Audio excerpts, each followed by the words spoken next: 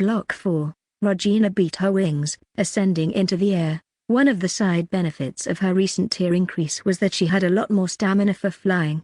Her wing had clearly received a subtle upgrade. They were a bit larger when fully extended, and she felt more in control in the air. Not that she hadn't felt in control before, but there was still a noticeable improvement. Right now, she practiced a few more elaborate maneuvers. Barrel rolls were actually pretty simple. Corkscrew turns were a bit harder, but she could see those being important if she ever had to fight in aerial combat, so she put in some practice. After that, she practiced diving rapidly and ascending again, as well as sharp turns and shifts.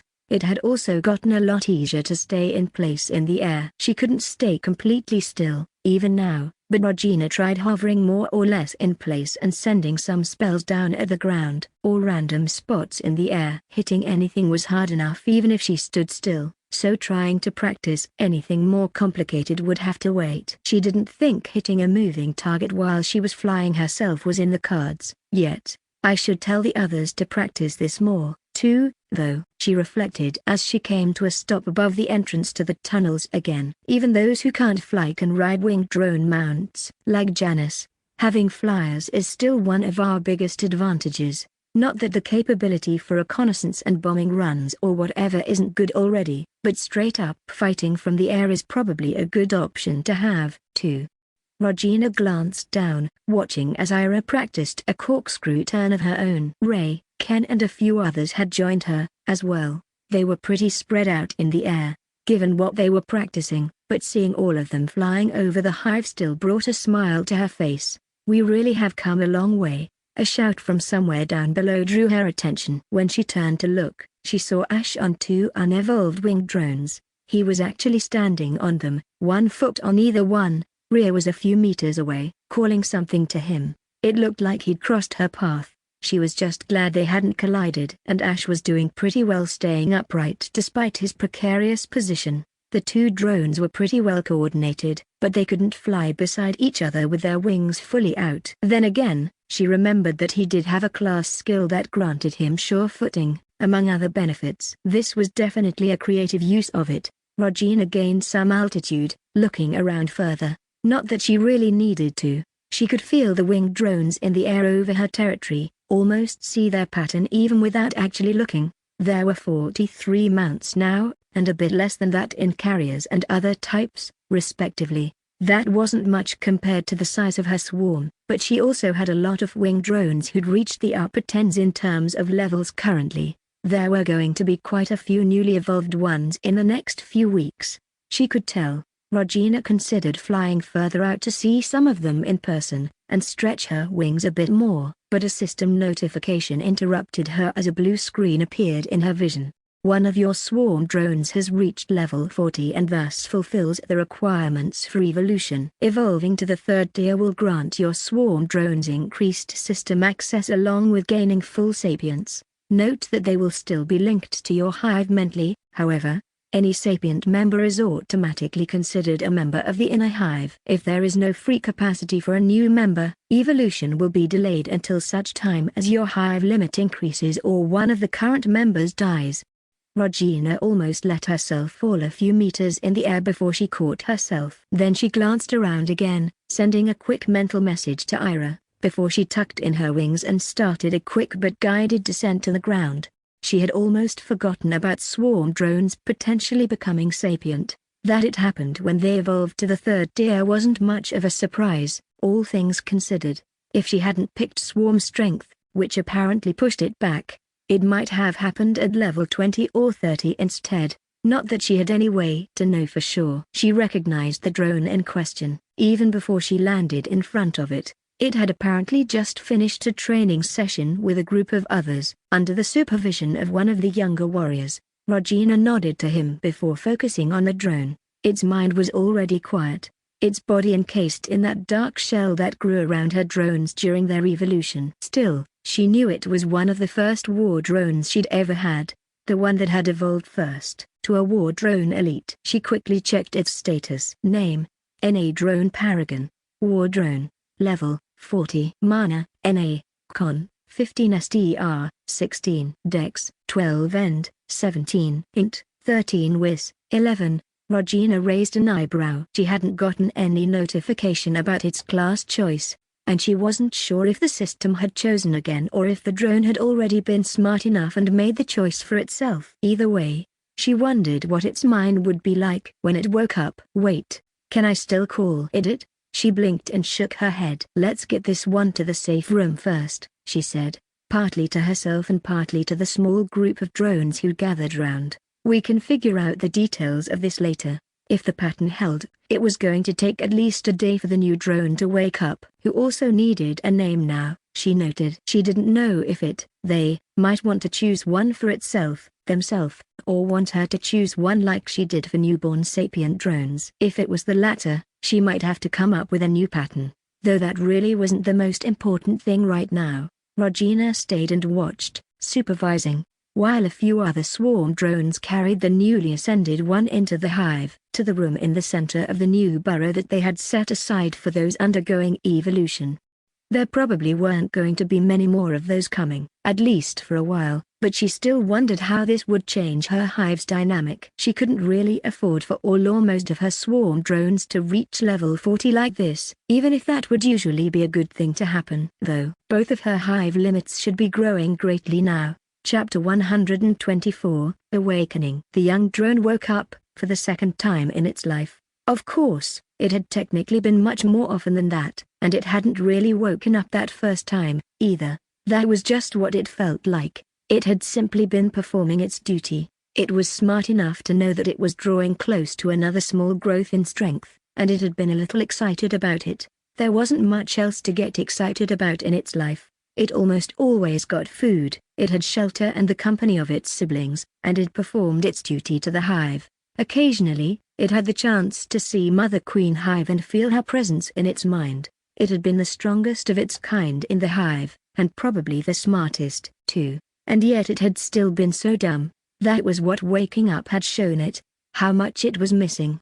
How much context its life held that it had never realized. The drone wouldn't have even understood the term context, even if someone had tried to explain it. It hadn't really been aware of itself. Not really. It had barely been an individual. For a short, terrible moment after waking up, it felt alone. It felt like it had been forced to become an individual, taken away from the warm blanket of its previous life, and cut out of the hive. But then, it felt the presence of others. It felt the psychic link that connected their hive. It was still there, it was always there. Then the sensation changed slightly. A new presence had come into focus, or, rather, one that was always there. The personal attention of the hive queen settled on it. The drone froze. It hesitantly sent a questioning feeling into the psychic link. There was a momentary pause as Queen Mother Hive clearly directed her attention elsewhere for a moment, dealing with something in her physical surroundings.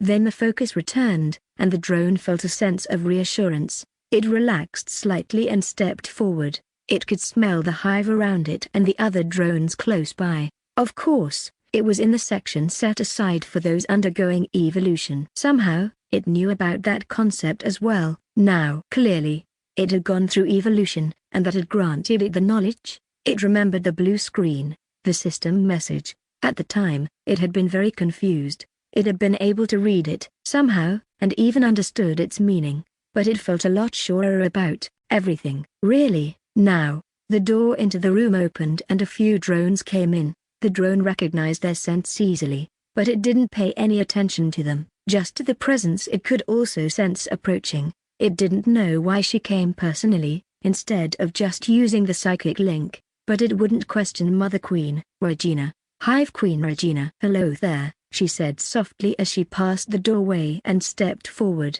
The drone blinked. Hello, it said, then it paused. It hadn't paid it too much attention until now, but its body had clearly changed, probably because of that evolution thing. It was pretty sure it hadn't been able to speak that well before. It hadn't been one of the ones chosen to speak words for the Hive Queen underground, but it was fairly sure it wouldn't have done any better than its fellows. How are you feeling? Hive Queen Regina asked. There was something a bit weird in her tone and the way she held herself. Awkwardness, it realized. She was feeling awkward. It helped that it could still sense her through the psychic link. It just didn't know what to do about that. What did one do to reduce its queen's awkwardness? Was that even something it should try? Those thoughts went through its mind very quickly, before it replied. Obviously, it had to answer and couldn't let thoughts like that delay it. I'm feeling fine. It hesitated, trying to find the right words. I feel like I just woke up. Except it's not like really waking up, and I'm not sure how, but I know a lot of things now. Things I didn't before. Yeah, you're not alone with that, Regina answered with a resigned frown. You can say that again. One of the others muttered. Tia, the drone combat engineer, one of the most senior important drones in the hive. It had worked under her before, though it didn't expect her to remember. Their sapient ones rarely cared about which particular swarm drones they had assigned. Why would they? It didn't really make a difference. I'm not sure how things are going to be different for you, the Queen continued, considering you had a life before this, and weren't just born with this knowledge in your head. At least, I assume so. Of course, it was life as well, a non-sapient. Is this wrong? It asked. Usually it would be more hesitant at asking a question of Queen Mother, but it needed to know. Is it bad that I'm like this? No, she replied. She took another step forward and rested a hand on its shoulder, above its right upper limb. I knew something like this was going to happen. It wouldn't be your fault, either. But this is just the way the system works. Or maybe the hive weakened. She paused for a moment. You'll be a valuable contribution to the hive. We'll need to test a few things. Of course, but do not doubt that someone with the traits and advantages of the swarm drones but the intelligence to put them to use properly. Then she smiled slightly. I'm also happy to meet you. Good. It breathed out a sigh of relief, which was kind of a weird sensation if one really thought about it. It had needed to hear those words. Its queen thought it was fine, maybe even good. So that settled it. The drone would live up to her words. Right now, it just took a moment to enjoy its queen's touch. All right. The hive queen looked at a few of the other drones, and it could faintly sense something passing between them, although it wasn't privy to the contents of the exchange. But most of them turned and left after that. The drone turned its attention to one of its fellows, the war drones. It stayed in the room, and it now realized that the drone was here, so there would be a pair of eyes and ears watching over those undergoing evolution. So the hive queen could look in on the location anytime she chose. The newly awakened drone hesitantly reached for the other drone's mind, while it also offered a brief greeting through its body language and subtle variations in its scent. The other drone, a young one, still not past its first evolution, cocked its head slightly and returned the greeting, but it was different. Then its mind yielded to the drones, and it suddenly sensed it a lot better. It even sensed echoes of what the smaller drone was seeing, hearing and smelling, and it realized that the drone was not waiting for orders, exactly, but ready to receive them, the same way the newly awakened drone itself had reacted often enough towards the important drones, the bigger and stronger ones who were, as it now understood, intelligent people. Unlike the swarm drones, it felt briefly disoriented. Experiencing something like this from the other direction was just weird, and it felt like it was missing something. Usually, interacting with another drone like this would have brought a feeling of comfort, of camaraderie. Now, it was more than that. But it also wasn't that. It felt confused just considering it. There's one thing we should probably clarify first. The hive queen spoke up again, causing the drone's attention to snap back to her. Do you already have a name? Do you want to choose one, or do you want me to choose for you? The drone froze. It hadn't even considered that, and it didn't know what to answer. For a moment, it was paralyzed by uncertainty, but then it realized that this made the answer obvious. No, I don't have a name, my queen. Shouldn't she know that? Anyway, and I don't know how to choose one if I had to. I would be very happy if you gave me a name, mother. Regina nodded, not showing much of a reaction. All right. I'll give it a bit of thought. The drone relaxed, feeling relief sweep through it. Thank you, my queen. Okay, Via, let's get our new friend some fresh air and see if it's, there. She paused and looked back at the drone. What pronoun should we use? I've been calling you all it, but, she looked faintly embarrassed. The drone realized that might not be appropriate. I don't think calling swarm drones it is a problem, my queen, it responded. She nodded, her body relaxing slightly. For swarm drones in general, all right, but sapient ones might be a bit different. We could stick with it, or we could use singular they. Or if you want, you could choose to use he or she, too. I'm pretty sure you're still basically asexual in the biological sense, but that doesn't have to mean much. Not like anyone's going to complain. She seemed to consider for a second. On second thought, if someone does complain about something stupid like what pronouns we use, they can go to hell. Oh. The drone hesitated for a moment, trying to think its way through that matter. It could understand the Hive Queen, perhaps in part because it still got something from her through the psychic link. I think I can either stick with it or choose a gendered pronoun if that makes things easier. Using they feels like it might cause confusion, especially with the psychic link connecting our minds. Anyway, Regina smiled. That's about what I was thinking. Using it for a person feels a bit weird, personally. Then I can use he or she. It shrugged. It didn't really matter. What name might I get, my queen? I was thinking I might invert the usual pattern, she replied. Maybe a masculine name with 2 syllables or a feminine with 1. So, say, Eli or Lynn, or Kit. Her lips twitched slightly. Kit. The drone tried that out. It sounded nice enough. Okay, thank you, mother.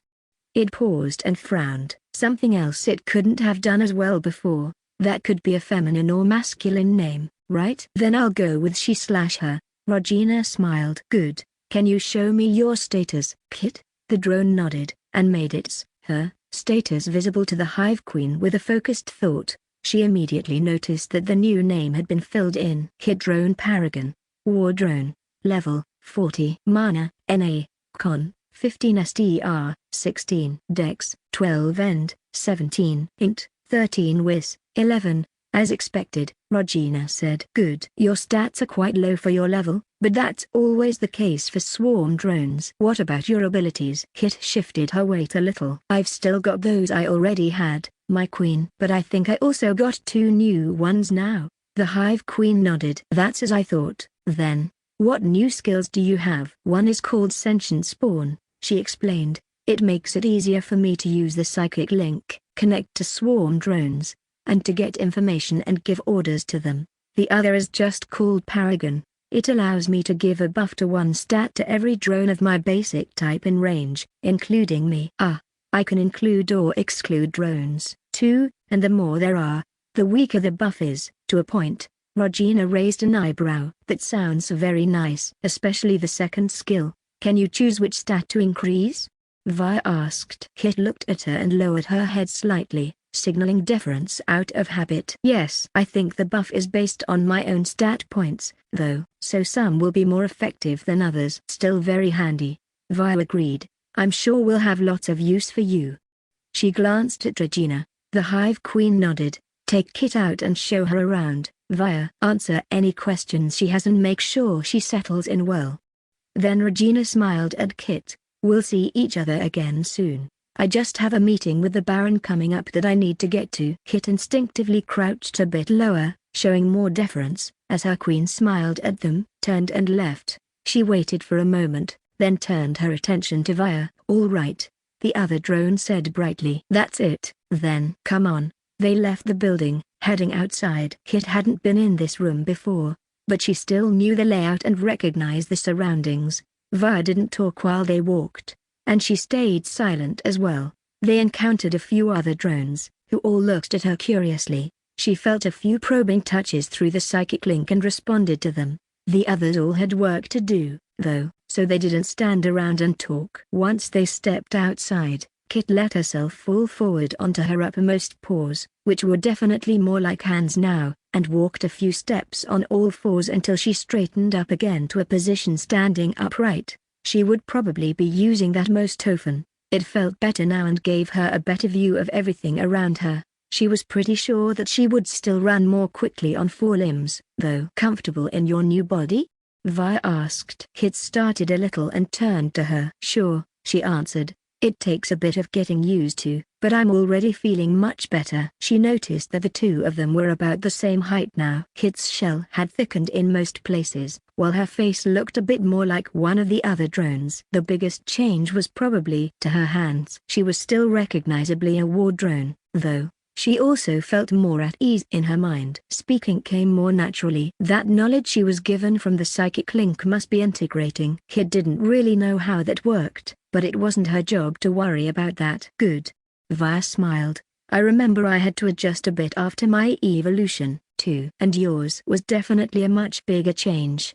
She looked around and frowned a little. Right about now, we would usually show a newly hatched drone around the hive, but you've already been here for a while. You might know the place even better than I do. Kit tentatively returned her smile. I do know my way around, she said. And even if I didn't, there are so many other drones around, it shouldn't be a problem. Va nodded. Well, there's one thing clarified. She glanced at her and shrugged. I'll need to see which kind of position works best for you. She explained. Where in the hive you fit. Our queen shouldn't have to worry about individual assignments. Of course, your case is a bit special, so she may want to make the decisions herself. Kit nodded back. Of course. That made perfect sense. I'm still a fighter. I'm pretty sure maybe I should work with other war drones? Makes sense, I suppose. Vi glanced at the training yards beyond the building they'd just left. Let's go talk to the warriors. I'm sure Ben will want to do some training and hash things out with you. Do you have any other questions? Kit hesitated, then slowly shook her head. She did have a few questions, but they weren't the kind Vi could help her with. She was just curious about what the future held. Let's go. I'd like to test out my new class. Chapter 125, Progress and Tests. Regina had to admit that she had been a bit nervous about dealing with an evolved sapient swarm drone. After all, she was using the swarm drones bred as manual labor and even cannon fodder for her own purposes. Now she had one who could tell her exactly what they thought about that. As it turned out, of course, she didn't need to worry. Judging by what she got from the newly named Kit, the war drone never even thought about things in that way. Regina hadn't come out and asked her about it, but she was still a bit curious to hear her answer, so she might after the drone had settled in properly.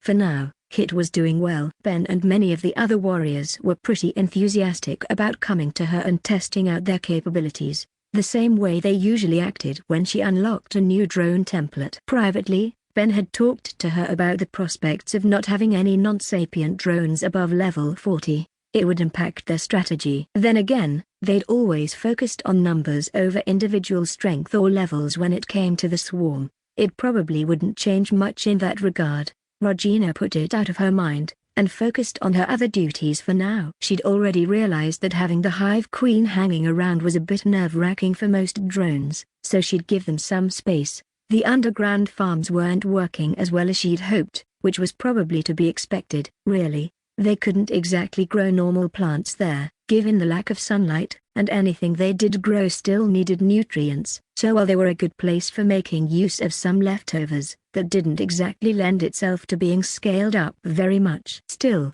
they were experimenting with various types of fauna, including some that did really seem to metabolize mana, at least in part. So she considered that a qualified success. The construction projects went better. She'd even go so far as to call them an unmitigated success. They found, or rather, developed, several new types of construction material, mostly variants of the production drone substance. Digging the below-ground part of their new warrens went well despite the partly frozen ground, since she could just throw numbers at the problem by using swarm drones to do the grunt work, and they were getting better and faster at constructing the actual buildings, too. Besides that, the hive was also starting to have more in the way of amenities, from proper bedding for everyone to board games, chalkboards for every sapient drone, and more. A few drones were even working on developing new cooking recipes. Regina doubted any of them would get a chef class, but it was still a nice change of pace. For her part, Regina spent some time working on her magic. She continued teaching and training with the magic using members of her hive, but she also took some time to practice privately. She was getting to the point where she could actually use Gillet as scrying for something.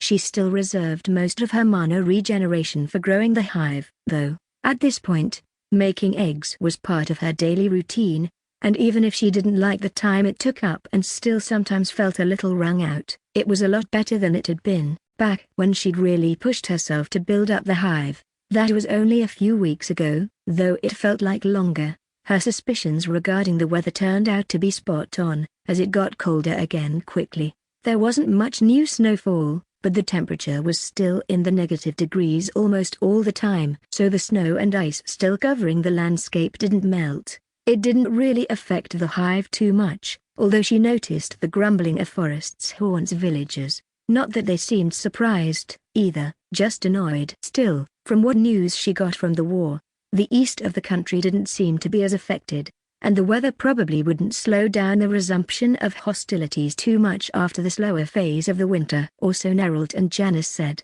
Anyway, Regina herself didn't know enough about the country or warfare in magical pseudo-medieval societies to tell. Regina used the opportunity to keep training her drones. Even the swarm drones were barely slowed down by the cold, so they could still go out and hunt or train combat in larger units easily. Ada even took the opportunity to start a wide-scale field exercise. More of a war game, really. It involved tracking and trying to hide from the opposing team, hunting monsters for points, scouting out the terrain, and even building some fortifications. Ben made sure those were all in locations where they would actually be useful to the hive after the exercise was over. Though, Regina didn't involve herself too much, but she approved. It was good training, and they'd make use of the training fortifications. Those might not be much more than a few ditches, palisades and small makeshift outposts, but that was still better than nothing. Most of all, she approved of her commanders taking the possibility of more war seriously and preparing for it. From conversations with Ben and the others, she knew they were just as ready for her to launch a more offensive campaign as to defend the hive against more threats.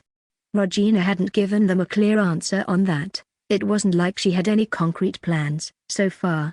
Besides, the hive was still growing by leaps and bounds. She reached level 41 at some point, but the hive's numbers had already risen by a lot.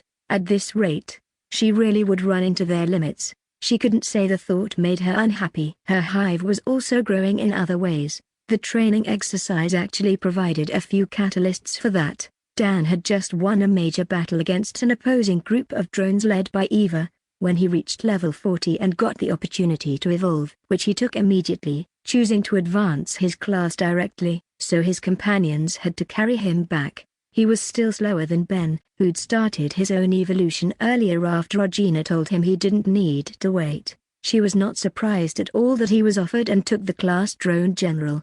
That was basically his role in the hive. After all, Mia and Tia both got their evolutions at around the same time. Tia decided to stick with her class of drone combat engineer. None of the other choices she was offered really seemed better than that, and they would each take her away from that specialty in slightly different directions.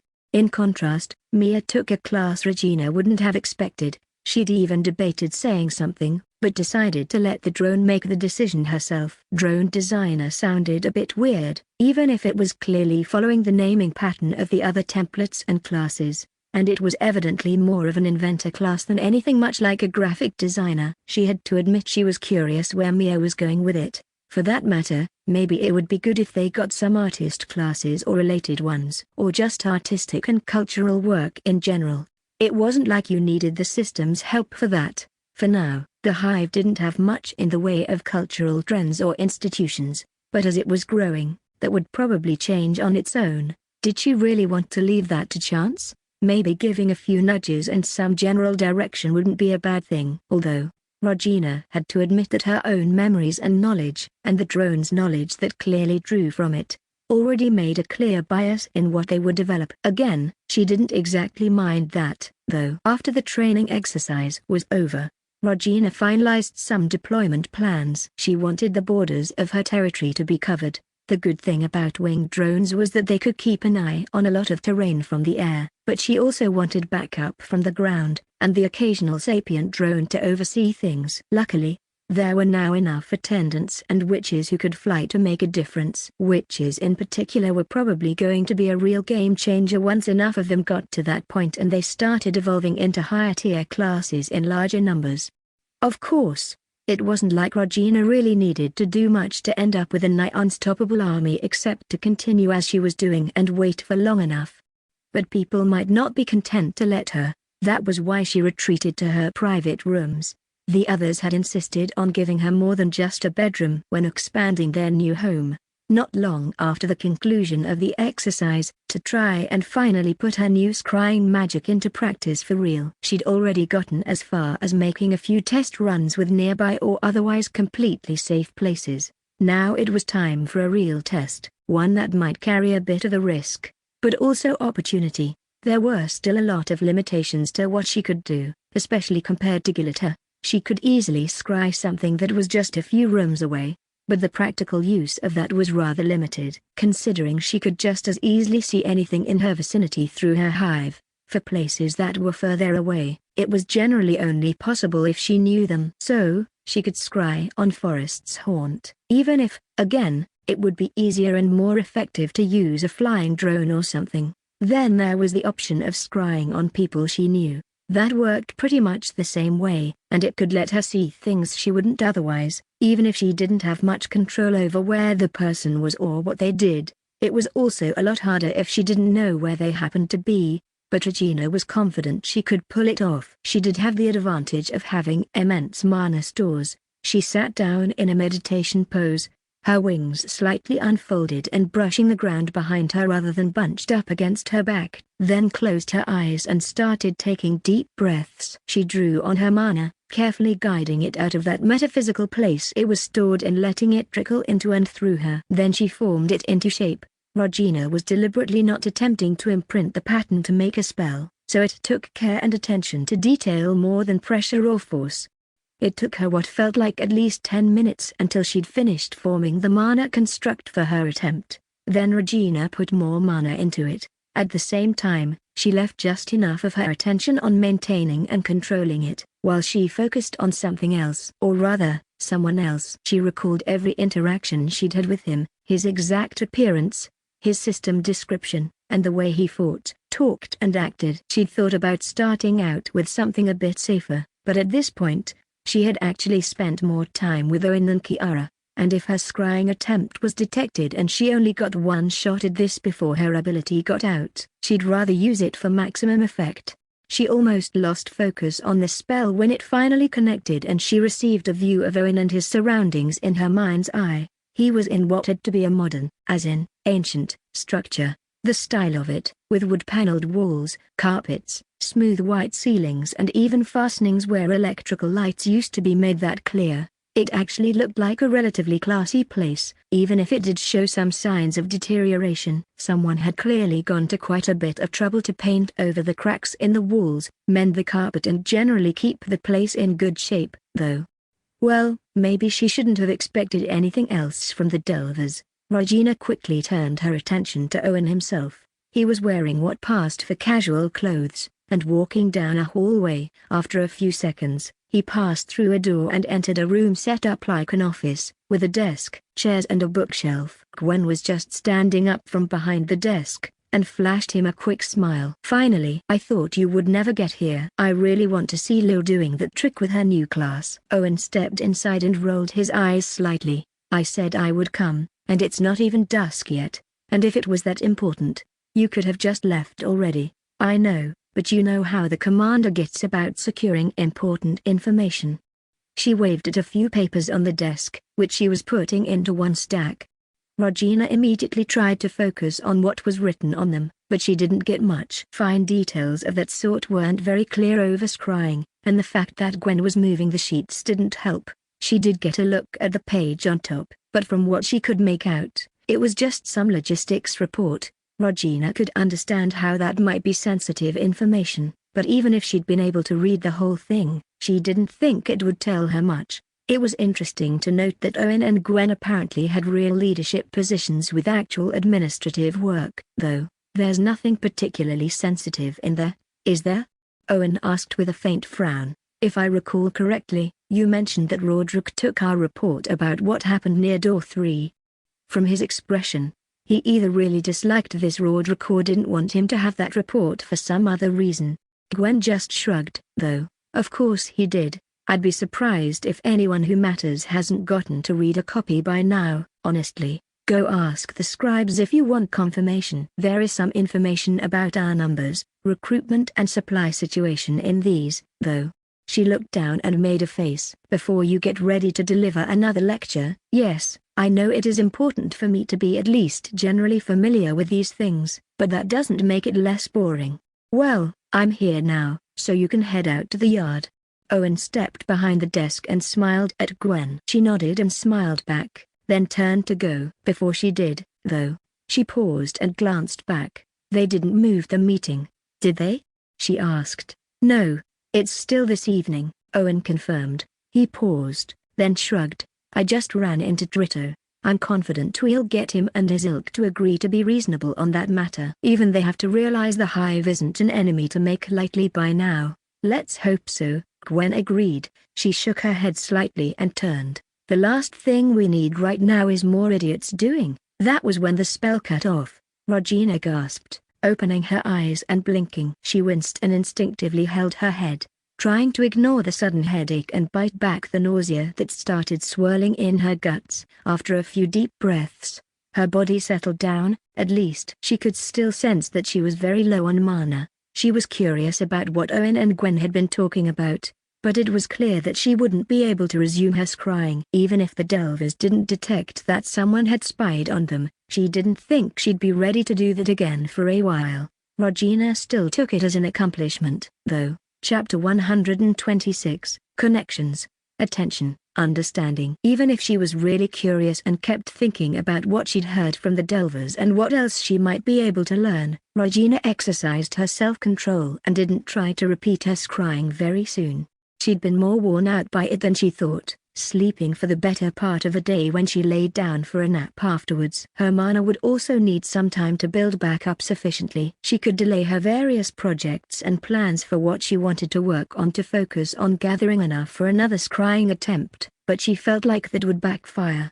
She certainly couldn't afford to slow down her egg production for the Hive, and pushing off her conjuration for things the Hive needed as well as her practice with her spells didn't seem like a good idea. When she finally sat down again for another try, a week had passed, and she discovered that the Delvers did seem to have noticed her previous scrying and erected some defenses. She didn't get anywhere with it, at least. Trying to scry for Owen only took a chunk of mana out of her pool and gave her a headache. Since there was the possibility that he just happened to be somewhere that blocked scrying, like out on a mission or whatever the Delvers called their adventuring, she waited a bit and then tried again with Gwen. It didn't work any better, though. She had a hard time even getting far enough to focus on her and try to cast the magic, probably because she didn't feel as familiar with her as Owen, even though she hadn't really known him for any longer. So, with some frustration, she backed off and decided to give it some time. She would try to scry on Kiara later, that might work better. In the meantime, she had more than enough to occupy her attention. The Hive was still growing. Even with a firm leadership structure in place and many of her senior subordinates, she still found it hard to think of Max and the others like that, taking a large part of the burden off her. That meant more work to do. Regina still had the final say in any decisions and her approval was required for any major changes to the Hive or the organization of the drones, including the training and deployment of the warriors and swarm drones. And she preferred to actually get information about the situation and their options instead of just signing some report someone laid on her desk. Not that they actually had paperwork. Either way, between her general duties to the Hive, things only she could do, her practice with magic, holding lessons and training sessions with others, and trying to keep up with a few other projects, like their experimental printing press, she was quite busy. Via and Ira were a blessing, helping to keep her focused and organized and taking care of anything they could for her. But it was still a lot. Regina wouldn't complain, though. Things were good. More of her drones leveled up and reached new tiers, both for their first and second evolution. That included a few swarm drones. The second to next one to reach level 40, after another war drone, was actually a winged drone. Presumably, the production drones were falling behind because they didn't participate in combat and so didn't get any experience from it, and they didn't have many other opportunities to get more experience, either. In either case, both new sapient drones showed a very similar pattern as Kit. The new winged drone, a former winged drone carrier who'd now evolved to drone paragon, had also grown a bit and looked sleeker and more dangerous. I think I'm going to have to stop doing the 3-letter patterns thing, Regina said, tilting her head as she looked at the two new people. She'd hoped they would choose their own names, but they'd both asked her to name them, like Kit. Kit was also there, hovering beside her fellow as they stood in the small yard outside the building. She'd taken the two of them under her wing a bit, figuratively speaking. "We could help you come up with new names, my queen?" she offered, sounding hesitant. Regina shook her head. "I appreciate the thought, but no. That would only drag things out. I think starting with evolved swarm drones is a good way to break the pattern. Anyway, that makes sense to me," the winged drone said, although he'd already decided to use masculine pronouns. Didn't sound like it mattered too much to him. "So?" Regina paused and looked at them. "I've thought about calling you Chase." She nodded at the war drone. "And you Gale?" At the winged drone. The first one smiled. "That sounds good. Thank you, my queen. Guess it'll do as well as anything." The winged drone shrugged. "Thanks, I guess." Regina nodded. "If you run into any trouble or need anything, feel free to tell me. We'll do our best to make sure your transition goes smoothly." She stayed with them for a while longer, making sure they were okay. She should have done that earlier, honestly, but she'd been too busy to really give them the attention they deserved. That was why it had taken a while to give them their names, too. But she'd rather do that properly than have them end up with something silly. Well, sillier than usual, at least. Arguably her choices weren't very serious and dignified. Then she turned and left. She was just about to head back to the rooms, when the system gave her another notification. Regina paused, standing in the street. Dan, who had been going the other way, almost ran into her, but managed to correct course just in time. She shook her head and mumbled an apology at him, but still glanced towards the message again, thoughtfully. "Congratulations. You have unlocked a new template, Drone Keeper." Something niggled at the back of her mind for this template, some kind of dim recognition. It was definitely not something she had missed in her memories of her old life. She was pretty sure of that. It had to be something relating to her hive-akin nature. She considered it for another moment, then shrugged. She was happy she had unlocked another template, anyway. It was bound to be interesting. The name could go several ways. She was hoping for a keeper of knowledge, personally, but that might be too much to hope for, or it might be a hint from her subconscious. Actually, Regina paused once she was inside a currently empty room and frowned. "I really need to get a handle on this Hive Queen instinctual thing," she reflected. "I've just been kind of coasting along, but this is too important not to at least try to analyze it further. Trying to test my own instincts or nature in artificial scenarios seems a bit like a fool's errand, but what do I have to lose?" So, she sent a mental message to Max, Tim, Mia, Tia, Via, and Ira, and then flew to perch upon the roof of the main building. They'd intentionally constructed it to have it accessible for winged drones and flying drones, with a small hatch leading down, as well as a flat surface and a few wooden perches for smaller winged drones. They had to keep shoveling the snow off in winter, but it was worth it. "What's up, Regina?" Max asked, climbing up onto the roof. Tim followed him up quietly. Regina glanced at Via and Ira, who were just landing, before she answered. "I got what I think might be a weird feeling or impression from my instincts again, and I wanted to try and do some analysis." She shrugged. "We all have this influence from our innate natures, or whatever you want to call it. I thought it was a good idea to try and get to the bottom of it, especially since we now have another avenue to explore, with former non-sapient swarm drones who became sapient." "So, what is it you want to do?" Mia asked, hopping out of the hatch. Regina nodded at her and Tia, who followed her. "Partly just bring it up and ask you to keep an eye out. I'll try to observe the newcomers and pay special attention during any future transitions, but I can't always spare the attention." Then I also wanted to ask for your impressions of me, and maybe each other, and the psychic link in general. This might be easier if we did it over the psychic link, Tim pointed out. Regina nodded and turned all her attention toward it. She'd already been tracking the others through the link, mostly subconsciously, but now she really focused on it. She'd gotten a lot better at using this link between them over the last few weeks, one of the reasons why she had decided to do this now. "Focus on what we've been talking about, please," she sent to them. She could have done it one at a time, but she had a hunch that trying to get a sort of composite view would be better. In this case, the issue was more than the sum of its parts. Like the starlit hive, Regina submerged herself deeper into the psychic link, her surroundings and even her own body fading away as she focused entirely on the minds around her, and her own mind. She was intricately linked to them. Even if she had only just started to understand just how deeply, they were the people she knew best in the world, but she also knew them on a level below the relationships they had consciously built together. Now, she put all of that together, and dove into the thoughts, memories and feelings they opened to her. In the end, she learned a lot more about the psychic link than the original question that had set her on this course, but that was okay, because the link was also a part of what ruled her instincts and influenced her behavior. It was a key part of being a hive queen. Her burgeoning psychic powers only amplified that, but she had the dawning suspicion that they also allowed her to control it more deeply, and thus probably any influence it exerted on her, if you could even call it that. In the end, it's not like this link is a separate entity, she reflected. It's me, or at least my hive. She got the feeling that this little exercise had deepened her understanding and ability with the link a lot, in addition to making her feel closer to the people she had shared it with. Seeing their perspective on it and how it differed from her own was interesting, and even if she never learned everything about the Hivekind or what sort of subconscious knowledge, biases and inclinations she had to deal with, it at least offered her a path to controlling their influence on her eventually. That was something, at least. Well, Max finally said, that was something. Regina nodded and glanced at the others. She couldn't tell what they were thinking right now, since she had withdrawn from their minds, but it was easy to guess. Most of them were a bit uncertain but also excited about what it meant, while Tim was thinking of the strategic implications. Via was also contemplating the newly evolved swarm drones, and Ira likewise considering Regina's state of mind.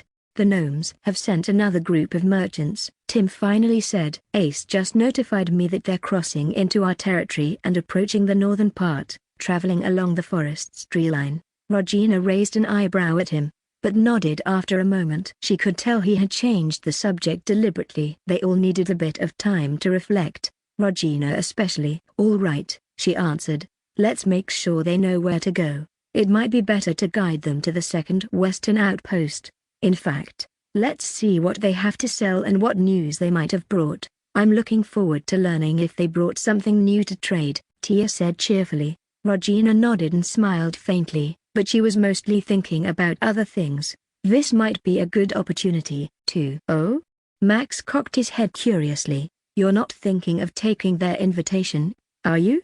Actually, yes. Well, sort of. Regina gave him a look. She knew he was about to raise a fuss about her safety. I'm not going to go myself, but I was thinking of sending a group to the Gnomish Confederation. The others exchanged looks, and Regina caught the edge of their exchange over the psychic link. She could have pried into it, but chose not to. Clearly, their little exercise had also encouraged them to go for a slightly closer connection right now. Are you sure that's a good idea, Regina? Tim asked hesitantly. Maybe not, but I hope it's worth the risk, she answered. She paused for a moment, then sighed.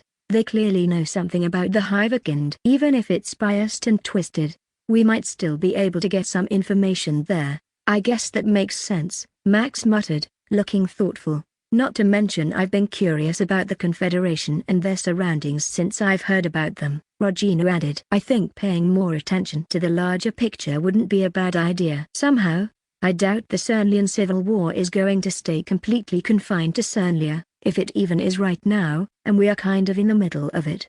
That was clearly a thought the others didn't particularly like, either, but they all saw the sense in it. Maybe we can ask the elves what they know about the gnomes, and the rest of it? Mia suggested after a short pause. Regina smiled at her. That's a good idea. It might be time to send an envoy to the elves, anyway.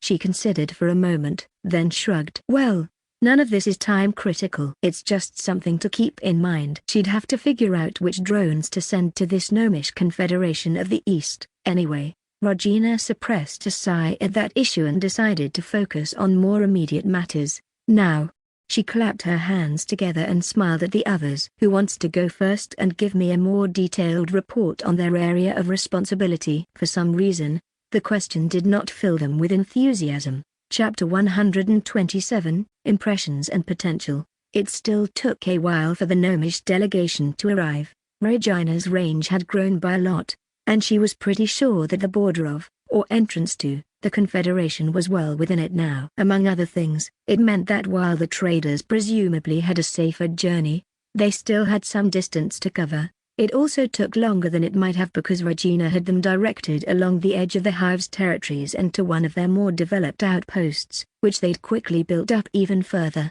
It was also close to Forest's haunt. To facilitate trade there, the visitors would probably be moving on, anyway. In the end, Regina had decided not to come and visit them herself. With both the Hive and their international renown growing, it was probably about time for her to act more like a queen, or at least think in those terms when appropriate. Besides, it wasn't like she needed to make a personal visit. She could see, hear and smell everything just as well through one of her drones, and basically participate as well by talking to them over the psychic link. If she needed to, she could even take direct control of one of them, or even several. Not that she'd really seen any need for that in a long time.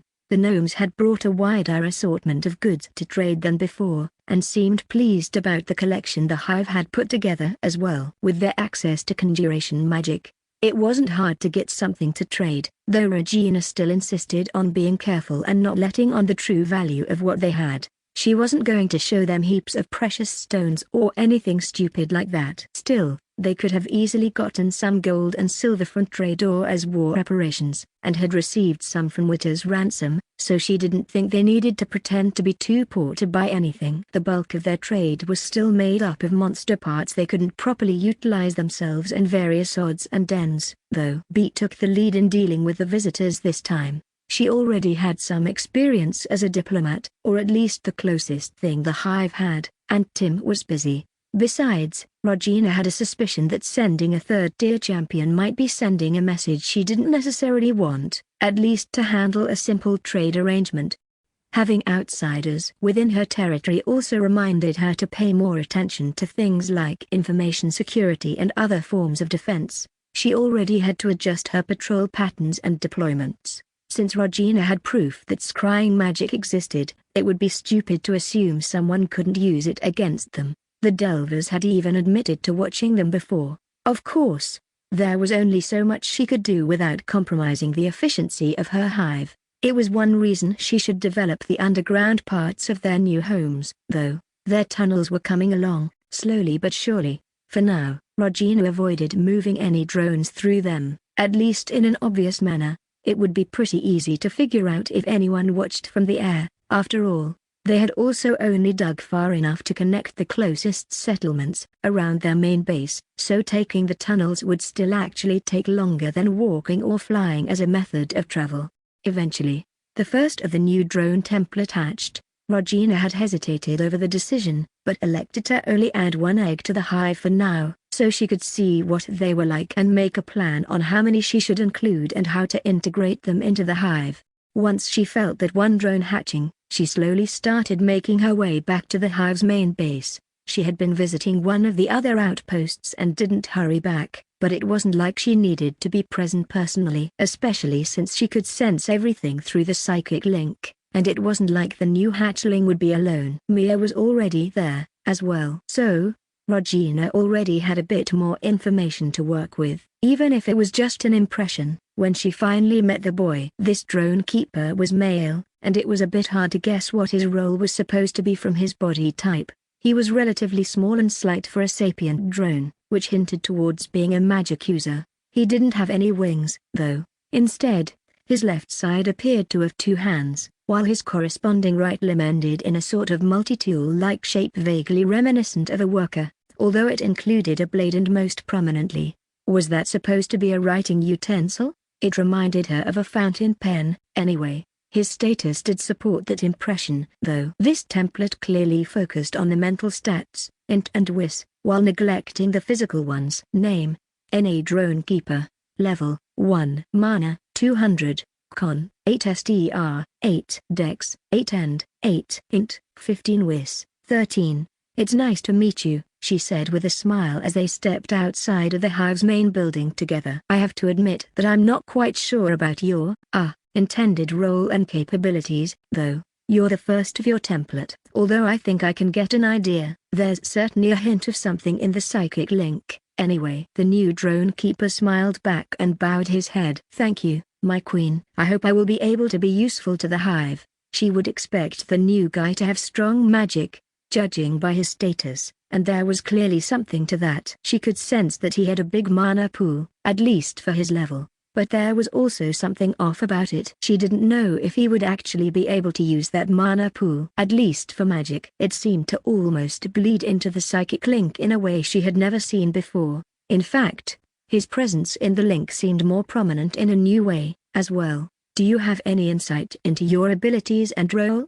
She asked. He seemed to hesitate for a moment, then nodded. I feel like I'm supposed to keep the hive's knowledge, my queen. And perhaps something more. It's hard to put into words, entirely.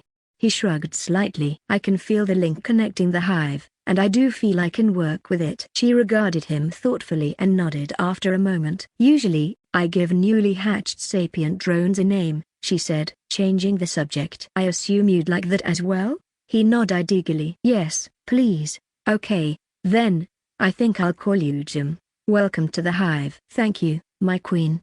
He smiled brightly. Regina already decided to add more of this template to the hive. Even if she wasn't very sure about the details of what they could do, their potential use was obvious. She was looking forward to seeing how they would help to shape her hive's operations and culture. After all, even the societies in her memories didn't have anything like the psychic link. She suspected that it might come to mimic the internet, in some way, but there would obviously be differences, as well. And in a more immediately practical sense, they didn't have much paper or other writing materials, or the base needed to build a bureaucratic infrastructure for the hive. They had also been using the psychic link to compensate for that to some degree, communicating mentally and using it to send messages. Adding any kind of information storage ability would be a useful, and interesting, development. Of course, she was getting ahead of herself a bit. Jem was evidently happy with his new name, and he seemed upbeat about the situation in general, looking forward to facing his future,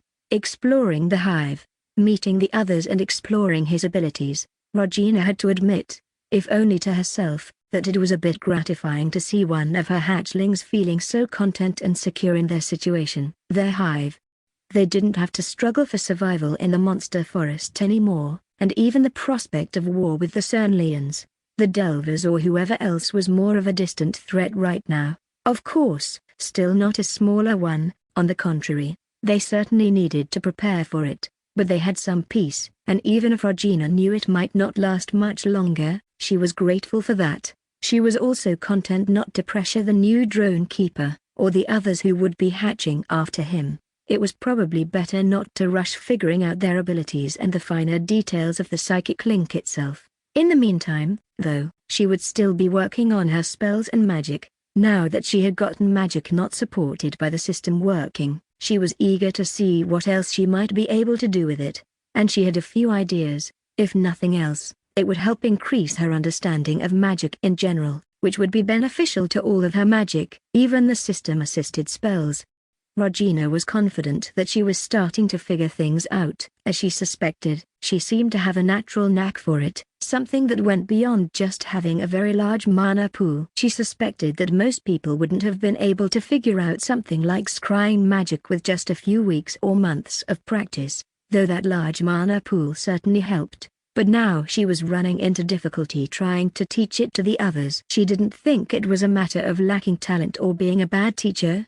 Exactly. It was just hard to put these things into words sometimes, and she didn't have that much time for it with all the other things demanding her attention. At this rate, it would probably be a while before her hive made real strides with magic, at least in that direction. Well, I suppose we can't have everything, Regina reflected. She could already see the influence of the new drone keeper starting to have an effect, though. It was as if it stabilized the psychic link. She suspected that he might also function as a relay that could expand the link's range, although, of course, that didn't do anything while they were both so close together. It was something to test for later, though. She wondered if getting it now had anything to do with the abilities she had chosen and her progression of the psychic link, or if she would have unlocked the template anyway. Not for the first time, Regina wished she knew more about the system and how it interacted with, or maybe filtered, the traits of her species. She could be pretty sure that Hivekind were not actually unique to this world or the one that had been connected to it with the portals. There might be more of her kind elsewhere in the multiverse. Alien eyes had implied as much, anyway. Granted, that had been 1,000 years ago, but still, it meant the system probably wasn't an intrinsic necessity for their abilities. She couldn't help but ponder that issue for a while, even as she realized it was distracting her from her other work.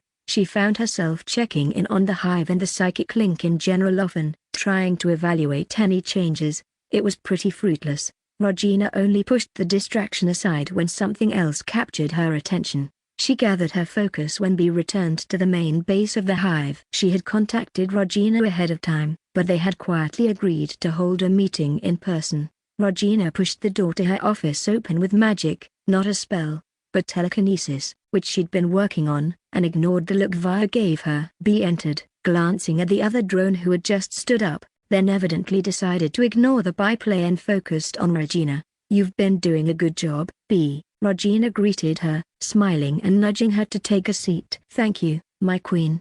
Bee inclined her head and settled down. She seemed a bit more reserved than usual, probably lingering effects from dealing with the visitors. "Before we get started talking about the details of the trade, is there anything interesting or important to discuss?" Bee shrugged slightly, looking a bit hesitant. "I've been trying to feel out the gnomes a bit, my queen," she said, trying to get a sense of their attitudes and how they react to us wanting to send a group to their confederacy. "The response has been pretty mixed." "How so?" Regina frowned, leaning forward slightly. "I think there are probably some cultural nuances I'm missing," Bee said, shaking her head uncertainly. "I get the feeling they don't get many visitors, but they're not set against them in principle. And we do have an invitation. I don't think it counts exclusively as a personal invitation for you, anyway." Regina nodded. "That's good. Did you confirm if they're from the same faction that we dealt with before?" They didn't want to come right out and say it, but yes, I'm pretty sure. Bee sat up a bit straighter, sounding more confident. "I'm not sure how the civil war in Cernlia plays into it, but I got the impression that, well, that other faction we saw definitely backed the wrong hose, at least when it comes to the region out here."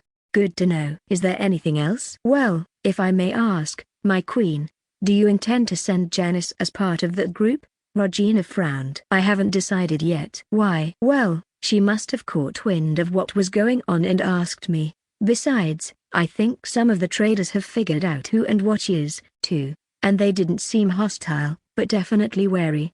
Bee hesitated for a moment. The Confederacy might have dealings with the elementals, but they're not on good terms. Regina nodded slowly. It sounded like whatever relationship they had, presumably an antagonistic one, was actually closer than she'd thought. "Did any of them actually encounter elementals personally?" Bee shook her head. "If so, they certainly didn't say so." "I don't think they did, though. There aren't exactly many of those monsters around." "From what they said, elementals sound more like individual threats, but we do know they're powerful sapient monsters, and they clearly can speak and interact with other people if they want to." Regina leaned back in her seat. "Thanks, Bee." "Good work." She exchanged a glance with Via and Max, who'd silently entered the room. "It occurs to me that we haven't really met any other sapient monsters so far. It sounds like this expedition might be an opportunity in more than one way, as long as we're careful." "Of course." Chapter 128.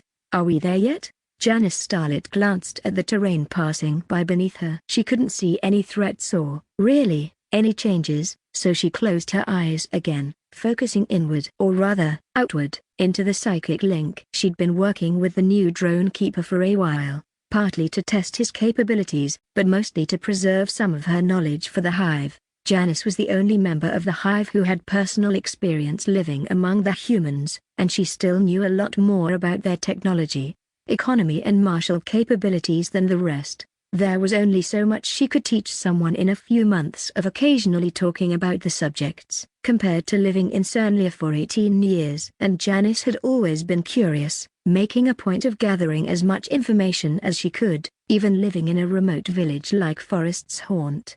Of course, she was working to filter out the personal experience and concentrate on the knowledge itself. Besides the fact that she wasn't enthusiastic about revealing her personal feelings like that, this would make it easier and more efficient. Transporting emotion was a different thing than transporting information, and the former could muddle the latter. Right now, she was focused on both her connection with Jim and the knowledge in question. She didn't know the new drone very well, but they had met and talked, and the improvements to the link made that kind of thing much easier.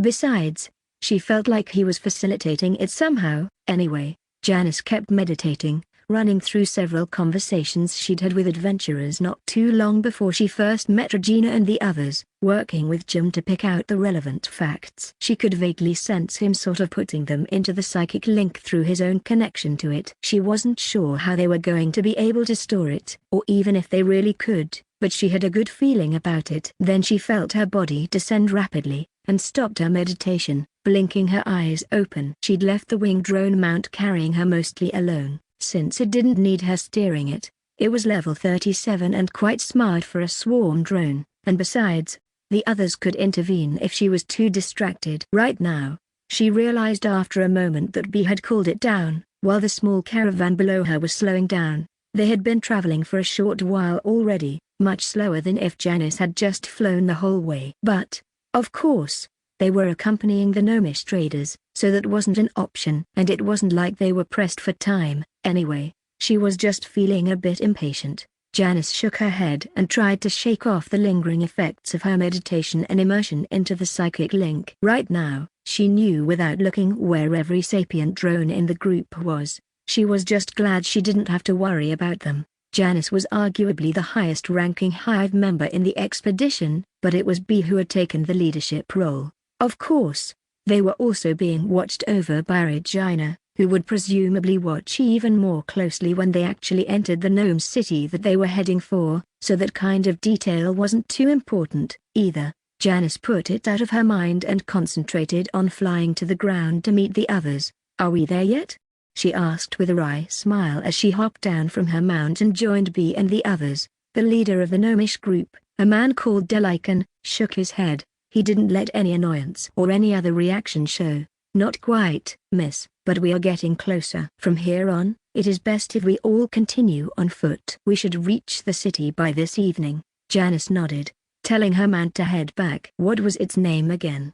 She didn't think he'd ever actually told them the name of the place they were going. Tillamoolakali 10. It translates as above ground altitude. "If everyone is ready, let us set off." "This way, please." Janice had never been this close to the mountains before. They were still at the outskirts, and only barely that, really, but she could almost feel the heightened danger in her surroundings. She wasn't sure when they'd crossed what was technically the border of Cernlia, and they now traveled in what seemed to be no man's land between it and the southern nations. If she understood correctly, the Gnomish Confederation of the East should be southwest. Actually, although it wasn't like she'd seen a map, the gnomes had given vague descriptions, but she wasn't really sure how far or in what directions their confederacy spread out. It didn't help that the territory they claimed wasn't exactly compact, but curving around the more dangerous parts, and it seemed to be at least in part in the mountains, or perhaps under them, or both. She wasn't sure. She did realize that the really dangerous, central parts of the mountains were still uninhabited wilderness, so the Confederation probably extended much further in the other direction, the southeast of their current position.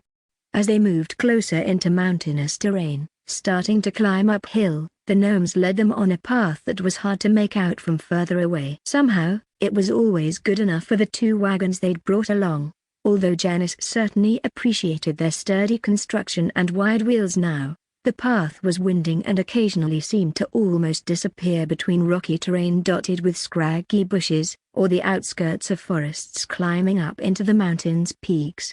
Janice tried to watch her steps, but she couldn't help but stare at the mountains whenever she had the chance. The Alps. She caught a hint of nostalgic melancholy from Regina at the sight of them, although she didn't think her Hive Queen actually knew how they'd changed, even if they were the only real landmark from her own time. But the path the gnomes led them on didn't come too close to the mountains. Instead, they dipped down a chain of hills into a shallow valley that sported a few interesting rock formations. As they got closer, Janice saw the end of a trail disappearing between the shadows of a rocky hill. From there, the path was a weird mix of caves and open air. Parts of it were clearly hewn out of the rocky ground, but they never actually descended into the earth. Tall trees loomed to either side and sometimes above them, probably hiding the trail from the air. The frequent turns made it hard for Janice to keep track of where they were going, or how far they'd actually traveled. Then they finally reached the first settlement, though evidently not the city yet. The sun was already sinking, but there was still plenty of light to see the scattering of small buildings and the rather impressive walls surrounding them, complete with several guard towers. Some kind of outpost, clearly. "Welcome to Travel Outpost 15, their guide said, this time not even bothering with the untranslated name. "If you are tired, we may spend the night here, or we could press on to reach the city." Janice shared a glance with B. They didn't need to speak, and she faintly sensed the drone establishing quick channels of communication with the others. The response was rather clear. "Thank you for the consideration," B replied with a smile, "but we would prefer to press on if possible. I'm sure you're eager to get home, and we are looking forward to seeing it for ourselves." The gnome grunted and nodded, but she had the impression he preferred this decision. They continued on their way. If the path had previously been half in the open and half underground, it was now more like 3/4 underground, or at least covered. A few rocky walls loomed over them, almost touching at the top. As they made their way deeper, south, without being able to see the sun, Janice wasn't certain of their exact heading. She didn't think she'd be able to find this place again without retracing their path step by step. Anyway, the sun set, but the lack of light didn't bother her. Janice had always been able to see pretty well in the dusk, though not complete darkness, and the hive drones with her had even better low-light vision. The gnomes didn't seem bothered, either. Janice saw a few of them, riding on the wagons, using what looked like strange spectacles or monocles, but she presumed that those were for a different purpose. Maybe something to do with finding their way. Eventually, they emerged from a passage through a steep, craggy hill to see another low valley spread out before them. The city was hard to miss, given the occasional streetlight and other light source flickering in the gloom, though she did not see as many as a human city would have had.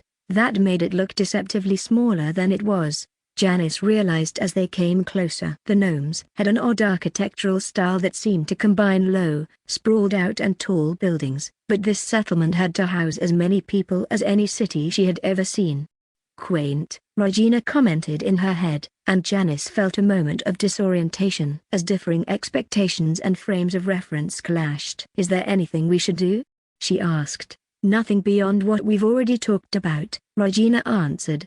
"I just wanted to let you know that you're approaching the edge of my range. You've gone deeper into their territory than I thought." She paused for a moment. "Also, I can see that their technology level is higher than you're probably used to, but not as high as I'd almost hoped. Those are almost certainly steam engines, but they seem pretty rudimentary, and they don't seem to use them for transportation.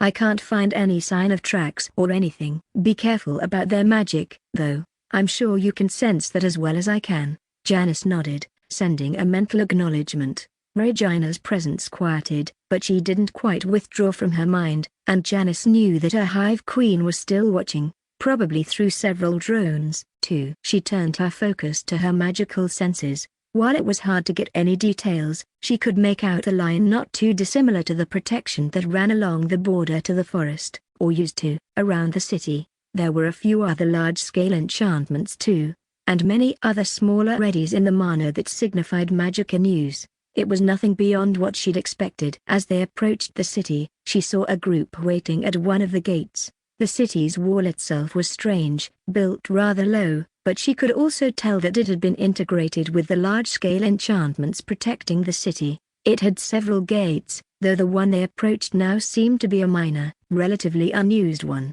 There were few other people in sight, anyway. The gate stood open, and they entered the city without delay. One of the gnomes waiting for them stepped forward and bowed politely. "Welcome to the Gnomish Confederacy, honored visitors." B and Janice, who were at the front of their hives group, returned the gesture at the same time. "Thank you, Tikamakan," B responded. "It is good to see you again." Janice was glad they had at least sent a familiar face, although she had mostly avoided meeting the first gnomish visitors to their hive. The gnome nodded and smiled in response to the greeting, then took a moment to introduce the others. Not that it was necessary, since Janice could see their names and classes. Regina informed her about the levels she couldn't make out herself. There was no one above level 40. After a few pleasantries, they were escorted into the city. Here, they split off from the group of traders they had accompanied. Janice noted that these were met by two other people, presumably to debrief them. She didn't quite understand the way the government and political factions in the Confederation worked and apparently ran some businesses, but she didn't think there was any reason for concern.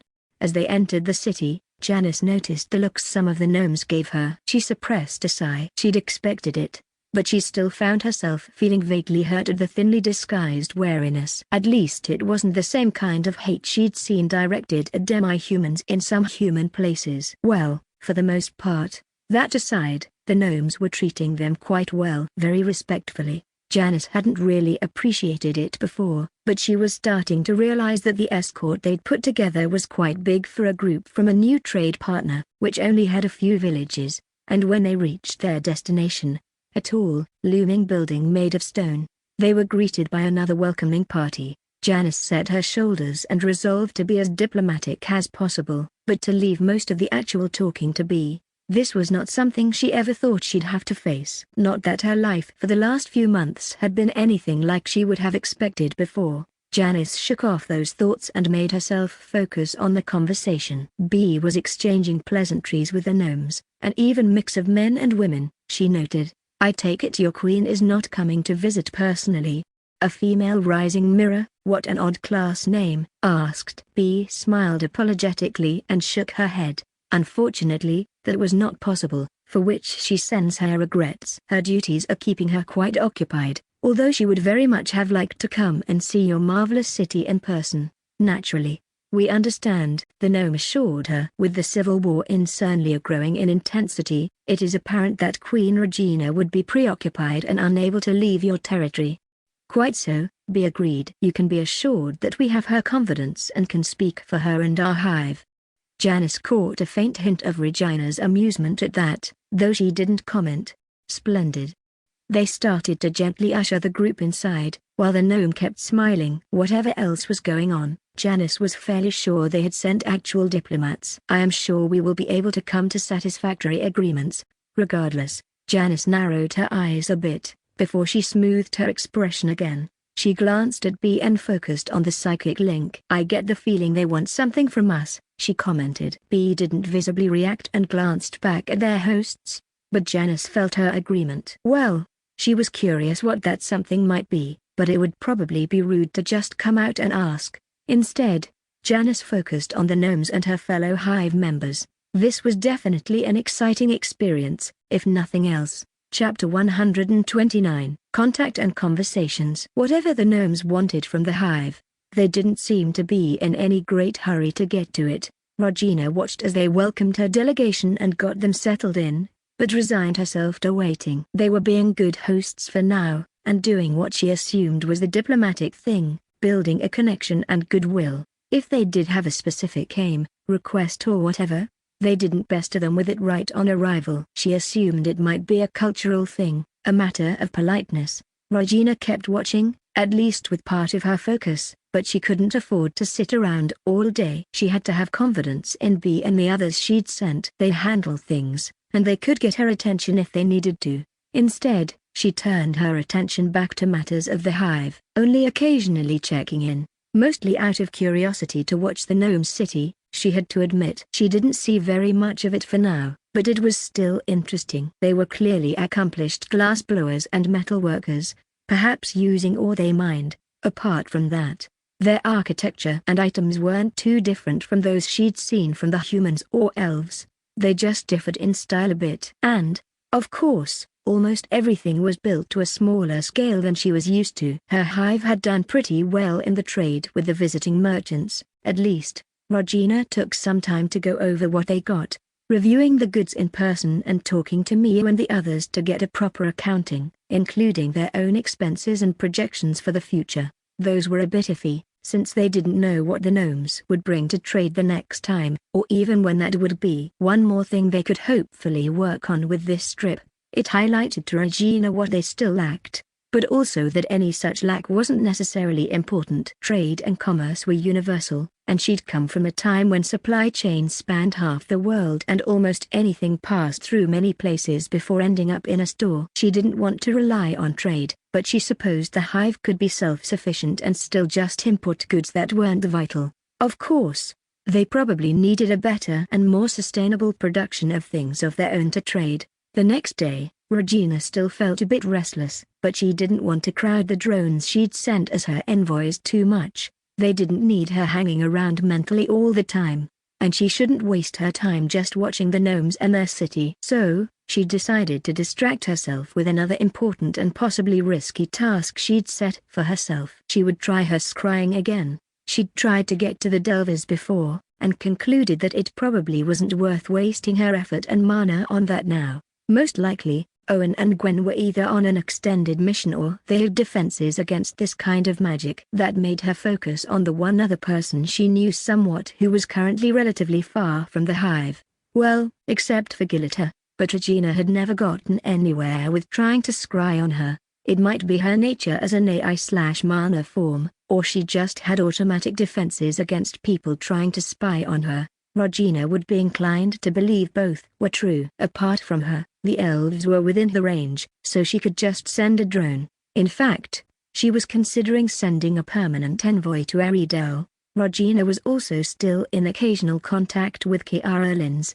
Though the letters were sporadic, it always took some time for them to pass to each other, especially considering the ongoing war, and Kiara did have other things to worry about. But Regina was curious about the state of the war, and more information on it wouldn't be a bad thing, especially since what Kiara told her would always be filtered, consciously or not. She prepared herself, carefully shaping her mana and then focusing on the girl. While she'd gotten better at it, using scrying magic still wasn't a fast or easy process. Then it connected, and Regina got a glimpse of a military camp. She wasn't quite sure, since it didn't look that much like what her own drones had prepared during their short-lived campaign to the south. Instead, it looked more like a village that had been stuffed full of soldiers and with extra defenses raised, which she supposed could be exactly what happened.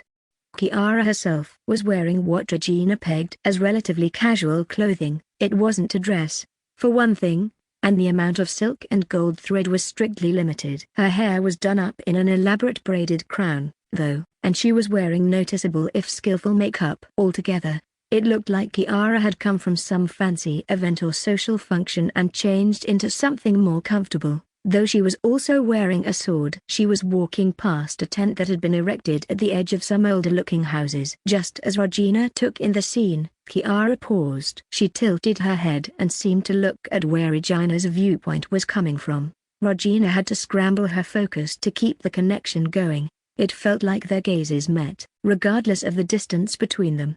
Kiara frowned, looking contemplative, and then Regina caught her eyes darting to the soldiers nearby, who seemed to be guarding the area. After a momentary pause, Kiara ducked into the tent. Inside, it looked well appointed, probably her personal quarters. Kiara sat down on an unnecessarily ornate folding chair and crossed her legs. Then she closed her eyes and appeared to start meditating. Regina watched, frowning, unsure what this meant. Kiara seemed to have noticed her scrying magic, so what was she doing now? Like this, Regina couldn't sense mana. She only got physical sensations, like using a camera, so she couldn't tell if Kiara was doing any magic of her own.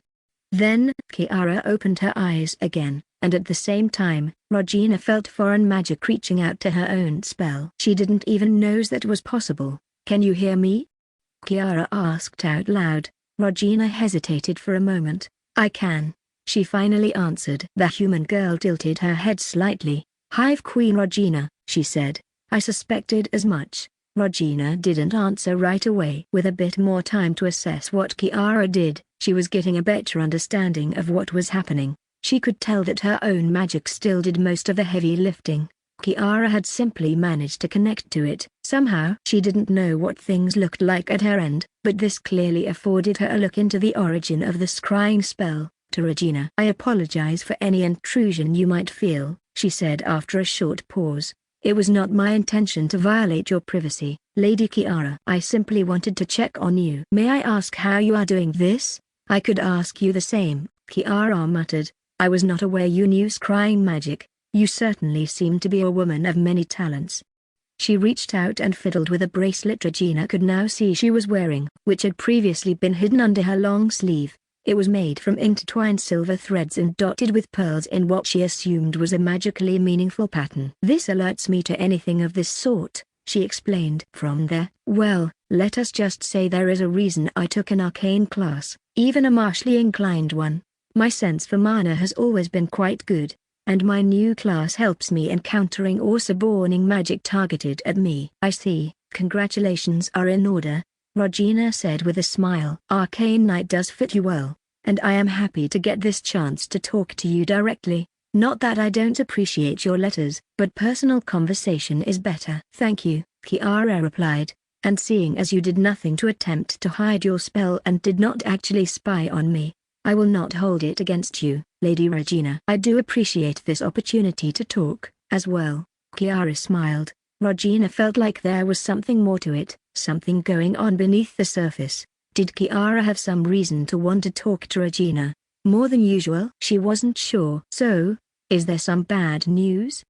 Kiara continued. I imagine you did not just seek me out on a whim. Actually, Regina had done pretty much that. She controlled her expression, hoping Kiara couldn't actually see her reaction.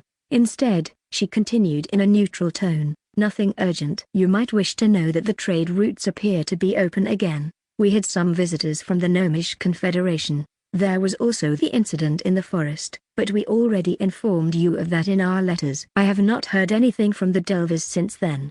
Kiara nodded, frowning slightly and looking contemplative. They do seem to take you seriously. To establish a truce, she said, I suppose access to the forest and the lands beyond is quite important to them. I have to admit it is a relief to know that conflict between you and them is unlikely to escalate further. My father and cousin are both trying to court the Delvers, as far as I know, but they do not seem willing to take a side, much less send troops.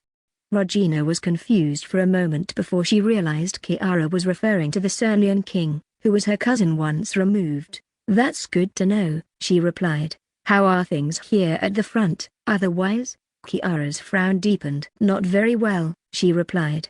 We fought a battle at the ford yesterday. I have not had time to send news of it in a letter. It was not decisive, but we still lost. Zephyr and the king's elites devastated our left flank when the fighters we sent to pin them down failed. Regina winced. That sounds bad. I hope you weren't affected. Not personally, any more than usual. I was with the vanguard. Actually, regardless, we will not be able to hold our position here for long. Father is already making plans for a retreat. She sighed. And his coalition is not quite as united as we might hope. Do you fear some of the lords might jump ship? No, not quite. Kiara hesitated. She seemed to want to say something, then think better of it. In truth, the dire situation is helping to hold all of us together for now. The way she said that, all of us, Regina noted, as if she's one of those being held together. I may be reading too much into things. Well, I hope you will manage that retreat and come out better for it, Regina said. I will increase the next shipment I send, if you think money will help. Thank you. I do appreciate it, but unfortunately, I believe we have reached the end of that strategy, Kiara replied with a shake of her head. We cannot buy more soldiers, at least not now that almost all mercenary companies and even many adventurers are already enlisted. Regina nodded and was about to answer, when she caught another mind reaching out to her. Regina? Janice called. She paused and put on an apologetic smile. My apologies, Lady Kiara, it seems something has come up that requires my attention.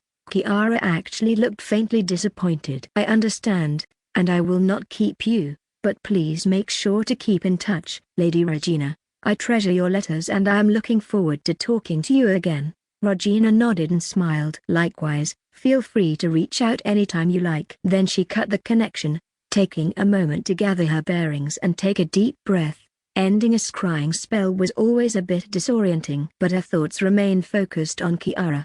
She definitely seemed to have changed a little. Something was different about her bearing and behavior, even if Regina found it hard to put a finger on what she supposed being in a war could make people mature quickly. Then she shook her head and closed her eyes again, reaching out to Janice. She hadn't felt a sense of urgency that indicated it was a dire emergency, but she clearly still shouldn't dawdle. Janice was currently standing outside of the rooms they had been assigned in the gnomish city, talking. Regina found herself a bit lost at first, before she dove deeper into her connection to Janice. It allowed her to get a sense of the young mage's recent memories. She could go over what happened in detail later, but for now, it was enough to have an idea of what was going on. Although it seemed like nothing too urgent had happened yet. Janice had called her because she expected this conversation to be important. Just as she turned her full attention to it, the pleasantries were over and the gnome who seemed to be the leader of the two visitors spoke up. It was the same guy they'd met first, Tickermaken the Unbroken Rock. "We're hoping you'll be able to deal with the elementals better than we could," he said. Janice frowned. "Is that so? We can tell your elementals kin, little miss," the other gnome put in. "No offense, but your bloodline is rather visible." He nodded as Janice started to finger the ends of her hair in response. "Don't get me wrong. You're not going to be attacked for it or anything like that. We're not savages." "Somehow, I feel like there's a but coming," she said dryly. The gnome, Erdogan, looked like he had to forcibly restrain himself from making a joke about butts. He definitely didn't seem as diplomatic as the others she'd met. "Not as such," Tickermaken responded, shooting his companion a quelling look. "Your guests and you will be treated with the according respect. And we all understand that kinship does not equate to responsibility." "I hope they're not expecting too much," Regina commented to Janice. "We've never dealt with elementals before." She could sense her agreement as Janice said, "That might be, but what makes you think it changes anything?" "I've never even seen an elemental, myself." The two exchanged a look. "Perhaps it will not change anything, but if you do intend to go looking for your ancestor now that you are here," Tickermaken shrugged. "Elementals can be savage and brutal, but they are not mindless monsters that attack with no reason or provocation. You should not be in any excessive danger." Janice frowned, and by the emotions she sensed in her link, Regina knew she felt much the same way she did about that, wary, but also curious. "I will keep that in mind," she responded finally. "We will need to think on this. At least having support from the gnomes when we go looking for elementals should be good," she commented mentally. "I don't know if I want to play mediator or whatever, though. That is going to be a whole can of worms. Even if it might be useful," Regina concluded. Chapter 130. Elementary. The group of drones Regina had sent to the gnomes had mixed opinions on the matter of going to talk with the elementals. On the one hand, they didn't like that the gnomes were seemingly asking them to do their dirty work, or at least to run errands for them. And elementals were, clearly, powerful, so there was an element of danger as well. Besides, they didn't have any clear goal. Sure, maybe they could do something to mediate between the gnomes and the elementals, but what did that really mean, and how? On the other hand, they were curious about the sapient monsters, and if they did manage to establish a positive relationship with them, that would be great, and it would help in dealing with the gnomes, as well. Plus, if they ran into trouble with the Confederation, having a point of contact with the elementals would be good, too. Janice herself finally got the deciding voice. She wanted to learn more about her non-human ancestors, and this was the perfect opportunity for it. Regina agreed. So, they split the group. Janice would go with several other members of the hive, while Regina would also keep some winged drones nearby and ready to intervene if necessary. Now that she knew where they were, and could sense her envoys, it wouldn't be too difficult. The elementals were closer to the central part of the mountains, and should still be within her greatly expanded range, at least in the area where her hive members were heading.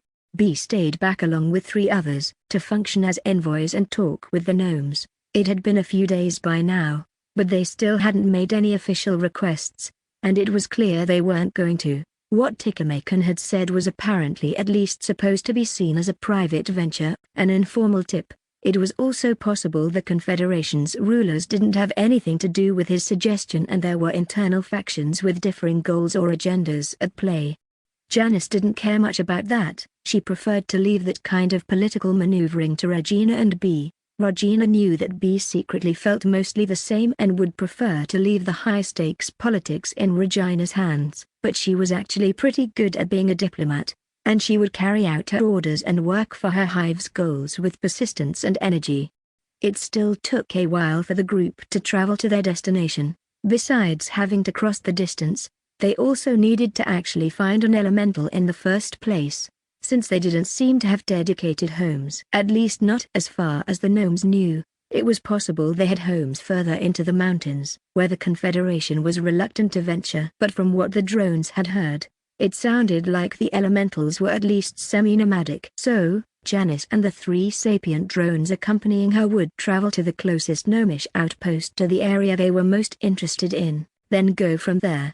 The gnomes didn't ask too many questions and assisted them with getting there easily. Apparently, it would be simpler to make part of the journey through an underground tunnel network they had instead of traveling overland all the way, even though they were still more or less at the edge of the Confederation's territory.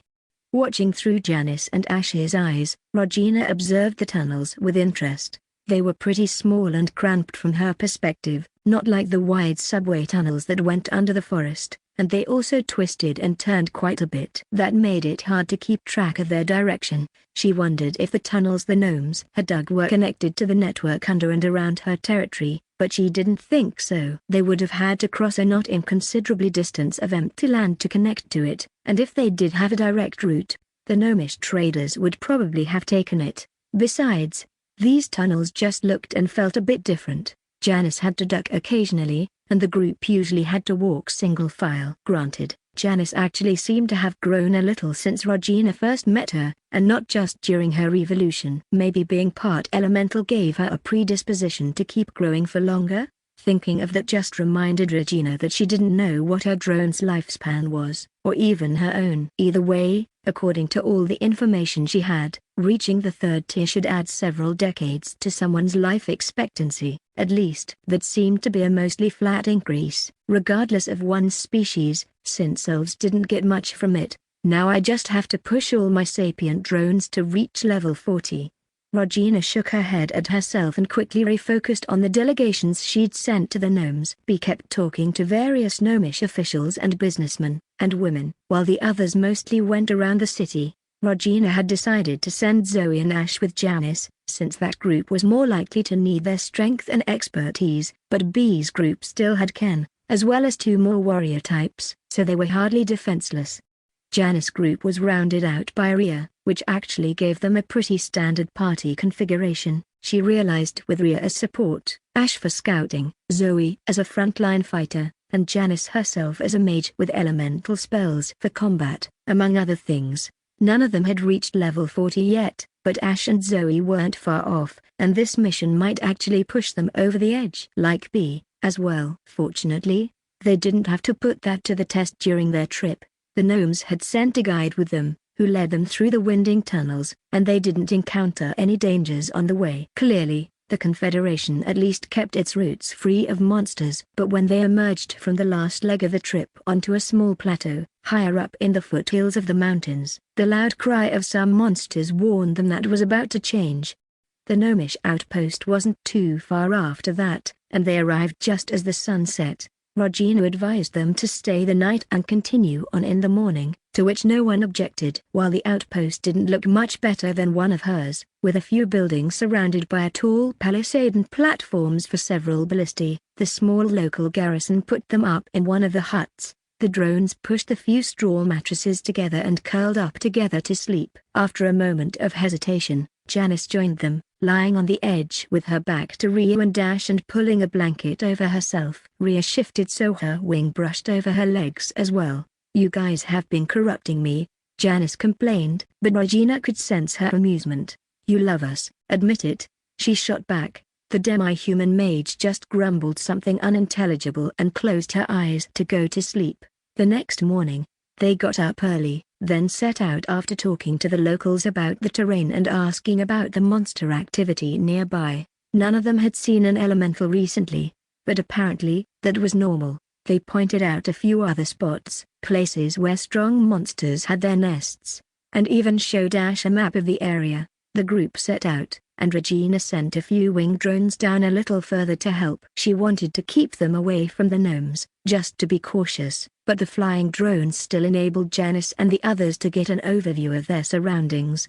Regina already knew she couldn't get the swarm drones too close to the mountains without losing them, and she was prepared for some losses, but she didn't want to throw them away for nothing, either. So, she did her best to steer clear of flying monsters and kept to the outskirts. That meant the flying drones became less helpful as the party ventured further away from the outpost. They were relatively high-leveled, at least compared to the average person, but they still wouldn't be able to go too deeply into the mountains. Regina knew that. She debated whether she should have sent stronger people along after all. But they didn't really have many stronger people in the hive, just herself and a handful of drones who had reached level 40. Maybe the group would have to stay here and fight monsters for a few days until at least one or two of them reached the 3rd tier. It would be risky, but it might be worth it. For now, Janice and the others still dealt with the few monsters they encountered readily. Most didn't seem to be in a hurry to attack them, preferring to wait and watch.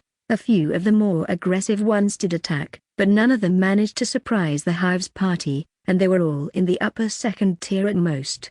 After a few hours, Janice noted that the numbers of monsters nearby and especially of the attacks was dwindling. "Do you think we're going into the territory of a higher-level beast?"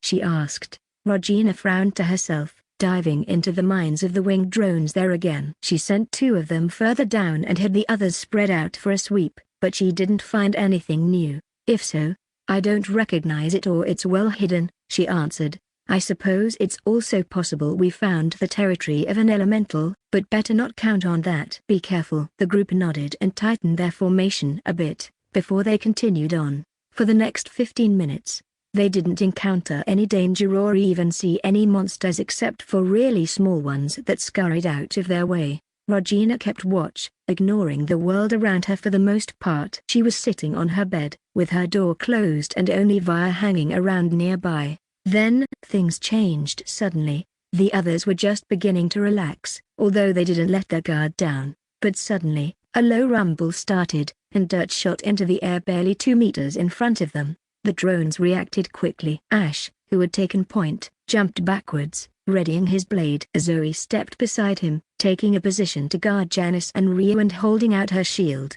Janice stopped and pulled Rhea back. Then Regina could sense her gathering mana for a spell. The monster that had emerged from the ground looked odd, like a massive mole with exaggerated, plated shovel claws and razor-sharp teeth in a too big head. It crouched down, then bounded towards them. Greater Molan, level? Regina cursed mentally. Since she wasn't there, she couldn't see the system descriptor herself, only what her hive members did. Still, she guessed that it was in the 3rd tier. The party didn't let it unnerve them. While Janice fired a firebolt and prepared another one, Ash and Zoe engaged the monster. It managed to evade Janice's spell, but that slowed it, giving them the chance to attack. A moment later, a glowing shell appeared around Zoe as Rhea cast magic armor, and then another one on Ash. Janice hesitated, unwilling to use destructive magic that might affect her teammates. Regina stayed in her mind, sharing her experience, but forced herself to stay silent. She couldn't afford to distract them right now.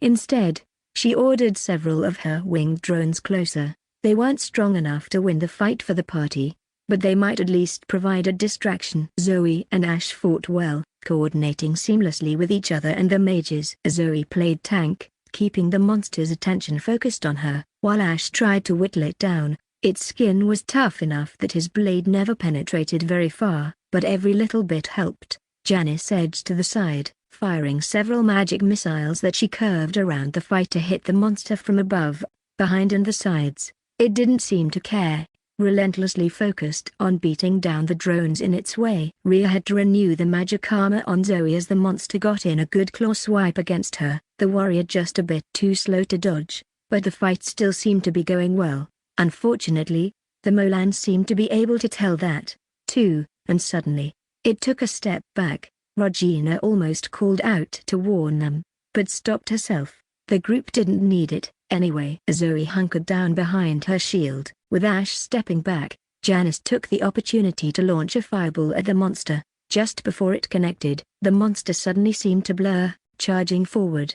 It evaded most of the fireball, only grazing the edge, and barreled at Zoe. The drone defender set her feet and tried to block the attack. She was too slow to dodge, but its charge still broke through. Regina winced as she sensed the sharp pain stabbing through Zoe's lower body while the drone was literally sent flying. She crashed to the ground and slid a few meters. Ash appeared beside the monster the next instant, thrusting his blade arm into its side. It flinched back and turned, but he already had a dagger prepared that he thrust into its face. The monster managed to evade the worst of the strike, so the dagger narrowly scraped past its eyes, but it still drew a gash across its head.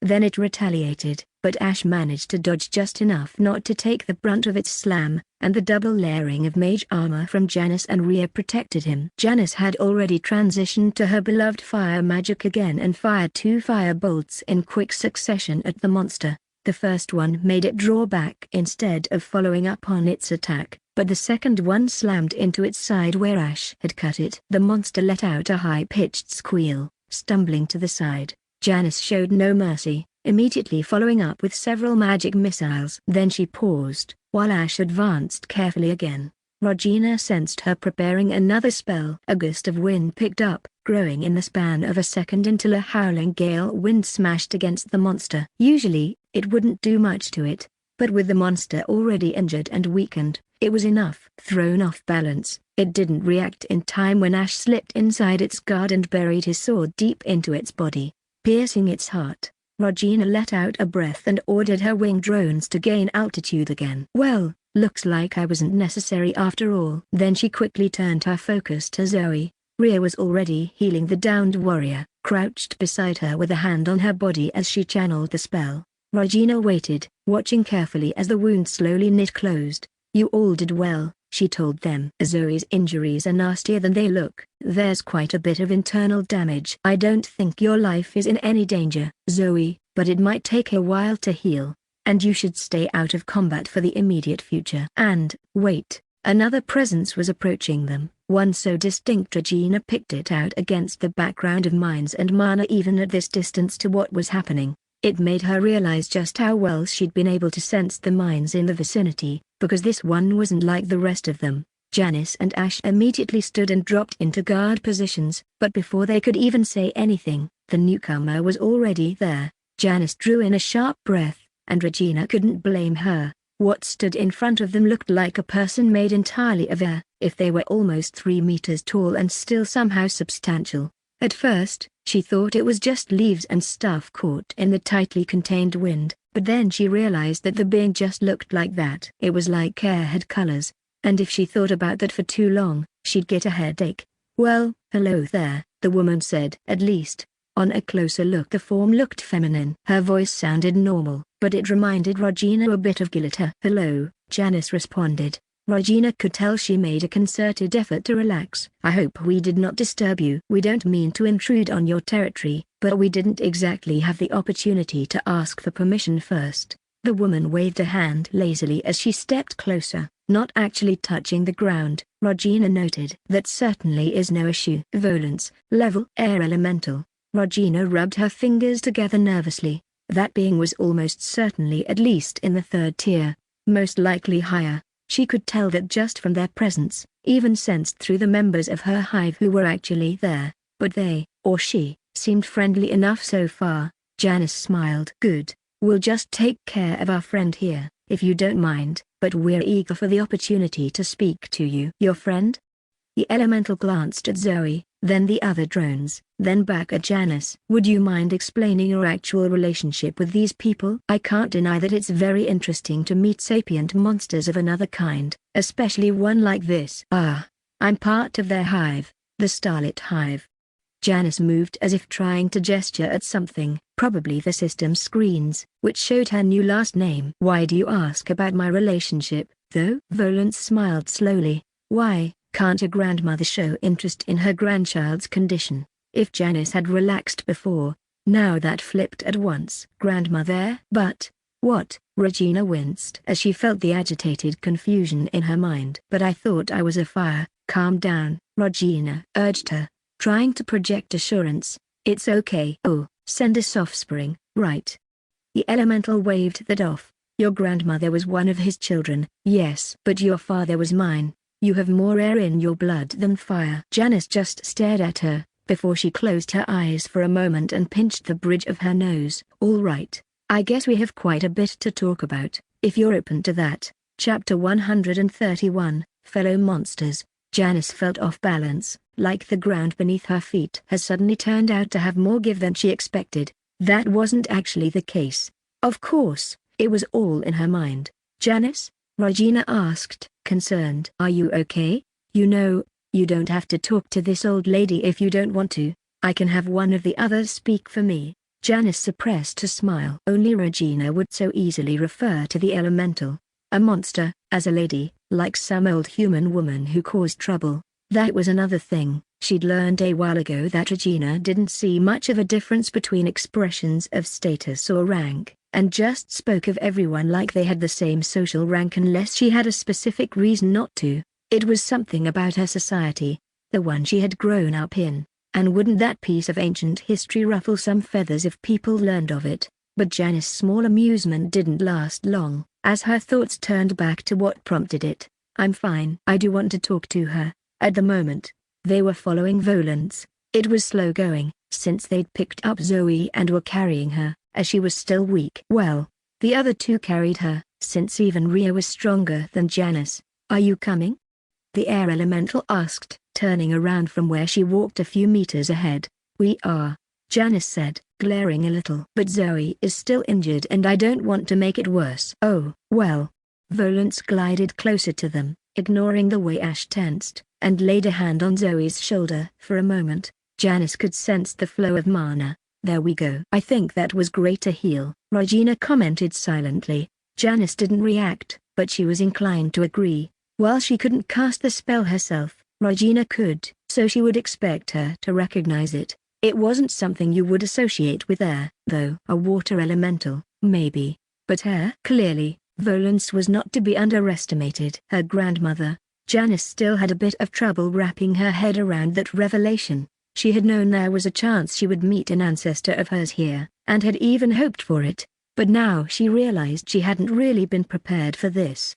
With Zoe fully healed, their pace increased, and they quickly reached the place the elemental was leading them toward. It turned out to be a nice, secluded mountain glade with a waterfall crashing over a rock face at one side and a small incline leading into a wooded area on the other. The grass was lush and vibrant, dotted with pretty wildflowers, and Janice had to admit that the place offered a fantastic view over the mountains and their outskirts. Thank you for your hospitality, Lady Volans, Rhea said, inclining her head at the elemental as the group found places to drop their packs and sit down. Janice suspected the drone realized that she might react negatively and was trying to cover for it. And for the help, Zoe added. The elemental smiled as she sat cross-legged in the air. It was faintly eerie how her face could be so expressive while lacking any substance. Don't mention it. You four have got to be the most polite guests I've ever had. I suppose that might come with the territory, being fellow monsters and all. She laughed. I'm pretty sure I'm technically a demi-human, Janice remarked. She wasn't even sure why she felt the need to say that. Maybe she just wanted to be contrary. Of course you are. Volans kept smiling, and Janice had to suppress the feeling that she was making fun of her. We came here because we were curious, Rhea continued. The gnomes have apparently had trouble with your kind. Oh, those roaches. Volans waved dismissively again. Don't mind them. Janice narrowed her eyes at her, trying not to show how the elemental's casual, contemptuous dismissal shocked her. Those roaches have been perfect hosts and are the first people to trade with us, she said sharply. I appreciate the healing you've given Zoe, but they've been better to us than almost anyone, and they've certainly done more to earn our goodwill than you, grandmother. Volans paused and cocked her head in a bird-like motion. She seemed to straighten up, suddenly looming over them, her gaze boring into her. For a moment, Janice thought she'd made a big mistake. Then the elemental slowly smiled and the atmosphere lifted. I suppose you have a point, she said. Do pardon me if I have been rude. I wouldn't want to offend your precious trade partners, or, worse, your hive queen. Janice sensed the others stiffening a little, and she frowned. Our hive queen?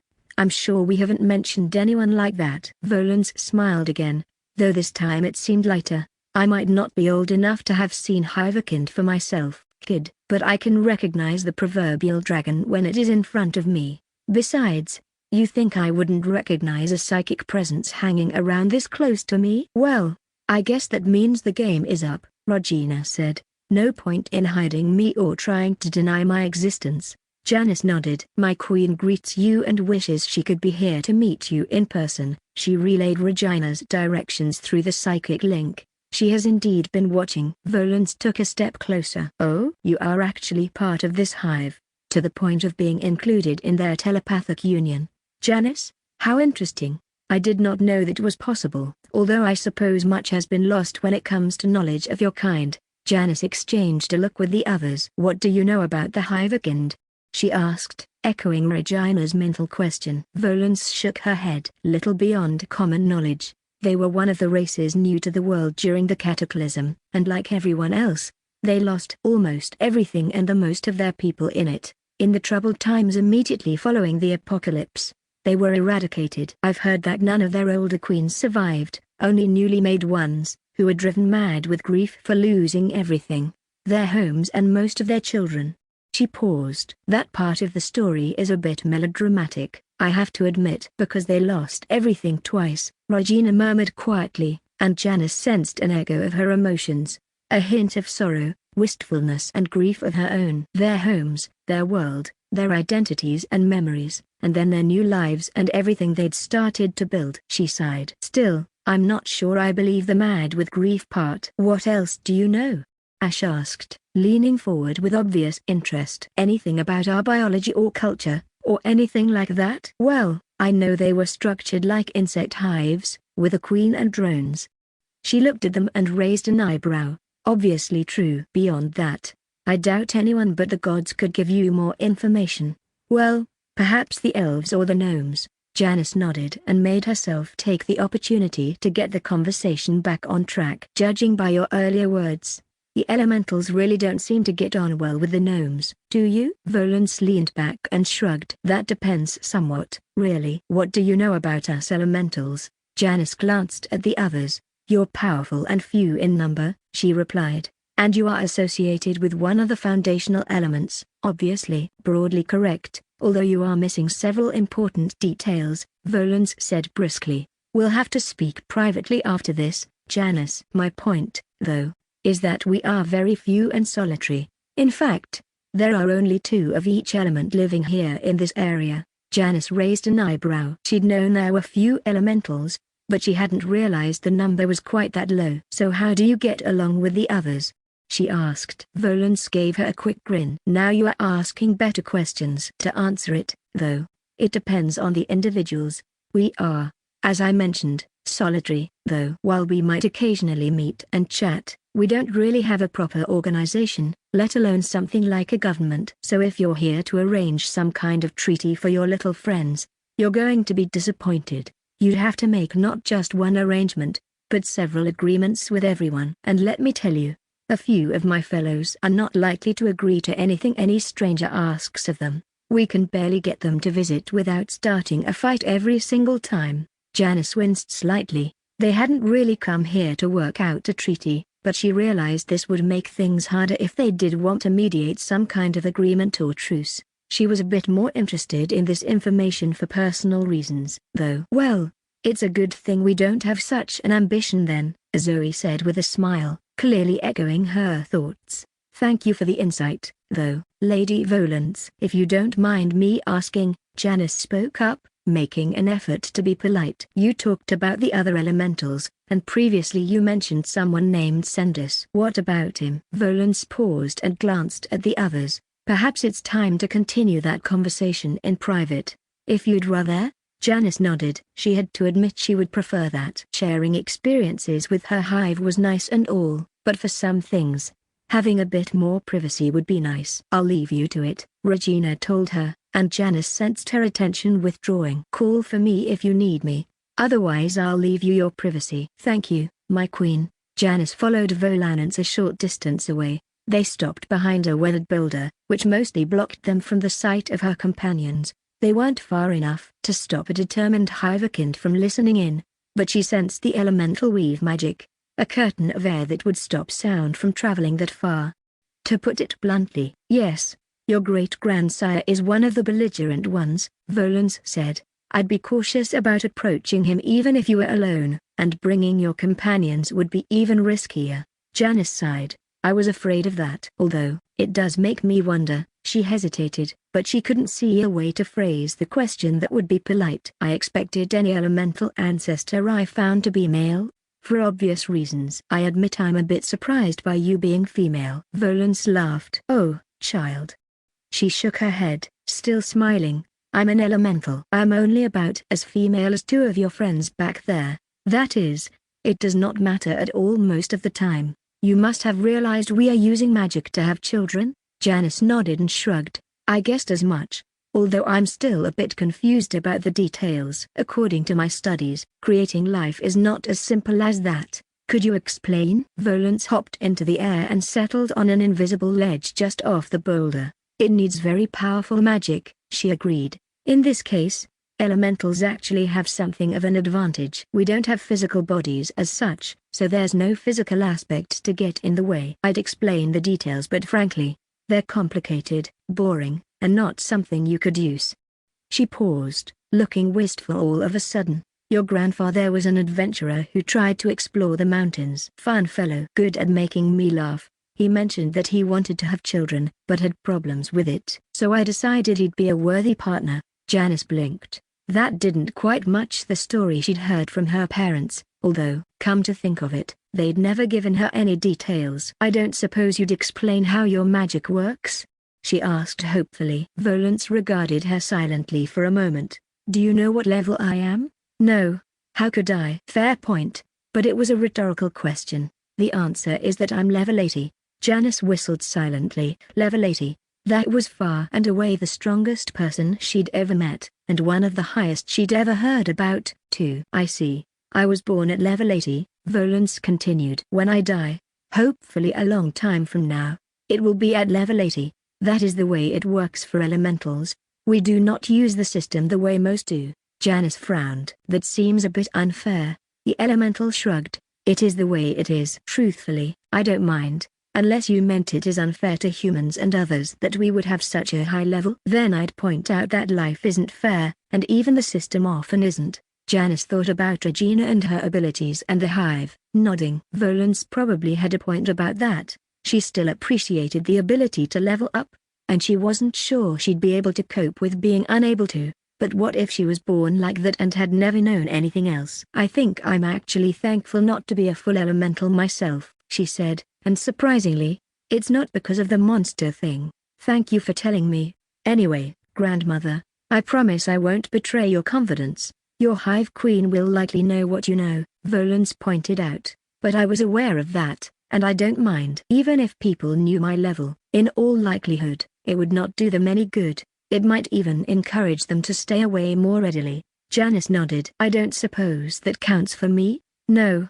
You can feel free to visit anytime. Even if you do someday reach my level. Janice smiled. That sounded like a distant dream, but she felt it was an achievable goal. Chapter 132, Resources, Distance, and News. Regina hadn't really considered it before, but having some members of her hive staying that far away from her, closer to the edge of her range, was pretty interesting. It allowed her to study a few things about the psychic link and the effects that distance might have on it, which seemed to be less than she'd have expected.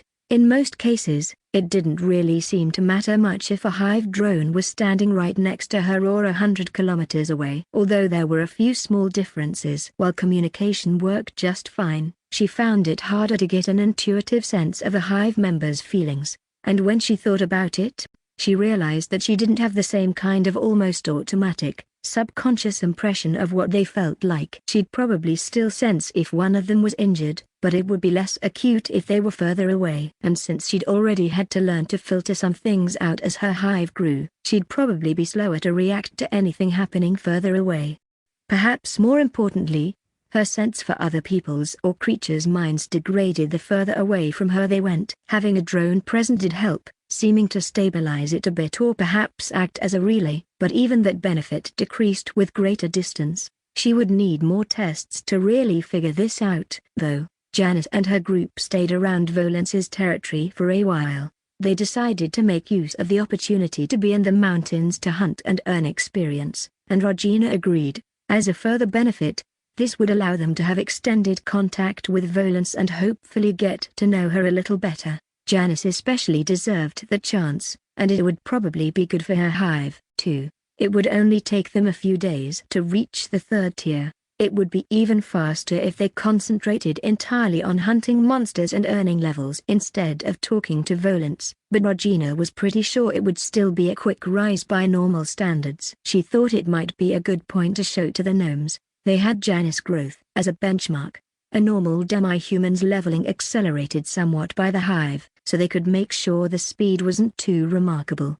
Interestingly, B also leveled up pretty soon after coming to the city. It appeared that performing tasks for the hive granted her experience even if they weren't strictly in line with her class. Or maybe it was just exploration or general achievement experience. Still, it was a nice benefit, and Regina hoped that B would reach the next tier during this mission. She also wanted to go through with one of her ideas and send an envoy to the elves, maybe even as a permanent ambassador, but it was hard to decide who to send. B would be a good choice if her current mission didn't take too long. Tim was definitely out, and Regina wasn't sure who else among her hive would be a good prospect. Maybe one of the attendants? That didn't help much, though. Luckily, it was not a pressing question. In the meantime, Regina spent most of her time attending to the hive's operations. Luckily, everything was quiet and peaceful. The rapid expansion still needed some adjustments, but they'd been figuring out how to deal with it, and she decided it might be prudent to start slowing down a little. They were building up various outposts already, and Mia and the others were talking about a second proper settlement, what might eventually grow into a city. Spreading the hive out helped them keep control of their territory and helped with finding food. But Regina was also planning on how to handle eventualities for which she needed most of her hive assembled. A military campaign was probably coming, one way or the other. Unfortunately, they didn't have much in the way of food stores. That wasn't a big problem for Hivekind, since they could always live off the land pretty easily, especially after winter, but she would still prefer to have prepared storage. And not just food.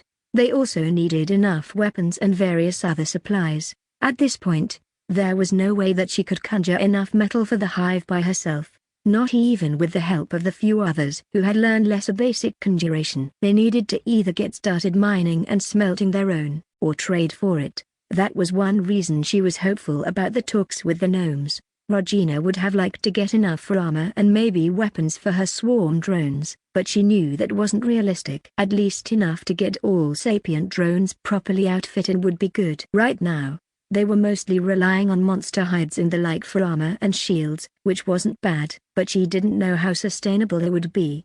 Besides, if they could get already crafted weapons, that would spare them the effort of actually making them. Something that also required quite a bit of expertise. Unfortunately, it didn't seem like the gnomes actually had a lot they needed to trade for. B sounded them out carefully, speaking with many trade factors and businessmen, and she got the impression that the Confederation was pretty self-sufficient. At least, it didn't want for much if you counted the trade it had with polities further south. One thing they could always use more of, given their location, was food, but that didn't help Regina much. Luxury goods were always in demand, too, but she didn't have the capability to produce those consistently. It looked like she would be reduced to relying on conjured goods or information, which was definitely iffy. It meant they needed a better idea of what the gnomes already knew and had developed, so she could gauge if there was something she could offer them, especially something she could set up in her own territory. Unfortunately, Regina was pretty sure that every big thing needed much more of an industrial base and infrastructure which she just didn't have yet. Well, she could try and just sell what she already had and could make, maybe even blueprints, and buy what she needed. Maybe she could even work out some deals where she provided the equivalent of a patent and got a cut of profits from another organization putting it into production. That was definitely worth considering with regards to the elves and gnomes, but it needed a foundation of trust, recognition and access. Come to think of it, what was the state of Europe's, or the world in general's, reserves of fossil fuel and raw materials? Maybe this is why there isn't much in the way of industrialization or power generation. She realized, or part of it. She dimly remembered something about the current, back then, over-exploitation of natural resources, meaning that the world wouldn't be able to reach the level of 19th century industrialization again if it was suddenly brought back to the Middle Ages. Probably from something she read or watched long ago. If all of the easily accessible coal reserves were already gone, it might explain why steam engines didn't take off like they could have, in addition to the gods meddling. Of course. And who knows what changed with the mana spikes from portals and everything. The geography changed enough that I don't think I can be sure of anything. When she had some free time, a few days after Janice and the others first met Volance, Regina decided to try and do some research, in a manner of speaking. She hopped up on the roof, waving Via and the others away, and closed her eyes before she dove into the psychic link. The hive had several drone keepers now, and they'd been working on gathering and storing information for the hive. Now, Regina focused on it, trying to dive into that part of the psychic link. It wasn't really a separate part or region, since the link didn't correspond to any physical locations, but it felt a bit like a sublayer or something. She focused on the humans of the 4th millennium, the current epoch, and called up everything she could find. It was a lot of information. Most of it came from Janice or pieces of what other drones had learned, and there were obvious gaps. But it still gave her a feeling of the locals' culture and way of life. Slowly, Regina moved away from that and to the question of geography and what could be found around here. They knew a lot less about that, unfortunately. Resource production. The local human kingdoms mined various types of metal ore, especially iron, copper and silver, and traded for more, including gold. They logged forests for wood and created charcoal. Agriculture produced various kinds of food crops and fiber, primarily hemp and linen, for fabrics. Farming livestock yielded further foodstuffs as well as wool. Hunting monsters also gave other materials, primarily used for various kinds of crafts, including weapons and armor. Regina frowned to herself. Except for the last part, that sounded like what she'd expect from the Middle Ages. It wasn't like there was no trade for other goods or resources, though she had very little information on that. Just that it was limited. In comparison to what she remembered, a lot of things were lacking, from silicone, cobalt and lithium to cotton, coffee or whatever, and that didn't even start to mention anything synthetic. Regina shook her head to herself. If she had ever flirted with the idea of just holing up in her new territory and trying to reconstruct what had been lost, to recreate technology, this showed that it simply wouldn't work. It wasn't just knowledge that she lacked, or people who could work to increase it. She needed a population and industrial base, infrastructure and resources. The ability to acquire resources she lacked, presumably from trade. The local society might not be a very good jumping-off point, but it was better than nothing. But where does that leave me? Regina hesitated, opening her eyes as she slid out of the psychic link. She wasn't sure it was even possible to get there with the current state of affairs. Before she could ponder on it further, another shift in the psychic link caught her attention. "My queen, we found what looks like human soldiers to the north," Ada reported. Regina acknowledged the message and focused on what the scout had found. It seemed like the winged drones at the edges of their perimeter had caught something. They were flying beyond the technical boundaries of their territory and giving them a look considerably further away. That allowed her to watch any large movements into Witters County, among other things. "That seems like a relatively large army," Regina commented to Ada after a few seconds. "I didn't think Witter had that many men in his domain." "Then again, they don't really look like they're his, do they?" In fact, the army was almost moving like they were traveling through hostile territory.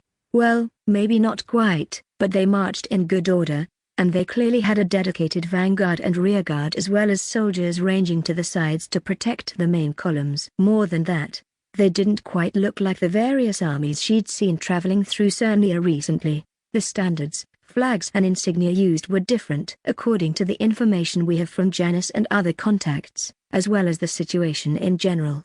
I'm pretty sure these are Nerlians, my queen, Ada said.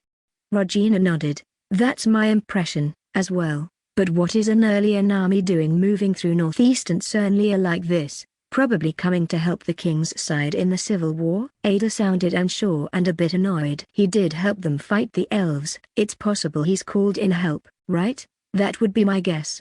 Regina paused for a moment. Travel to the north yourself if you think it will help. We should definitely keep the Baron informed. Keep watch on them as best you can with the swarm drones, but be careful. I don't want us to be discovered. As you say, my queen. Ada acknowledged the order and Regina sensed her get moving. The conversation finished, she returned her focus to herself.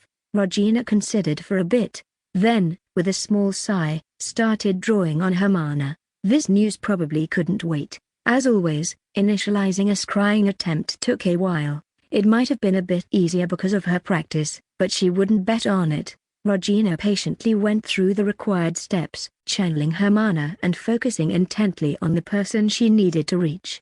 Kiara was alone again.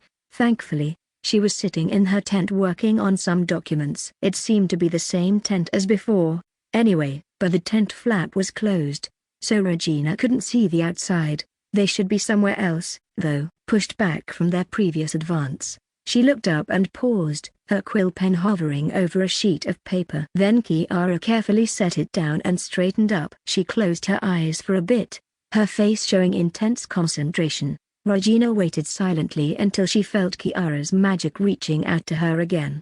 "Hive Queen Regina," Kiara greeted her. "It is good to hear from you again." "Thank you, Lady Kiara." "Likewise," Regina responded. "I do have news that I think might prove to be rather important this time." Kiara raised an eyebrow. "Oh? Nothing terrible, I hope?" "You will need to be the judge of that, but I'm afraid it doesn't look like good news. We found an army that appears to be coming from Nerlia." Regina quickly explained what they'd seen. Kiara frowned, tapping her fingers on the edge of the desk. "Father's informers have not brought any news like that, as far as I know. Thank you for the quick message, Lady Regina. I appreciate it. You would have certainly found out eventually, but I'm happy to give you some more time," Regina said with a small grin. The young noblewoman nodded slowly. "And you took this news straight to me, using your scrying magic," she mused. "Well, I certainly intend to let the Marquis, as my ally, know by sending a letter right away as well," Regina said, cocking her head slightly. "Of course, that will take a bit longer, however." Kiara then shrugged. "In any case, thank you, again." Regina opened her mouth, then paused and closed it after a moment. She was tempted to ask if Kiara was planning to withhold the information, at least for a short while, but she decided that might be a kettle of worms she'd rather not step in. It might just be some family drama within the Linz family. If it was political drama instead, actually, then she should probably want to get involved even less. Marquis Linz was still her political ally, even if Regina liked Kiara better than him. She decided she would rather not get pulled into something if she didn't have to.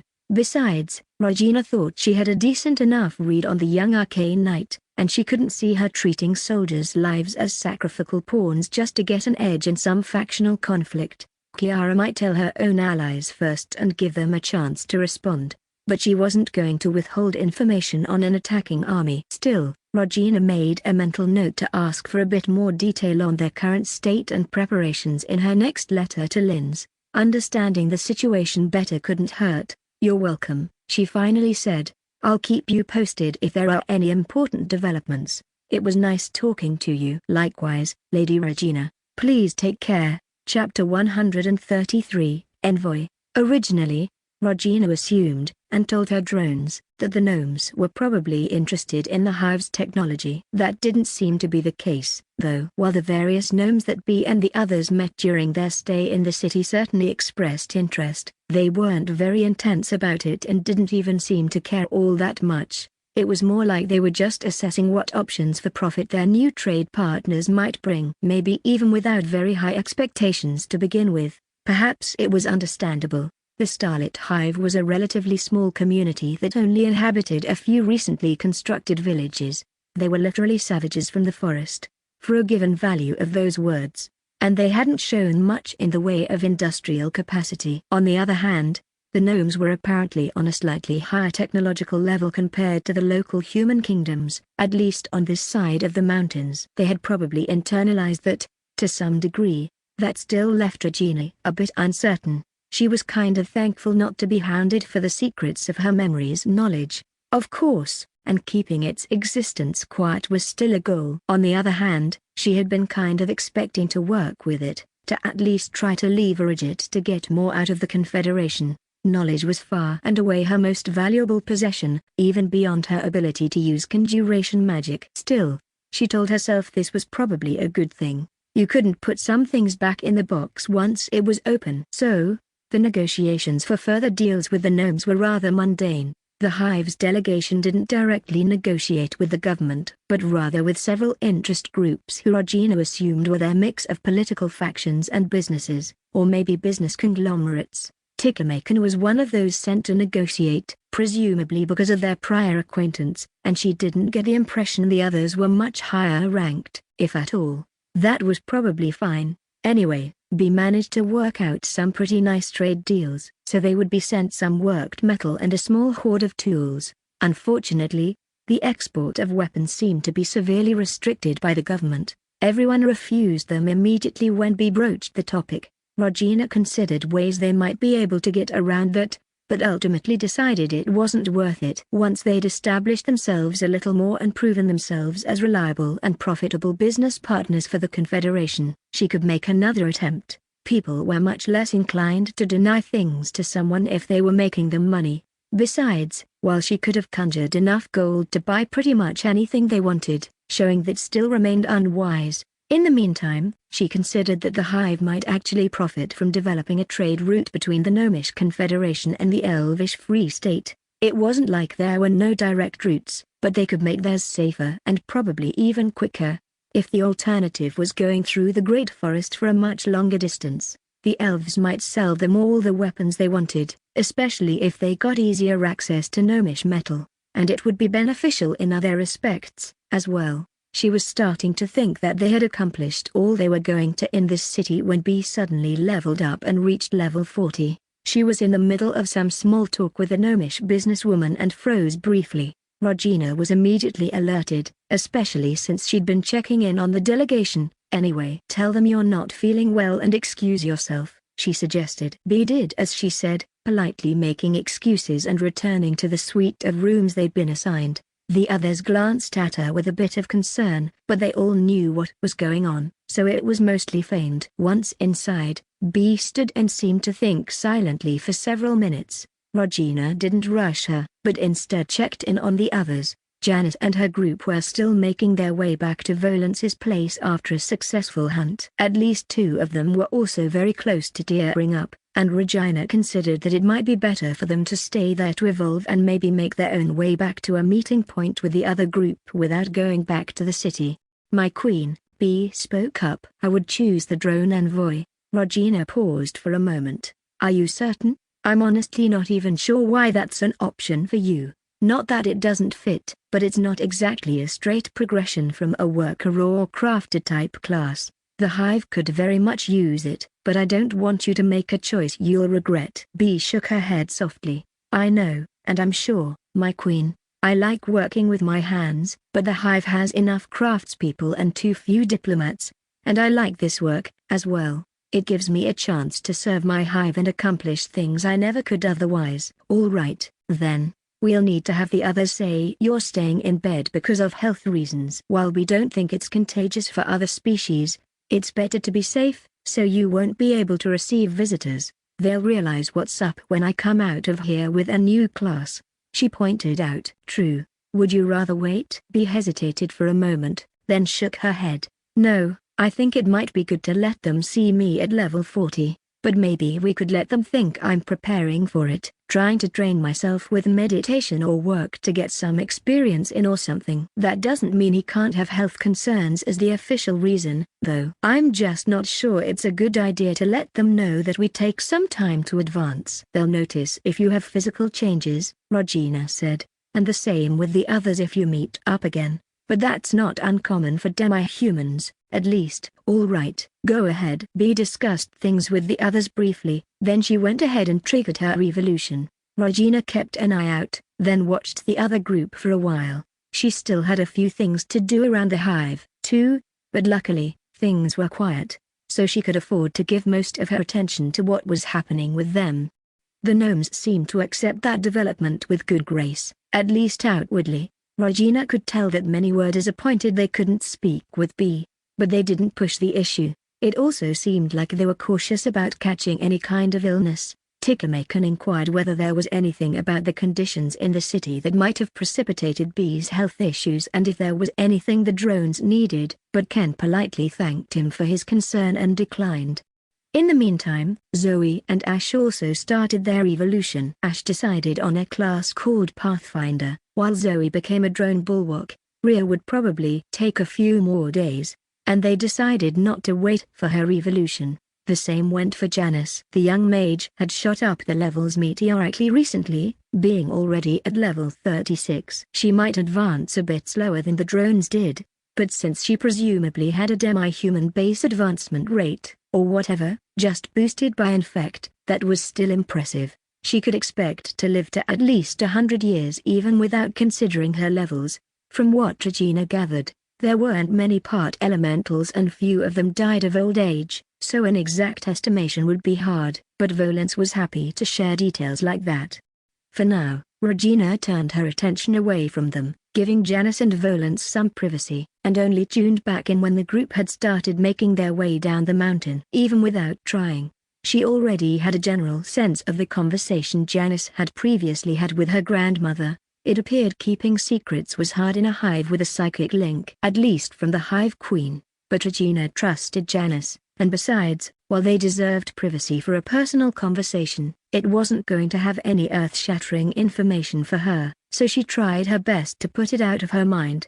Meanwhile, B had rejoined the others and resumed the negotiations. She got a few questions about her recent level up, but she only answered with a small, mysterious smile and some polite and meaningless words. She really is becoming a good diplomat, Regina noted, or politician. She found the thought amusing, even if there was no one to really get the context. This should be interesting going forward. A lot of the evolutions are, come to think of that. I wonder what drone keepers will get? She was pulled from her musings when another gnome approached B, someone who hadn't visited before. Something about him made her take notice. Maybe it was just the fact that B couldn't see his level, so he was definitely in the 3rd tier. His class was Unbroken Rock, the same as Tikamakan's, according to the system, and he was called Pernakin. Miss B, he greeted her with a polite dip of his head. It's a pleasure to meet you. I regret that we didn't have the opportunity before. Thank you, Mr. Pernakin. I'm looking forward to talking with you now, at least. My congratulations on your recent breakthrough. He smiled, slightly lopsided. Even if it means I now have to look up even more. B smiled politely at the little joke. Her physical changes hadn't been that prominent, and this guy was actually the first to comment on them. She was indeed a bit taller, and her left work limb had changed a bit, with an extension that was similar to the keeper's, like a fountain pen. For the next few minutes, they exchanged polite small talk. Pernakin showed himself to be witty, courteous and downright gallant, but it still set Regina's teeth on edge a little. That might have been the way he looked at B. She'd seen a lot of people stare at herself for her drones, of course, but he showed an intensity they didn't usually display. I'd like to find out more about him, if we can, Regina commented to B. B didn't outwardly respond, but she acknowledged her words. In a short break in the conversation, she spoke up. Excuse me, Mr. Pernakin, but I don't think it has come up so far. If you don't mind, what is it that you do? He paused for just an instant and smiled. I suppose the simplest way to put it, and how many outsiders would see it, is that I work for our government. B nodded. You are involved with facilitating trade and business, then?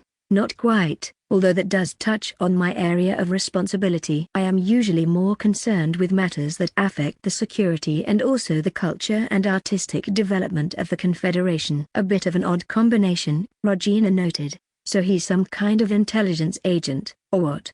B ignored her musings, which didn't really warrant a response, and kept the conversation going. How interesting. That seems like a rather unique role. In either case, I would be happy to be of assistance if there is anything you need from my companions or me. He smiled and shook his head slightly. Thank you, Miss B, I shall keep that in mind, but as it happens, I watched your arrival with great curiosity. We do not often have visitors from races so rarely seen, if you will pardon any unfortunate but unintended implications. While I'm sure my colleagues and the good business people of the city have not left you uncared for, it seems you have not had much opportunity to experience our culture. I'd like to invite you to visit the Museum of History and Society, in the center of the city, if you would like." Regina perked up a bit despite herself. A museum? That was the first she'd heard of that. Cernlia and even the elves wouldn't have something like a museum. She was pretty sure. Bee clearly felt some amusement at Regina's reaction, which she'd caught an echo of. She smiled at the gnome and inclined her head. "Thank you, that sounds lovely. I'd be very glad to come. Perhaps tomorrow?" He returned the smile. "Fabulous. I'll escort you there, same mid-afternoon? Unless this would conflict with the return of your other companions." "What do you mean?"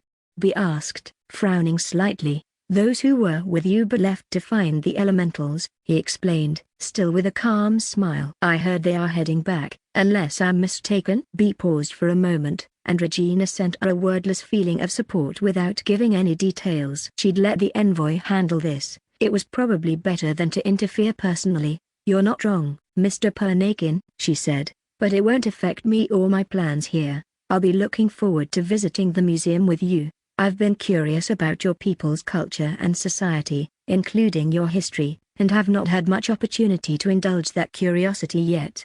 "Wonderful." He smiled and bowed slightly. "I will meet you tomorrow, then." They exchanged a few more pleasantries before he left. Bee looked after him and frowned thoughtfully. "Do you think that one is going to be a problem?"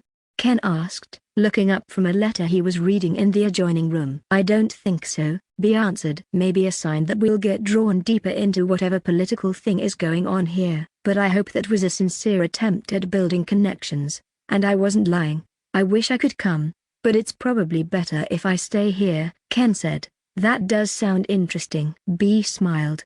"I'm sure I can help Jim or one of the others store it in the psychic link. Then you can all get the experience of this museum visit." She turned serious again. "Our queen is interested in their history, right? Especially as it relates to the Hivekind. This is our first real opportunity to find out something, and I've got the perfect pretext to go looking."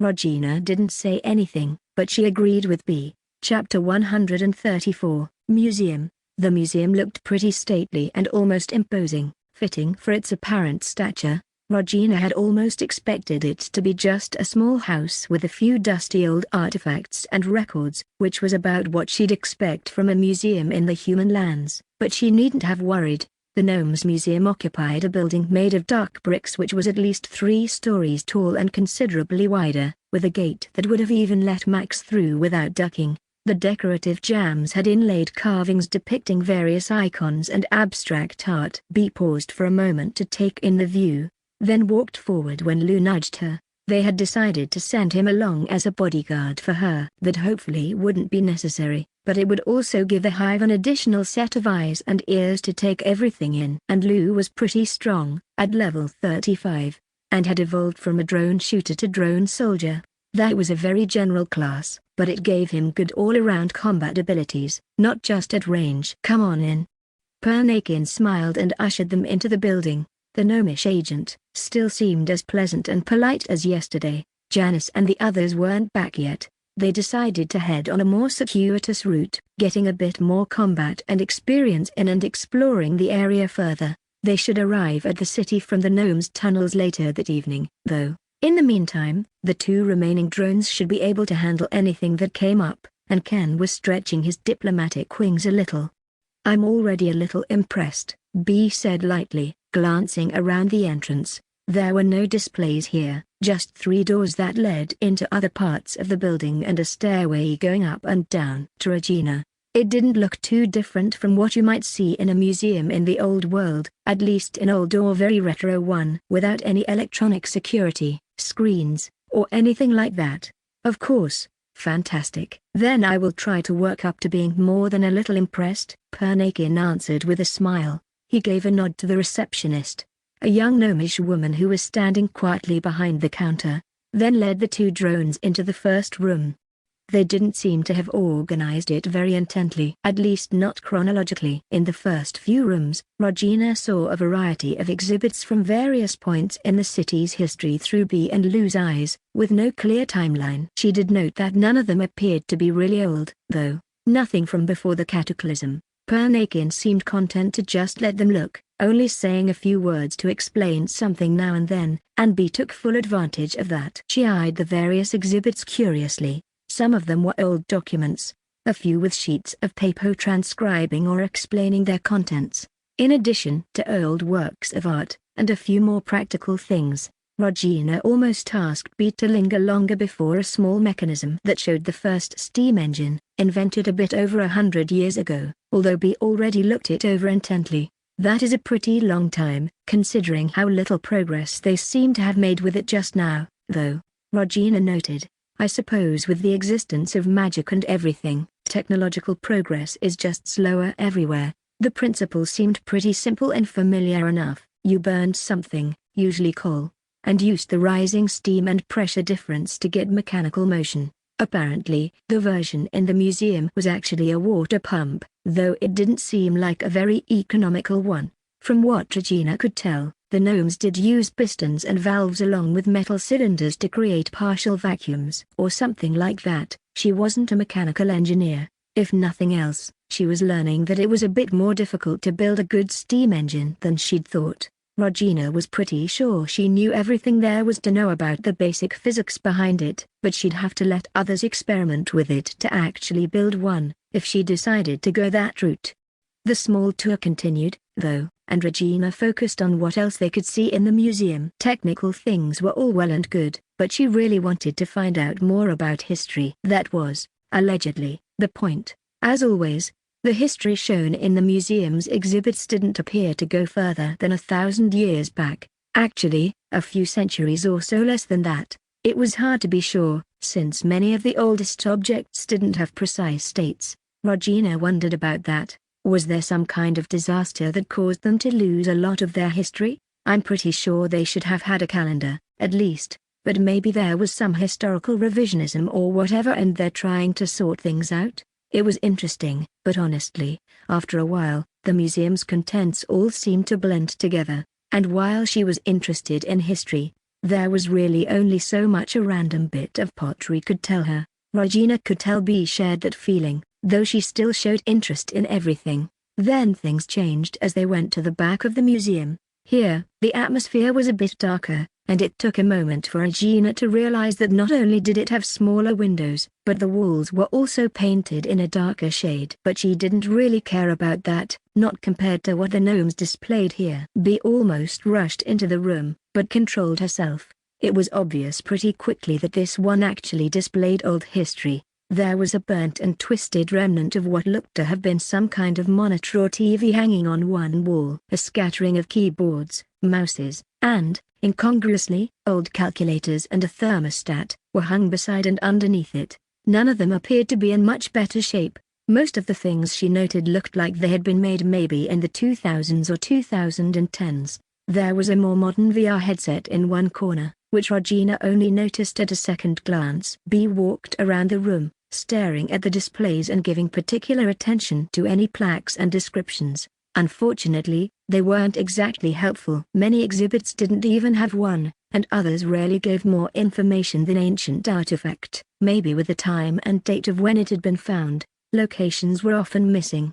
As well, Regina noted, she wondered if some of them had been traded from other countries. Any script she could see was in Latin characters, but not everything was still legible, and there was at least one case of what had probably been Cyrillic characters. Impressive, isn't it? Pernakin noted, you are not going to find a more extensive collection of progenitor artifacts for hundreds of leagues. B nodded and mumbled an affirmative, but she only gave him a quick glance. Instead, B and Lou walked deeper into this section of the museum. There actually seemed to be a rough order this time. The relatively small first room had pretty modern stuff, but as they continued, Regina also saw a lot of older things. Some from the 19th century or even older, though that was rare. There was an old spyglass, like something out of a pirate movie, that had almost certainly been a museum exhibit before, too. It was really interesting, but also weird and unsettling in a way that almost made Regina glad she wasn't there in person. Seeing things from her memories displayed like some priceless archaeological find felt eerie, especially because they actually were. Then, B passed through a sort of doorway that lacked an actual door into a new room or section of the museum. and Regina realized it could always get weirder. This was a small section, and one wall and corresponding shelves were filled with exhibits not too different from before. There were some old gnomish things on one wall, or so she thought, at least. But on the left side, opposite the door leading into the next room, was something that made Bee visibly pause. It looked a bit like a drone warrior or harvester's blade limb, but different. It had a sleeker design and the color was off, a bit darker and almost reflective, gray with almost no brown, although there were still subtle swirls in the coloring. Hanging beneath the blade were pieces of what might have been chitin, along with one object Regina found hard to identify. It might have been some kind of miniature, handheld radio receiver, but the tech didn't quite look right. What do I know, though? Quite something, isn't it? Pernakin asked. He took a step to the side, casually blocking the way through the door. Lou sent that thought to both Bee and her, though Regina had already noticed. Let's try not to give away any more information than we have to. This could get dicey, if what she was afraid of was happening. What is this? Bee asked. I thought you might be able to tell me. He smiled again, though this time no one would call the expression nice. After all, you might find it familiar. Lou took a small step closer to Bee. Regina switched to looking through his eyes, as well, balancing the input from the two of them. She was pretty sure that Pernakin had already seen Bee's reaction to laying eyes on that exhibit and the rest of them, as well, probably. Regina gave Lou a nudge, who turned his head and scanned the display in more detail. Unfortunately, the only plaque was written in a language she didn't know. It looked old. Maybe we should just pretend we don't know anything about our species? Bee asked. If this really is from the old Hivekind, then they obviously know that, Mother. Maybe. But let's not assume anything. Or at least let's not make them think we know anything about this. I guess it might be, Bee replied. She frowned and shrugged a little, looking puzzled and a bit annoyed. It might be something from a people related to us, though I don't know why you would display it in your museum. She paused and her frown deepened. How old is this? Over a millennium. His hand disappeared into a coat pocket. Then he suddenly held a loaded mini crossbow. And I think you know that. Even if you are playing dumb. Lou shifted his position. Bee glared at the gnome. What is the meaning of this? Why are you pulling a weapon on a diplomatic envoy? Because we have reason to think you are Hivekind, and thus hostile, he said calmly. If you really are just a new race of insectoid demi-humans, I apologize. However, Bee blinked, looking taken aback. If we keep playing dumb, the next question should be what's Hivekind? She thought. Do I continue with that, my queen? If he doesn't buy it, outright denying our kind isn't going to help resolve this. Maybe try to deflect one more time, ask about what he's doing? Regina pulled on her mandibles and focused on the museum in the far-off gnomish city. She felt like she was almost standing there herself. But she actually pulled back a little from her two drones' minds, trying to get a more holistic feel for the situation. There were several minds approaching rapidly. At least a dozen were already in the building. Through her connection, she gave the information to the pair right away. Lou swore mentally and tensed, while Bee talked. Why are you doing here, then? What is all this? We needed confirmation, he answered. As I said, we had several indications, but nothing really definite. He paused for a moment, then shrugged. Confronting you was decided to be the most likely route to get more information, although I really do not know what you hope to accomplish, Bee said. Even if we were Hivekind, why would it matter?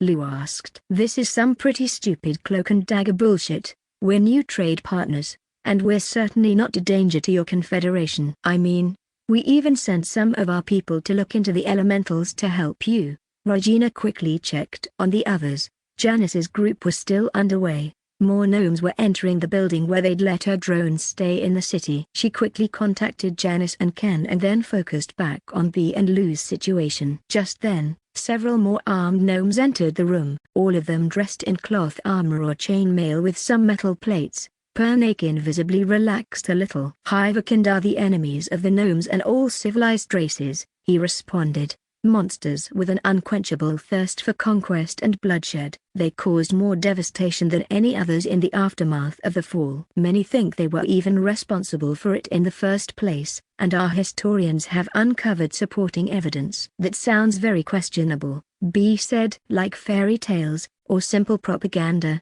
She was trying to stay calm, but Regina could tell her tension would be visible now, and the fear and indignation she felt were loud and clear to her. Lou felt similarly, although he was starting to move towards grim acceptance and determination. I am starting to tire of these games, Pernakin said. Convince us you are not Hivekind, if you can. I don't think there's much point in trying that, Regina said grimly. We don't even know what exactly they know about our species, but if you think you can, you're free to try. Would you believe us even if we said so?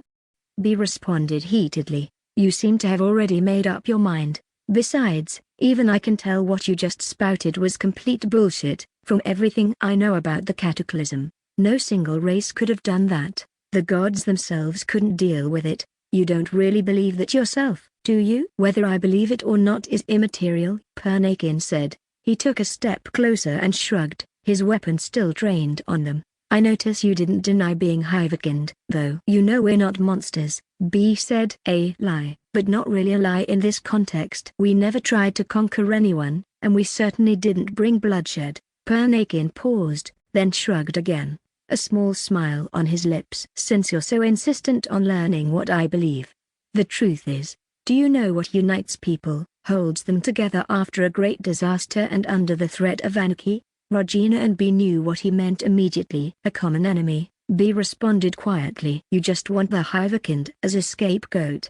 Lou glared. Sir, one of the other gnomes who'd entered said, there were over a dozen of them, and they were blanketing the walls of the room now. They're probably just trying to buy time. Should we indulge them? B and Lou tensed, as did Regina. There was no way they'd win a fight. Lou only had a few weapons. B wasn't a warrior, and there were far too many of them. And they were right in the middle of the gnome city, with nothing they could turn to their advantage. For a moment, she thought about the museum exhibits around them, but there were no weapons, nothing that would work. When the gnome's attack came, it started with the others, who were still in the embassy building. Ken and Pat had tried to barricade themselves in their rooms and looked for a way to escape. Ken was just climbing down from a window when a crossbow barrel slammed into him.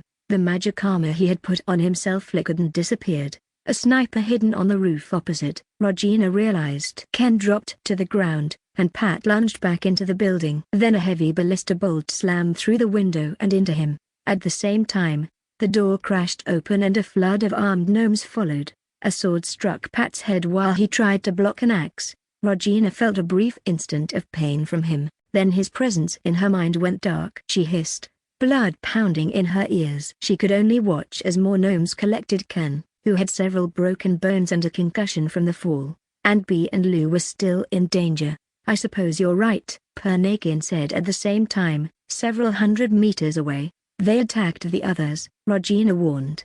You need to act now. Lou extended his arm and shot a projectile at Pernakin. The gnomish agent tried to dodge, but the drone corrected his aim just before he let loose, and the small javelin pierced his neck. B lunged forward and tried to tackle one of the other gnomes, but she didn't even reach her before a bolt slammed into her shoulder, sending her to the floor.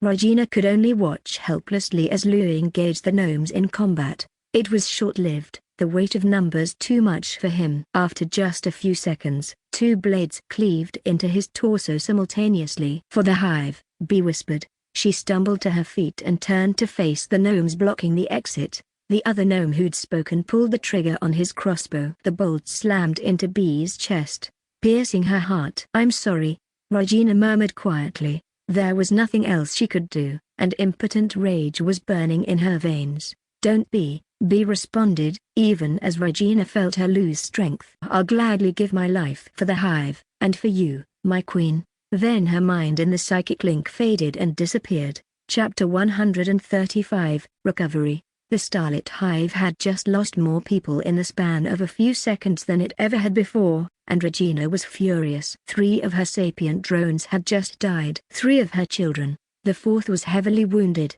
though still alive, and a few others were still in immediate danger. Bee's last moments had brought her anger boiling up to the surface, and Regina felt like her perspective was both widening and narrowing. She'd thought she'd been angry before, but that was nothing compared to this. This was not some momentary anger, nothing that would pass easily. In the back of her mind, Regina knew that it was transmitting to the other drones of the hive, especially those close to her. The news of what had happened was trickling through the psychic link, with predictable results. Max had barged into the room, almost vibrating with tension and an undercurrent of violence. Regina took a deep breath. After a long moment, she turned her focus to Janice and her team, not letting go of the anger but putting a leash on it. Time was still of the essence. "They're dead?" Zoe asked grimly. Regina sent wordless confirmation and a short impression of what had happened. She had established contact with Janice, Zoe, Ash and Rhea at the same time, so she could talk to all of them at once. "Permission to use lethal force to take out our guide?" "Of course." Regina didn't even hesitate. "We need to act quickly to get away," Janice noted. Regina could sense her own anger, but like her, she was suppressing it and focusing on her own situation. "None of us are familiar with these tunnels, but we're probably close to the city. Assuming they're not monitoring us somehow, we're far back enough from the last watch post that we should have a bit of time to get some distance. Acting right now is probably going to make it clear that we really are Hivekind," Rhea pointed out. "At least it'll give away that we're in communication and found out what happened in the city right away." Regina paused and frowned. That was a good point, and she weighed it in silence for a second. "Nothing to be done about that," she finally said. "They presumably know we're Hivekind already, and we should assume they already know Hivekind have psychic capabilities. Getting you out is a bigger priority right now." "Understood, my queen," Zoe and Janice responded at the same time. The gnome's entire operation still seemed sloppy. Maybe they did think her hive members would just run right into their arms in the city. Or maybe they'd prepared an ambush, but something went wrong. Or it could simply be that the delay when Janice's group had taken a slightly different route had messed up their plan. Regardless, they had to be preparing to deal with them somehow, right now, if not earlier. Zoe acted without wasting any time. Like before, the group was only accompanied by a single gnomish guide. He was almost level 40, but that was very manageable. Zoe timed her attack just right when the gnome went around a bend, and her blade sliced into his torso. He ducked at the last second, enough to prevent it from being a lethal wound. Then Janice fired the magic missile she'd been casting. At this close range and with the power she'd put into it, the magical projectile slammed him into the rocky wall. Ash decapitated him half a second later. Silently, he checked the gnome's pockets, then the group turned and started back the way they'd come at a fast pace. Regina considered sending her wing drones in the area to launch an attack run on a gnomish outpost, but decided to hold off for now. The surprise factor might be useful later. "I really wish I had more avenues to act there," she thought with a mental grimace. Long-term, hostilities with the Gnomish Confederation would be a major problem. Even if the Hive only lost a few high-level drones to this, Regina was more concerned about the immediate situation, though. Even if she felt more than a bit of frustration at her inability to raise the city right now, or the entire Confederation, she knew killing all the gnomes didn't seem like the best solution, but it felt pretty appealing right now. She was angry enough for it. Well, that was getting far ahead of herself. Either way, right now, Janice and her team moved down the tunnels at a jog. They passed several intersections, and after a hurried conference, decided to retrace their steps. It would probably have been better to choose a different path than the one they'd taken, but they didn't have a map or prior knowledge of the area, and there was no telling where they might end up. If they had to double back, they'd lose valuable time. Once they had covered more distance, it might be a better idea. Minutes passed with no sign of any pursuit, so Regina focused more of her attention on Ken. He was the only survivor of the second part of the delegation she'd sent. Right now, the gnomes had tossed him into the back of the wagon, heavily bound. Despite him still being wounded, he was also still suffering from the effects of a concussion, and with no window and just the rattling of the cart, it was hard to tell where he was or what was going on. "Keep your head down and focus on recovery for now," Regina told him. "I've still got my magic," he said. "I might get a few spells out." She shook her head. "You're in the middle of a gnomish city, alone and wounded.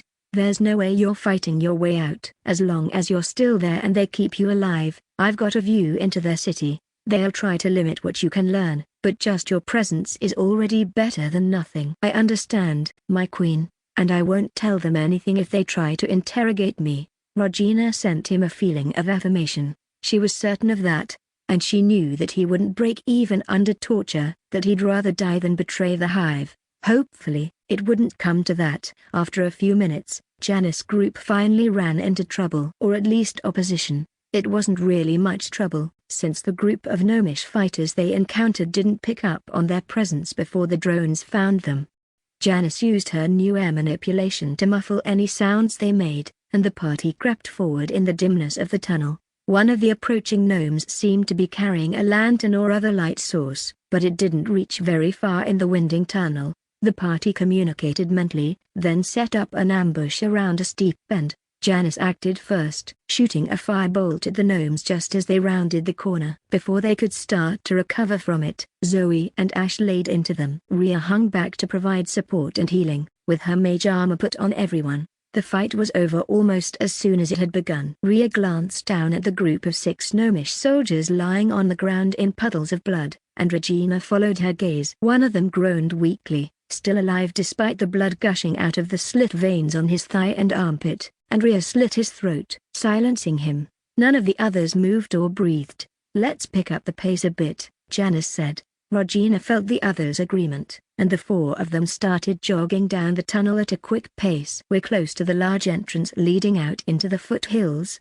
Ash said after a short while. "It might be best to split from our previous path now." "All right," Regina agreed. "Move northeast. There should be more cover there once you reach the surface. You could then turn west to head to Volant's, or continue towards the hive." "As you say, my queen," Janice replied. At the next intersection, she moved to the side, and the others followed. Regina waited in tense silence while they continued to travel. She was almost starting to relax, when she felt a group of mines relatively close by. "Wait," she told them. "There are other people nearby, I think." "Stay as silent as possible, and it's probably better if you slow down." They complied, and Regina turned her focus to her psychic senses. Once more, she cursed the fact that the group was so far from the center of her territory and herself. It took her almost a minute to be reasonably sure of what she was sensing. "There's a group moving through the tunnels," she said. "At least 10, and I'm getting the feeling of alert watchfulness and tense anticipation. I'm not quite sure, but it does seem like they're walking in a parallel tunnel. From the curvature, it might be the one you previously used, which is pretty close to your path right now. You should go on, but be safe." "Yes, my queen," Janice acknowledged. "That means they're searching for us, and they should be aware of at least our general location." "Be careful." The others started moving more quickly again. They even sped up a little. Regina knew that they wanted to get as much distance from their former position as possible. They were still careful, with Ash scouting ahead.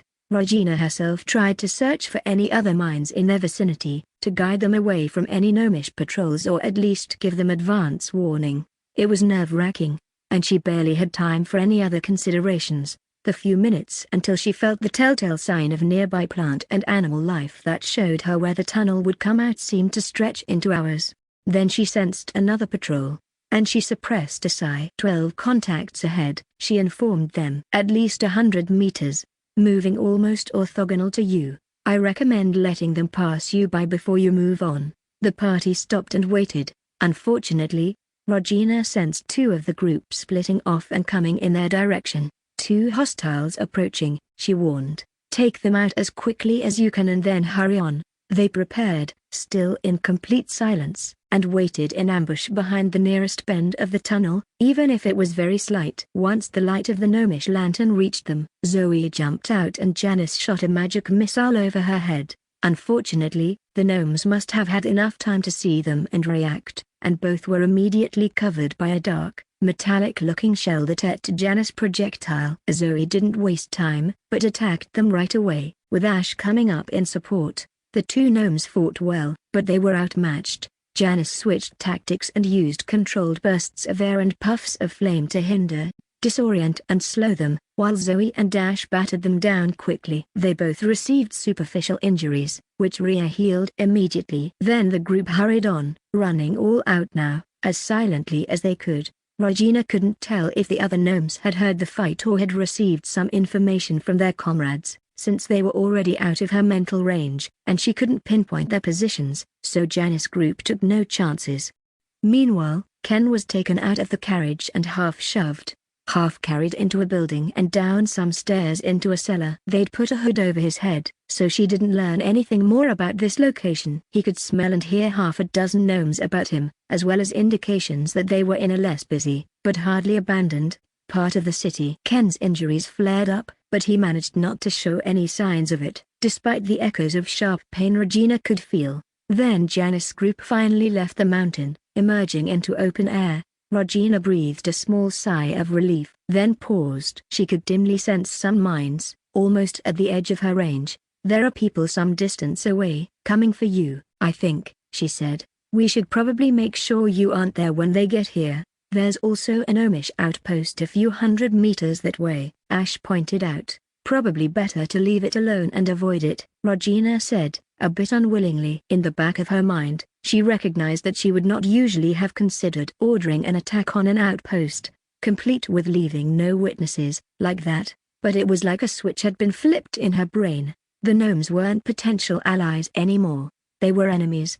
If she had to kill a few of them, even if they weren't directly involved in recent events, she wouldn't show any hesitation. Even if she didn't have to. But a good opportunity presented itself. Thinning the numbers of the gnomes' military would be an especially good bonus. Either way, the group of four set off, moving off the path and through a small, stony chasm to avoid the gnomish outpost and get out of the line of sight of the cave entrance leading into the tunnel network. And not a minute too soon. Regina could clearly feel the foreign mines getting closer. They were probably sweeping the tunnels, she supposed. Sweeping the mountainsides and foothills would be a harder task. "Should we get back to Volance?" Zoe asked. "Maybe ask her for help." Regina considered that for a moment. "That might be best," she said slowly. "At the same time, we have to be prepared for ejection. She'll probably be unwilling to attack the gnomes for us, but we might be able to lay some groundwork for the future." "Janice, head towards her. She'll be more likely to actually help you out, especially if you're in danger. The rest of you should go home. I'll get more winged drones out here to cover you, and maybe airlift you out." "Janice, a winged drone mount can get you home. From deeper in Volance's territory, the gnomes aren't likely to attempt to shoot you down." "Of course, my queen," Janice responded, and the others echoed her. Regina watched with part of her attention as Janice split from the others to head deeper into the mountains. This might be risky, because of the gnomes as well as the monsters around, but actually not as much as it might seem. Janice was strong enough that she could hold her own, especially with the support of flying drones that Regina had circling overhead, and she'd be safe in Volance's territory.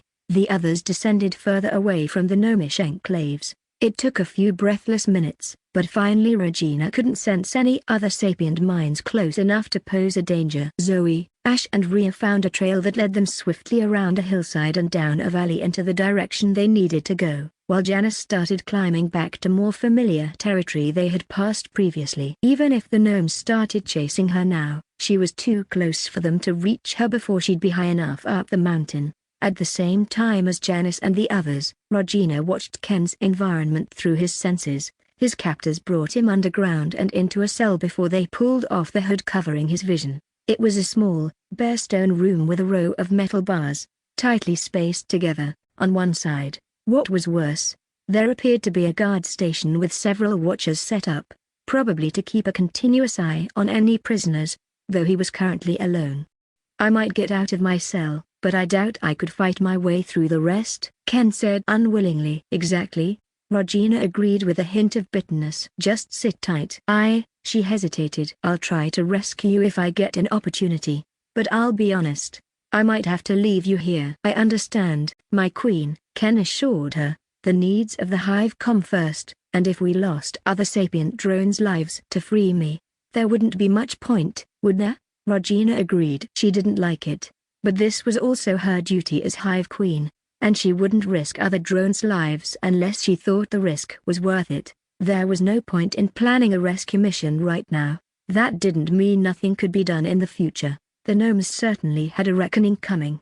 For now, Regina turned her mind to her hive. She needed to ramp up her production of drones and adjust her previous plans on their composition. The hive would need a lot of war drones, in addition to winged drones. Chapter 136.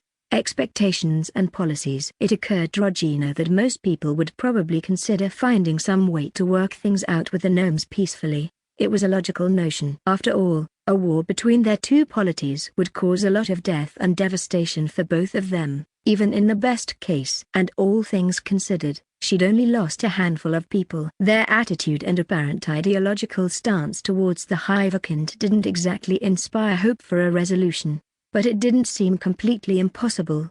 Still, while Regina realized and understood that line of thought, she just didn't find it in herself to actually consider it. The gnomes, whichever factions were actually responsible, their official government was almost certainly involved, hadn't just killed a few people, they'd launched a direct and unprovoked attack on her hive. It was an act of war any way you looked at it, really, not to mention the not-so-nice things they'd said about her entire species. Things that were, apparently, official policy. At least in the broad strokes. She doubted they were just going to stop now. As a matter of fact, Regina was pretty sure that even having thought about the possibility of peace put her ahead of most of the people in her hive. She'd never felt them that bloodthirsty. Well, maybe that wasn't quite the right word, but she couldn't think of one that fit much better. Either way, for the first time, Regina found herself actually thinking about her ability to control her hive, not just in the abstract. "My queen?" Max asked. Regina looked up and shook her head. She was currently standing on the roof of the hive's main building again, which had recently been expanded. "I was just thinking, Max," she said absently. After a moment, she turned to look at him. "If I wanted to make peace with the gnomes, just like that, would you accept that?" He blinked, then hesitated for a moment. "You want to just let this go?" "Just answer the question," she answered irritably. Max started and nodded. "Of course I would, my queen. If you mean you more generally, though, you're our hive queen. It's our duty and pleasure to obey your will." Which wasn't precisely a complete confirmation and assurance, Regina noted, but on the other hand, it was pretty unfair of her to put him on the spot like that. "Well, you don't need to worry. I'm definitely intending to make the gnomes regret even thinking that they could ever threaten me and attack my hive," she said. "Anyway, Tim and Thor should be reaching Janice soon, so don't mind me if I'm a bit distracted." She'd sent the two of them in with 20 winged drones. Well, other winged drones. Thor was the first winged drone mount who'd reached sapience. The others had apparently all decided that he was going to be Regina's own mount, whenever she needed one. She found that a bit amusing, but didn't really mind. She'd still sent him to retrieve Janice now, just to be sure the young demi-human would come back in one piece, together with Tim on another high-level winged drone mount and some of the strongest flying drones. At this moment, Janice was talking to Volance again. Unfortunately, it didn't seem like she was having any more luck than the first time. "Look, Janice, I told you, your hive's problems with the gnomes are your own," Volance said, sounding a bit irritated. "I don't mind protecting you if a few idiots come running after you, like these intruders, but I have no interest in attacking them for your sake. Are you sure we can't convince you to reconsider?" Janice pressed, walking after her grandmother as the elemental floated over the meadow. Volance turned to glance at her, without reducing her speed, and shrugged. "If you can launch a successful campaign on the Confederation that's actually going to succeed, and if you can offer me something I want, then sure. I might even help convince a few of my fellows to join if they feel like it." Janice sighed softly, but before she could continue, she glanced up, obviously sensing the arrival of the drones. Regina watched as Tim contacted her and they quickly coordinated his approach. A minute later, Thor and the other flying drones descended and landed on the grass. Tim hopped down and turned to face the two of them. He bowed his head politely towards Volance. "A pleasure to meet you, Lady Volance. My name is Tim, and as Janice told you, I've been sent to pick her up and escort her home." The elemental took a step closer and regarded him intently for a second. "The pleasure is mine," she finally replied. "I'm glad your hive seems to take such care of Janice. Actually, maybe you should ask her if you can come back, Regina said to him. I'd like to start establishing outposts, or even real fortresses, in the area, and having her cooperation would be good. Tim related her words to Volance, who looked thoughtful. Not in my court territory, she finally said. But I won't mind if you build some defenses down that mountain. There's a small valley, between two gnomish outposts but further back, with a ridge that's well placed as a jumping-off point or to establish a choke point. Tim smiled and she could sense his excitement. The two of them spent a few more minutes talking and discussing the details, and Tim made plans to route their flight back over that spot to take a closer look. All right then, off with you, Volance finally said. You'll take good care of my granddaughter, I trust. Don't worry, we will. Thor replied cheerfully. He stepped up beside Janice and crouched down so she could climb on more easily. Volance and Janice both gave him a curious look, though with slightly different shades. Then Janice climbed on. Thor gave a mental command to the rest of the flock, and soon they were airborne. Regina considered the terrain between their present location and hers while they flew. She was going to expand the hive quite a bit more than she'd originally planned now, but she had a good feeling about it. The drone breeders really were a game changer. She could just make more of them, as many as she could handle, and then she could build up outposts radiating out from her hive's settled territory, towards their goals. And, obviously, in strategic locations. With the drone breeders sent there along with some other drones to protect them and build up a base, they could quickly start churning out new drones and be basically self-sufficient while doing so. If she took care not to let the numbers get too big, or split off more groups once they did, they could feed themselves by scavenging the surroundings. Spring made that easier than winter, and in the meantime, it would give her exponentially growing forces, a true swarm. She'd need to make more sapient drones herself to keep the numbers in check, but her recent upgrades to the psychic link made it easier to manage swarm drones even in large numbers, not to mention the way her hive limits were growing with every level. It might take a few months until she had the army she really wanted, but that was okay. The gnomes might start pulling together their forces, if they were smart, but she doubted they could really stop her. Not ultimately. I'm done fucking around. Regina nodded to herself, pleased with the decision. Flying drones were going to be essential, and she needed to teach as many of her magic users conjuration as she could, but she might just have to pour hordes of war drones into the gnomes' tunnels, too. If that's what it takes, so be it. Regina's eyes snapped open as she got another idea, and she unfurled her wings. There were other people she should talk to. Well, quite a few, actually. She paused as a thought occurred to her and she debated it for a moment, then turned and dropped off the building. Ray stopped in his tracks on the street outside. My queen? I was thinking about sending an envoy to the elves, and I thought you'd be a good choice, Regina explained. The young attendant's eyes widened. Oh, of course, my queen. I'm honored that you think so. I'm not sure if I would be up to the task, though. I've never acted as a diplomat before. Few of us have, and I can't spare Tim for this. Regina pushed away thoughts of B and continued. I'm sure you'll do well, and don't forget that you can always reach out to me if you need to. Ray nodded. Thank you, my queen. I'll do my best to meet your expectations. He frowned thoughtfully. I assume you want me to talk to them about what happened with the gnomes? Do you want to get the elves' support against them? That would be ideal, but I realize getting them to fight with us would be a tall order. Regina replied. If nothing else, though, we should talk to them. She shrugged. They obviously know about us being hive-akined, and they have to have at least some idea of how the gnomes think about us.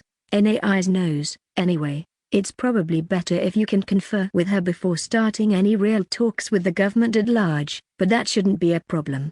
Ray nodded in understanding. I'll learn what I can, my queen. They spent a few more minutes discussing Ray's proposed mission and the situation, before Regina turned and headed off. She'd talked to a few others over the psychic link and arrange a proper escort for Ray, but they didn't need to set off right this second. Meanwhile, she contacted a few other people, then turned her attention to Forest's Haunt, which was still well within her range and had a few drones present, so she had a good idea of how things stood there.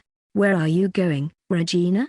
Max asked. She turned to look at him. He might have thought he'd snuck up on her, but she'd been aware of his presence as he came out to join her. I thought I would go visit Forest's Haunt, she said. I need to talk to Nerold. I think I may have a jobs for him. He is supposed to be some kind of earth mage or whatever, after all. Max's eyes lit in understanding. Just wait for a few minutes and I'll get a mount. Via and Ira should be able to fly on their own, and we can take a half-dozen flying drones. Regina rolled her eyes, but didn't object. She waited for a few minutes until Max organized who he wanted her to take with them, before she beat her wings and ascended into the sky. Via and Ira following while a small flock of winged drones formed up. She didn't think this was entirely necessary, but she should probably get into the habit, especially since they were now at war. That might, in the long run, pose a greater risk than the odd high-level flying monster. The flight to Nerald's village didn't take too long. Regina ascended higher up than she usually would, and enjoyed the chance to stretch her wings. She could tell that her two assistants had more trouble, but they still kept up well enough. Max's mount struggled a bit, but could have continued for longer. Once they arrived, there was a bit of a commotion, but it didn't take long to settle down. This wasn't the first time Regina had paid them an unexpected visit. In the end, once they finally entered Nerald's manor, it was late enough that Janice and Tim were almost back home, which was a good thing considering the encroaching night. Ken was still sitting in his cell, and she suspected they intended to let him stew there for a while. Better than some of the alternatives, at least. Hive Queen, the Baron greeted her with a bow when he came out to receive her. What an unexpected pleasure. Would you care for some refreshments? Only if it's not an imposition, Regina replied, glancing around at the manor's sitting room. It hadn't changed. I presume you have already heard about what happened, she continued after a moment, taking a seat. The others followed suit, though Ira had stayed outside and the Max took a guard position. Miss Inna told me, Nerald acknowledged, though I'm sure you already knew that. I have to say, I never expected the gnomes to do something like this. My condolences on your hive's losses. Thank you. Regina paused for a moment, then accepted a cup of tea from a servant Nerald must have signaled discreetly. This is the reason I came to talk to you, though. I have need of you, Baron. What is on the horizon? He froze for a moment, then put his cup down. I am, of course, at your service, my lady, he said. Although I feel compelled to point out that I have grave reservations about any military conflict with the Confederation. I do not have nearly enough men to contribute to an actual war, even, or perhaps especially, one like this. Regina nodded. I am not asking you to send soldiers, Baron, she replied. My hive will shoulder the burden of that, and I am confident we can meet the challenge. If not now, then soon. The task I have in mind for you is something slightly less direct, requiring your personal skills, not your men. Nerald leaned forward slightly. I see. My class skills, I presume? Regina inclined her head in agreement. I am intending to build a few fortresses to hold against any potential quick advances by gnomish forces, and to act as launching pads for offensives of our own, she explained. It occurred to me that you have a powerful class, which should be rather suited to a task like this. My queen, despite the name of my class, I'm not an earth mage, he said.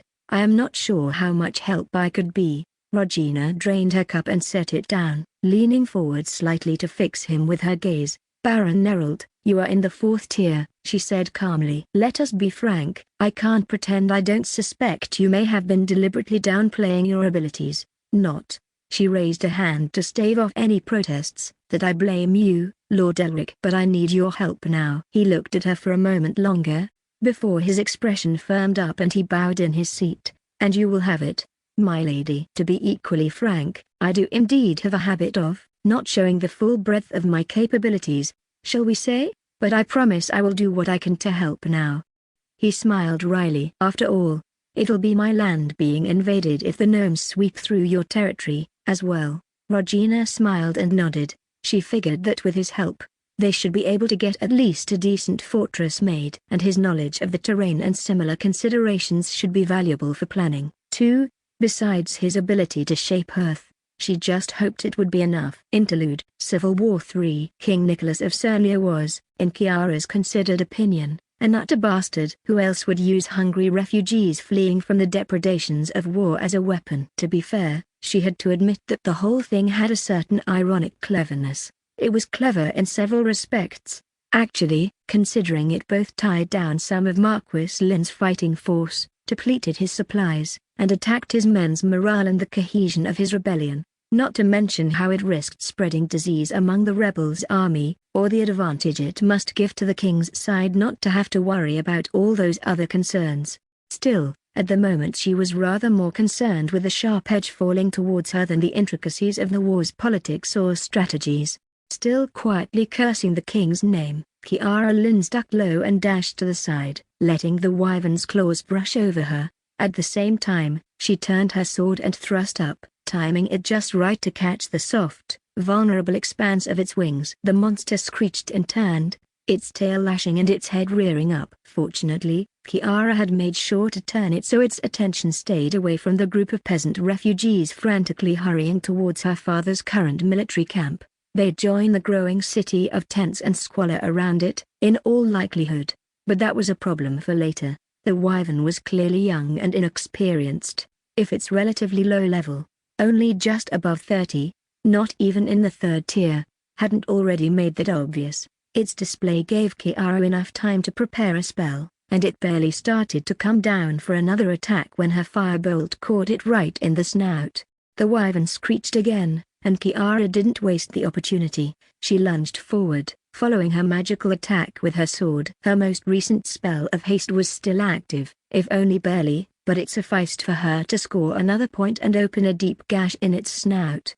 Kiara backstepped before it could bring its formidable teeth to bear, but before she had the chance to continue the assault, a war axe crashed down on the monster's shoulder, shattering its scales and actually forcing the wyvern down. Then Sir Richard followed up with an even more powerful strike at the monster's head, caving it in and ending the fight. Kiara took another step back, raising an arm to wipe the sweat from her forehead and out of her eyes. "Well, that was exciting," she commented dryly. "Please don't put yourself in danger flippantly, my lady," the old knight remonstrated her gently. "Much as it pains me to say, your life is more important than the damage even a monster like this could do. I know, but I'm safe, aren't I?" Kiara didn't turn to face him, but instead looked for the group of refugees. "You were there, weren't you?" While they'd finished the fight and the short exchange, the peasants had kept running. She discovered they were already a considerable distance past them and getting further away. She sighed softly, then wiped her sword carefully before sheathing it. "Besides, I had to do this," she continued more soberly. "Someone did, and I could hardly stay cooped up in my tent forever." She gave him a pointed look. "You know how important it is that I acquit myself as well as any young lord or knight could, if not more so." He nodded silently with a small grimace. Kiara knew it wasn't directed at the idea of a woman like her proving her knightly virtue, of course, but rather the necessity of it. Sir Richard was loyal, not particularly parochial, and deceptively good at following the threads of courtly power games. Granted, she suspected that was more of a survival mechanism than anything he would have liked to learn. Kiara returned to her horse, which had thankfully not wandered off too far after she'd left it rather speedily to intercept the wyvern, and eased herself into the saddle. Fighting a monster like a wyvern on horseback would have been a risky proposition, but she appreciated not having to walk back to the camp on her own feet. The trip back didn't take very long, and Kiara had to stop herself from dismounting and trying to do something for the people she passed at the camp's edges on several occasions. She knew that giving money or food to a few of them was not going to do anything to solve the real issues. She did make a mental note to detail some more men to make sure order was kept in the growing crowd of camp followers, though conditions like these seemed likely to be a hotbed for crime and exploitation. "Sometimes it feels like I'm the only one in my father's councils who actually cares about this." Kiara shook her head at the thought. She was most likely doing at least a few people a disservice. Once they reached the camp proper, Kiara was met by several lords waiting for her. While a servant came forward to take her horse, she approached them to receive their greetings. "Welcome back, my lady," Baron Thoroln said with a bow. "I hope your excursion was fruitful." "We managed to drive off several of the king's little distractions and slay a wyvern," she replied with a nod. "The eastern field should be safer now, at least, as expected. That should be quite useful, as well as gallant." He straightened and she recognized the sign that he was coming to the real issue. "Your lord further has called another council for this evening." Kiara paused and cocked her head. Thoroln was one of Duke Bluegrass' confidants, and he'd carried messages for, and to, the Duke on more than one occasion. He'd proved himself to be useful on other tasks, as well. Any particular reason? She asked now. From preliminary scouting reports, it seems the Nerlians are moving closer. Most likely heading to ford the river at Waverton. My lady, he reported. Rumor has it the Marquis is planning to move on. Finally, Kiara narrowed her eyes. They'd already sat here for too long, really. But retreating would be costly, especially with the Nerlians potentially able to cut them off while the king swept into their rear. Unfortunately, the present balance of strength was too unfavorable to them for advancing to be wise. It had been a hotly debated topic at the last few council meetings already, and she was unsure which route her father would pick. Probably the southeast, she decided after a moment. That would hopefully take them further away from the Nerlians, into ground open enough that their movements wouldn't be too hindered, and it would open the possibility of retreating further west if they needed to later. After all, the Nerlians would lose at least a little time having to ford the river, and the way the Danann curved meant the king wouldn't have a straight shot at them, either. They'd lose their current base, but under the circumstances, seeking battle would just be asking for a loss, so they'd have to do what they had to do. Well, I suppose I'll see, she said calmly. Thank you, Lord Caleb. I'll need to go and freshen up, if you'll excuse me, but I look forward to seeing you at dinner. You as well, Lord Elric, Lord Paul. She nodded at the others. They parted with bows and muttered greetings, and Sir Willard escorted Kiara to her tent. At least she would certainly be included in her father's council, she reflected. Over the last few weeks, months, really, there had been a quiet shift in the rebellion's internal politics. One with her at the center, she still hesitated to call it a faction, since they were still both ostensibly and actually committed members of her father's faction. But she had been growing a base of influence and support.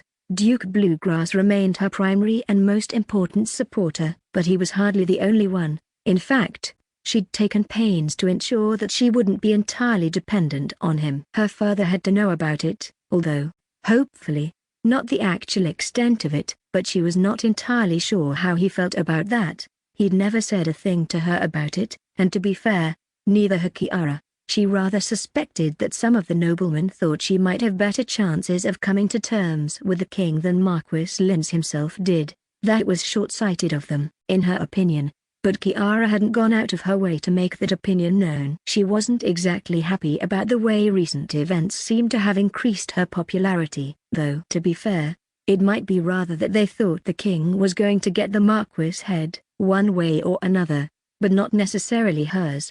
And the way she had known about the Nerlians' movements ahead of everyone else must have played its part, as well. She hadn't made that fact public, but anyone with some political acumen would have learned of it by now. And the fact that she had brought her father and his lords the information hadn't exactly hurt her position. Kiara entered her tent and froze for a moment. Then she stepped further inside and accepted the warm embrace coming her way. There you are, Kiara.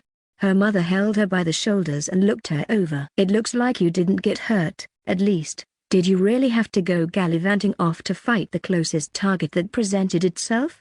Kiara resisted the urge to sigh. Instead, she gently maneuvered her mother into a waiting armchair and took another seat herself. She tried not to let her notice her brief, critical examination, but at least her mother seemed hale enough. Her hair, much lighter than the dark color Kiara had inherited from her father, was in an intricately braided style. Her face had regained all of its color, and her blue eyes sparkled with life. As usual, Lady Florence Linz was a robust, middle-aged woman, but she wasn't as young as she had been, and the class lady of the court did not offer many physical advantages or enhancements to her hardiness. Completing a journey through conditions like the present ones, in the winter, through sometimes contested territory, was not wise for any lady, much less a pregnant woman. Unfortunately, her husband had failed to expressly forbid her from coming, and Lady Florence hadn't let the circumstances stop her. She had had to rest quite a bit since her arrival a few days ago, however. It was fine, Kiara said. I still don't think the camp is quite safe, or the best place to be for you, Mother. You should prepare to head back soon. While we still can. She didn't add aloud. Her mother's arrival had caused Kiara more than one headache. Although she couldn't find it in herself to truly mind it, she had missed her more than she'd expected over the past few months. Still, she didn't want to have to worry about her safety on top of everything else, and the Lin's march should be at least marginally safer. Her mother made a dismissive gesture and gave her a stern look. Do not change the subject, young lady. You should take better care of yourself.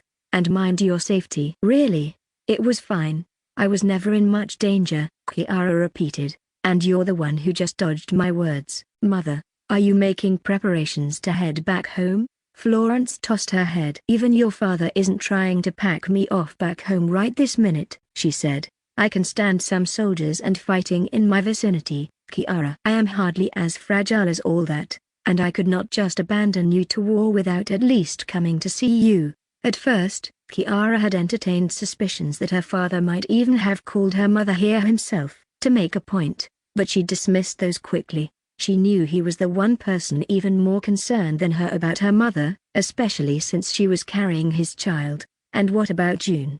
She asked instead. Her mother sighed slightly. June is perfectly fine. I know your sister can be sickly, Kiara, but she truly does not need me hovering over her all the time. Kiara frowned a bit, but nodded. Calling her little sister sickly was an understatement, but she had to admit her mother wasn't wrong. As long as she's being looked after, she muttered. I'd still feel better if at least you were there with her. If pressed, she would have bet that more than half of her father's noble supporters had forgotten he even had a second daughter. The rate was not much better even in their own fief. However, June might be one of the smartest girls, or even women, Kiara knew, but the fact that she could barely get out of her family's castle overshadowed all of that. Her own family generally liked to forget about her existence, and Kiara usually refrained from drawing attention to it as well, since that was more likely to hurt than help, and she knew June preferred it that way. With a bit of guilt, Kiara realized that she herself had barely thought of her sister in the last few months. She'd simply had too many other things calling for her attention. Don't worry yourself. Her mother patted her arm. My sweet princess. Kiara forced a smile and didn't dwell on her last word. We are most likely going to be moving out soon, she said. I'll know more after this evening's meeting. I'll talk to father and make sure he prepares the necessary arrangements. She raised a hand to stop her mother from responding. Trust me, mother, this is for the best. Our pulling up camp should create enough of a bustle for you to depart without much notice, and you truly can't stay with us after that, especially if further takes us into the southeast and further away from home. And with father and myself both pushing it, that should take care of everything. Her mother sat back in her seat and regarded her silently for a moment, before she nodded. You really have blossomed out here, haven't you? She asked. She smiled slightly. I always knew you had it in you to be successful, even if we never spent much time at court. Those men I've seen you talking to, they're Duke Bluegrass's men, aren't they? Bold of you to make a play for him, but it seems to have worked. Kiara cocked her head and shrugged. He approached me. Actually, she replied. I've also made sure he's not the only lord I've built connections with. Her mother nodded. So you are not dependent on him.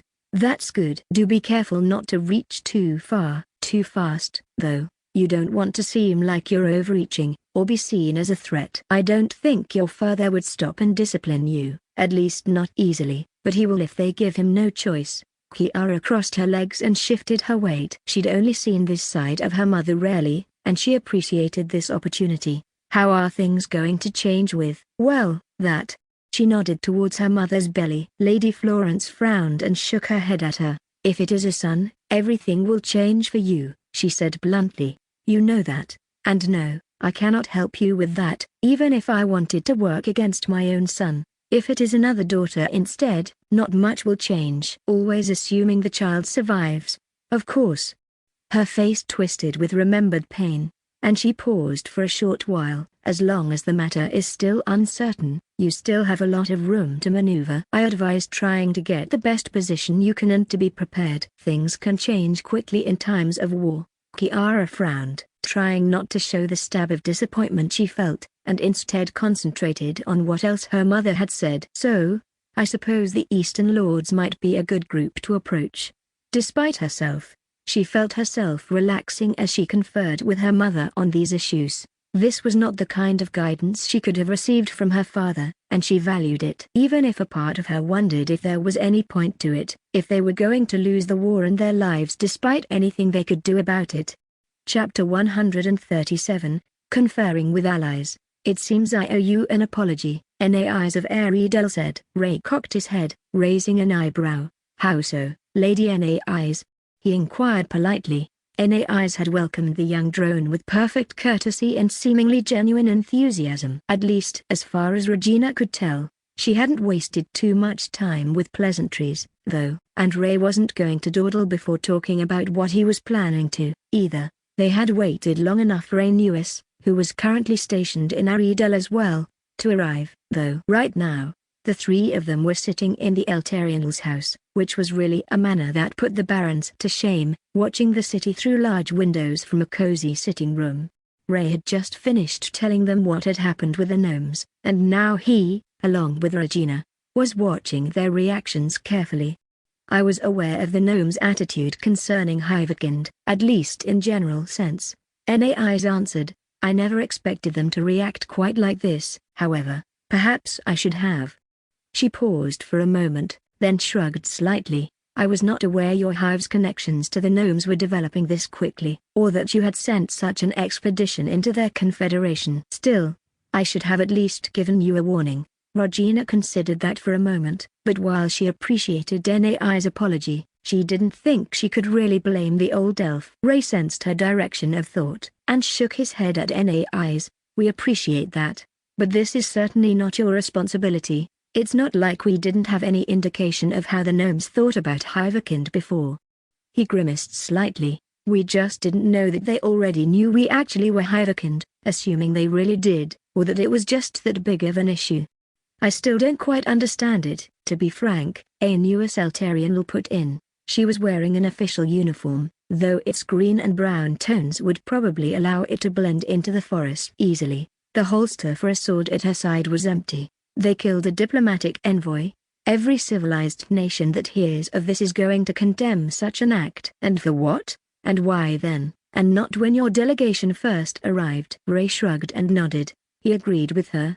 But he didn't have a good answer, just like Regina. Perhaps they really weren't sure we were Hivekind, but watching us confirmed it, he said. Or perhaps it is something to do with their internal political factions. They're definitely fractured. Also, I think we should give serious thought to how and why they appear to have deliberately incited a war, Nais commented. Regina noted that Nais didn't seem to have much doubt that the gnomes had, in fact, incited a war. Something for which you obviously need two sides. But I guess she understands our reaction. They did mention having a common enemy, Ray said slowly, following information and impressions Regina sent. We thought that referred to the past, when the other races united against the Hivekind to drive them to extinction, but it might certainly apply to the present, as well.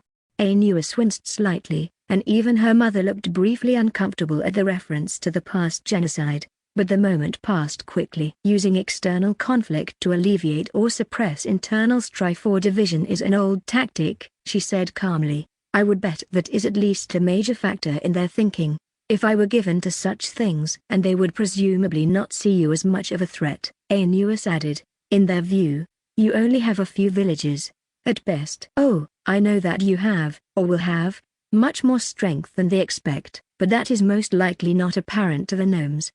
She frowned thoughtfully. Unless they do have detailed records about the Hivekind, ones that stress your potential for growth, in which case they might have been thinking in terms of nipping the problem in the bud. I would be more inclined towards the first explanation, however. She probably had a point, and Regina's thoughts went along the same lines. She also thought the first explanation was probably more likely, at least for most of the gnomish leadership involved, but she had to admit that she wasn't exactly feeling charitable where the gnomes or their presumptive intelligence were concerned. My queen agrees that is likely, Ray said, echoing her thoughts. Nais raised an eyebrow and exchanged a look with Aeneas. Not to devalue your own efforts, Sir Ray, but it might be better, or more efficient, at least, if we were able to speak to Hive Queen Regina directly, she suggested delicately. Regina paused for a moment. She hadn't taken personal control of a drone and spoken directly through them in a while. She'd never really needed to. On the other hand, Aeneas at least had to know she could do that already, considering the second time they met, when she and her squad had helped them escape from the village. And she must have told Nais everything, and it was clearly worth doing to cut down on the communication loop, if nothing else. Besides, she had to admit that having to speak through intermediaries was getting more than a bit frustrating. She sent a questioning thought to Ray, who immediately acquiesced. "You're right, Special Minister," he told them. "One moment, please." Then Regina took control. It was a smooth transition. She'd already been watching through his eyes and hearing through his ears, so there was really only the one step of steering his movements as well. Regina took a moment to settle, then made Ray straighten up and lift his head, laying his hands on the table. The shift in his posture was mostly to emphasize the change, not because she needed it.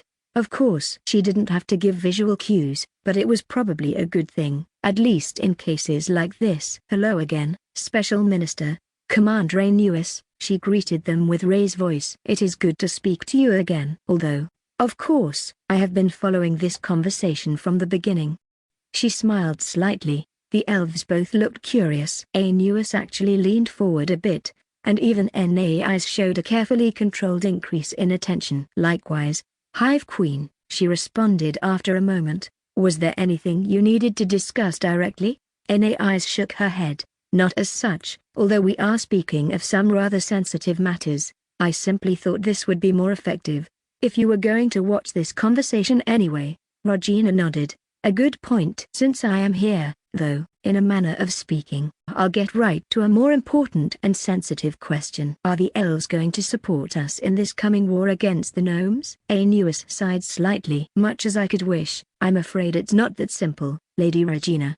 She shook her head. "Their murder of an envoy is appalling, but I'm afraid waging war against the gnomes is just too alarming a prospect for Aridel. Not to put too fine a point on it, but we only have a single city while they possess a lot more, and we do not stand to gain much from the gnomes' territory." "You are valued allies," Aeneas put in. She wore a polite smile, but from the intensity in her gaze, Regina knew she wasn't just offering diplomatic platitudes. "But I am afraid my daughter is right. Few people are going to expect that you have any chance against the Confederation, which means they will believe that the burden of a war would rest mostly on our shoulders."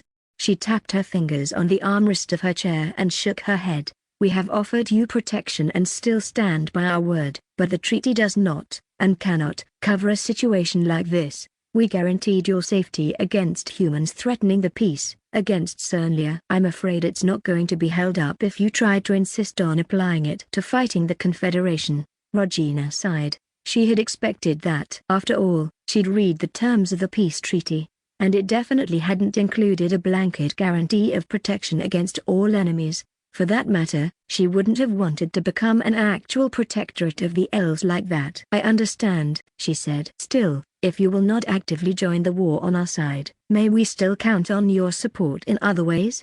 Aeneas nodded, looking thoughtful. "I obviously cannot make any promises, but yes, I believe you can count on that. It will take a bit of political wrangling, but it shouldn't be too difficult." She shook her head again. "Actually, this has some bearing on another point I intended to bring to your attention. We do have an ambassador from the Gnomish Confederation permanently in residence in Aridel, and he has recently requested an opportunity to speak to our assembly."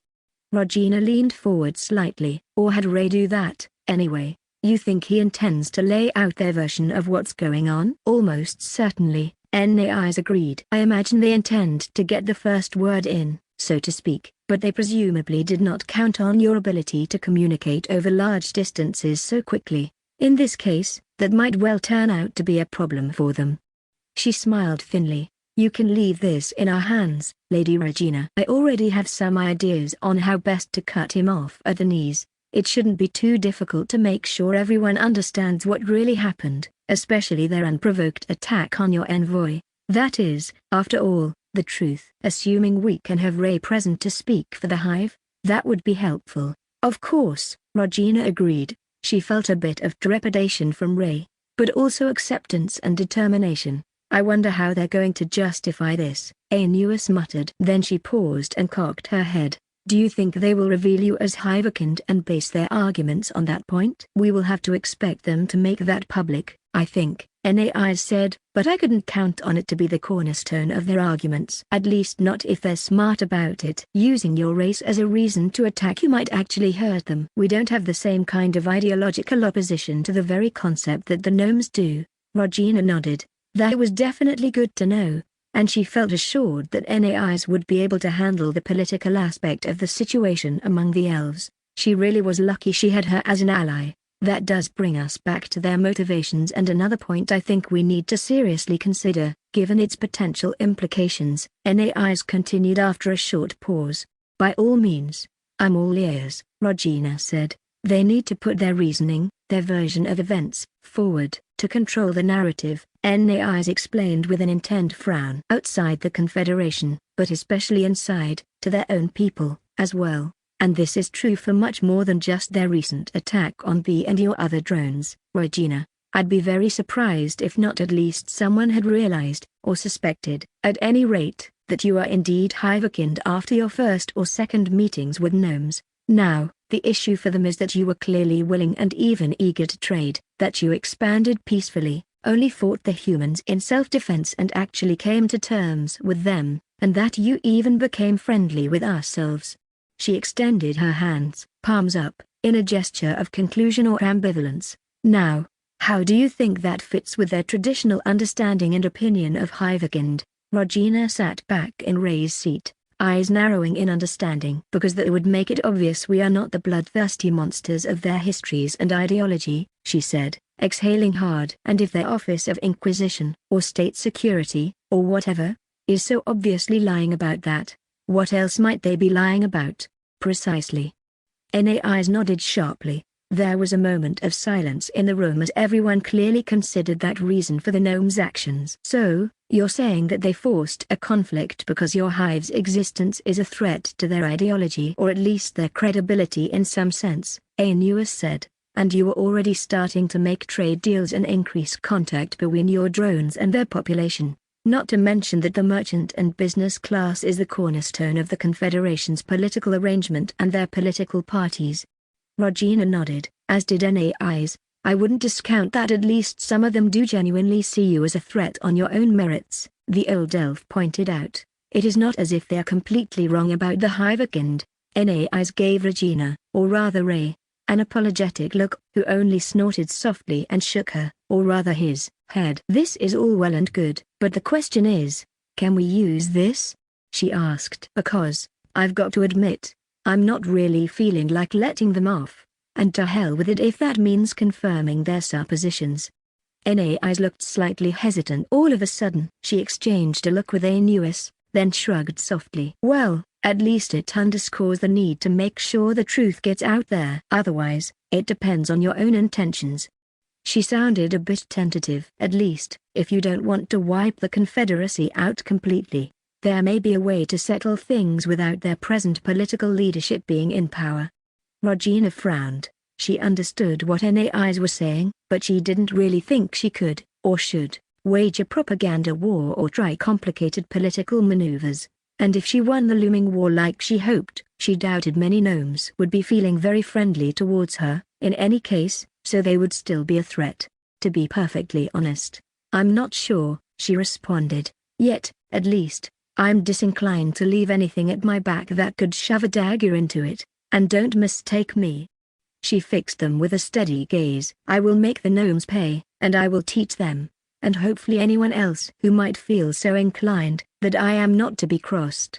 She eased back a bit and shrugged. That said, I don't feel any pressing need to completely eradicate them. She could see the tension in both NAIs and Aeneas' postures. None of them really seemed surprised, but it was still evident. I understand, NAIs finally said, sounding deliberately calm and steady. Just something to bear in mind. It certainly is, Regina assured her, nodding. I suppose we'll just have to see how things work out. Chapter 138 Preparations and Narratives. Regina hadn't expected to have to fight a war, and she especially hadn't expected the threat to be to the south, rather than the north or east. Despite that, the hive wasn't caught unprepared, and it shifted into high gear to complete its preparations quickly. She wasn't sure what the gnomes would do, which was the biggest issue. While Regina kept winged drones flying above their territory as well as she could to try and spy on them, it didn't exactly tell her much about their plans. Were they going to start trading into her territory, assemble an army to invade, or sit back and wait for her to attack them? Obviously, she had to make preparations for all of those possibilities. as well as decide whether to go on the offensive herself. Regina was inclined towards patience on that point. While she didn't like the thought of giving them any more time than she had to, the fact remained that not only had they already had plenty of time to prepare before they attacked, but she needed time to build up her hive's forces. She also wanted to get some impression of which way they were going to go. At least, Tio and others were busy laying minefields outside the hive's main bases to prepare a defense against an invasion, and everyone who could had already started conjuring and assembling materials to build explosives. That was still one of their bottlenecks, but there was a lot you could do with even a small volume of certain materials, if you had the right knowledge. And knowledge was one of those things she had on her side, her biggest advantage. At the moment, Regina was fervently glad that she'd thought to ask Galita for more than just magical or historical records, but also technical knowledge and data. Little things like the complete periodic table of the elements, or the formula for gunpowder. Even if a lot of things she would have liked hadn't been in her databases, and Regina had been reluctant to actually use and reveal much of it. She couldn't afford that kind of hesitation now, though. Besides these constraints, not coming to attack the gnomes with a bloodthirsty swarm of drones might have other advantages. Given what she discussed with Anais and Daenuis, regarding her enemy's cohesion and morale, it was in her best interests to make it as clear as possible, to outsiders, but maybe also some gnomes themselves, that their allegations had little basis in fact. Hivekind were more naturally suited to terror tactics, she supposed, but that also wasn't the kind of strategy you could easily turn away from. It also gave her the opportunity to watch things play out in Aridel. Anais and Daenuis were true to their word, and in the hours leading up to the assembly meeting, Anais met with several other prominent elves and sowed the seeds for the inevitable confrontation. Ray was invited as a guest, but he didn't actually get to see most of the assembly session. The elves clearly had things they wanted to talk about in private, so he simply waited in a chamber inside a tree trunk adjacent to the meeting hall and enjoyed the view from a window carved out of the tree's bark. The actual hall was more of an open-air pavilion stretching across the unnaturally straight boughs of several trees lining it that theoretically made the elves' deliberations visible to all, but in practice, actually hearing them was hard even for Ray over the wind and rustle of leaves. Even if they weren't using magic to stop the sound from reaching too far. Luckily, he wasn't afraid of heights. A secretary working for the assembly gestured him out onto the canopy after a while, and Ray stepped forward just in time to hear the start of the gnomish ambassador's address. Regina listened through his ears, taking in the gnome's words and trying to watch for the reactions of the gathered elves at the same time. Most of them were quite high level, high enough that Ray couldn't see their levels, and they had a varied assortment of classes. She paid more attention to the ambassador himself, though, who had the class simply called Envoy instead of one of the gnome's more common, poetically named ones. He also spoke eloquently, and she had the impression this wasn't the first time he'd addressed the elves here. The content of his words was less than pleasing. Unfortunately, as she had expected, he squarely blamed the entire incident on the Hivekind, who he immediately outed as being Hivekind, too. Probably some remnants of the original monstrous hordes who had escaped their downfall hiding away in the dark corners of the world, or underneath the surface world, more likely, in the deep darkness, before they resurfaced to take over where their ancestors left off. So, the gnomes had defended themselves valiantly against a sudden attack by the traitorous Hivekind, and it just so happened, of course, that among the Hivekind drones killed in the fighting was someone with an envoy class, which they of course hadn't known before. Who knew? Perhaps it was, after all, just a ploy to suggest that the gnomes had groundlessly killed a diplomatic envoy. He definitely implied that part. Anyway, even if he didn't quite come out and say it, everything else was rather clear, though. Regina found it pretty interesting in a macabre, analytical sort of way. It also offered her some insight into how the gnomes were spinning this for their own people. Of course, she assumed there were differences between this and the version the gnomes were telling at home. He must have adapted some things for the elves' public consumption. Then again, if this was what they used for the elves, she might be giving their judgment a bit too much credit. It was pretty obvious the elves didn't have nearly the same kind of ideological antipathy to the Hivekind as the gnomes did. She saw more than one of the gathered representatives giving Ray speculative glances at the ambassador's repeated reference to their species, but they didn't look particularly hostile. She also didn't get the impression many of them were inclined to believe him, although Regina didn't know how much of that had to do with NAI's preliminary efforts. The organizer, or chairman, of the assembly, called the moderator of discourse, according to the information NAIs had given them, also seemed to be on NAI's side. He immediately let her speak when she stood up after the gnome was finished.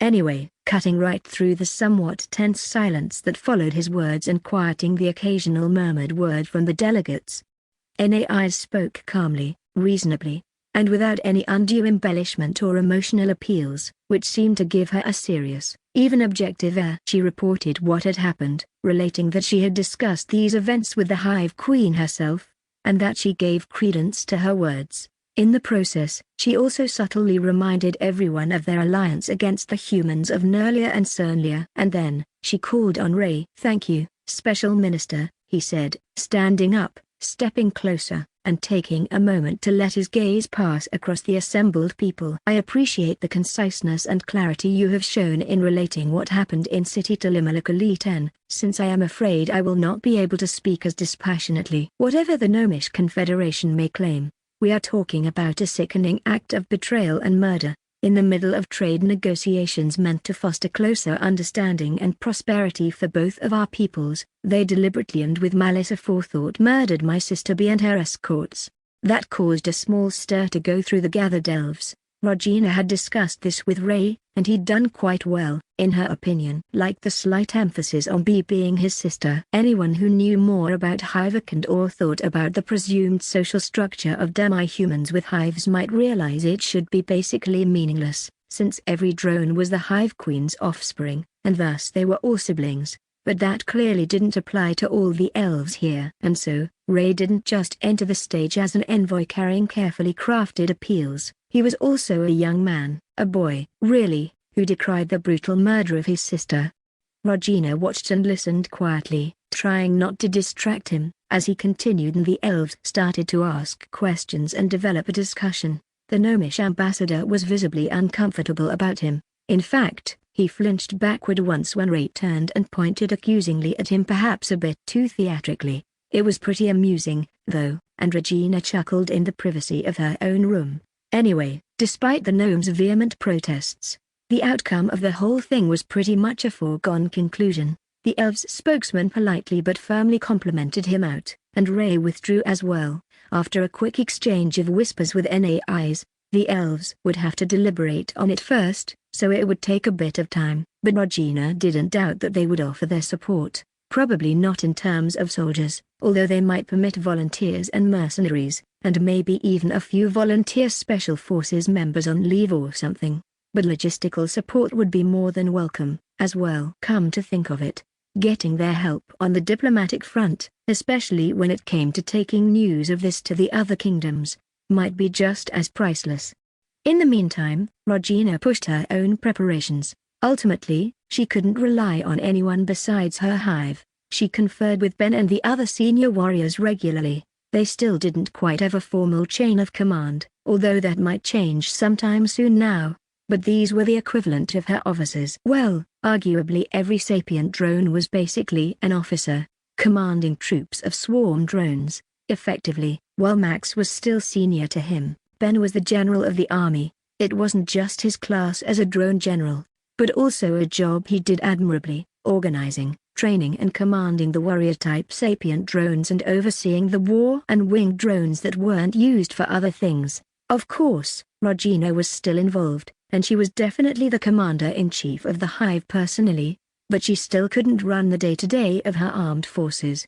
Besides, she'd probably be worse at actual military strategy than Ben. For now, her plan seemed to be going pretty well. She discussed it with all of them and agreed to some refinements. Ben and the others had also picked out the actual locations where they would be establishing outposts and bases. Regina's foremost priority and contribution right now were really to provide the drone breeders they needed. She was hard at work on that, too. Making a lot of their eggs in a short time frame was a bit uncomfortable, but she bore with it and didn't complain. Still, growing her hive didn't take all that much time, so she had enough time to monitor what was happening and contribute to the planning.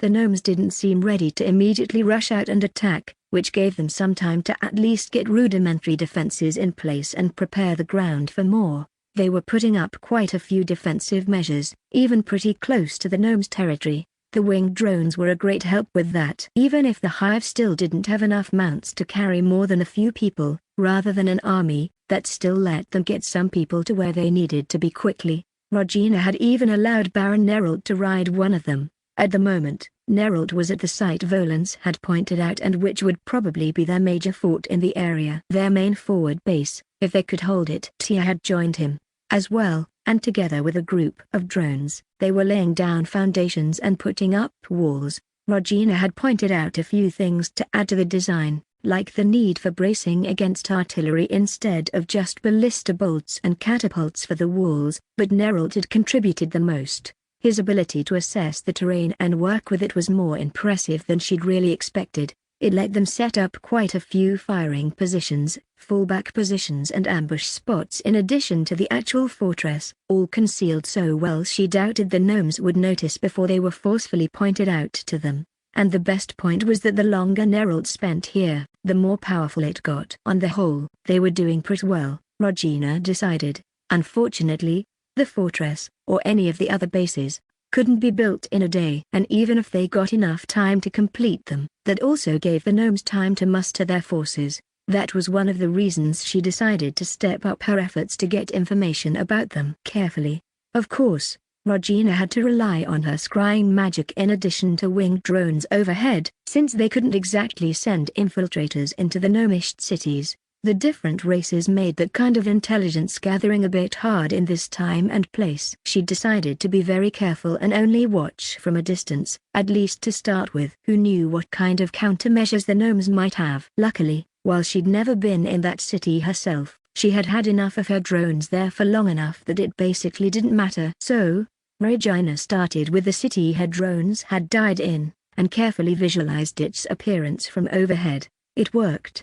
Thankfully, she got a pretty good view of the city. Distant enough she'd have no chance of spying on anything happening there in detail, unfortunately, but at least she should be able to tell general patterns. Especially the gnomes' mobilization. Armies tended not to be particularly stealthy. Right now, even watching carefully, she didn't find anything that really looked like one. There were a few groups of soldiers, but none that looked bigger than a company or so. Of course, they could be in the buildings, or, for that matter, they could be traveling through tunnels. Regina sighed to herself. Now she just had to figure out a way to follow those to other places, especially other cities, even if neither she nor her drones had ever been there. She wasn't optimistic about managing that, and she'd have to regularly check on the city, as well. At least things seemed to be fine for now. She was hoping she'd find their main army soon, though. Assuming they had anything like that, well, maybe not seeing it is a good thing, she told herself. She still wasn't exactly happy with the situation, but that would be a bit too much to ask for. Chapter 139, Scouting Finds. Despite Regina's concerns, it seemed pretty clear the gnomes weren't going to march an army out and attack the hive right off the bat. Maybe they hadn't been completely prepared, after all, or maybe they did want to let the hive come to them. She supposed that the timing of Bee and the others' visit might not have been good for them. The gnomes hadn't known they were coming, at least not far in advance. And if they were determined to strike before the group got back to the hive, that must have limited their options. Unfortunately, that didn't give her any indications about how long, exactly, the gnomes would take to get ready, or how far along they already were. And her efforts at surveillance didn't contribute that much, either. Especially if she had to worry about single scouts or small units that the gnomes might be sending. And yet, despite all of that, Regina still relaxed slightly, as eager as she was to get up close and personal with the gnomes and make them pay. She was content to wait until her hive had grown enough to secure victory. And it was growing rapidly. Ray stayed with the elves, for now. He would be needed to coordinate their support efforts, and it was good to have a channel to talk to NAIs and their government. Regina was even considering sending someone to the Cernlian rebels' forces, although she wasn't sure she really wanted to give them the ability to speak with her that easily. Especially since there would definitely be questions about how a hive ambassador actually communicated with their home. Her increased range also meant she could send winged drones flying over a lot of territory that she estimated belonged to the Gnomish Confederation of the East. There were a few more above-ground cities, although none was easy to get to, even from the air, mostly, and she knew there would be more below ground. While the gnomes did happily trade with others, they didn't like to let other races too deeply into their territory, and the elves weren't very interested in that, either, which made it hard to get anything like reliable information on their geography and numbers. Right now, she was relying on Dark to give her the best intel.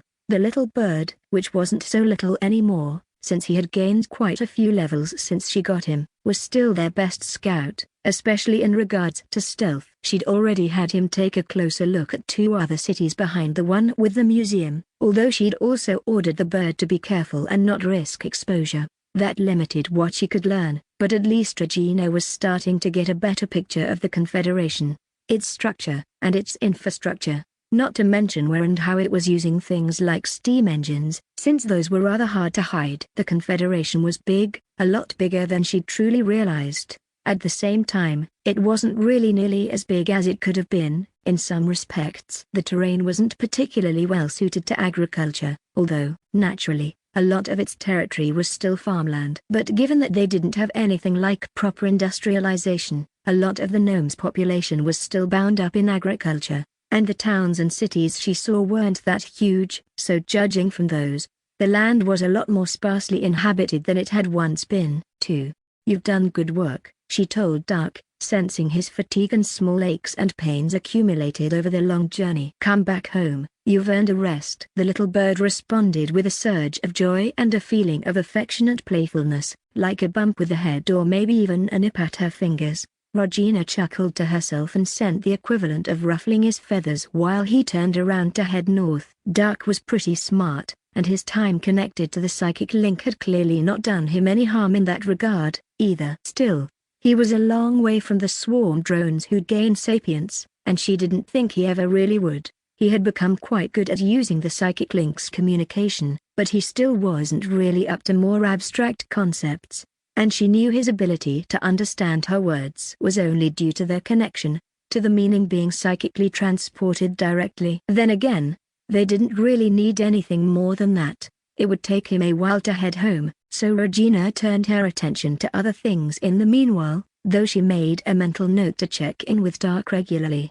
She'd been assembling a mental picture of the Confederation and the areas around and between it and the hive, adding information from her various scouts. Jim was very helpful in that regard, and using a drone keeper's ability to channel information and knowledge and bind it into the hive's link gave it a kind of solidity that it never could have had otherwise. It meant the map was available for other hive members to call upon, and add to, at least in principle. It still didn't quite work perfectly and there were a few kinks to work out, but Jim was getting on top of it. Regina suspected this capability was going to be very useful when the time came to really wage war and fight battles, and Ben felt quite enthusiastic about it.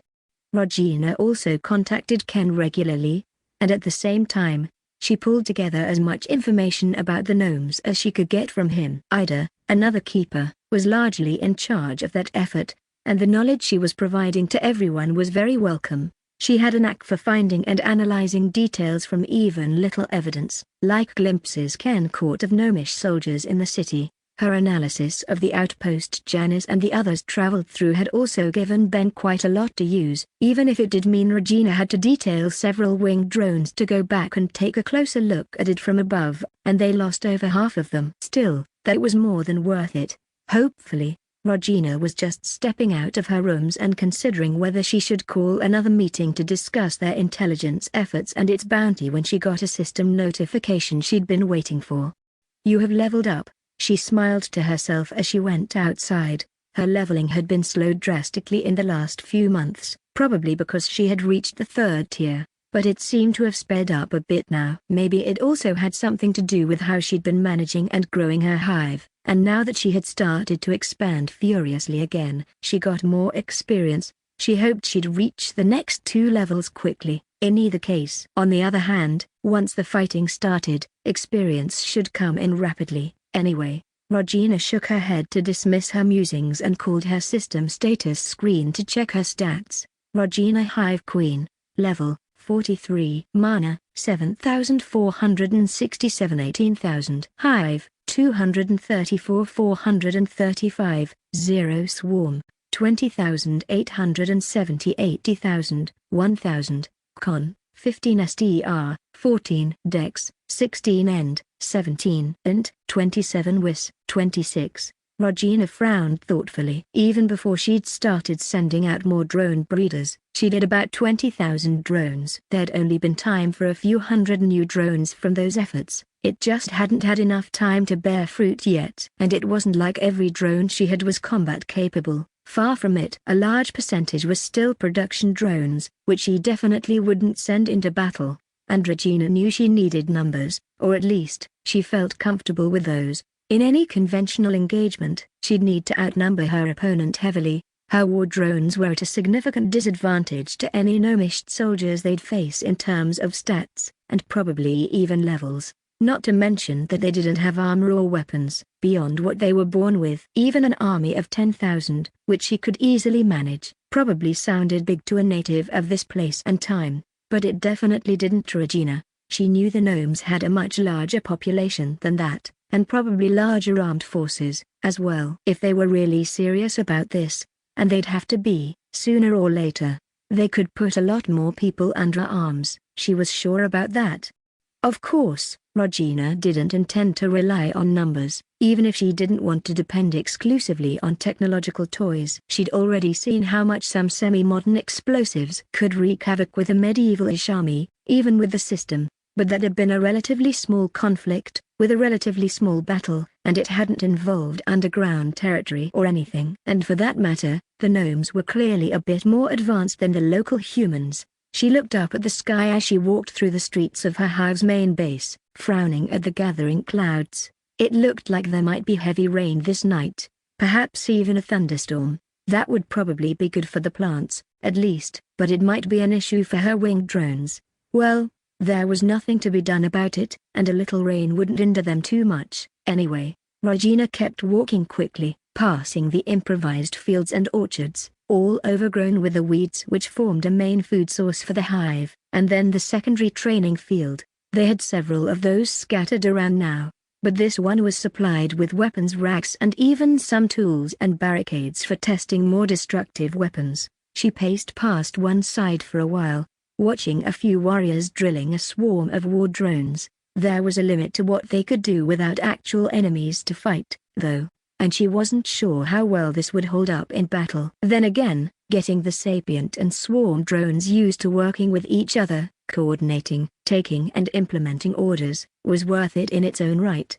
After a while, Regina moved away, turning her attention once more to the scouts she'd set in place. The weather front was coming in quickly now. It had already reached the winged drones furthest to the east, although it was still just a threat on the horizon for those more to the southwest.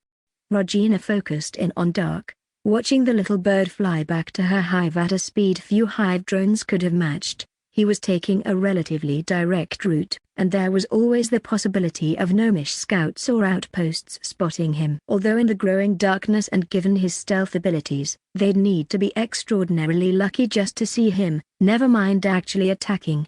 Regina started heading back out towards the main training ground and the hatchery area where the local drone breeders were stationed, before she paused. She was just about to close the connection to Dark's mind, but something caught her attention. She wasn't immediately sure what. It had probably been something in her subconscious that noticed some sign of alarm, but she hadn't come this far by ignoring her instincts, especially where psychic stuff was concerned. So Regina slowed down, closed her eyes, and diverted more attention to her little scout. After a moment, she also ordered him to slow down and turn around. She didn't find anything at first, but she kept at it. There, it had taken a while for her to locate because it was so faint, and Dark had already moved past the source. The contact was also moving, but now that she'd caught on and focused, she could tell there were foreign minds here. Nothing was visible, and even Dark's keen ears couldn't hear any noise that shouldn't have been there. His sense for mana, rudimentary as it was, didn't catch anything, either,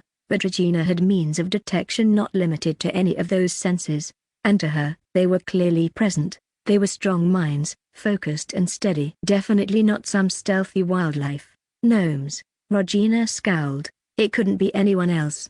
Not out here, and not hidden like this. Probably elites, she concluded. High-level fighters with good skills. I was watching for raiding parties, but I didn't think of something like this. Well, a good thing I sent scouts out, I guess. She shook her head and headed back inside the building, fleeing the first scattering of raindrops. Then she opened her mind to more of her hive, contacting many of them and pulling them together into the equivalent of a conference call. Dark just helped me spot some visitors on his way back, she informed them. I'm expecting gnomish raiders, probably quite strong ones. What did you find, my queen? Ben asked, his mind suddenly focused with sharp-edged intensity. She shared the rough sensation she'd gotten, although she knew it would be difficult for her drones to understand, since they lacked the psychic capabilities she had. This seems to be just one squad, but there are probably more, she continued. I'm sending more scouts out, but I may miss some of them. It's probably best to assume the worst in this case. I'll recall those on the outer perimeter in that direction and anyone else they might try to pick off, Ben said. Send at least a few swarm drones out to scout more intensively, though, Tim said. Any bit of information they can get will be valuable. It's probably best not to let them know we've already spotted them, though. Regina smiled slightly as she listened to her commanders reacting and strategizing. I have every confidence you will handle this well, she said. Make your preparations, and hurry, unless I miss my guess. We'll have the first real battle of this war soon. Even if it's just a small skirmish, Max commented with a dash of humor. We'll provide them with a warm welcome. Either way, my queen, Ben promised. Good, Regina hissed softly, a sound lost to the rain and wind. I'm looking forward to it. Chapter 140, Playing Defense. The gnomes had probably chosen the timing of their attack well, Regina reflected. The weather had gotten worse. The rain was pouring down steadily, and if it wasn't a real storm yet, it wouldn't be much longer before it turned the name.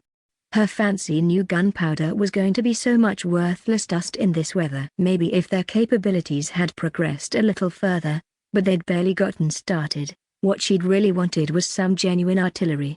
But that was a bit of a pipe dream still. Unfortunately, even relatively primitive weapons, which wouldn't need sophisticated technical components, weren't really in the cards. The hive just didn't have that amount of metal, and conjuring it would be unfeasible. Not that having cannon, mortars or whatever would be much help under the circumstances. Anyway, it was evening, the sun dyeing the sky to the west a burnt color. Luckily, that hardly mattered to the hive. They could see just as well as they would in bright daylight.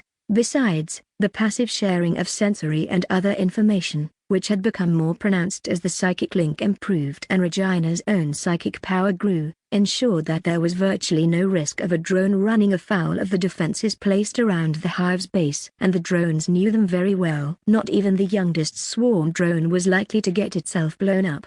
We're as ready as we can be, Mother, Ben said quietly. Regina turned and glanced at him, standing beside her at the edge of the base's rooftop terrace. She smiled and laid a hand on his arm briefly. I know, Ben, she said. And you've done good work. I just wish we'd had a little more warning this time, that's all. She pulled a face. And the damn weather could be nicer, too. He snorted softly and nodded. They have been moving quite quickly, he said. Regina turned back to look south across the terrain stretching out beyond the village. She still kept a metaphorical ear tuned to the psychic link, and she felt the presences of Max, Ira, and other drones further away. Then she took a deep breath and turned most of her focus to tracking the gnomes that were making their way towards the hive and passing on the information to the others, including Ben. The raiding team, for lack of a better word, and Regina had to assume that was their purpose, clearly consisted of high-level individuals. Given the speed with which they moved, there didn't seem to be many of them. She couldn't be sure she'd caught all of them, even now, but there weren't more than a handful. That also argued for them being high-level.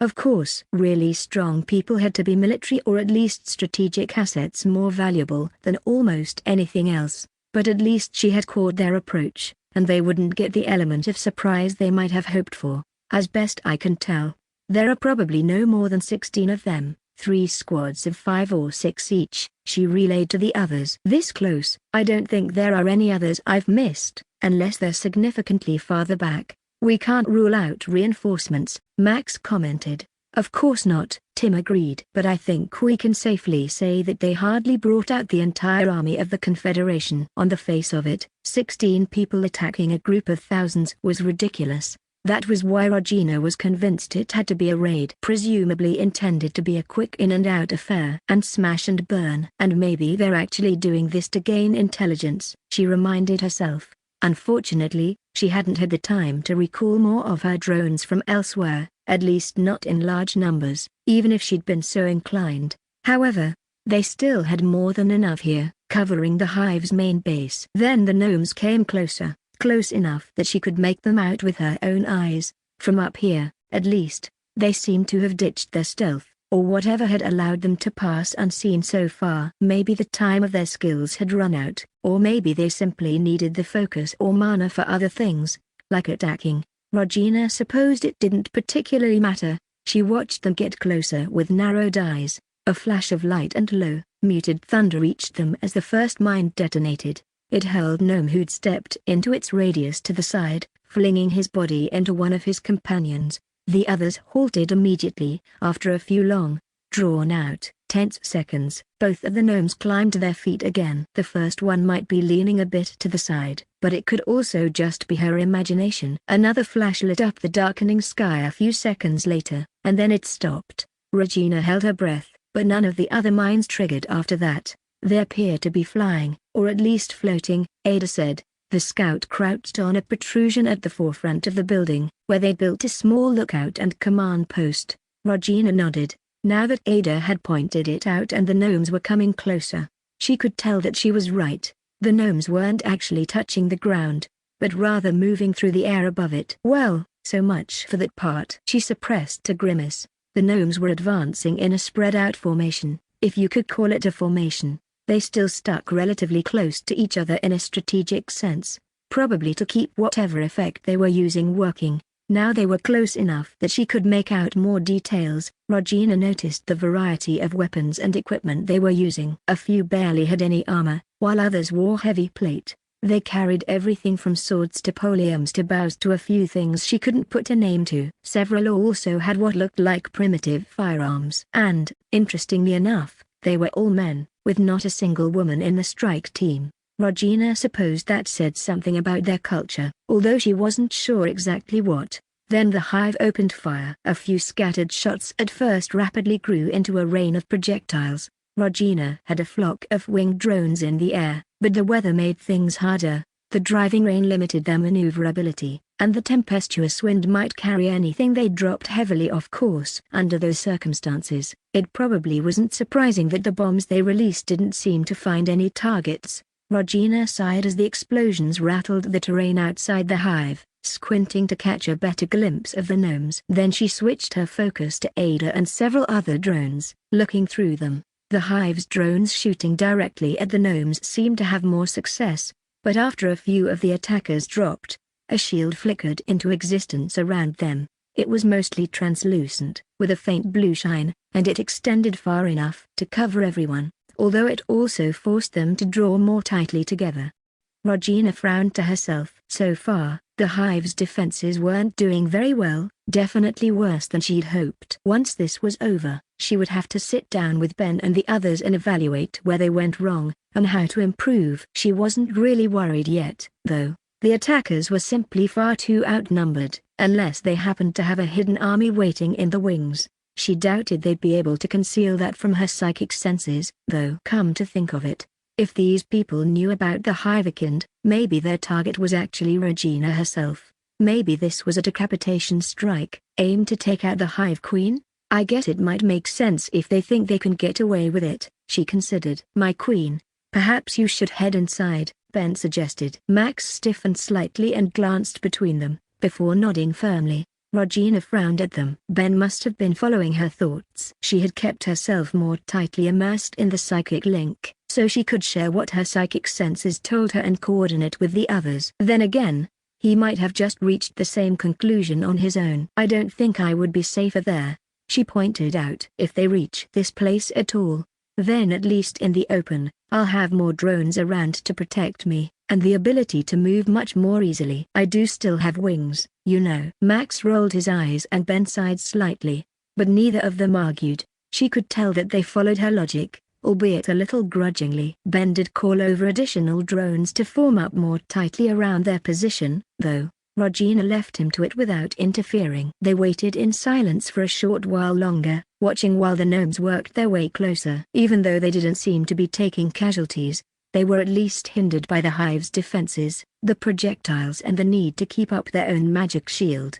Mages, attack, Ben ordered finally.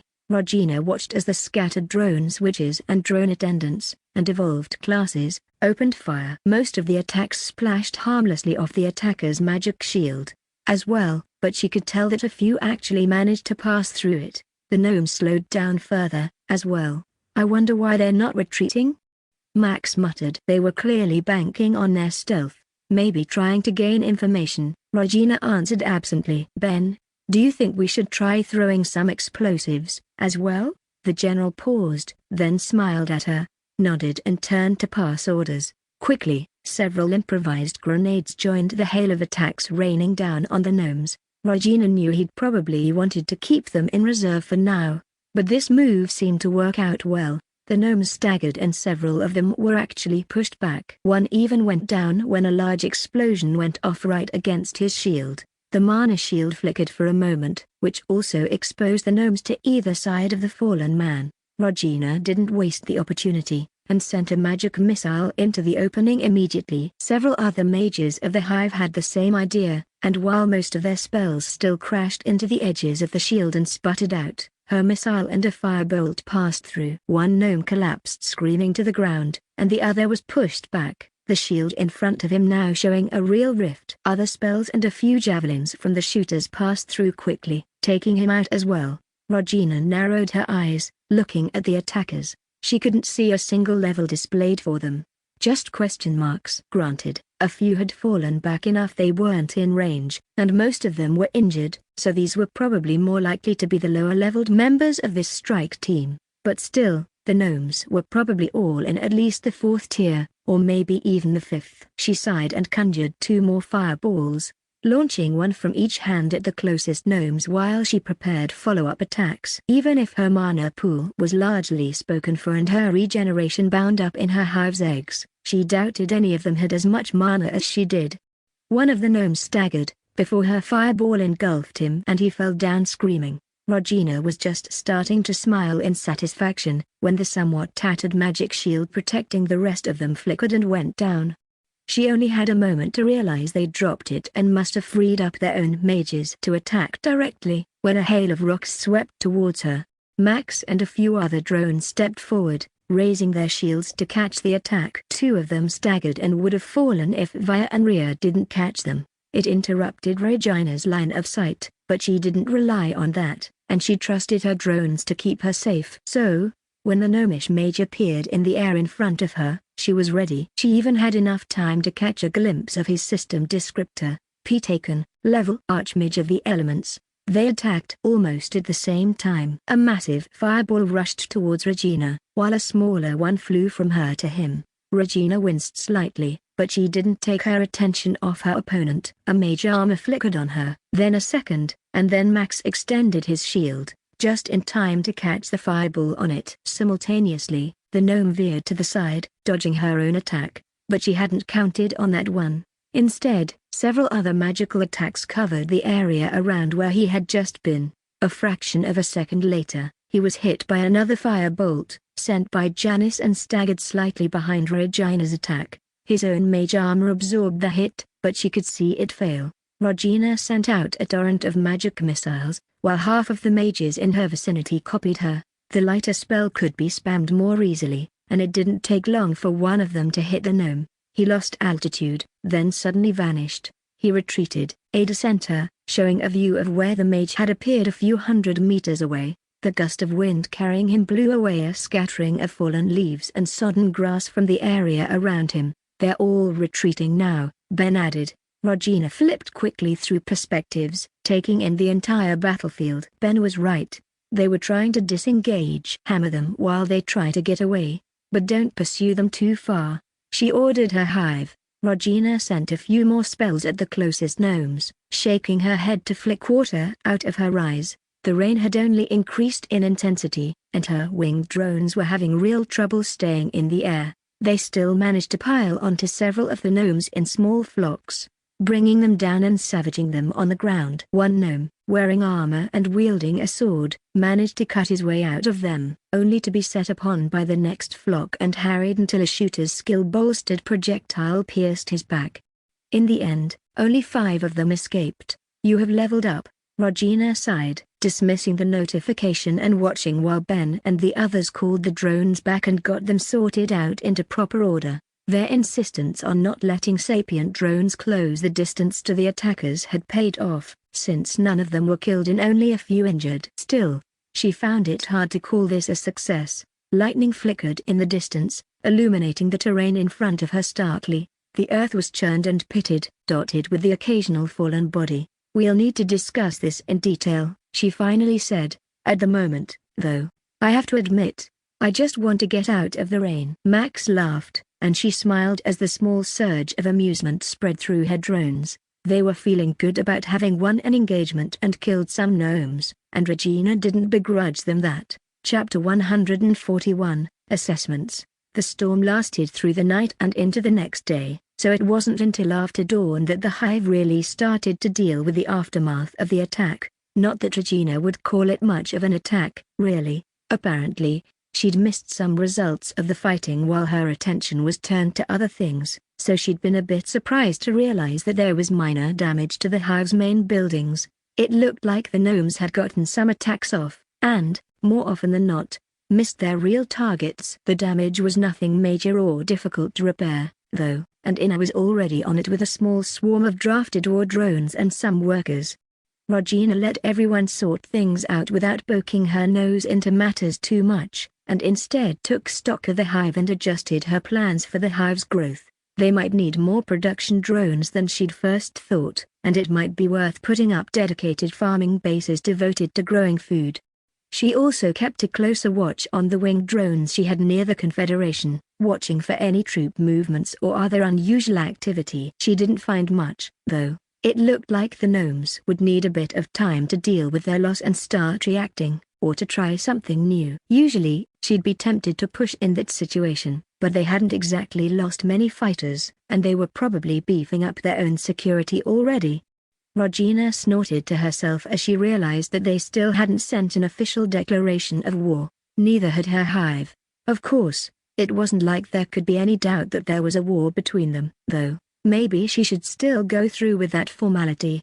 Anyway, worth discussing with the elves, Regina decided. She had leveled up after the fight, presumably due to a windfall of experience for her hive defeating several very high-level opponents, not to mention that she'd also contributed to the fight herself. Actually, Regina felt a bit ambivalent about that. She kind of missed having the opportunity to fight, but it was clear that her role was becoming a more behind-the-scenes, leadership-focused one. Well, either way, she was looking forward to reaching level 45 and getting a new ability. In the meantime, Regina checked in with Ray. He was in frequent talks with NAIs and a few other elves, building connections, making contacts and getting a feel for their movers and shakers and their political landscape. He was rising to the occasion quite well, in her opinion, and she made sure to let him know. NAIs didn't seem surprised when Ray brought up the issue of an official war declaration, and told him she'd get back to them. Regina knew they were busy dealing with the situation and trying to organize what and how the Elvish Free State would support the hive, as well as finalizing sanctions against the Gnomish Confederation of the East.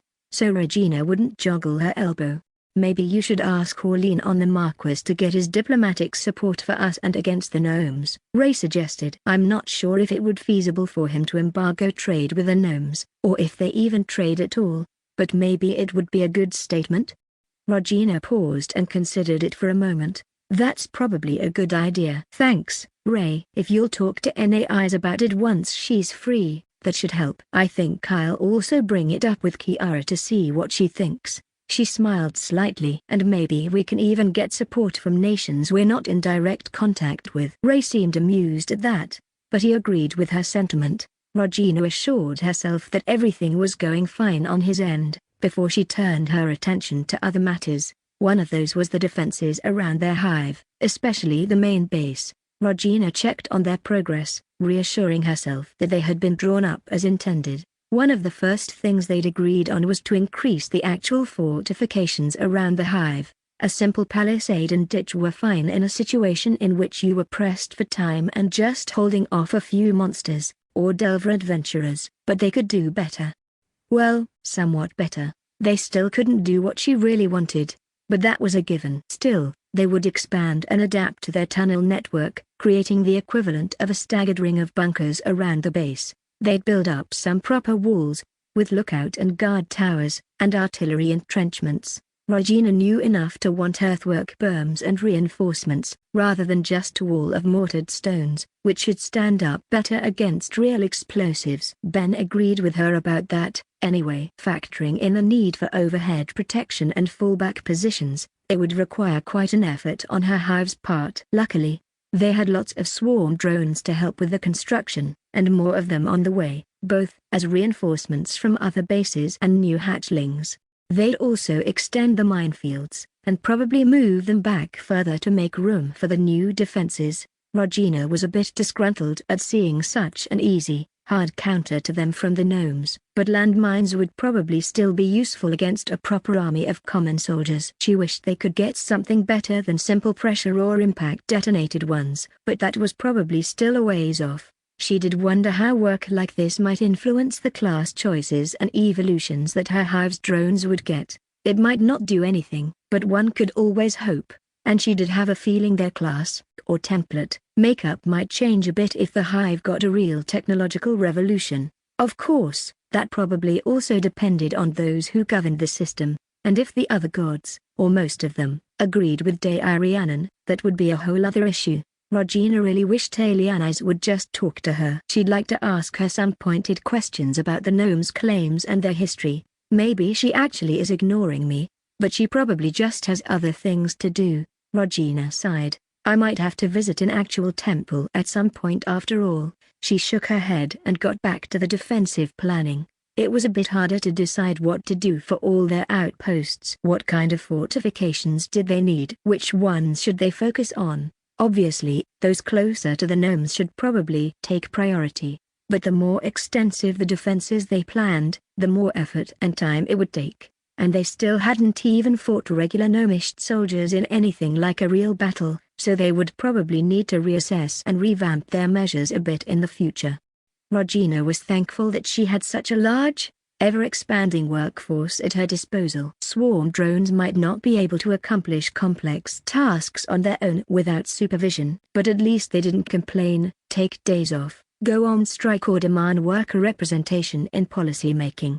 Then again, that might come back to bite her once the hive's economy got off the ground and went beyond a medieval level. Swarm drones didn't exactly make for a good consumer base, and Regina wasn't a fan of communism-style controlled economy on principle, but there was no point complaining about that now. Either way, she vaguely remembered that about 1 to a few % of a nation's population could be taken to join its armed forces without causing severe strain to its economy. Actually, that number might even be high for a real standing military, although she supposed you could have militias, reservists or whatever. Either way, that was not really a problem for her, and she could have a much larger percentage of her hive's numbers fighting. Besides, war drones were born with natural weapons and could eat basically anything short of dirt or rock, while humanoid enemies would have to worry about feeding, equipping and training soldiers, and getting reserves literally just needed her to dedicate a bit of mana and wait a few days. Of course, that didn't take into account the system and classes. She assumed that most gnomes didn't have soldier or fighting-focused classes, but were farmers, artisans, traders and things like that. On the other hand, the soldiers they did have would be stronger. Regina sighed and closed her eyes for a moment, ordering her thoughts and trying to see the takeaway from those musings. Overall, she was quite sure that her hive would win in any war of attrition, but the gnomes did have a much higher population to start with. If they overwhelmed her with numbers or levels at the start, it might get dicey, especially if they found counters to the advanced snippets of technology the hive had come up with.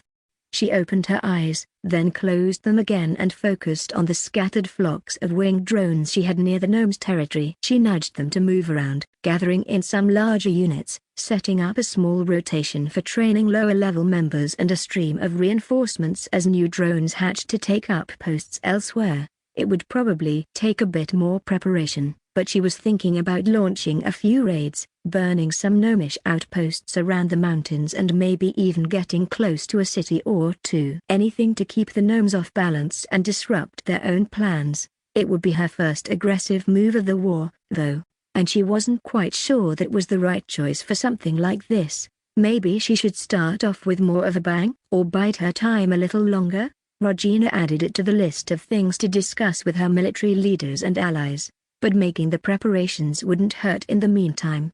While she was at it, Regina also diverted some winged drones to the east. From her recent exchange of letters with Linz and Kiara, she knew that the civil war wasn't going well. Just another issue she didn't need right now. But if they actually lost, they would open the way for the Cernlian government to invade her hive's territories, so she supposed she ought to keep an eye on things at the very least.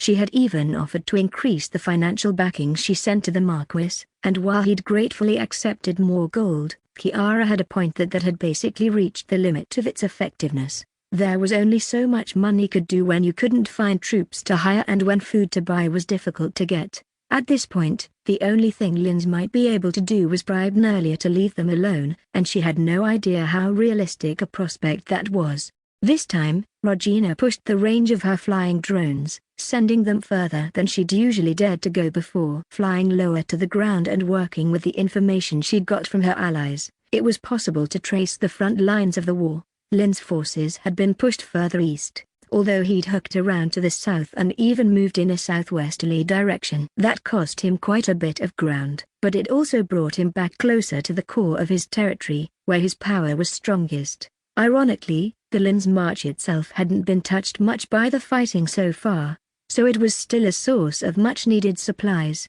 It had always been one of the most heavily fortified regions, anyway, which probably helped. Regina could see the armies of the Nerlian and Cernlian kings encamped, getting a look at the banners and flags flying from the occasional pole to confirm which was which. They hadn't merged, for some reason. You'd think joining their forces would make them stronger, right? But the Nerlians were still closer to their own border, and the Cernlian royal camp was a sprawling mess. Regina hesitated for a moment, then sent a few winged drones flying a bit closer. She was starting to get a suspicion about this situation, and it was probably worth trying to figure out if she was right. Luckily, they seemed to be a bit preoccupied, or maybe their sentries just weren't that alert. Maybe there was something to the thing about people never looking up. Anyway, Regina got the winged drones close enough to get a better idea of the camp and what was going on within, or at least a rough idea of their organization. She was pretty confident she saw what she needed to. After a few minutes, Regina disengaged herself from those drones and ordered them to circle back, while she started breathing regularly and preparing herself. She drew on her magic and focused, starting a spell that was familiar by now.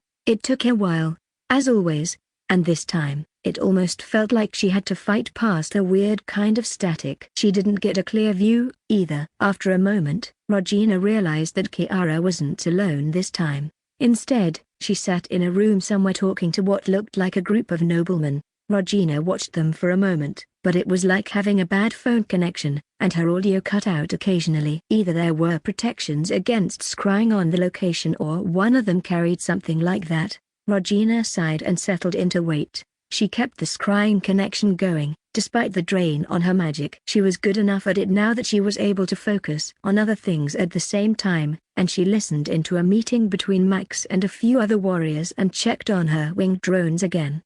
Then Kiara left the meeting and withdrew to a private room. She closed her eyes and Regina waited until she felt her magic reaching out to hers again, establishing the link. Hive Queen Regina. Kiara bowed slightly. Regina returned the gesture. Lady Kiara, it is good to see you. I fear I need to take up some of your time again. Of course, I'm at your disposal. Kiara settled down on a richly decorated folding chair and took a sip from a cup of what was probably wine standing on a small table. How can I help you? Right to business, then. They both had things to do. There are several things we need to discuss, Regina began. But first, I may have some new information for you regarding your opponent's camp. I sent some winged drones there and found some interesting patterns. Kiara leaned forward slightly. We have been having trouble with getting eyes inside their camp. Unfortunately, their scrying protections are good and we don't have any reliable spies, she admitted. Regina nodded. You weren't aware that they seem to be suffering from illness, then? Kiara sat up straighter. Illness? How bad is it? Probably pretty bad, but I'm not an expert on things like that, Regina admitted. They definitely reorganize their camp, and a lot of soldiers seem to be sick, from what I can tell. I'm not sure what kind of plague it is, but I'm pretty sure there is one. Kiara tapped her fingers on the table for a moment before she stopped. We do have more healers than they do, partly because we can afford to pay them much better, she said thoughtfully. Especially in terms of high-level healer classes, their supplies are probably running low, too. It would explain why they haven't been pushing our retreat more aggressively. How much impact is an epidemic like this going to have? Regina asked. She knew that in pre-industrial armies, a lot of soldiers died to disease, more than to actual combat, but she wasn't sure how that translated to a world with the system, con and end stats and magical healing. It depends. Kiara frowned thoughtfully. It will primarily affect their low-level soldiers, conscripts and weak fighters, but even stronger people can be affected if they don't have a focus on constitution. Even if they get it under control, it will still be a major issue for them, however. That much I would be prepared to bet on. Good. Regina smiled with a bit of relief. I'd advise being careful and making sure your own army follows strict hygiene regulations, then. But that sounds like it will be a relief to your forces. Kiara returned her smile, and the conversation moved on to other topics. Regina took a moment to be thankful that her hive had never had problems with illness, despite living in pretty close quarters. Chapter 142, Organization and Options. Regina wasn't entirely sure what Linz and his people would do about their opponent's situation, but it wasn't really her problem. She was just happy to find out that they had a new advantage and would hopefully not need more help than she could give. So Regina turned her attention back to the south and southwest. She had only so many winged drones, and only so many other drones who could supervise them. That was getting to be the real bottleneck of their reconnaissance efforts, she suspected. Her hive was still growing in heaps and bounds, although she could see a bit of a limit on the horizon. She was relying heavily on drone breeders, which were also leveling up at a satisfying pace, but drone breeders couldn't hatch any other breeders themselves, only the other swarm drone templates she'd unlocked.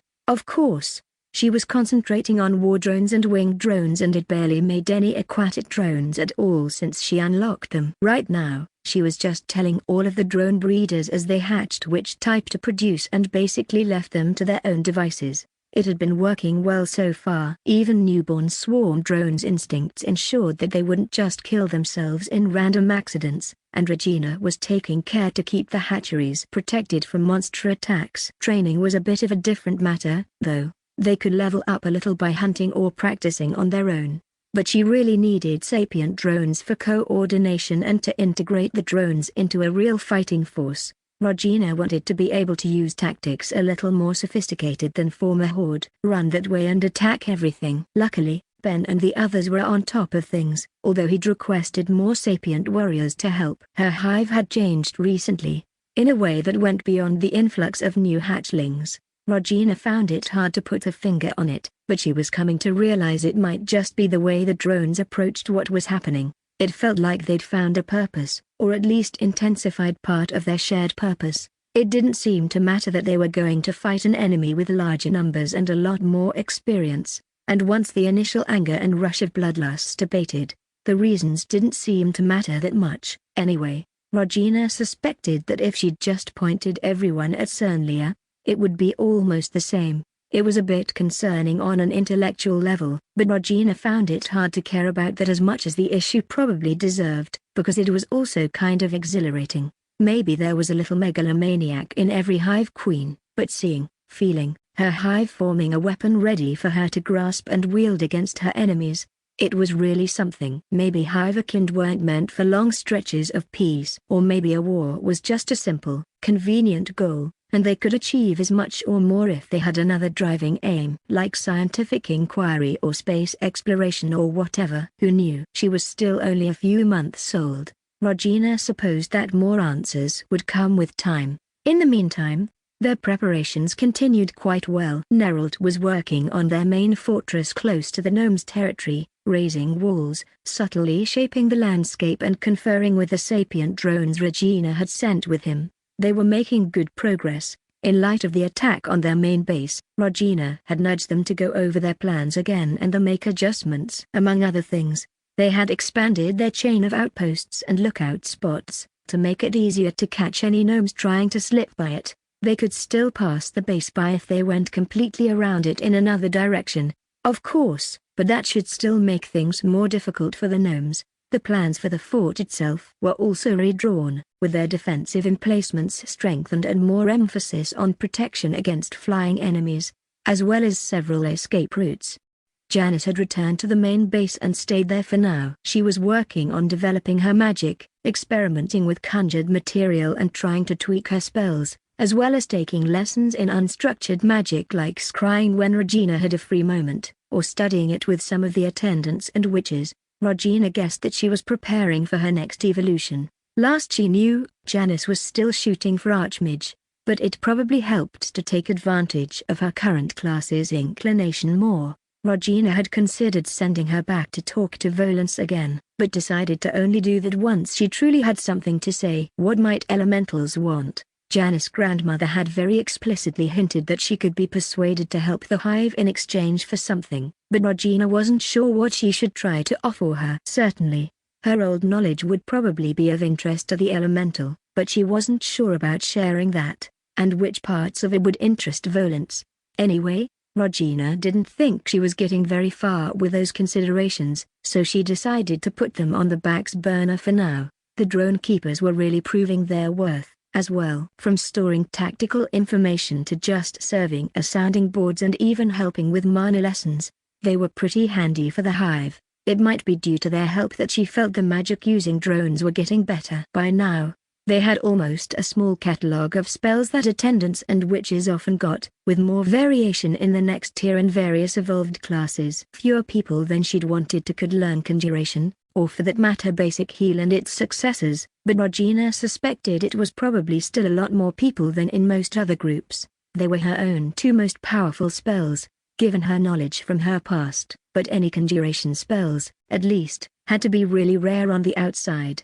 Good healing spells also didn't seem that common, considering the plague in the Cernlian army's camp. No one else had yet managed to learn scrying magic well enough to use it, so it still fell to Regina to scout out the gnomes with it. She did that regularly, even if it drained her mana more than she'd like. All in all, she was almost relieved when she finally saw the gnomes mustering in her latest scrying attempt. At least, it seemed like they were doing that, although she couldn't be entirely sure. There were more soldiers in the city she'd been paying the most attention to. She also managed to check on the neighboring city, which her drones hadn't entered in person, but she'd had some winged drones overhead closely and often enough to get a good image of it. It was the same thing there. Things were clearly organized. The soldiers moved and acted in units. The gnomes had what looked like dedicated supply and logistics people and buildings, and the citizens of the city switched between gawking, cheering them on, and trying to stay away.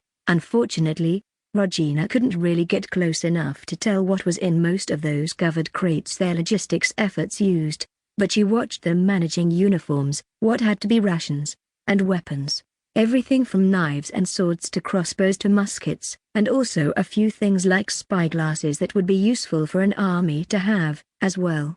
To the gnomes' credit, it looked a lot better organized and more modern than the glimpses she'd gotten from the Cernlian armies. She wondered where they'd stationed these soldiers before, probably a tunnel or several behind these outer cities. Why only move them forward now? Well, the obvious answer is that they didn't want me to see them, she reflected. Which also means that if they were still just building their forces up, they wouldn't have bothered moving them around. So they're probably pretty close to actually marching out, or whatever they intend. And this is just the last stop, maybe setting up a new base for them to operate from while they're out campaigning. Regina frowned. She didn't know these things well enough to tell if the activity she saw matched an army just preparing to move out or settling in for the long haul. Although that didn't seem likely. Either way, it was probably best to proceed on the assumption that the gnomes would go on the attack soon. Then Regina realized she was being stupid, and she reached out to Ben. After a moment, she also connected to Tim, Ada and a few others. "Take a look at this," she told them, then shared what she was seeing. The others watched intently, and Ben gave a few suggestions on where to look. After a while, Regina also switched to some of the wing drones and got a few different viewpoints. "I think you're right," Ben concluded after a while. "They probably are preparing for an attack of some kind. This could just be defensive, if they expect us to attack after their raid. But it doesn't seem like that to me." Everyone was quiet for a moment while they considered what they saw. "Well, this is a good thing, isn't it?" Tim asked. "Better than us having to go into their tunnels, for several reasons. Now they're coming to us, to ground that we have prepared. And we can probably meet them on ground of our choosing, right?" Regina smiled slightly. He wasn't wrong. "We need to be careful not to let them know that we've seen them," Janice said. "From everything I've heard, knowing what your opponent is doing but keeping them in the dark and not letting them know that you know is, like, the biggest advantage you can have, or something like that." Regina's smile widened. "How well you put that, Janice," she teased her. "But you're right. I don't pretend to be a master strategist, but knowing their army is on the way and being able to watch its movements has to be a big advantage. It means we can plan what to do about it. Anyway, no plan survives contact with the enemy, but not having a plan still means you're screwed," Ben agreed, sounding amused. "With your permission, my queen, I'm going to talk to all of my commanders and fill them in so we can get started on that." "You do that," Regina said. "Let's meet and discuss what you've come up with and what we may need to adjust after that." "Tia, do you think our defenses are ready?" Tia seemed thoughtful, almost subdued. She'd been very busy over the last little while, planning and overseeing the hive's fortifications and also working on their weapons production. Regina could tell she was feeling a bit nervous now. Not because she thought she'd screwed up, but just because her work would soon be put to the test. "I think so, my queen," she said after a moment. "I would have liked more time to work on everything, but I think what we have is pretty good." "Great," Regina nodded to herself. "Then let's all get started making sure they're walking into the dragon's maw without knowing it." After the meeting, she stood up from where she'd been sitting on her bed and stretched. Regina winced slightly at the crack of her neck and took a few careful steps. Her recent expenditure of mana was draining, as were all the eggs she had to produce for the hive. She'd gotten used to feeling a little bit hollow. Right now, she headed to the bathroom, since she had time before anything major would happen and a good soak usually helped. The attendants had taken to always keeping things ready for that, which Regina appreciated, even if it did feel a bit like she was taking advantage to indulge in personal decadence. She knew the drones wouldn't see it that way, though. Once Regina was in the hot water, she closed her eyes and just let herself relax for a moment. Then she idly reached out through the psychic link to check on her hatchlings. There were a lot of eggs developing for the hive, most of them by the drone breeders. By now, several eggs of that template were also still incubating nearby, along with sapient drones and some other swarm drones. They were up to several thousand new drones every few days now, and Regina wondered how big a growth they could sustain before they hit their limits. Or her limits, probably. Her mana was getting drained pretty fast now. It wasn't just the eggs, but all of the scrying and other magic she did. She could try to cut back on that, but Regina couldn't help but think that would be sacrificing long-term for short-term gain. Training in magic was important, especially with her magic using drones. Not to mention that her surveillance of the gnomes was one of the main advantages they had in intelligence gathering. She barely had enough mana left to get any real progress with conjuration magic as it was. Regina held up her hand, focusing for a moment and watching as a small drop of liquid formed, then dropped into the bath water below. Conjuring water wasn't particularly hard, and her water manipulation might even help. She still didn't have nearly enough to flood the gnomes' tunnels, even assuming they didn't have defenses against that kind of thing,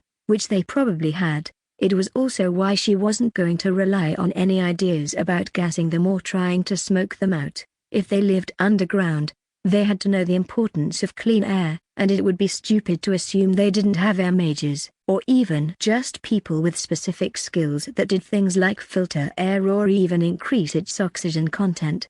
Granted, increasing the proportion of oxygen wasn't going to do all that much in the face of carbon monoxide poisoning, since it had a much higher probability of binding to hemoglobin than oxygen did. Regina submerged her hand in the water, then focused again for a moment and watched a bubble of gas rise to the surface. She leaned her head back, even though she knew it wasn't dangerous for her like this. Yes, there are probably a few options I do have, she decided, smiling slightly to herself. It just needs a bit of luck and maybe some trial and error. Her smile faded as she considered that she should probably test how well her drones stood up to things like this, although deliberately gassing or poisoning her hive's drones, even swarm drones, felt like it would be going a bit too far. Interlude. Division. The rising sun illuminated a panorama of gnomish soldiers heading out of the mountains to war, and Ticklemakin wondered where things had gone wrong. He was relatively sure that things had indeed gone wrong, although in fairness, only time would tell if his misgivings were right, and he had to admit, if only privately, that he had hardly protested very strongly against recent changes, either, because they had been to his faction's benefit.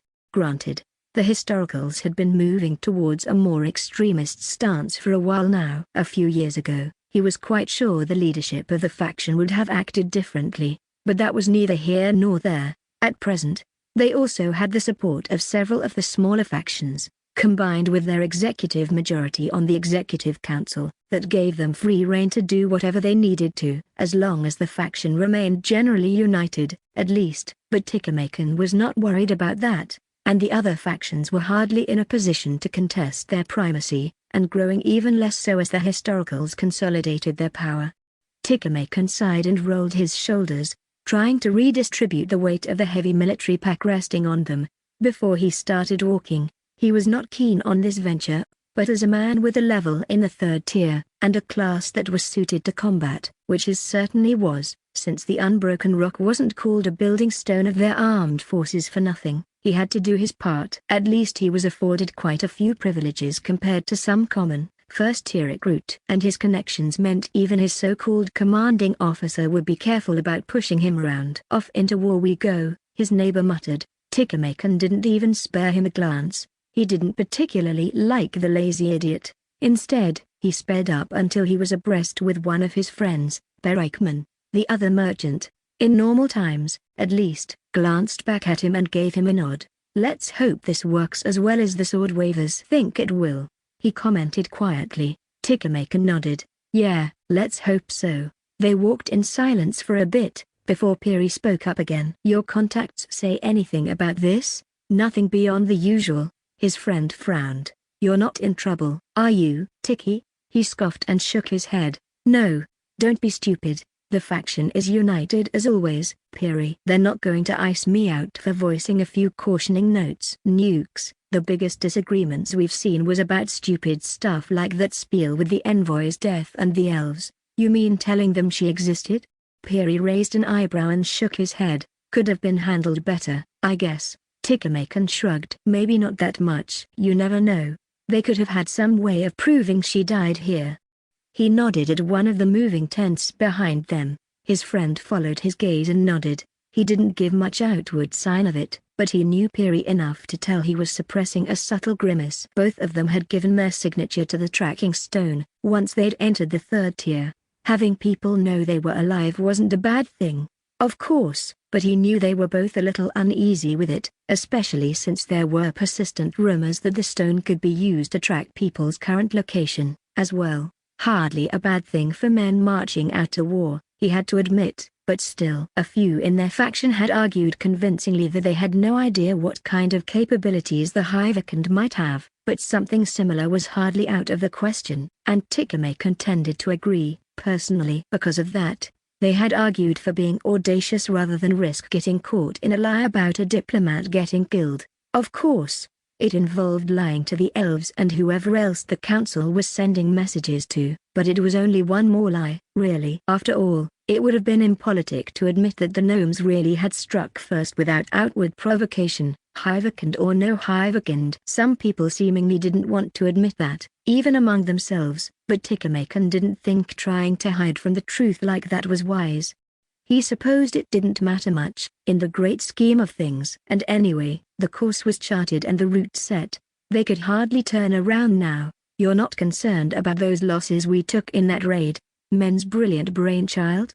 Peary asked after a while. Tikamakan glanced at him again and caught his friend watching the moving army with a concerned look. The division was well underway now, picking its way down the mountain on two parallel roads, or maybe calling them one road split into two to swerve around some obstacles would have been more appropriate. Supply wagons rumbled at the back, and a handful of cavalry screened them and the army's sides, using their mounts' better ability to move and the mountains to watch the marching soldiers making up its bulk. Tikamakan knew each of the monsters bearing those riders were worth as much as a normal platoon's wages and equipment. They also had some more traditional cavalry on horses, but those were even further behind and would be useless unless and until the army moved into open terrain.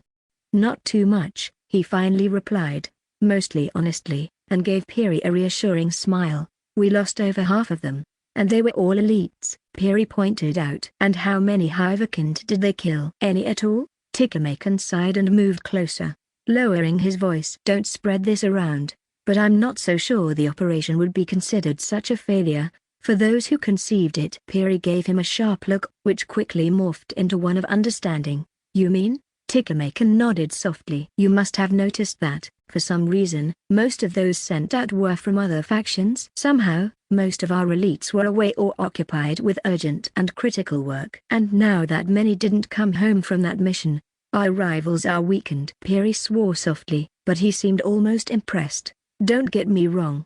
I'm sure they would have been happy if they'd managed to kill the Hive Queen, he said. He thought so, anyway. His friend nodded, and they kept walking in silence for a while, before he asked softly, It doesn't bother you? Tikamakan sighed. It was obvious to him Peary asked because it bothered him a little. A bit, maybe, he admitted, but what can you do? He shook his head. I never would have gone there in the first place if I knew they were Hivekind. Granted, he'd come to suspect the identity of the new demi-humans some time before that fact became clear, but he told himself there was a big difference between suspicion and actual knowledge. They hadn't acted much like he'd have expected the old monsters to, either. But the records also say that the monsters can be treacherous and cunning, he reminded himself. He decided there was no point risking his position just to voice some discontent. It wouldn't likely have changed anything, either. That new drone envoy B, he still wasn't sure if she'd really evolved her class during her visit or not, had seemed like a nice enough girl, and so had her companions, but they'd still been Hivekind and been stupid enough to waltz into a gnomish city. So, really, they wouldn't have had a chance, anyway, and he might not have warned them, but he hadn't been involved in what happened to them, either. I almost wish Eli was here, he finally admitted, sighing softly. Peary laughed. I bet. And knowing the woman, she probably wants to be here, too. Tikamakan shot his friend a sour look. Then his lips twitched and he had to chuckle, as well. You're not wrong about that. I had to remind her twice that we don't let women get killed in war. And Tikamakan just accepted that?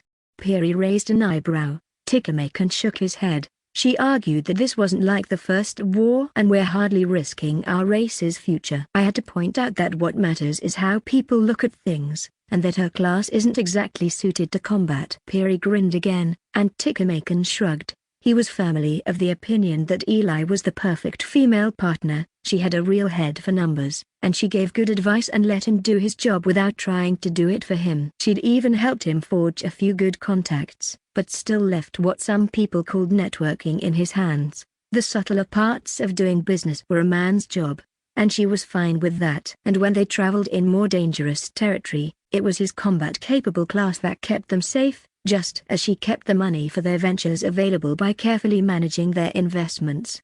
She tried to get into the quartermasters, but they didn't accept her, he admitted with a small grimace. Probably had a lot of women volunteering.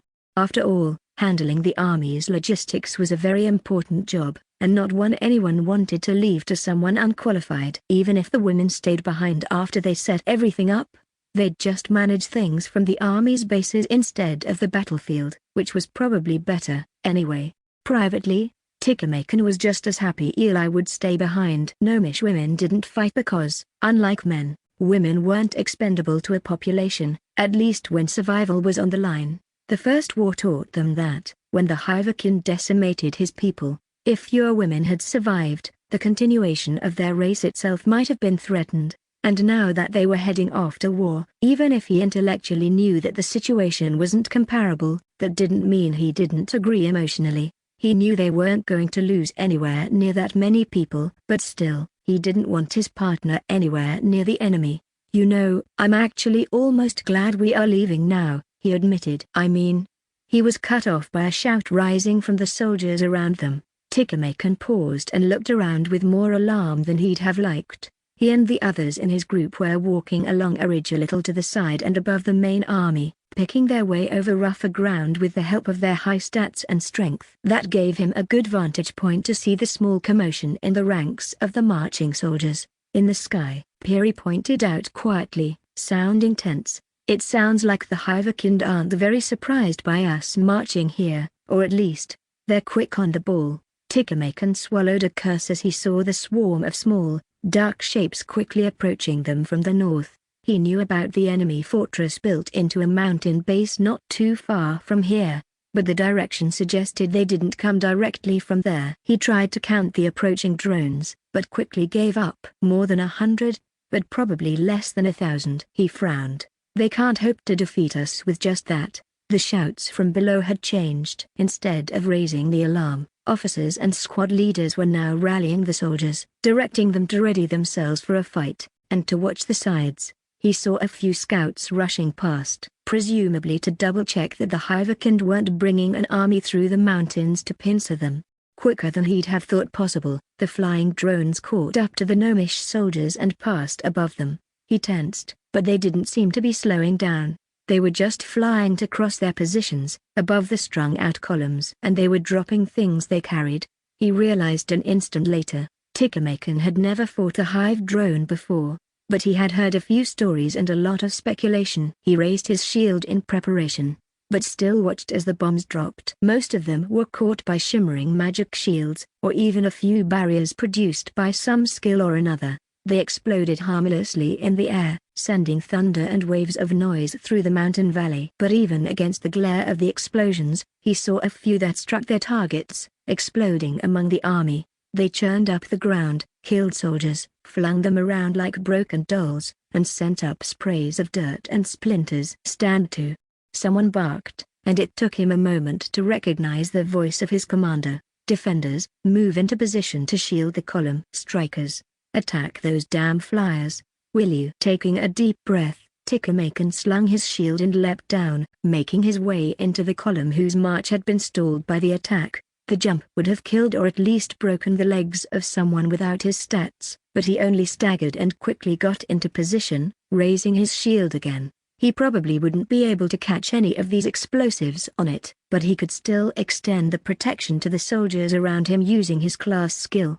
Looking up, he saw the drones retreating. Quite a few of them had been brought down by the soldiers, and several were falling even as he watched. Peary sent a glowing javelin up that ripped right through the wings of one of the larger drones, but then they had swerved away and they were leaving. He drew a deep breath and considered lowering his shield, but far too quickly. Just as he was about to turn to the soldiers around him and try to get them organized, another shout rose and he looked up again. Drones were coming in again for another pass. Tikamakan cursed softly. Now he knew they weren't really here to attack. They were just going to do far too much damage and slow this part of the army down and maybe prepare for whatever the Hive Queen had in mind as her next move. Looks like them hunkering down in their villages hasn't lasted long. He grimaced. He hoped the other divisions hadn't encountered something like this, but somehow, he doubted it. This was going to be quite annoying. Chapter 143, Numbers and Preparations. Regina rubbed her eyes and rolled her shoulders, trying to release some of the tension in them. But she still kept part of her attention on the winged drones she'd been watching. She observed as they retreated to the hive's closest bases, while a few stayed behind to try and assess the damage they'd done to the gnomes' soldiers. The hive's losses had been heavier than she'd hoped. Unfortunately, out of the 5,000 winged drones she'd sent off, less than 4,000 were returning, and that included those who had been part of the tactical reserve and not actually participated in the attack, if you could call it that. Still, it was probably worth it, if nothing else. Their casualty numbers provided a good base for planning for the future. A lot of the drones had actually been killed by the scattered higher-level fighters the gnomes had sent along with their army. Those men didn't seem to be quite part of the regular army, but there were a sizable number of them, probably in the third tier, or a few even in the fourth. They seemed to have been more effective than the regular soldiers at fending off her winged drone strikes. Something that was good to know, at least. Of course, that wasn't the real reason the hive had launched this operation, and it wasn't the only goal they'd met. From what little she could see, they'd succeeded in throwing the gnomes' neat little columns into disarray, and they'd certainly slowed them down. She hoped the psychological impact of it hit, as well. Being attacked just after they set foot out of their tunnels, while few of them were able to fight back, should do something. Unfortunately, she wasn't really in a position to see the effect on the gnomes' morale, so she'd just have to hope there was one. Of course, they weren't the only ones who might get disheartened or affected by psychological factors. Regina sighed at the thought. She didn't really worry about her hive's morale, but she'd never lost drones en masse like this. The sounds of footsteps made her glance over, and Max said, "Your bath is ready, Regina." She rolled her eyes at him. She hadn't asked for that, but Via had been busy preparing one while she was distracted just now. Anyway, Regina shook her head, but decided arguing about it would be pointless and kind of counterproductive. Instead, she walked into the bathroom and pulled the door firmly shut, not quite in Max's face, then let Via help her remove her shirt as she undressed and sank into the hot water.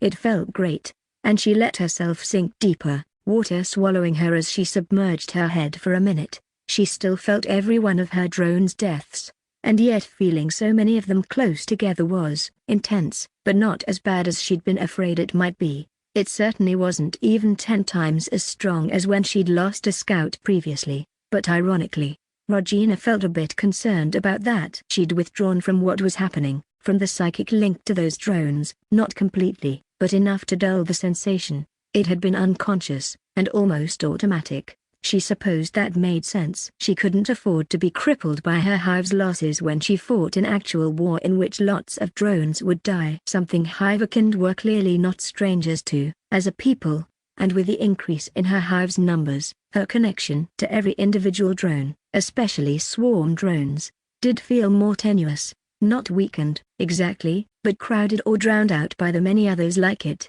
Regina resurfaced and took a deep breath, then shook her hair out of her eyes. It had been growing out the last few months. Then she leaned back against the bathtub and closed her eyes again, focusing on her psychic link while she let the hot water soothe the low ache in her core. Her recent losses only underscored the fact that the hive needed every drone, every egg it could get. While she had more drone breeders, Regina's own contributions were still important, as well, and they needed more sapient drones to manage their new hordes of swarm drones. Even if she still felt a bit ambivalent about that. This had been the first large-scale clash between her forces and the gnomes. Even if it wasn't really a direct battle, even if it was only the beginning, Regina smiled slightly as she thought about that. Her hive's fighters might be weaker, but they had an inherent advantage in coordination, not to mention the ability to live off the land and superior mobility for the winged drones. From everything she knew about warfare, that predisposed them to using something like guerrilla or at least skirmish tactics. Ben definitely believed so, anyway, and she was inclined to trust the drone general's instincts. Besides, every day that passed would help her forces more than the gnomes. Considering how quickly the hive got reinforcements, all that considered, she'd given her warriors the goal to not let their enemies have a single peaceful day, and they'd taken it up with enthusiasm. In the best case, the hive could bleed the gnomes until they weren't capable of putting up a proper fight. Even if things didn't get that far, they could still slow them down, harry and annoy them and study their reactions. That would allow the gnomes to learn about the hive as well. Regina wasn't stupid enough to miss that fact, but she wasn't about to show them all of her cards.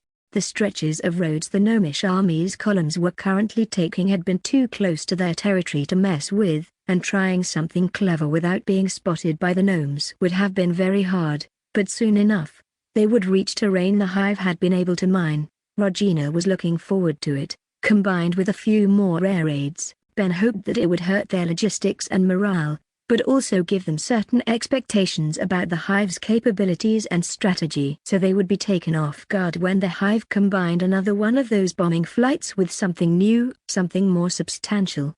They didn't have enough explosives for too much of that, unfortunately, but Regina wasn't going to let that stop her. Just dropping heavy rocks from high enough up could do a lot of damage on its own. She shook her head and checked her status screen. The Starlit Hive total, 23,475. In a hive, 255, 264/490, plus 25, swarm, 23, 216 100,000ths, plus 2,987. Warriors, 57 war drones, 10,123. Workers, 50 production drones, 2,500. Scouts, 40 winged drones, 10,561. Harvesters, 20 aquatic drones, 20. Shooters, 40 drone breeders, 18. Attendants, 40. Witches, 40. Keepers, 8. Monsters, 2. Demi-humans, 1. The vast majority of her drones were swarm drones, obviously, and of those, the majority were war drones and winged drones to carry the war against the gnomes. Regina still wasn't quite sure which type would be better or more needed, so she decided to keep their numbers at more or less the same level. She could always switch the hive's reinforcements around as the war progressed, and they had enough production drones to take care of the hive's needs, for now at least. Their substance was still the best and simplest building material for the hive, so it was needed to build up the outposts and bases the plan called for, as well as smaller items and various odds and ends. The numbers shown for her sapient drones were a bit deceptive, since they didn't include how recently those drones had hatched or what their levels were, or even their evolved variants. She felt like she had far too many templates that were all necessary for them. Sure, workers might not contribute directly to fighting a war, but their support was crucial. Scouts weren't as good in a fight as warriors, but eminently necessary. Shooters were her only real ranged fighters, excepting mages. And speaking of, attendants and witches as magic users were obviously pretty important. They could learn to heal and conjure needed materials, in addition to their fighting capability. So far, warriors were her biggest group because they could command the swarm drones in battle. Although one of the reasons she had as many of the others, like scouts or shooters, was that they could help do that, as well. Maybe spreading her eggs around like this was a mistake, but Regina just felt like the hive needed a balanced composition. Looking at the status,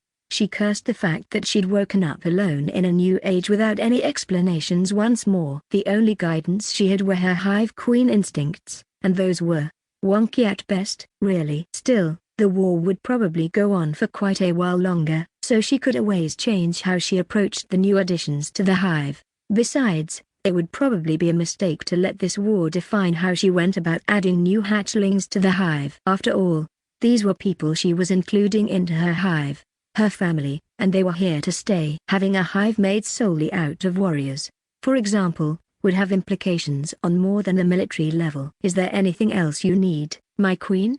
Vi asked from the doorway. Regina opened her eyes and glanced at her. Not that she needed to, as she shook her head. No, thank you, she said. Go ahead and get some sleep. I know you've been up for a while. I'll manage on my own. On second thought, though, you can ask Tim and the Flyers to reschedule the meeting, see when they'd have time. I need to go check on a few things, especially the eggs. Vi acknowledged her words and withdrew again, and Regina glanced away. She was kind of glad the drone had interrupted her ruminations, which might not have been an accident. The hive status screen only listed drones by their basic template, not evolutions, but by now, they did have quite a few people in the second tier, and a few in the third. She should probably be using them and their class skills more purposefully. The gnomes were clearly doing that. In the meantime, Regina made herself stop dwelling on it. She got out of the bath and put her clothes on, then sat down on her bed and focused on the psychic link again. She seemed to spend a lot of her time like that lately. First, she checked on the Cernlian civil war, or what she could see of it. To get that matter out of the way, from what she could tell, using a few scouting winged drones, the Nerlian and Cernlian army camps hadn't really moved in the last few days. That seemed to suggest that the plague was serious. At any rate, Regina wouldn't count on it to last much longer, but even a small delay was already giving Linz the opportunity to retreat in good order and regroup. The way it brought his forces closer to Regina's territory again was probably a bad thing in general, but it made things slightly easier for her now. From there, she quickly checked in with Ray and watched the elves. The Elvish Free State was gearing up to support her hive logistically, and while they were still mostly in the preparation phase, she could already tell it would be useful. They'd also been using their diplomatic contacts to spread news about what the gnomes had done and foster a sense of outrage on the international scale. Though Regina hadn't really seen any results of that yet, the hive was also getting a little direct support, which she appreciated. The biggest issue, really, was deciding how much to hide from the elves and how to go about it. She didn't want them to know everything about her capabilities, but she also didn't want to forego help she could use because of that. And besides, showing the elves why the hive was not to be screwed with was probably a worthwhile goal, too. Right now, Regina focused on the fortress they had been building close to the gnomish cities. Nerold was still there, along with a few other, relatively strong, drones. She'd been keeping an eye on the progress of the gnomish army column closest to it. By now, their flow of soldiers from several tunnel exits and narrow paths leading deeper into the Confederation had resolved into 4 main corps, or whatever they called it. The gnomes in one of these formations didn't all use only one road, which would have been hard with just narrow mountain trails, but they kept in the vicinity of each other and moved in the same direction, in a clearly coordinated fashion. The march through rough terrain had strung them out, which the hive had taken advantage of with their attack. By now, they were clearly managing to reorganize and proceed. One of these armies was closest and had obviously been heading directly for the hive's fortress. Regina had to admit she'd been feeling a bit nervous about it, considering there were now what had to be thousands of gnomes moving on their outpost, but they didn't seem to be in a hurry to try and storm it. In fact, they seemed to be moving carefully, maybe even deliberately slowing down, as they spread out and tried to screen the approaches to the fortress. She suspected they might have been waiting for a second of these columns to catch up. Well, that should probably be a concern, but Regina didn't mind right now. She sank deeper into the psychic link, watching behind the eyes of the drones stationed there and taking an assessment of their mental state. The sapient drones were all confident, almost eager to start the fight and kill some gnomes, but they didn't let it distract them from working diligently. Ben was already gathering and organizing flights of winged drones and preparing to send more of them to the fortress, which we should probably name at some point. Regina shook her head to dislodge the errant thought and concentrated on the swarm drones. The fortress wasn't big enough to house more than a few thousand, and even then only when crowding them very close together, but the terrain around it hid quite a few more. The various traps, lookout and fallback positions they'd been prepared would come in useful. Regina settled in and just watched the oncoming gnomes for a while, listening with one mental ear while Ben, Tim and a few others discussed several scenarios and maneuvered drones around the mountain valley. The coming battles would be interesting, if nothing else. Chapter 144, Rally. Tim shivered and pulled his poncho tighter around himself. Hivekind were resistant to the cold, but they were quite high up. "You okay there, Tim?" Gale asked. "Fine," he called back. Thor dipped slightly below him, and Tim tucked in his head against a gust of wind. He still let go with one hand to pat the other drone reassuringly on the shoulder. There was no need to worry about him. They were moving faster than he ever had before, he was pretty sure, although it wasn't his first time on a flying drone. The ride wasn't going to take long, but that was kind of the point. He closed his eyes for a moment and searched for the consciousnesses of other drones in the area. There were a few, but he sensed one concentration, especially further up ahead. "I think this is as far as I go," Gale spoke up again after a while, his voice cutting through the sound of the wind. "You'll be okay with that, right?" "Of course," he repeated, then made a shooing motion. "Go on. We've all got things to do." "Good luck, Gale," Thor added. "I've got him." Gale maneuvered around so Tim could see his grin and gave a small wave, then turned and winged away. Tim just shook his head. They'd flown together this far because it only made sense. But Gale had a different job than him in the end. It did mean they really were almost at their goal, though. Tim opened his mind again and took a mental look around. The hive was keeping a close eye on the gnomes, and they were assembling and moving forces in the territory around them, which made for quite a few drones in the general area. Still more spread out than they would have been at the main base back home, though. Winged drones didn't quite have the ability to grow in strength based on their numbers the way war drones did, based on their skills, but Gale, and other sapient winged drones like him, would change that equation. He did have a skill that would make any flock he led stronger, faster, tougher, and probably also smarter or more competent than normal. Obviously, that made it too valuable to waste on some random scouting trip or probing attack, but it was a good ace up Regina's sleeve for some missions. It would also be a waste to always keep it in reserve and have him stay back at the base without ever using that edge in combat. Tim had been one of the warriors who planned this particular suite of attacks, and he was confident they were using their strength well. Of course, this was just part of the larger phase of the war happening right now, and one of its main purposes was to support the more defensive action the hive had to fight right now. They hadn't built their fortress just to abandon it at the first sight of a gnomish army without resistance. Thor broke through a low-hanging cloud and spun into a dive, which quickly brought them down toward it. Tim squinted against the rushing wind, ignoring the assault on his ears and the cold leaching against his face, and tried to take a good look at the situation. The fortress was built out of a mix of the rock of the surrounding mountains, bricks, details and more intricate parts from the production drone substances, and earthen walls. Those mostly acted to thicken its walls and provide depth and cover against explosive attacks. There was also more exotic armor placed at a few key strategic points, though conjuring it was too resource-intensive, since it cost a lot of mana to use those materials on a large scale. Altogether, it looked unlike any other castle he'd seen, but Tim still felt proud of the hive's work. He hoped it would be intimidating to their enemies. He knew a few of the younger drones wanted to place a few spikes and embellishments on it, a suggestion Neralt flatly vetoed, but in his opinion, it was pretty good already. And speaking of, Neralt was waiting for him when Thor sat down in the main courtyard of the fortress. It wasn't very big, since this was just a defensive emplacement and not intended for anything else, and the shape of the valley limited it, anyway. In fact, the fortress was placed on something of a hump in the valley between mountain peaks, so attackers would have to move uphill from both directions, and the mountainsides on either end of it were almost sheer, the mountaintops themselves looming over him like tall giants. It wouldn't be easy even for the hive to move troops onto those, and he didn't think it would be a very feasible route for the gnomes to attack the fortress. Not that they were counting on that. Tim, it's good to see you again.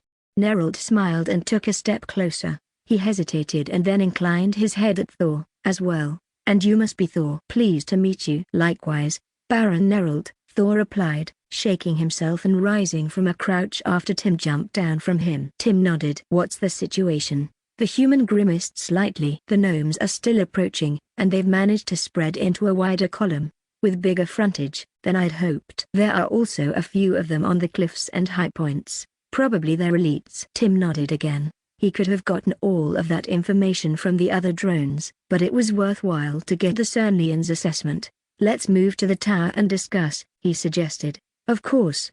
Neralt fell into step with him as Tim walked to the stairs, but spoke up again after a few seconds. If I may ask, who else did your hive queen send with you? Tim gave him a sideways glance. There are more winged drones coming, mostly those gathering in the area. Regina is hesitant to send more war drones, since there's always the risk of them getting picked off by the gnomes, and we can't risk exposing our bases that are closest to here. Anyway, any drones from further away will take a while. Neralt sighed slightly. I see. And sapient drones? Tim shook his head. Who's already here is who we've got, in addition to me and Thor. What he didn't say was that Regina didn't want to expose them to too much danger. They already had extraction plans for every sapient drone, or person, counting Neralt, in the area. Having more of them here would make it harder, even if that would offer them more combat power. Regina, and, more to the point, Ben, weren't too confident that the fortress could hold out against a determined assault by enough gnomish soldiers. They met with the others on a small, covered walkway and lookout position on one of the fortress's towers. Thor kept in the air, with some of the winged drones present, but joined them telepathically. Tim would translate anything he needed to Nerold, not that he expected that to come up. Since Thor was usually pretty taciturn, they have been coming steadily closer, the Baron pointed out, gesturing at the gnomish army trying to surround them. It was obviously preparing a siege, or something similar. They had even put up what Tim assumed to be siege engines, though he didn't recognize them. They looked like some mad engineer had tried to combine cannon and catapult, and the result decided to look like a blister. I suppose we'll see how well our walls stand up to them, Zoe said. Following Tim's gaze, I assume those will throw rocks, or cannonballs, maybe explosive charges if the gnomes are good. He nodded. How strong could you make the walls, Lord Elric? Nerold looked thoughtful. They're a little stronger and hardier than they would otherwise be, but only slightly. I can't do much more than that, especially with such a short time scale. We do have a few options for strengthening them temporarily, but I'm uncertain how effective that will be. I also do not know how many flyers the gnomes will be able to field. Well, we appreciate that you chose to stay and fight at our side, Baron. Tim smiled at him. We'll make sure to honor your efforts and use them well. In fact, Nerold wouldn't be fighting much, at least if things went as intended. He was staying back and hopefully bolstering their defense. That was enough, though. Tim considered it a good sign that the Baron hadn't tried to run back to his village. It looks like the attack is starting, Tia interrupted. Tim glanced at her, and tried not to let his worry show. He liked all of his sisters and brothers, of course, but he couldn't deny that he felt especially protective of Tia. Having her here, at the site of a major battle, wasn't what he would have chosen, but he couldn't keep her from it, and Tia was determined to do her part. Considering that she was one of the masterminds of their entire defensive plan and especially these fortifications, her presence did make sense. At least he knew Regina was determined not to let any more of her sapient drones die if she could avoid it. A low thunder started up from the direction of the gnomish fighters, and it took Tim a moment to realize they were beating war drums, probably signaling the attack. The soldiers added to the sound with shouts and howling, which was probably meant to be intimidating and bolster their own confidence. Over this distance, though, it sounded a bit pathetic. Hey, looks like we're starting the concert, Tia commented. Then she grinned. Tim felt her reach out through the psychic link and tensed up slightly, but when he realized what she was doing, he only rolled his eyes and didn't interrupt her. A second later, all of the swarm drones stationed at the fortress, at least all of those not hiding, and even some of the sapient drones started hissing. Nerold actually flinched and took a step back. Tim smiled slightly. He supposed that it did sound pretty chilling, although, to him, the sound had a different effect. He clenched and unclenched his fingers, suddenly itching to grab a weapon and descend on his hive's enemies among the swarm of its drones and teach them the meaning of fear. The hissing decreased in volume, but continued, with some chittering thrown in and the occasional cry and roar punctuating it. He had to give Tia points for effect, if nothing else. They're starting the attack, Nerold noted quietly. He'd regained his composure quickly. Tim nodded. He listened as a faint whistling sound started up, which quickly ended with a crash. What are they throwing? He asked calmly. It wasn't as important as it might have otherwise been, since the drones had the psychic link, but he still tried to project an aura of calmness and confidence visibly, as well. Not that he really knew how he'd found himself the senior officer in command here. Looks like some kind of explosive projectile, Ace answered. Tim felt a mental nudge from the other drone and followed it, turning his attention to the winged drone spotters he had placed in key locations. He dove a bit deeper, seeing through the eyes of one of them. Curiously, he watched one of the gnome's siege engines lurch back and up and throw what looked like a hollow metal shell, which arced into the air, accelerating towards the fortress until it impacted and completely failed to get through the earth and stone embankment in front of the main castle.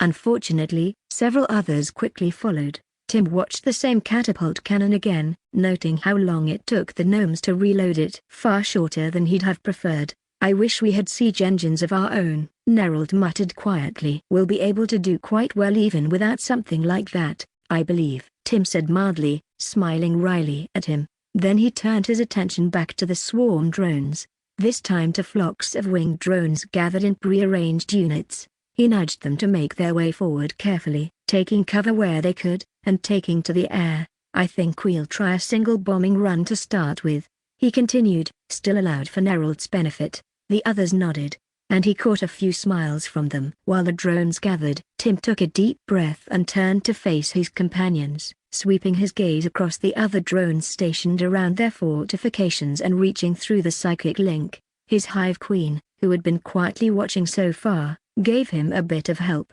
capturing everyone's attention and drawing them to him. Tim had gained 2 skills since his evolution. They were both quite useful, even if they were a bit less than straightforward. Right now, he activated the first and simpler of them. "Brothers and sisters," he addressed them, "and one human. Of course, can't forget that," he added with another quick grin, prompting a few chuckles. "This war is not one our hive sought, but it is one that has come to us anyway," he continued with a raised voice, projecting his words through the psychic link at the same time. "I am determined, as I know all of you are, to bring it to the inevitable conclusion of our enemies lamenting the fact they ever even thought of bringing it to us. Our brothers and sisters died at the gnomes' hands, and perhaps more of us will join them before this is over. I hope not, but I acknowledge that it might happen, and yet, I do not have a single doubt that the Starlit Hive will be triumphant. That is not just because I know that all of you would face death with a smile if it was needed for the good of the hive, for the rest of our family.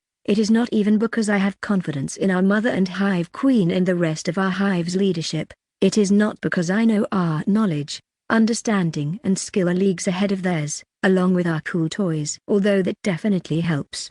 He gave them another grin, timing the pause for the best effect before he continued. "It is because we are the Starlit Hive, because you are my brothers and sisters." What could these pitiful vermin possibly have to stand against that? How could they even begin to imagine what we know in our bones before we even speak our first words? "We are hive-akined, we are united, we are ceaseless, we will be triumphant. And right now, today, we will hold this fortress as long as we want to and bleed the enemy for every step of the way they take towards it. We will turn their attention and their army towards us until they never even think of moving one step anywhere we don't want them to. We'll teach them to fear the skies and shun the ground. It begins today." His skill, Rally, didn't need him to make an inspiring speech, but he'd discovered with some experimentation that it worked better if he did. Luckily, it didn't need to be a very long speech. Tim hoped they couldn't see, or sense, how anxious he was about his words, which suddenly felt stilted and pretentious. Another cry went up from the gathered drones, and he released a sigh of relief and relaxed his blade arms as he tasted their reaction.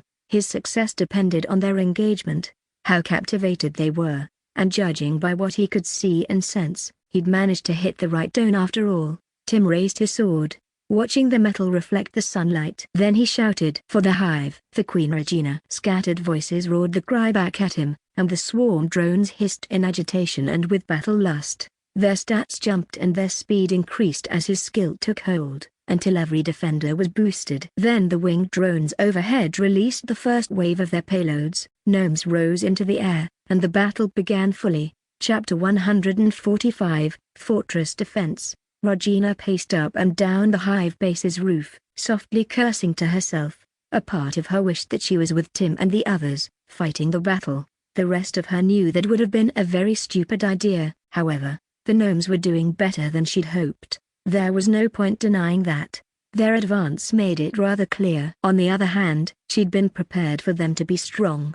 The hive had known so little about their enemies' real capabilities that they'd had to work with large margins of uncertainty. It was part of why she'd been so cautious about deciding her drones' deployments. Maybe that was self-defeating, and sending more drones would have ensured they held the fortress, while they were going to lose it now. Whatever, she told herself, it's just one fort. A fort that's located very close to the Gnomish Confederation. Sure, if they had it, it would be a good base to launch attacks, or whatever tactics Ben would want to implement, but it was always going to be under threat from the gnomes. Simple geography would ensure that, and now that the gnomes were attacking offensively instead of waiting for the hive to attack them in their own good time, the situation had clarified a bit.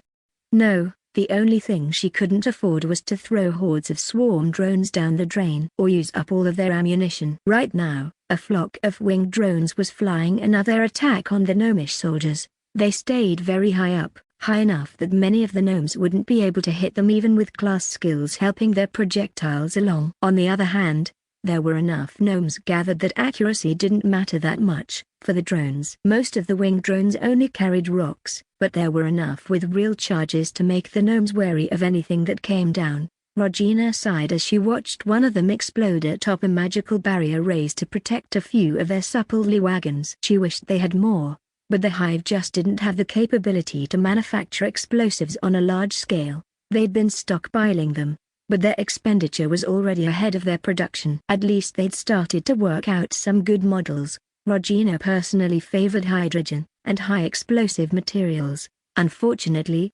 constructing large bombs from them required quite a bit of care and a lot of effort in terms of conjuration. She'd figured out how to make nitroglycerin pretty quickly, but that also needed a lot of care and transport. They were making progress on making more modern variants of more stable compounds, including dynamite and something she'd hopefully be able to use for firearms. In the meantime, Ray had worked to get the elves to send them some saltpeter as part of their support. She was confident that with some experimentation, they'd be able to get something they could make even without using conjuration at all, something they might be able to scale up. Unfortunately, the hive didn't exactly have a chemical industry or laboratories, so anything more advanced than early gunpowder might be off the table. For now, anyway. Regina shook her head and returned her attention to the battle. Despite the bombardment, the gnomes kept advancing, clearly not content to just sit and wait while their artillery, if you could call it that, worked away at the hive's fortifications.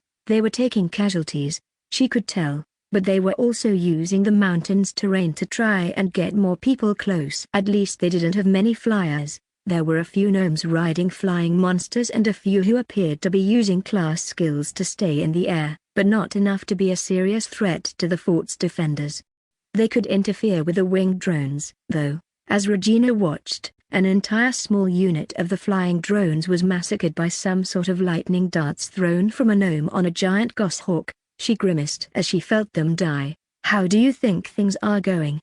she asked Ben, unable to keep a hint of anxiety out of her mental voice. "About as well as I'd expected, my queen," he answered calmly. "They don't have as many flyers as I'd feared, although they are advancing more easily than I'd hoped. And, to be fair, their flyers can still be a big pain." They had all agreed that Regina and Ben would keep their fingers out of this battle and let Tim and those who were actually there fight it, at least when they didn't need to intervene. Otherwise, screwing up the command structure and possibly giving contradictory orders would risk turning it into a giant mess. That didn't mean they couldn't watch the battle, though. Regina hadn't really known what to expect, especially in terms of how much skills and magic the gnomes would use. Now they were using those quite a bit, although probably more class skills than magic. It wasn't always clear from the outside. Her hive was using a lot less of those, so far, which is probably good, she told herself. They'll run out of mana or spend their cooldowns before we do. The last thing we want is for them to overwhelm us quickly, Ben said, agreeing with her line of thought. If it comes down to attrition, we have the advantage. As it is, I don't think they can keep this up for very long. Regina nodded absently and tugged on her mandible as she watched the battle proceeding. Ben was right about that, she quickly realized, and her drones were still doing her proud. The gnomes tried to press the attack, but the hive's fortifications did their job and stalled them. As it was, the terrain limited the angles of attack the gnomes could use, forcing them to advance in a relatively tight formation, at least more so than if they'd been able to encircle the fort. Some of them on more maneuverable mounts or with what had to be related skills did get around that issue and crossed the mountainsides, but the vast majority of them couldn't, and they clearly couldn't push their artillery over cliffs and crags, either. After the battle got underway and its shape started to crystallize, Tim gave the go-ahead for groups of drones to take up station on various overwatch and sniper positions around the area, outside of the inner fortress fortifications. The goal was to shoot down onto the advancing gnomish columns. These groups consisted mostly of stronger and smarter war drones, especially in the really risky positions. They weren't as powerful as shooters or mages would have been, but they could still harry the gnomes. Most of them needed to be moved into position by winged drones, though, which limited their numbers. Regina watched anxiously as they engaged with gnomish fighters trying to pick them off. The more maneuverable gnomes quickly found themselves tasked with eliminating these obstacles, as did their airborne fighters. In response, Tim diverted many of the winged drones to their support. Regina grimaced, trying to figure out if that was worth it. She didn't like the idea of the hive just sitting behind their walls and letting them attack, but this might not be the best move. Regina tried to take a mental step back and consider a bigger view of the battle. Overall, it seemed to be proceeding more or less according to Ben's expectations. At least if his reaction was anything to go by.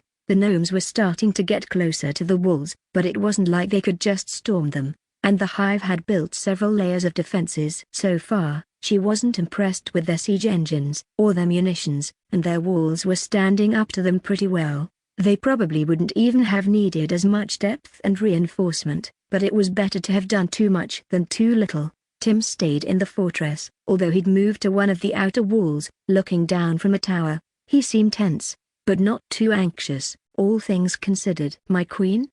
he asked her now. "I think our pickets are a bit too exposed. I'd prefer to recall them or send some drones to reinforce them." "Maybe both. Getting them out might not always be easy." Regina paused and quickly focused on Ben, sending him a silent question and getting his impression. He agreed with Tim, and would support her whatever she said. "Can you take over for a bit if Tim is out?" she asked. "Sure, I'll help Zoe and the others, if there's any need." Regina nodded, then sent Tim a feeling of encouragement. "I think this might be a job for you, you know?" He hesitated for a moment, then smiled slightly. "I suppose, my queen." "All right. Then, Tim, I charge you to get my people out. Protect my children, your siblings, in the area, defend them and fight against our enemies, and make sure the battle comes to a victorious conclusion." Tim's smile widened. "As you command, my queen." Then he jumped up onto the battlements and grabbed onto Thor, who'd already started to descend to his level. Tim pulled himself up and Thor set off, flying in an arc following the fortress walls to not expose his rider to gnomish attacks. While they went, Regina sensed Tim's stats being bolstered and his mind sharpening slightly as his second skill activated. Royal Champion was a bit weird as a class, at least in terms of the skills it gave. If Regina understood correctly, it also had pretty stringent requirements, like only being available once for each sovereign nation, and others that her hive met for some reason. But she wasn't going to complain, and the mission Regina had just given Tim was apparently very much in line with the class. She watched as Thor made his way to one of the most exposed spots for their shooters, flying low to avoid making them a target. A few shooters occupied this position, along with a group of war drones. The raised stone walls and earthen berms gave them some protection, but the slope up to their position, while steep, was still navigable, and a unit of gnomish soldiers was making their way up it.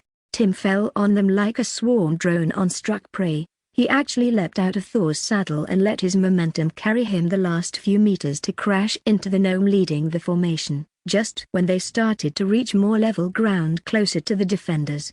His sword and blade arms flashed through the gnomes, fighting with preternatural speed and grace. He still had the buff from his speech, and with the one from Queen's charge, he was a lot stronger than usual. Of course, he still might not have prevailed if he'd been alone, but the drones he'd come to help joined the fight with precisely aimed projectiles and a sortie from a group of war drones. A few of them died to the gnomes' blades, but the majority tore their targets apart, and Tim made sure none of the gnomes managed to recover from the shock.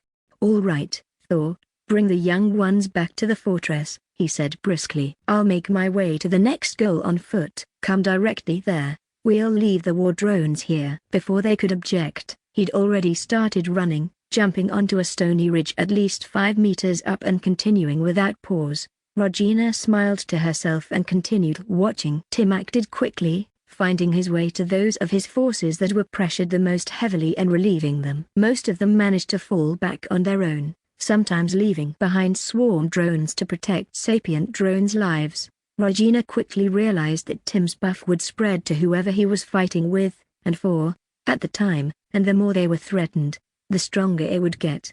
Once he'd brought the third group of drones into the outer defenses, turning to focus on the other side of it, Regina turned her attention back to the larger battle.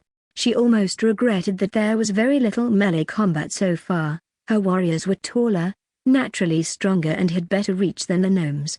They were protected by their natural shell, and they had 4 limbs to fight with instead of 2. Tim's fights made her start to realize how much of a natural advantage that was. Ultimately, though, it was probably best that the battle was more of a siege fought at a distance. "How long is this going to take?"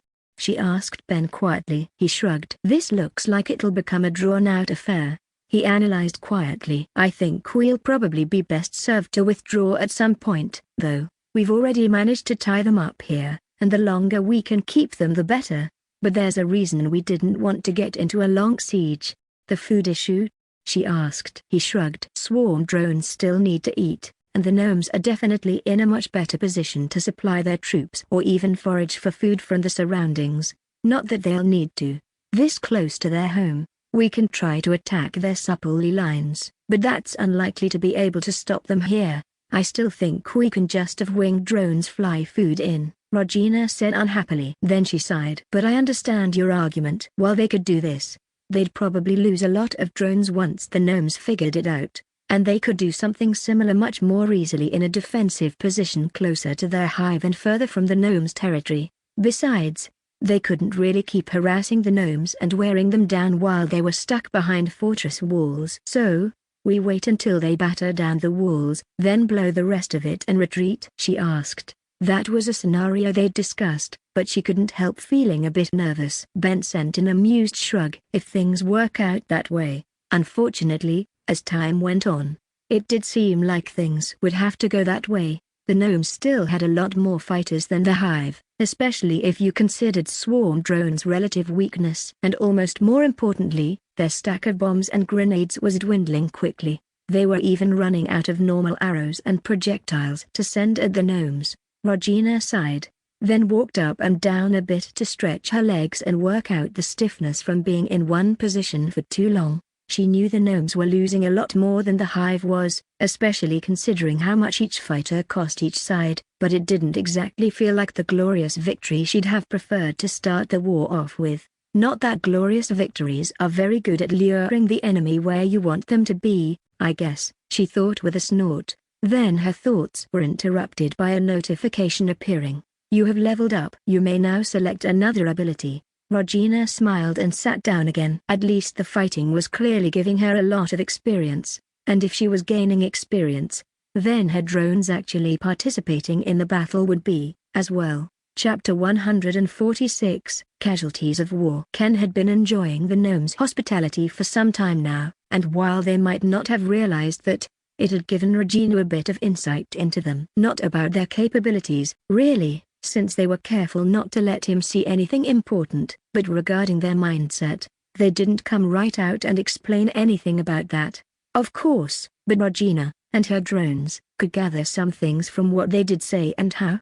His injuries had healed a little while ago, although the gnomes hadn't exactly fallen over themselves to give Ken proper medical care. Regina suspected he'd have trouble until she could properly heal him, since his left shoulder and upper blade arm had been broken in several places and hadn't healed perfectly, so his range of motion was limited. Not that it would have done him much good under the circumstances. Regina hadn't talked to Ken often. In fact, she'd deliberately limited how often she checked on him. In her position, feeding her anger against the gnomes could have been dangerous, and she hadn't wanted to undermine her resolve to do what had to be done and prioritize the rest of her hive over him if she needed to. That didn't mean she hadn't kept on top of what was happening, though. Regina was hesitant to give the gnomes any kind of credit, but they'd seemed averse to using physical torture on him. So far, at least. Instead, they'd leaned into more psychological methods, which could be bad enough. She knew Ken was chronically sleep-deprived, since they kept waking him with buckets of cold water,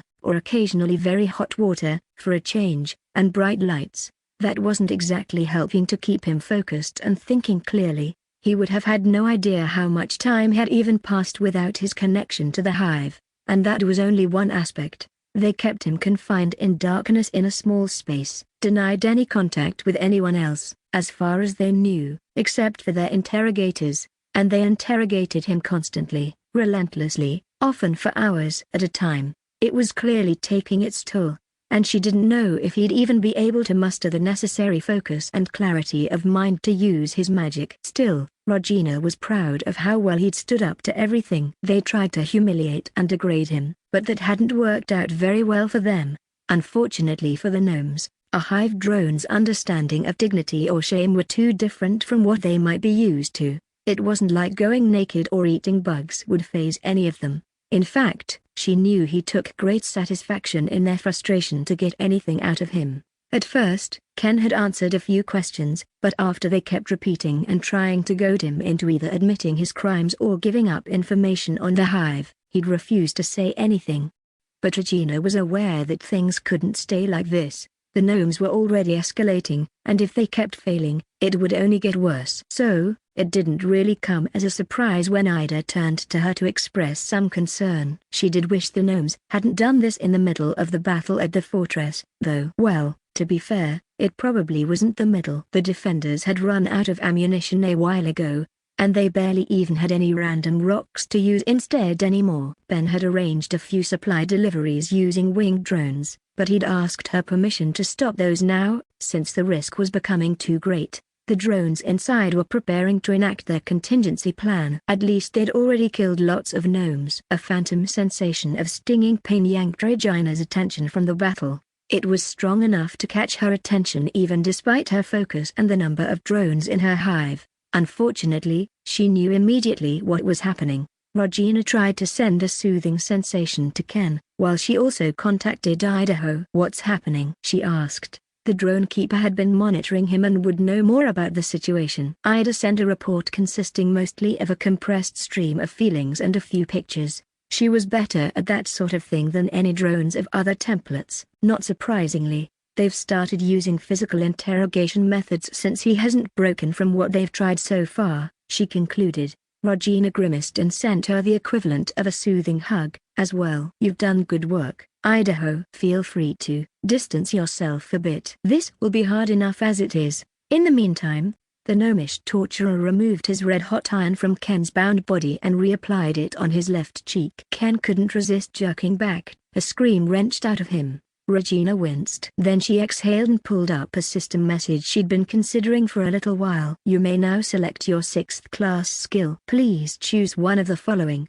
Queen summons. Your drones follow your call. Once per day, you may directly summon one hive member or up to 3 swarm drones, depending on type, into your presence. This effect ignores physical or magical restraints, although it may be countered by magic considerably more powerful than your own. At higher levels of mastery, the frequency of use and number of concurrent targets will increase, and you will be able to summon them to positions an increasing distance from your current location." Queen's wings. Your mind and soul need a strong body. Your body will be strengthened. Flight will be easier and drain less mana. The functioning of all of your organs will be improved to various degrees. This will also improve your processing speed. At higher levels of mastery, your wings will be further improved and allow you to fly without draining mana. Psychic reach. Your mind's reach is the limit of your power, and its instrument. Once per day, you may push past your normal limits, expanding the range of your psychic link by half. Your psychic ability will be sharpened and you may focus your psychic connection to your hive into one of your drones, which will considerably boost all of their stats. This effect will last for level/2 minutes. At higher levels of mastery, the range and strength of the boosting effect will be strengthened further. Regina frowned thoughtfully. She'd been hesitating over this choice for a while. It hadn't seemed like it had any immediate impact, and she'd wanted to be sure of her choice. "Or, if I'm honest, maybe I hesitated because I was thinking about this," she acknowledged to herself. She wasn't surprised to see Queen's wings again, although would have preferred inner hive strength, and her evaluation hadn't changed. It would be nice, but her power was based on her hive and to a lesser degree on her magic, not physical strength or her personal skill at flying. The other 2 choices were active abilities, and they both sounded good. The first one had drawn her eye. For obvious reasons, it was just what she'd need to get her drones out of a tight spot in something like this war. Besides, it was teleportation. Very conditional teleportation, but still. It would also let her summon fighters to her defense if she was ever ambushed. If she for some reason got separated from Max, this would be vital. The other choice would also be nice to have, although she hadn't really had any trouble with the range of her psychic abilities. Not recently, at least. Then again, the war with the gnomes might change that, and the ability to send scouts deeper into the Confederation's territory could be very useful. Buffing one of her drones in the process, by what sounded like a lot, wouldn't hurt, either. If she used that on Tim, he could probably stand up to the highest leveled fighter the gnomes could throw at him in direct combat. Then again, it might be a bit more limited than the first option. Regina wondered at the timing of her getting that choice. Had it been intentionally offered to her now? Well, maybe she was seeing a pattern where there was none, and she couldn't be sure. It also didn't really impinge on her choice. In the end, little though she liked to admit it, she was a mother, and the hive were her children. The need to protect them would always be a priority. Regina took another mental look at Ken and chose Queen's summons without hesitation. Then she barely waited for it to settle before she activated it, focused on Ken. The gnomes weren't stopping their torture. She wished she could teleport in a grenade as a replacement, but freeing Ken would have to do. The interrogator, she couldn't see his class name, but that much was obvious, was just reheating the iron poker and had taken out a knife. He started with a shallow cut along Ken's arm, breaking the softer and more flexible shell on the inside and around the joints, then raised his knife and started to bring it back down. The last thing Ken saw before vanishing was the glint of the blade in the torchlight. Then Regina pulled him to her side. Ken stumbled, but she caught him before he fell. She cradled him in her arms and tried to project the same soothing warmth to his mind, which was understandably shaken at the moment. "Mother?" he murmured, blinking and looking up at her. "You're safe now, Ken," she told him. "Via, Ira, help me get him to the infirmary." The two assistants hurried to carry out her order, taking Ken and carrying him from her room as gently as possible. They put him down on one of the cots in the hive's medical center. Then Regina laid a hand over the cut, activating Greater Heal and sealing it. "My queen," Ken glanced around. "How did you do this?" He paused. "A new skill?" He seemed to realize the answer from the impressions he got out of the psychic link. Regina smiled at him and paused her healing. "Yes, I reached level 45 because of the battle." Then she paused and mentally told Via and Ira to fetch some water and disinfectant. "I'm proud of you, Ken," she continued. "I really am. You showed a lot of strength." He seemed to relax at those words. "Thanks," he muttered. "I couldn't have betrayed you, or the hive." Regina nodded and continued her work. She cleaned his burns, healed them with Greater Heal, then tried to do something about his general state of neglect and abuse, to clear all the toxins that must have accumulated. It took some time. Most of the damage he had taken was subtle, and even Greater Heal struggled with things of that sort. He really needed at least several days of rest, good food and calm. Well, and a proper bath. Of course, but Regina had to check him out before she sent him to bed. If there was a serious issue, she needed to find it as soon as possible. Luckily, it didn't seem like he'd suffered anything that couldn't be healed, and she knew he'd be getting lots of emotional support from the other drones in the hive, especially through the psychic link. Hopefully, that would help him cope with the psychological trauma. Eventually, Regina guided Ken to one of the bedrooms. Rhea had already prepared a nice sleeping space and Ida entered the room as well, silently joining them and cuddling into Ken's side. Regina gave them another smile and wave of gentle assurance, then closed the door behind her and returned to her own room. She quickly realized that she'd been occupied for at least an hour, probably longer, although she'd been too focused to notice the passing of time. The others hadn't interrupted her, and she was relieved to realize that nothing had happened that meant they would have needed to. Looking through one of the wing drones above the former battlefield would have been enough to tell her what happened. The fortress was in ruins. Well, maybe not quite, although it looked that way. She knew it would be easier to repair it than to build a completely new one, at least for the people who'd originally built it. And with Nerald's help, it was going to prove uncooperative for the gnomes if they tried, though, he'd assured her. She was a bit annoyed that she'd missed the demolition, but a quick glance through the information Jim sent her showed that everything had gone more or less according to plan, and they'd actually managed to crush a few gnomes at the same time. The hive had dug very carefully under carefully chosen positions, and used powerful explosives. All of her sapient drones who'd still been there had made it out, too. Regina grinned at the thought. "I bet the gnomes didn't think we could dig tunnels like that," she reflected. Well, maybe she was being unfair. They did use tunnels themselves and everything. But they probably hadn't believed the Hive could do as much as they had in the short time they'd had. Luckily, Hivekind were good burrowers and the workers' ground excavation skill didn't really care if it removed soft dirt or mountain rocks. So did a few other skills. They'd had to limit their use of explosives to preserve secrecy, or she would have had them build quite a few more tunnels, too. It looks like everything is fine, she said to Ben. Anything I need to know? Not really, my queen, he responded. It's good that you got Ken out, though. Regina sent a mental nod of agreement. It is. I'm sure the ability will be useful in the future, too. Her mood darkened. Maybe we wouldn't have lost anyone if I'd had it earlier. She didn't need Ben or Tim to tell her about their losses. She could sense them missing from the psychic link. Somehow, losing sapient drones still hit a lot harder than the hundreds if not thousands of swarm drones she'd already lost. Regina took a moment of silence to reflect on those she'd lost, her good mood evaporating. She hadn't known any of them very well, personally, but she still felt the loss, and she didn't want to lose that feeling. In the great scheme of things, she supposed 2 young shooters and a warrior weren't a very heavy price to pay, especially considering the casualties the gnomes must have taken. They had still been Regina's, though. She'd known something like that was going to happen, and she knew it would probably happen again. Eventually, even just stray shots and attacks would hit, no matter how hard she tried to protect her people, in a war. Ironically, knowing more about the gnomes, like what she learned from watching how they treated Ken, helped. In a way, it made it clear that even if Regina had completely ignored the death of B and the others, or even if she'd never sent them in the first place, the war would have happened. Anyway, her drones weren't just fighting for Regina or even for revenge, they really were fighting to protect their hive. We managed to recover their bodies and I'm already making preparations for a funeral, Ben said, his own tone somber. I wish I could recall some of their comrades who fought with them, but under the circumstances. Regina nodded. Yeah, they should stay where they are. I hope the gnomes aren't about to catch them? No. We managed to break contact. For the most part, anyway. Ben smiled slightly.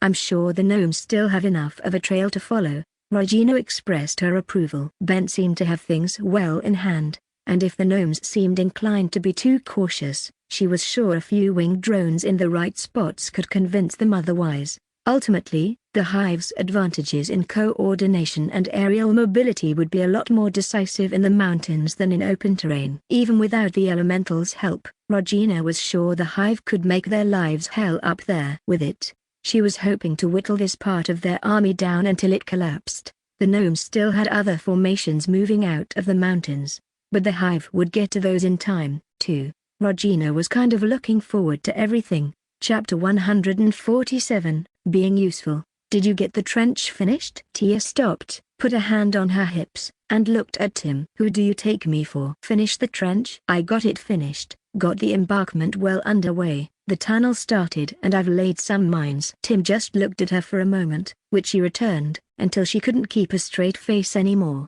Tim smiled at her while she chuckled. That was about as much as she ever got out of him, though. Seriously, though, he continued after a moment. Good work, Tia. Almost too good, even. I think you may have achieved a bit of overkill for this one. Tia shrugged. I thought it was better to be safe, she replied. Didn't you say that there might have been more of them than expected? He shook his head. Maybe, but we've already dealt with that issue. I diverted a few bombers. I'm pretty sure there are fewer of them than we originally thought coming now. And this is just a temporary position, you know. Tia sighed. He'd told her before that making these temporary fortifications too good could backfire, since they didn't want the gnomes to use them against the hive. Still, she didn't think this one would be much of a problem. We're moving on soon, then?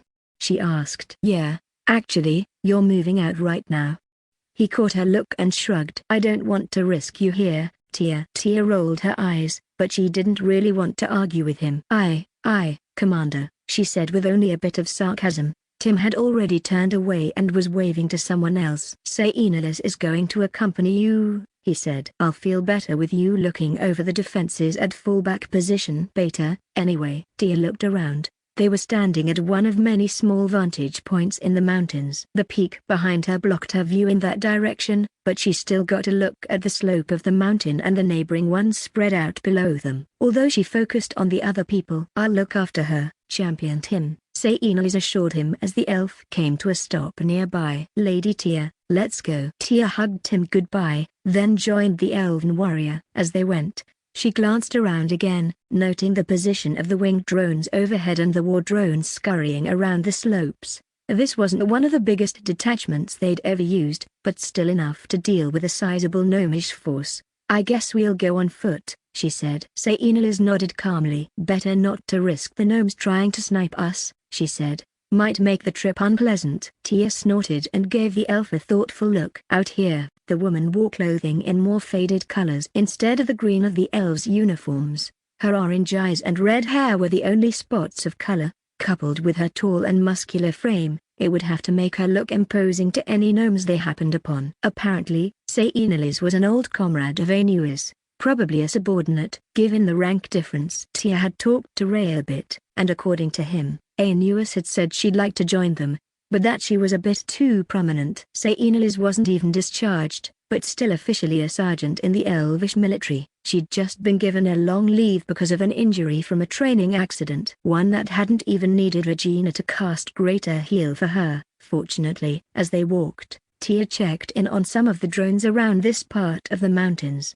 The situation was pretty much the same as the last time she'd looked, though, unfortunately, the gnomes had already learned not to divide their strength too much, so they only sent out larger units now, and were usually careful to ensure that they could support them. That had slowed their advance and given the hive lots of opportunities to prepare encirclements and flanking maneuvers. Though right now, Ada was leading a relatively large horde of war drones to try and curve around the gnomes' rear and devastate their supple lines. Tia only gave them about even odds that it would work as well as she hoped. But even if the gnomes were alert enough, they'd still suffer damage. They definitely wouldn't be able to kill all the swarm drones before they got in among their supplely wagons, or even the supplely depots. And considering the train, any damage to their supplies would hit them where it hurt. Even the hive had to be careful about food in the more barren, rocky parts, but they could still mostly get what they needed from the land. The gnomish army wouldn't last long without stores. Tia's train of thought was interrupted when Saenalis grabbed her arm. Enemy flyer, she snapped. Tia followed her tugging and the two of them crouched in the shade of a small rock outcropping. Saenalis craned her neck slightly, but this time Tia grabbed her and pulled her back, shaking her head. Then she closed her eyes and looked for drones in the area. There was a small winged drone patrol not too far away, along with some Tia knew Tim had tasked to keep an eye on them. Through their eyes, she watched the gnome riding a giant flying bird circle above. He seemed to be working his way towards the northwest. Single bird rider to the south-southeast, bearing to the northwest, she whispered to her companion. Still far enough, I doubt he'd see us. The elf nodded, but didn't make any attempt to get up or move, and Tia stayed similarly still. She watched until the rider disappeared behind a peak from their position and confirmed his trajectory before she stood. Even if he had found them, it probably wouldn't have been too bad. But one thing Saenalis insisted on all the time, and which she agreed with, was not to take unnecessary risks. Calculated risks were one thing, but sloppiness wasn't okay. You never knew when gnomish elites might be closer than you thought, hidden by some arcane class skill or even digging new tunnels. Tia was a bit more careful as they continued on, but things stayed quiet. Altogether, it took them several hours to make their way to their destination, even with Saenalis periodically using a skill to boost their movement speed. They didn't talk on the way, and the sergeant clearly kept an eye peeled while Tia regularly checked in with the others. The area was almost deserted, the presence of many high-level fighters driving out the local monsters. Those that hadn't been killed already, anyway. Then, as the daylight was beginning to fade, they reached their current goal, a small outpost that looked a lot less temporary than it really was. It probably helped that half of it was dug into the ground and the hill it rested on, offering protection and concealment. Tia patted a few of the war drones stationed around it as she walked towards the core of the outpost, smiling slightly. These were all higher-leveled ones, trusted to take care of themselves and stay here while there was currently no sapient drone stationed here. They'd be a nasty surprise for any gnomish units that stumbled on them, too, especially since the warriors could also command them from a distance with the psychic link. Let's rest for a minute before we continue, Sainalis suggested. Tia nodded and grinned at her. Gather your nerves before we go into the tunnel, right? She'd only known her for a few days, but it was obvious that she wasn't a fan of the hive's tunnels. The elf rolled her eyes. Since you insist on using those, I might as well. Tia settled down on a rock and stretched her work limbs, listening to the drones around her and checking on the other sapient drones in the area. They were all busy and she didn't want to distract them, so she contented herself with watching. After 10 minutes, they continued on. Tia dropped into the tunnel first, quickly checking that it was still solid and in good shape. Sainalis rested a hand on her shoulder, and she reached back to take the elf's hand, giving her a moment to adjust before she started walking. It wasn't dark enough to bother Tia's vision, and using a torch would have delayed them unnecessarily and been awkward in the tight confines of the tunnel, which barely allowed Sainalis to walk upright and didn't let them fully stretch out their arms. The patches of bioluminescent moss dotting the wall in regular intervals had to be enough. They walked for a while, but relatively soon, she started to see the end of the tunnel brightening. Even for the hive, digging a tunnel like this wasn't a simple endeavor, and they hadn't made it any longer than they had to. Especially considering all the other tunnels and bunkers the hive was digging, not just here, but around its bases in their own territory, too. Tia jumped up and waited for Sainalis to get out before she rolled a boulder back into position, closing off most of the tunnel. It wouldn't prevent anyone from coming out, or in, if they really wanted to, but it would make it more difficult, and it would camouflage the entrance better. Then she looked up and took in the situation while she checked on the nearby mines in the psychic link. This outpost was noticeably bigger. It was also higher up, and located in a small hollow that was surrounded by a mountain rock on 3 sides, which made it pretty well hidden. The core part of it was also hidden from the sky by an overhang that the hive had hollowed out a bit further. Who goes there? A familiar voice called out. Tia paused. Sainalis took a step further and called back an answer in another language. Then the two of them continued. Byanorn met them at the edge of the cave. He nodded at Tia. Good to see you again, Lady Tia. I hope the front didn't get too hot, she snorted. I think Tim just worries about my safety a bit too much, if you ask me. But no, it wasn't any worse than expected. I do need to take a look at the fortifications here, though. Unlike Sainalis, she was pretty sure Byanorn wasn't part of the Elvish armed forces anymore. For now, at least, he was apparently a member of a special forces outfit, though, so this might not be anything too out of the ordinary for him. Sainalis still seemed to treat him as a superior. Anyway, he glanced at the other elf and exchanged a nod with her, before looking back at Tia.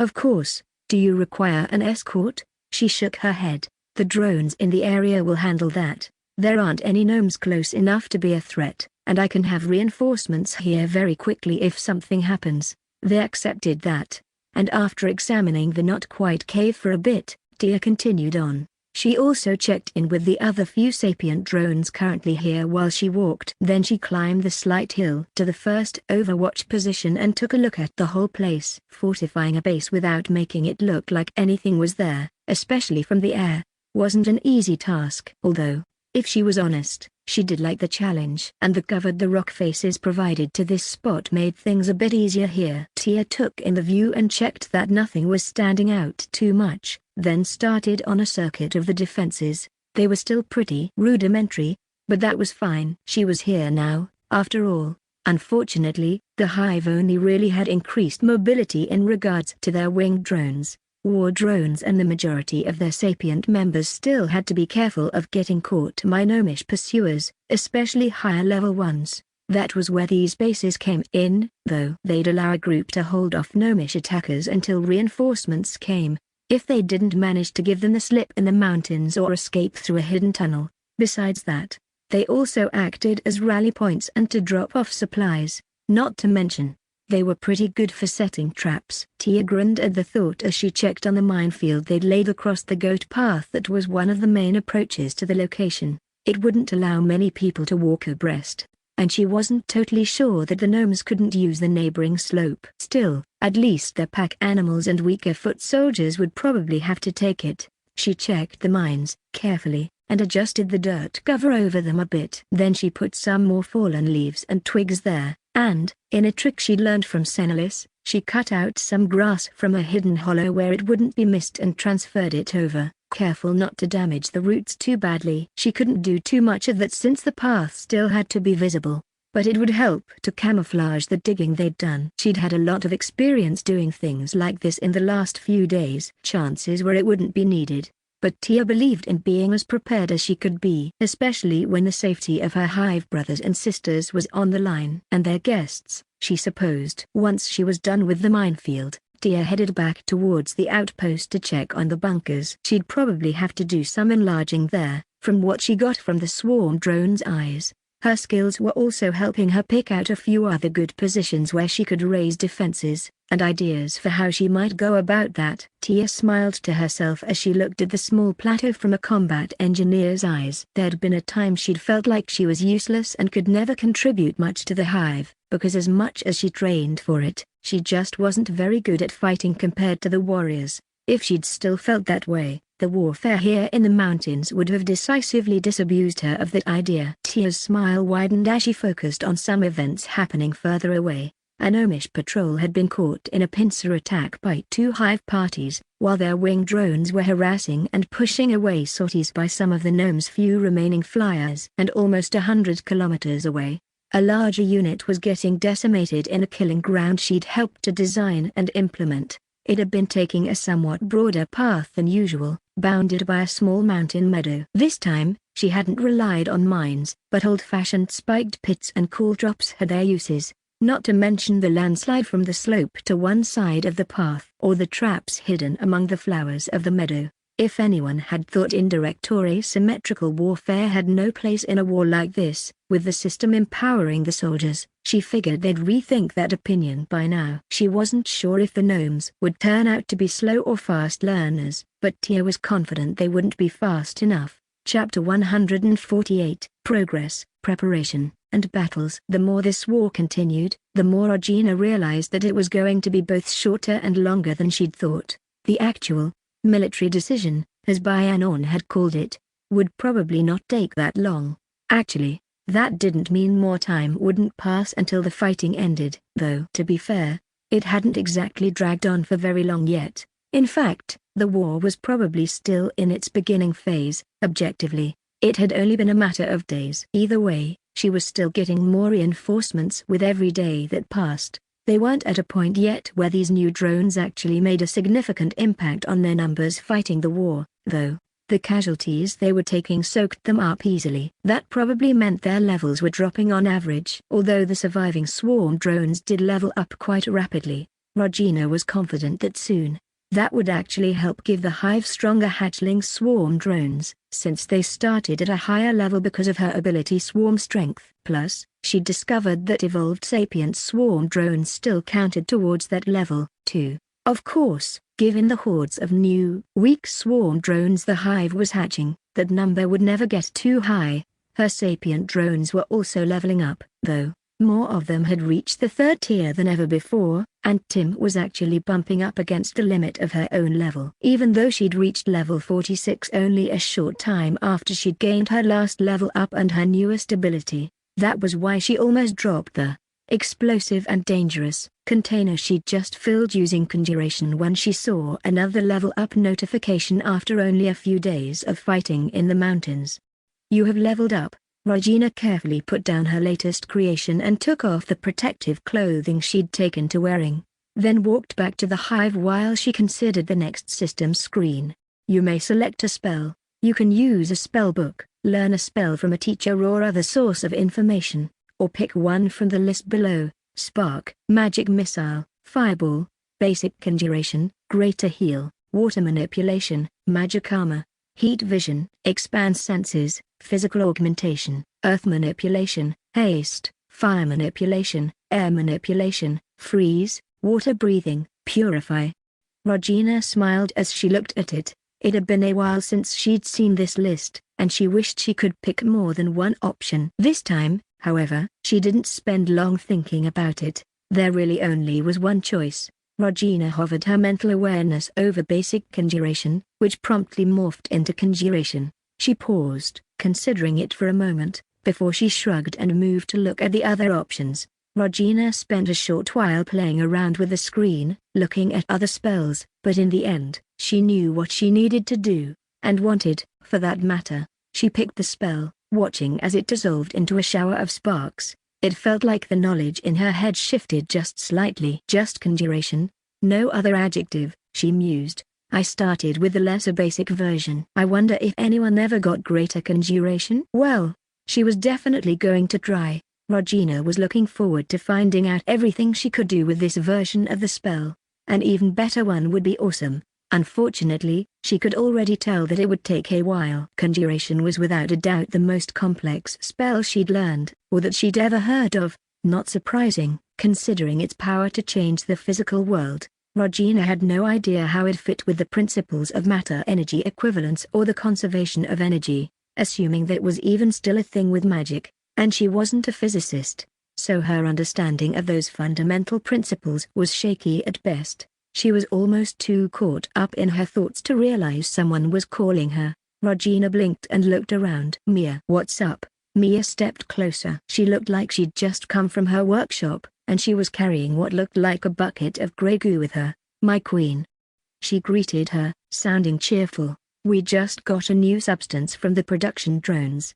She glanced down at it, wrinkled her nose and shrugged. Well, so far it seems like only really high-level ones can make it, but we do have a few of those now. Regina peered into the bucket. Sounds interesting. What does it do? I assume you ran some tests? Mia nodded. Well, I was going to do most of the tests now, but we figured out a few things already. For once, I'm pretty sure this is very inflammable, or, what's the word? Combustible maybe. She shrugged again. The point is, this burns pretty well, and I think there's a lot of energy stored up in it. We haven't measured heat output or energy content yet, but I'd say it's probably more efficient than wood, maybe even coal or oil. And that's just as regular fuel. Regina smiled. That sounded useful. How easily flammable is it, though? She asked, reminding herself of the potential dangers. You called it combustible? Not all that much, Mia responded with a slight smile. I wouldn't shake it around near an open fire, but it's not going to catch fire just from getting jostled a bit. I hope, anyway. She paused. What I really want to try is if we can get it to, well, combust more than burn. It seems to be compressible, and, I get it. Regina grinned and sent her a mental clap on the shoulder. Good work, as usual, Mia. Then she paused and thought for a moment. She was about to head inside, but on the other hand, this would be a nice opportunity to do some hands-on work and spend some time with Mia. She hadn't seen much of her recently. You know what?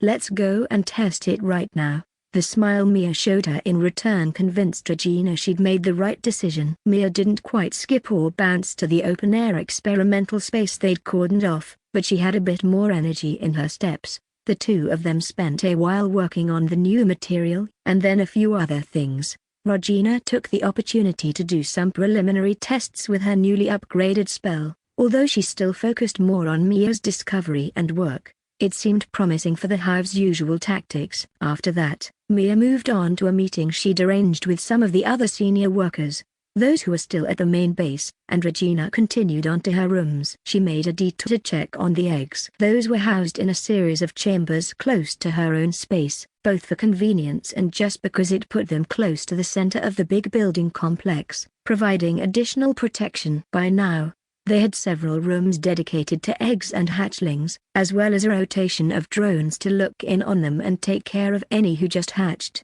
It was probably odd, at least to any stranger who might see it. Regina had grown more or less used to it, though she had to admit that the Hive-akin way of doing things had quite a few advantages. After adding some more eggs to the pile and washing up quickly, Regina returned to the room she'd turned into an office and reluctantly sat down to do some paperwork. That was one consequence of the war she wouldn't have anticipated. Previously, the Hive hadn't exactly seen much need for paperwork, but the elves and other people clearly liked to put some things in writing, and they did have a point. Regina had also taken the opportunity to push for a bit more of that among her Hive. Sure, they had the psychic link, but putting some things to paper didn't hurt. Well, unless it got into the wrong hands, but she didn't worry much about the gnomes getting to any accounts here in the base. Marquis Linz had actually complied with her request. It would be impolitic to call it a demand. After all, and officially denounced the gnome's actions as well as levied an embargo against them. She still wasn't sure if he or his allies had actually had any trade with the Confederation, but it didn't seem to be on a very large scale. If so, clearly, he was smart enough not to piss off his main financier if he didn't absolutely have to. Now, anyway, Regina glanced at a few notes from elven commanders and politicians and noted the quality of their paper. It was still better than what the Hive produced at Forest's Haunt. The gap was closing, though, and they were getting better. They weren't making paper on a large scale yet, because the Hive didn't really need to, but they could probably get there if they wanted to, relatively quickly. The next step would be the ability to make books on a large scale. I really want that, Regina admitted to herself, idly fingering a sheet detailing the Hive's food supplies. Having paper freely available again is nice. Something I didn't realize I was missing this much. It's not electronic data, but it's something. And once I'm able to actually make books cheaply, well, I still need to decide what to put in them, but it will open up quite a few options. She shook her head. Hopefully, Galata would drop by at some point. Even if not, Regina could definitely get by on her own. In the meantime, she still had a war to fight. Regina put down the sheet she'd just finished and leaned back in her chair, closing her eyes. Max was currently visiting the drones involved in fighting the gnomes. Regina had wanted to go herself, but he'd been very much against it, considering they'd probably tried to kill her once already.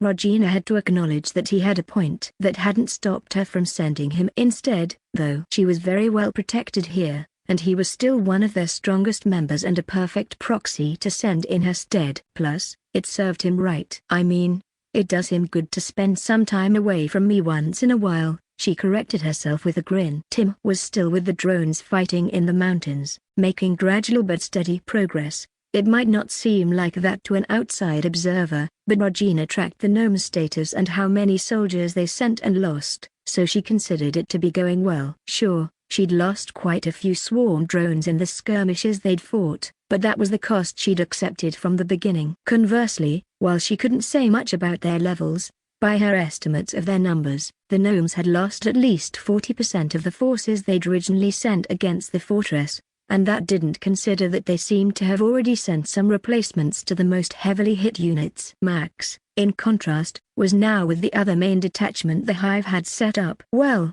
it wasn't really a single detachment, since the drones were still pretty scattered, but they'd organized themselves accordingly. Their job was to deal with the forces the gnomes hadn't sent to attack the fortress, and hadn't gotten bogged down in the mountains the same way. They'd only just started to clash, but it seemed to be going well so far. The gnomes were making their way out of the mountains and through the foothills, then across the plains towards the Hive's territory. Or that was the plan, Regina assumed. The Hive had deliberately let them put a bit of distance between them and the First Army before they started seriously harassing them. One of the benefits of the psychic link was that anything one group of drones learned, the rest did as well. Basically, the drones that were now going up against these gnomes could use the experience their fellows had already gathered fighting the others. Thus, they already knew which attack patterns worked best, how the gnomes tended to react to ambushes according to their doctrine, and which abilities seemed common among their soldiers. Regina didn't doubt the gnomes also had means of communication, but it couldn't compare to the Hive's. The mines the Hive had made were pretty primitive, but they'd had enough opportunity to emplace them along likely routes the gnomes would take. The mountains would narrow those routes, but the softer ground and denser vegetation also made working with them easier here. Their strategy regarding digging tunnels needed a bit more adjustment, but Regina was confident they could still get a few good ambush spots or surprising sinkholes to stop the enemy's supply wagons out of it. "You think they're ready?"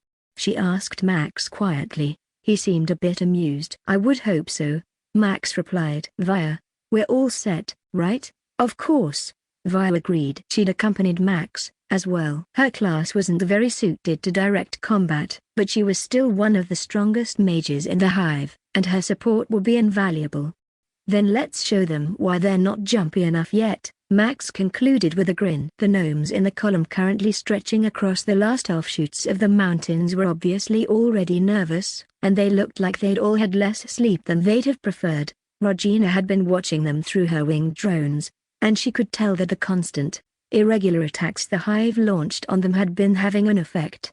They might be able to beat them back, but they lost people every time. Their supple lee wagons were getting damaged or destroyed, which slowed their pace for repairs and to give them the opportunity to forage for food. And that was a risky proposition, since the drones liked pouncing on any party wandering too far from the main army. But what the gnomes probably didn't realize was that this had also drawn their attention to the sky, and kept it fixed there. They were conditioned to expect attacks from above, and traps and mines from the ground around them. Now, they would be faced with an actual ground assault for the first time. Regina had decided there was no point in pussyfooting around, as Janice would say, with this, and they'd prepared an attack in force. Hiding this many drones so they wouldn't be detected early by the gnomes was a challenge. But they'd chosen the time and place carefully. Not only was the gnomish column stretched pretty far due to the train, but it was also close to a base the Hivekind had built, along with a few tunnels. They'd be using several in particular, which had entrances concealed in a thick patch of wood close to the pass the gnomes would have to go through. Their scouts has missed it, probably because the army wouldn't be moving through here anyway, and so there shouldn't be any traps, and partly because they hadn't wanted to tangle with an enraged great Amana beast in the middle of its territory. Arcanes had played her part perfectly. Now, at Max's signal, the horde of drones got moving. Several warriors came along as well, together with a few supporting mages, although they'd stay behind and not participate in the actual battle. They controlled the hordes of war drones launching the attack, though silently. The drones ran through the tunnels and poured from their mouths into the forest, waiting briefly for enough of them to gather before the attack started. They scrambled up the steep sides of the ridge separating them from the gnomes, their ability to move on all fours helping greatly. By now, the gnomes had raised the alarm, but it didn't really matter. They were too strung out, caught too unprepared. The soldiers barely managed to get into anything resembling formation before the waves of drones crashed over them. The battle was short but brutal, as was probably to be expected. The hive attacked in waves, using a formation the warriors under Max's supervision had previously arranged. Since swarm drones weren't good at forming tactics on their own, they didn't need to this time. However, the ferocity of the hive's attack clearly caught the gnomes off balance. They thought they knew what to expect, and this wasn't it. Soldiers who'd grown used to hunkering down and watching as stronger gnomes tried to shoot down flying drones now had to stand up and fight. The road wasn't big enough for them to form up properly, and in the chaos, their officers struggled to maintain any kind of order. Regina grinned to herself as she watched. Her drones were dying left and right, of course, but that was also a price she'd anticipated. As the battle progressed, her grin quickly faded and she took a deep breath, trying not to focus on the sensation of minds going dark in the psychic link. Just as the gnomes were starting to re-establish control and strike back, the second attack hit. A swarm of winged drones crossed over their formation, tossing rocks and explosive charges. The gnomes' line wavered and indented in several places as the attack ripped holes in their column. A short while later, Ben said, "We need to withdraw now." Regina nodded and sent a feeling of acceptance, listening quietly as Max and Ben gave the orders to the others. He'd told her from the start that if they wanted to get more than a handful of drones back from this attack, they couldn't allow the gnomes to get themselves together and start pursuing them in earnest. Retreat was always tricky, and even more so under these circumstances. But the war drones broke off right on cue and turned to flow back in good order.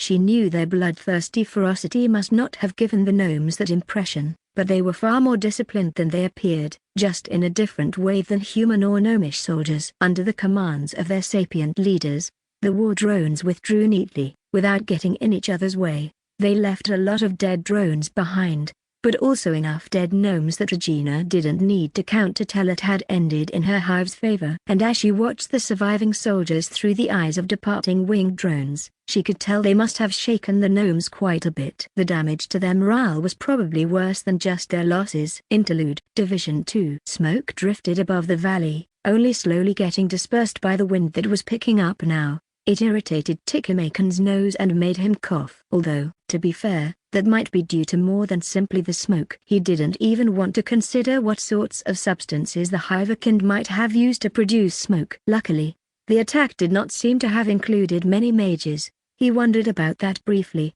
before the situation grabbed his attention again as someone stumbled into him. He almost shoved the man off, before he recognized Perry Aiken. "So, still alive, my friend?" the other merchant asked with what he recognized as put-on levity. "And unharmed," he agreed with a forced smile. "All right, that's enough sitting around." A shout interrupted them. "Ticky Rock, get up and look sharp, you're on watching duty." "Perrykins, the colonel wants you up ahead, so move it." Tickermakin turned and looked at the sergeant, resisted the urge to scowl at him, and reluctantly got moving. He was far more exhausted than he ought to be, already, since the battle had not lasted all that long. Then again, he was still not used to all this, and it had been exhausting in more than a physical sense. He'd been in combat before, but never on such a scale. And he'd never had to deal with hordes of identical monsters rushing at him, either. He suppressed a shudder as he thought back to the Hive's fighters. He recognized them. Of course, the ones who could talk had called them war drones, but he'd never seen them in combat before. The utter ferocity they'd shown had been bad enough, but if he was honest, what unnerved him even more was the downright eerie coordination, almost synchronization, between them. He wasn't sure even elites could match it, and they had hardly even seemed to care about their own lives, but fearlessly attacked whoever stood against them, even if he was 20 levels higher. He'd even watched one instance where a drone hadn't even tried to dodge a warrior's sword and allowed its companion to deal a fatal strike. Tickermakin shook his head and reminded himself that at least they were still individually weak, then made himself return his attention to his task. It looked like the division's advance had been decisively halted for now, but he shouldn't let his guard down. It ended up taking even longer than he expected until everything was sorted out and they were ready to move on. The injured had to be taken care of, and some of them prepared for transport back to base, where they could receive more extensive care. Some of their supple vehicles were destroyed, again, and the engineers took a while to rig repairs for a few others. Tickermakin suspected that the soldiers' loads might get a little heavier again. Then, finally, with the path cleared and everything in order, though still leaving behind more men than he knew anyone wanted to, they got moving again. He suspected part of that was because the commanders didn't want to linger in one spot for too long. Were they afraid the enemy would prepare another attack? Tickermakin trudged back to his usual group, trying to gauge the condition of the army on the way. For men like him, the usual rules were a bit looser, and they had some leeway in forming teams. That meant he spent most of his time with Peary and a few others, most of whom he had known for some time. Once again, he was devoutly grateful that he had already reached as high as he had, and at least the war was good leveling. He'd felt like he was almost stuck for a while now, but he'd gained a level a few days ago, and he was confident the next one would be coming along soon, too. They talked a bit as they marched, trying to make jokes and banter to put each other at ease. Maybe it was his imagination, but it seemed more forced than it had been at the beginning of this endeavor. Certainly more sporadic. At least they made the effort, however, and he knew that, all too often, confidence came from putting on a good front, projecting it until you actually felt it. Tickermakin was an old hand at that, too. He wouldn't have thought about it in those terms a month ago, but he also didn't want to let the common soldiers see him be nervous or less than confident. The army slowly wound its way out of the valley and into the lowlands. Well, outsiders probably would not call them lowlands, but they were lower than the mountains, so that counted for him. Tickermakin didn't even want to think about how long the column would stretch if all of the Confederation's army was here. Even this part of it was already rather drawn out. That had been one of the reasons the enemy attack had hit them as hard as it did. Luckily, that would hopefully be over now.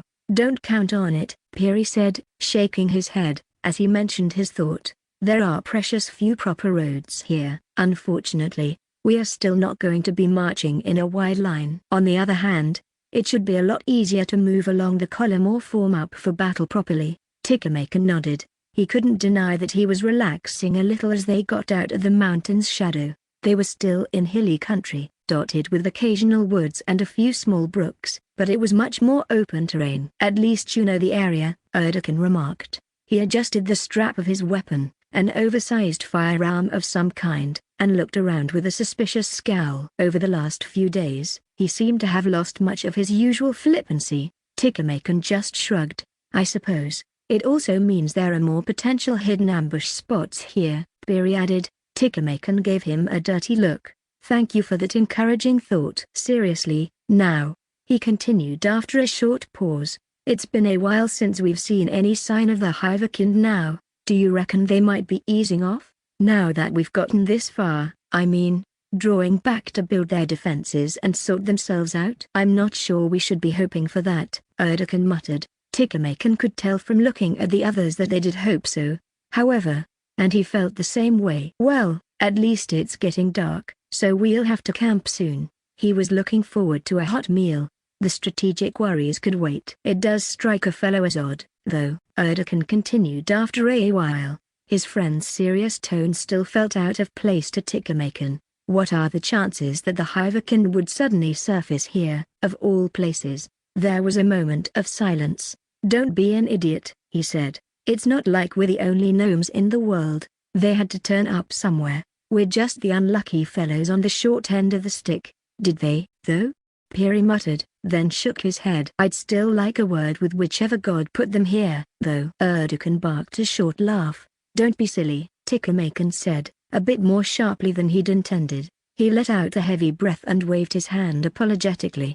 Besides, it was probably De Arianen, he added as an afterthought. Maybe he was more tired than he thought. But he realized he probably shouldn't have said anything right after he did. He suppressed a grimace. What did you mean?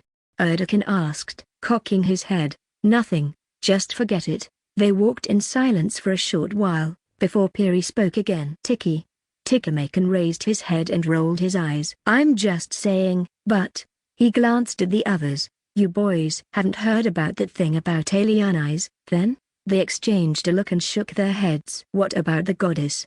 Piri asked, sounding a bit cautious. Tikamakan sighed. Just something I heard from my contacts, and, well, might be something someone picked up when we met the Hiverkind.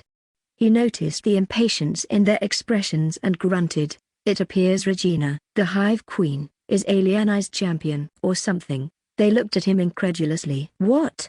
Piri exclaimed. Then he immediately lowered his tone of voice. That's nonsense. Even Alieni's, especially Alieni's, and none of the gods would do something like that. He frowned. Where did you hear that? Did they actually say she was the goddess of progress champion? No, I suppose not, Tikamakan said. He considered for a moment, then shrugged. She seems to be marked by the goddess. That's all I could tell you for sure, and I suppose there are plenty of reasons for something like that. His answer didn't appear to set his companions at ease, although Piri's frown calmed. They traveled for the next few minutes in silence. For his part, Tikamakan was trying not to think about what they just talked about. He was almost glad for an interruption, although that feeling didn't last when he realized who called for them. Tiki, just the man I was looking for. Piri, you as well. Commander Sir Dakini looked a bit hassled as they moved up to his mobile command post, which was just a small wagon that most likely carried supplies as well. Do you have a job for us, Commander? Tikamakan asked. He was not in the mood for proper social graces right now. Yes, I do. We're going to be making camp soon. As soon as we are out of this stretch and get to what I'm assured is a better camping area. In fact, but before that, we want to be certain the environment is safe, beyond just our immediate perimeter. So, I'm sending teams out to check on any likely ambush sites and general locations of interest. Tiki, since you've traveled through here more than once, you'll be with Team 1. That'll put your experience to good use. Piri, you're with Team 3, under Aziakan. You'll check over the river to the northwest. Tikamakan nodded and sketched a salute. He was not exactly happy about this, since his dreams of rest and a good meal would be pushed back quite a bit, but he was not going to argue about that now. Instead, he went to meet up with his squad, then get to work. He recognized all of the other three, although he didn't know them personally. They all seemed as tired or grumpy as him, and only exchanged a few nods before they got going. At least they had a mage who knew the haste spell. Judging by the effect, it might even be a more developed version, like greater haste. In either case, they sped through the darkening fields around the army's path, taking advantage of the last of the sunlight. It promised to be a cloudy night, so they had better hurry. Wait, there, he murmured as they gained distance from the campsite. There's a game path through here. It should take us through that forest and to the first site. He'd seen the maps and they already had a pre-arranged route, although there was room for some deviation. He wasn't too sure how much a patrol like this would really matter, although he supposed they could make sure the Hiverkind weren't gathering any large forces in the vicinity. There was a somewhat secluded spot in the shade of a lone, rocky hill that would function as a good landmark, as well as potentially give cover for fighters. Tikamakan tensed somewhat as they neared, but he couldn't see any Hiverkind on the hill using it as a lookout position. He supposed they didn't really need to, with their flying drones. And as his party made its way closer, it soon became clear that the hill was just as abandoned as it ought to be. Good. Now what? The mage, Tardakan, asked. There's a ford in the river which would probably let wagons pass, he replied. This way. For the next small eternity, the party moved in an arc around one side of the army's path and intended campsite, checking out the area and any spots of interest. It wasn't really a proper scouting job. But what did he know? Then again, he didn't think any gnome would be very familiar with fighting in wild, open terrain like this. They diverged from the straightest course several more times to check out features of the terrain or landmarks, or to get across a body of water. Their mage had mana to spare, at least, and refreshed his spell when needed. They moved a lot more quickly than normal, but Tikamakan still found it exhausting, on more than just a physical level. At first, he tensed up more and more as they approached the next potential ambush position, but then his tension started to fade. They only found any hint of combat when they were almost back at the camp. Tikamakan exchanged looks with his companions and sped up slightly, ignoring his tiredness. There was a smell of smoke in the air, faint though it may be. It still seemed stronger than what one would get purely from campfires. What happened? He asked tensely. No one answered.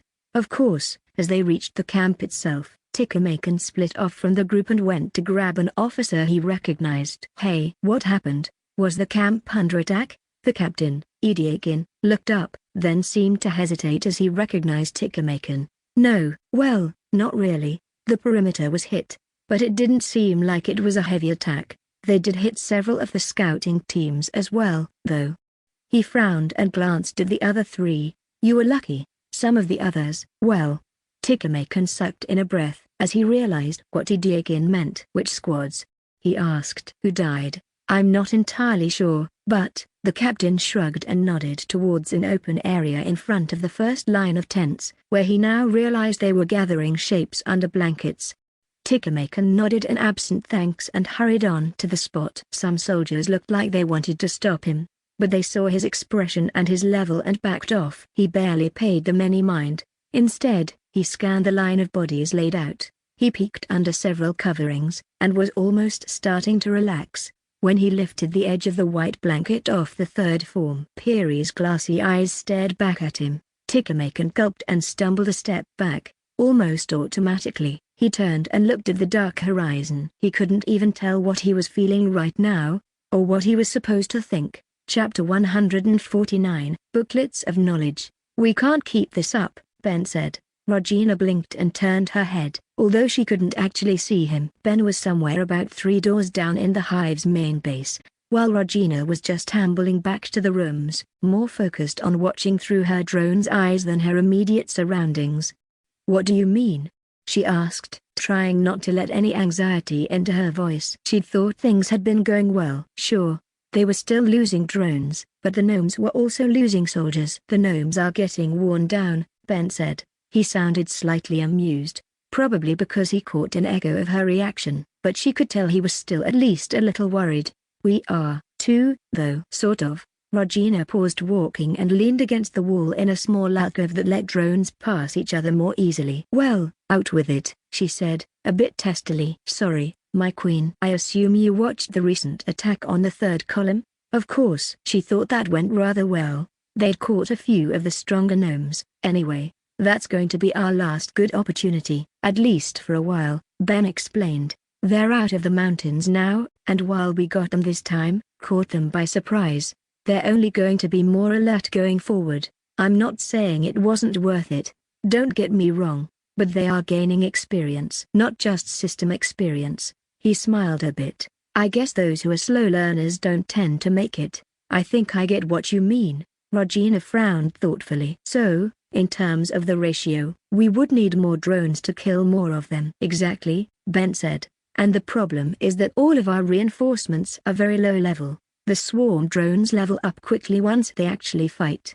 But only if they survive. Well, Regina sighed, shook her head and pushed off the wall, continuing on her way. Then there's nothing for it. You're right to be worried about the numbers if things take a turn for the worse, and there's no point taking chances with that. This is still our best opportunity to whittle them down, he pointed out, but she knew he just thought it needed to be said. Yeah, but it won't be our only option to deal with them. We'll still harry them, keep them on edge, slow them down as much as possible, but it's probably not wrong to focus more on our preparations. That is what I was going to suggest, my queen, Ben said. I'll make sure we'll get it to work out. Regina sent him a mental acknowledgement, then sensed his mind withdrawing from her. She probably needed to make sure he didn't spend all his time worrying about strategy and took some time off to relax. Come to think of it, maybe she should have a quick word with Dan. In the meantime, Regina also checked on Ken quickly. The other drone seemed to be recovering well. She was pretty sure that he wasn't going to suffer from PTSD. Granted, it was a bit early to be certain of that, but the contact with the other drones, his siblings, and the way the psychic link allowed them to be there for him, share reassurance and just help him cope in general was obviously helping. Plus, Regina felt like Hivekand in general were probably pretty resilient, in more than just the physical sense. Anyway, Ken was working hard on his magic, but not hard enough to endanger his health. And he actually seemed to be making good progress. She quickly exchanged notes with Ida, then glanced at the other information the keepers had stored in the psychic link recently. There was nothing that really required her attention, and she'd take the time to look over the more technical things in detail later. Their capabilities were growing, and it was harder to get an overview of everything relevant from just a quick impression. She considered that a good thing, though. The more they were able to use this capability, the better. Plus, it's better than actual paperwork, she thought, grinning slightly to herself. Regina focused back on her surroundings. She took a quick bath, then changed her clothes, choosing an open tunic with long slits on the side towards the back that allowed her wings full freedom of motion. She was getting sick and tired of staying in the hive's base, cooped up while her drones fought and died in the south. She wasn't stupid or reckless enough to actually go to the front, but Regina figured she could get out a little more. Besides, she could probably use the exercise. Once outside, Regina glanced around. Ira and Dan stood beside her, their arms crossed, while Dan scowled a bit. He'd taken up some of Max's bodyguarding while the older drone was away. Not that Regina had needed much of a security detail while she was holed up inside the hive, surrounded by her drones. Don't worry, I won't go too far, she said. Dan nodded, giving her a quick smile. She knew he planned to take control of some winged drones nearby to keep an eye on her, but she didn't say anything. Instead, Regina jumped and beat her wings. She savored the short moment when she was almost weightless, the pull of gravity cancelled out by her upwards momentum.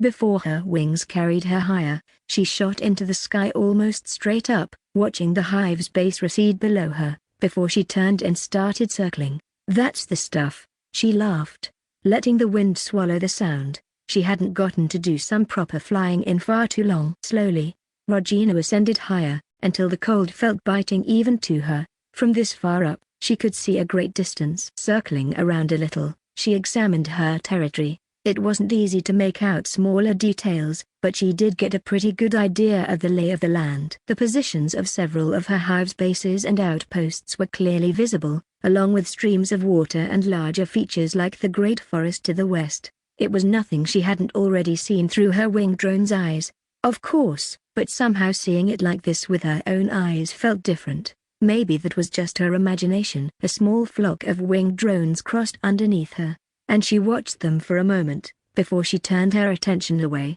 The hive's main base bustled with activity below, and she didn't need to look to know the positions of all the drones in the vicinity. There were quite a few. Some things weren't even visible from up here, of course, like the tunnels they'd dug. That was just as well. She'd rather her enemies didn't get a look at those. Regina glanced towards the forest, which was clearly visible, if still some distance away. For a moment, she considered going there. before deciding with a sigh that that would probably be too reckless. Even if it would be nice to go check on their original base and the rest of the area, and to visit the elves in person. Although she should probably give them a little more warning if she did decide to visit Harrydale. She was honestly feeling a bit ambivalent about the elves. She appreciated their support. It might seem a bit sparse considering the elves' allies were fighting for their very existence, but they hadn't exactly been allied, or around, for long. And they didn't have any kind of formal treaty, anyway. So technically, the elves weren't obligated to help the hive at all. Their logistic support was valuable, though, and so were the people they had sent to help directly. Not so much as fighters, since there were only a few of them, but as teachers. Her drones might have good instincts, but they lacked experience with fighting a war, or knowledge about large-scale combat with a system and magic.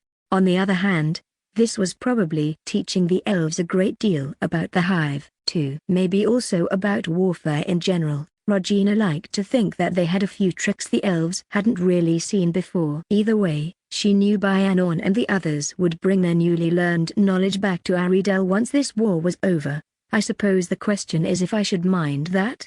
Regina considered while she slowly beat her wings. Before she came to any conclusion on the matter, she was distracted by the psychic link. A rather large group of drones was hatching right now, but that wasn't what caught her attention. Janice had just started talking to Volans.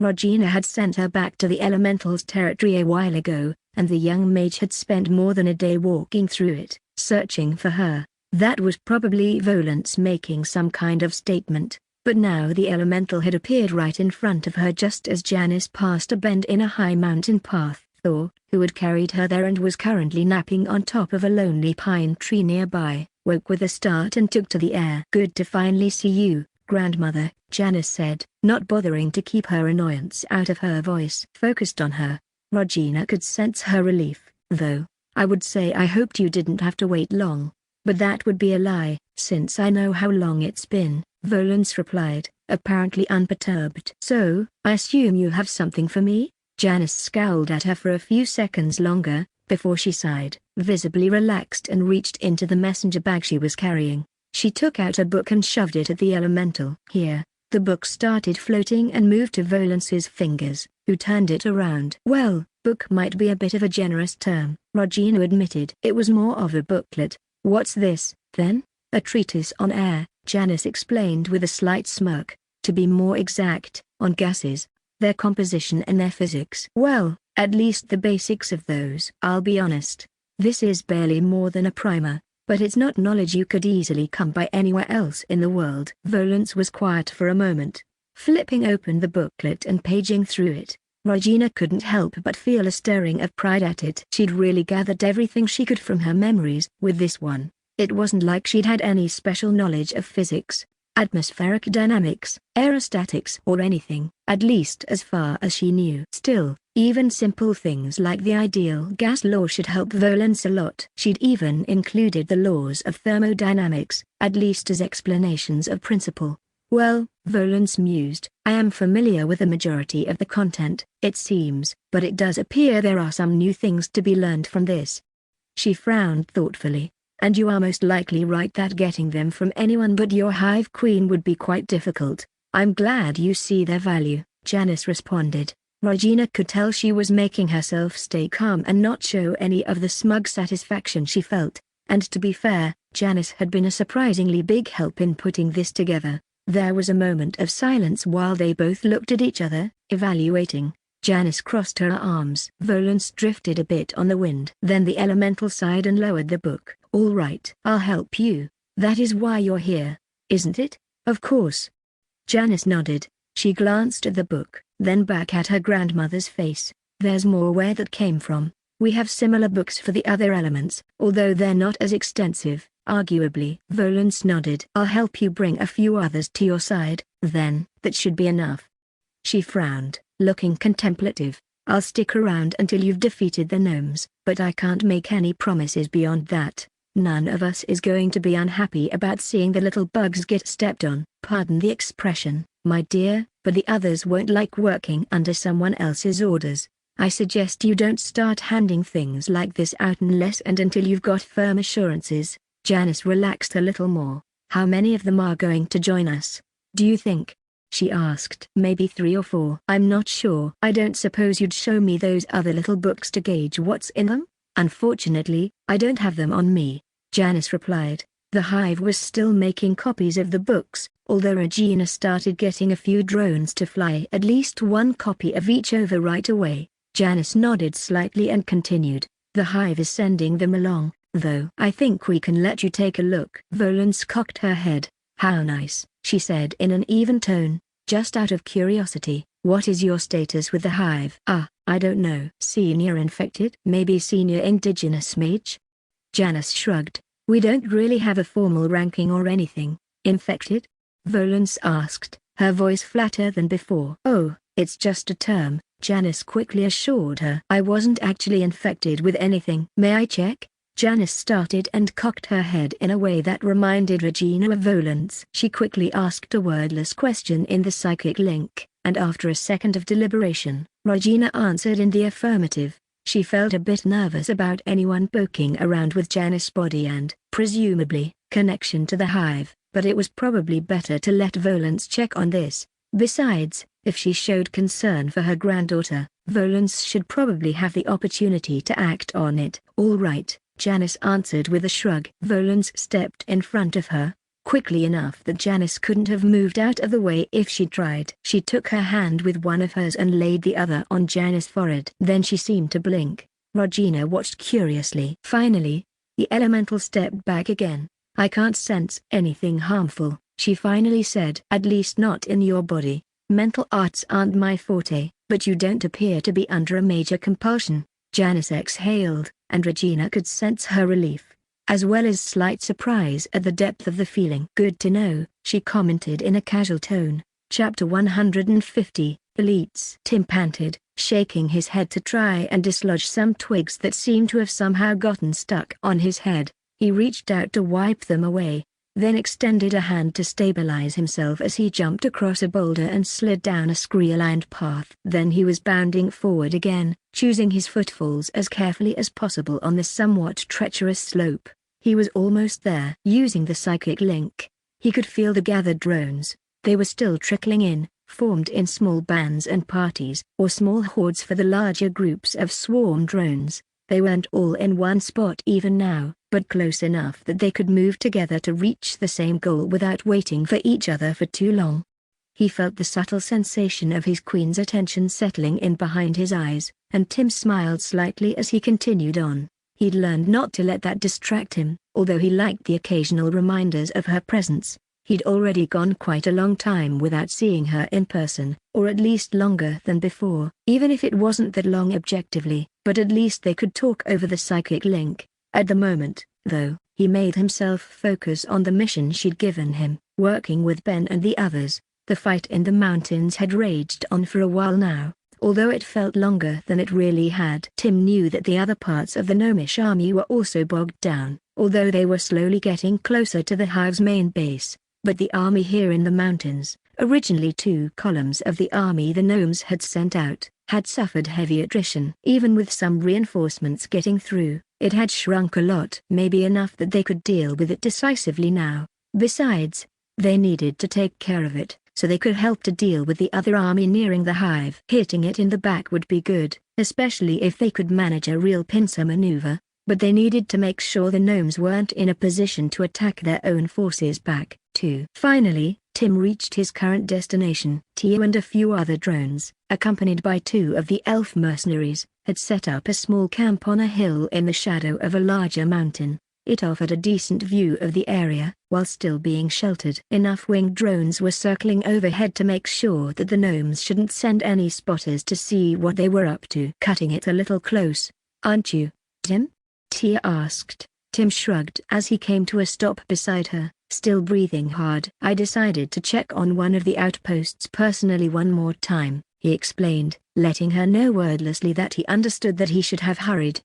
Let's go, then, Sinalis said, if all of your hive drones are ready, Sir Tim. Tim nodded. He didn't need to look at the drones to know they were, and he'd been checking the positions of every drone around them. I'm setting them into motion right now, he stated, giving mental commands to that effect. Then, as the group started moving, he focused on the others and checked on them. Zoe was currently in charge of another group of drones, one of the bigger ones they'd put together so far. It was her job to attack a major gnomish outpost, one they'd seen even before the start of this war. Although it was a bit out of the way of the recent battles, they needed to make sure to cut off all avenues of retreat or paths for reinforcements. Though, they now had a similar job, attacking another gnomish outpost. Most of the Hive's swarm drones were using the tunnels they dug throughout this region of the mountains by now. Many of the winged drones gathered in the sky, higher up than usual, to make it harder for the gnomes to spot any details about them.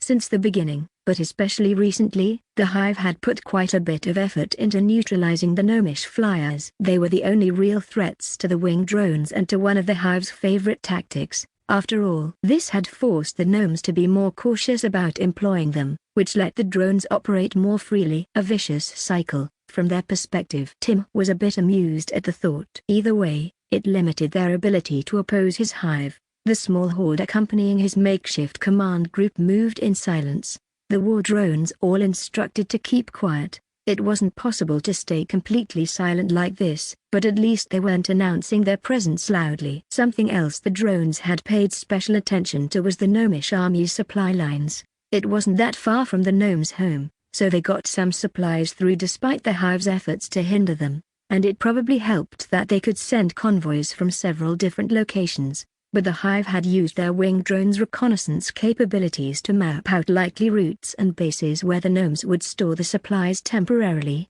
as well as their general procedures. Baron Neralt had even gone with a sizable escort to check out a few places where they suspected the gnomes had dug tunnels. His class skills allowed him to have a pretty good sense of the earth in his surroundings, so he was able to confirm the locations after the winged drone's eyes suggested possible spots where the gnomes might have put entrances and exits. The Hive had carefully moved forces into position, and now that the signal was given, groups of swarm drones, occasionally led directly by a sapient drone, moved on those tunnel entrances, to seize them and cut the gnomes off. They left most of them unguarded, presumably trusting in secrecy rather than attracting attention with visible guards, and to be fair, the gnomes had done a really good job in concealing most of them, and they couldn't have known about the Baron's skills. Tim suspected even Marquis Linz didn't know. Well, they might not have caught every tunnel or location of interest. Even so, but he didn't worry about that. Letting a few of their targets escape would be unfortunate, but hardly a catastrophic failure. Good luck, Max told him silently. Tim smiled faintly. You too, he sent back. Before Tim's group reached their goal, the attack started. They'd planned to synchronize things as much as possible, but there was some wiggle room in the plan, and since the gnomes didn't have the kind of communications the Hive did, any warning would come too late for many of them, if not all. While he walked, Tim watched silently, switching through a few different swarm drones, as they attacked their assigned targets. This was the first time the Hive had launched a general offensive, especially across such a large front, and he planned for it to be decisive. He stayed with Tyr, Byanon and a few others as they walked, forming a small command group. While he could look through other drones' eyes, there was something to be said for doing it this way and being present if he was needed. Taking a deep breath, Tim prepared mentally, then opened his mind and dove into the psychic link, trying to reach as many drones as possible. For the Hive, he whispered to them, and activated Rally. He felt his own stats increase, the walk suddenly seeming to become even easier and his gear lighter. In the distance, maybe a kilometer or so away, the sound of screams and shouts started. It carried oddly through the mountainous terrain, bouncing and echoing off walls of rock. Tim and the drones with him sped up a little.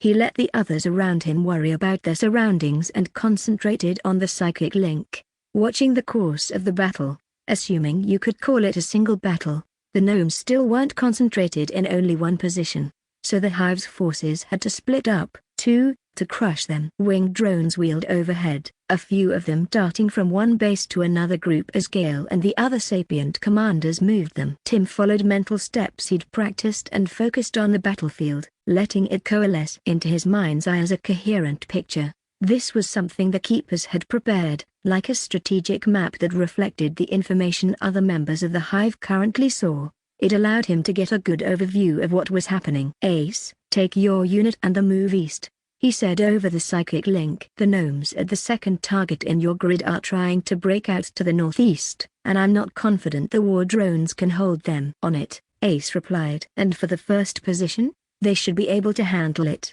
But I'll send Kit with a few others to be sure. Tim almost forgot his surroundings, letting his body move on autopilot, as he guided drones round the battlefield like a general with miniatures on a map. By and large, the gnomes reacted as he'd anticipated. They hadn't expected such an attack in force, especially not seemingly everywhere at once. That much was obvious. Tim smiled faintly. The drones were fighting well. Unfortunately, it didn't all go their own way. That was why he and his companions were here, instead of just watching from a comfortable base somewhere. The gnomes still had some elites left, mostly because they were careful about committing them, and probably also because those were just harder to kill. They cost the hive a lot of drones, overall, and now, in the few positions they were gathered, they threatened to completely break the hive's attack. I'm sending Janice in with our trump cards, Tim warned the others, aloud for their friend's benefit. Get ready to fight.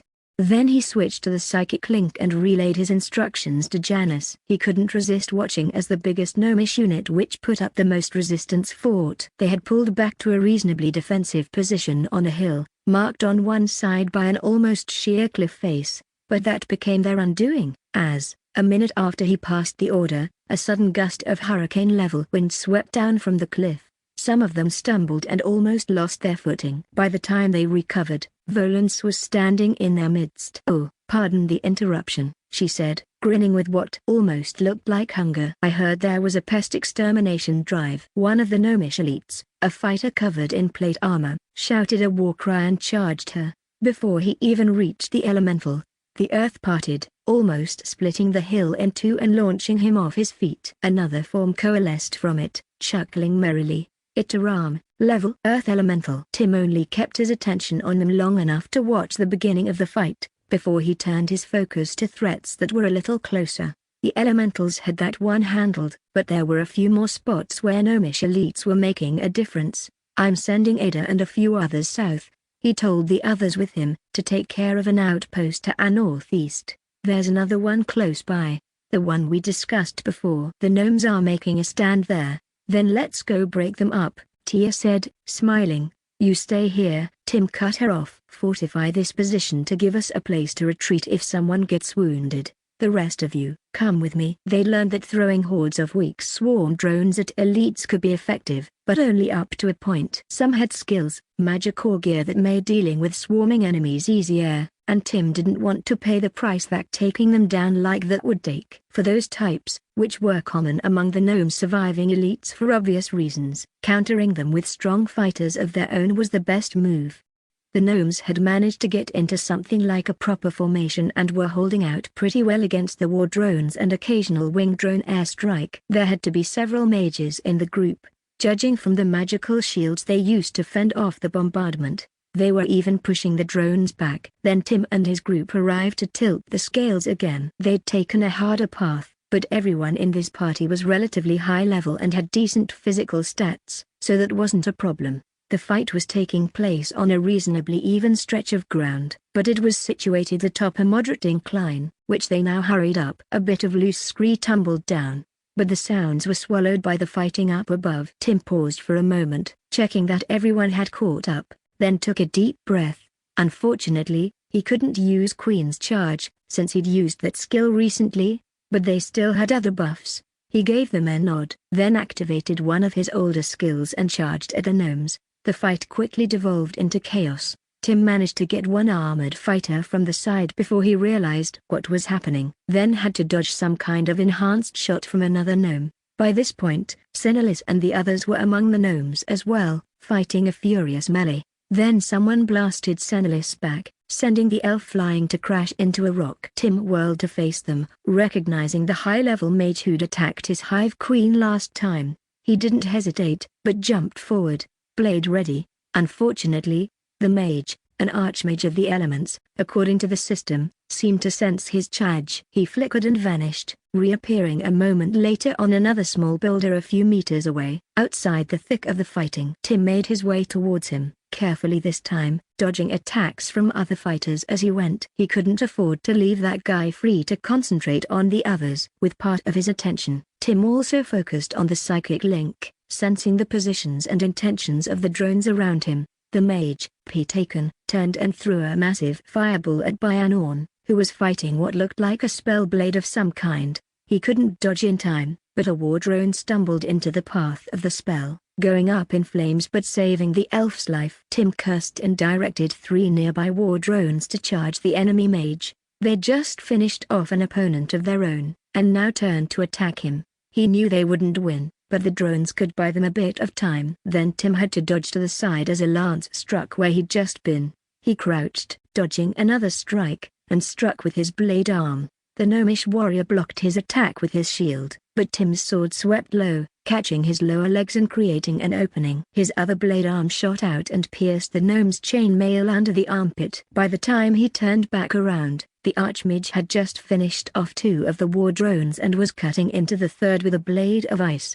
Tim picked up the lance from his defeated opponent and threw it. It bounced off a faintly glowing blue sheen around the mage, clearly a mage armor spell. But the armor shattered under the attack. He grinned and took a step back. Tim could see the gnomish mage wonder why he retreated, before his head whipped up. He wasn't fast enough, though. Thor dove out of the sky, and Ken, seated on the other drone, unleashed a fireball of his own. Pitaken raised a hand, clearly trying to ward it off, but he didn't manage to cast whatever spell he attempted in time. Tim saw some flickering in the air, but then the fireball exploded. Bright enough that he had to blink against the glare. It didn't leave much behind. Tim smiled, sensing Ken's satisfaction at the successful kill. Even if he could have brought down the other mage himself, he might have let Ken handle it. Anyway, he had been a bit skeptical, but being allowed to participate in the war, fighting back against the gnomes, seemed to do the younger drone a lot of good. Great work, he sent him, then turned around. They still had work to do. Even if it was mostly cleanup, seeing the state of their enemies. Chapter 151, Assessments and Hints. In the end, the attack on the gnomish force in the mountains worked rather well. They didn't quite manage to wipe them out, and quite a few gnomes slipped through the cracks, but that had probably been unavoidable. Those probably weren't enough to pose a real threat to Regina's forces in the region. At least not in their current, disorganized state. The elementals had also proved themselves. Regina had paid less attention to her drone's battle than she should have, really, but she'd been curious to see the elementals fighting, and they hadn't disappointed. A few of the gnomish elites were probably only a little weaker than them, possibly even in the same tier, but they didn't stand a chance. Regina didn't know how old the elementals were, exactly, but they had clearly been around for a while, and they were experienced. Plus, she'd already started to realize that inherent traits and advantages still mattered. Even with levels and class skills like her drone's 6 limbs, the elementals were basically made of magic, and they were still larger and probably stronger than gnomes. It was enough to make her wish that more than just a few had accepted her offer. Then again, keeping control of many elementals would have been a very different challenge by itself. For now, Volans had managed to bring 2 or 3 others into the fold. One of them had given his agreement, more or less, but hadn't actually participated in the fighting yet. Regina was hoping they would be worth it. She'd also registered that Ben seemed to be changing his outlook, or maybe expanding it a little. Realizing that defeating the gnomes on the battlefield was going to be the easy part, Regina had already become aware of that. She didn't doubt that her hive could defeat the forces the gnomes had put into the field so far. The only question was how, and what it would cost them, but that didn't really solve the problem or even win the war. She wasn't really sure what they should do about it, though. There were a few options she could think of, but all of them seemed to have some pretty clear downsides, or at least risks. What was that quote about winning the war and fighting the peace? She thought with a hint of amusement. Then Regina sighed, cracked her neck, and started pacing the length of her room. She needed to visit the part of the base most had started calling the hatchery soon. Regina hesitated and leaned against the wall, closing her eyes and putting her head against the cool surface for a moment. Maybe I can take it easier now, she thought. The war is going well, and I've got a lot of breeders. We don't need that many new sapient drones, either, do we? Regina pushed off the wall and started pacing again. She had to admit she was feeling the strain. She should probably take that as a warning sign. Already, she was a little hesitant about physical training, and she didn't protest about the attendant's habit of pampering her as much as she should. It felt like some insubstantial splinter had lodged itself in her core. "I just don't want to risk any of my children dying while I slack off," she admitted to herself. Regina paused, then forcefully shook the thought out of her head and sped up, passing through the door out of her rooms and into the main part of the complex. Her drones were clearly beating the gnomes, all things considered. And unlike them, her hive would only get stronger with time. She looked in on the hatchery as she passed, noting the carefully arranged eggs, sorted so that those close to hatching had enough room and were near the exits. Jim seemed to have taken it upon himself to watch them right now, and he waved at her as she passed. Regina smiled and waved back, but didn't stop. She passed through the corridors of the main hive base, greeting her drones in passing. There weren't many swarm drones here, mostly just sapient drones. Regina could put a name to everyone, although she suspected she might not have been able to without the help of the psychic link, especially since they looked so similar, with only subtle individual differences, except for the different classes. From the above-ground complex, Regina descended into the tunnels. There were several entrances scattered around the area. Of course, she took one that was relatively big, clad in wooden planks and illuminated by glowing cave moss they had taken from the tunnels under the forest and cultivated. It would have probably been too dim for a human, but she saw just fine. There was a bit less traffic down here, but she still passed some drones, including a few swarm drones. They all stepped aside to let her pass, and she smiled and brushed her hands across the swarm drones in a brief greeting. Regina didn't stay in the tunnel for long, though, but quickly turned into a niche that led to a larger cave dug out of the ground. "Things are going well?" she asked quietly. Ash glanced up from where he was kneeling on the ground and stood up. "My queen, I didn't even realize you were coming." He smiled self-consciously. "What brings you down here?" "I just wanted to check on things briefly," she responded. It took her a moment, but then she realized what he had been doing. There was a map spread out on the ground, with differently colored pebbles strewn across it, and a few sheets of paper with a pencil beside it. "Our elven friends are still being discreet and helpful?" she asked. He grinned and nodded. "I bet they have quite a few questions they don't quite dare to ask, especially going by what I hear from Ray," Ash said cheerfully, then sobered. "We haven't shown this to them, of course." He gestured around them. Regina nodded. "How satisfied are you with the defenses?" she asked. He was a scout, but that could also provide a good perspective on evaluating defensive measures. "They'll work," he replied confidently. "If the gnomes ever make it this far, at least in any kind of strength, they'll get a nasty surprise." Admittedly, "I can't promise that everything will go exactly as it's supposed to. We can't guarantee that without more intense testing, which we won't because it risks revealing too much," he added quickly. "Still, all things considered, it doesn't really matter if a few bunkers aren't perfectly placed or a few mines are duds. We're not relying on any single thing to work perfectly." "Glad to hear it." Regina smiled. "I was going to take a quick walk along the underground defenses, then get back to that paperwork I should be doing. I wish I could come, but I should finish this."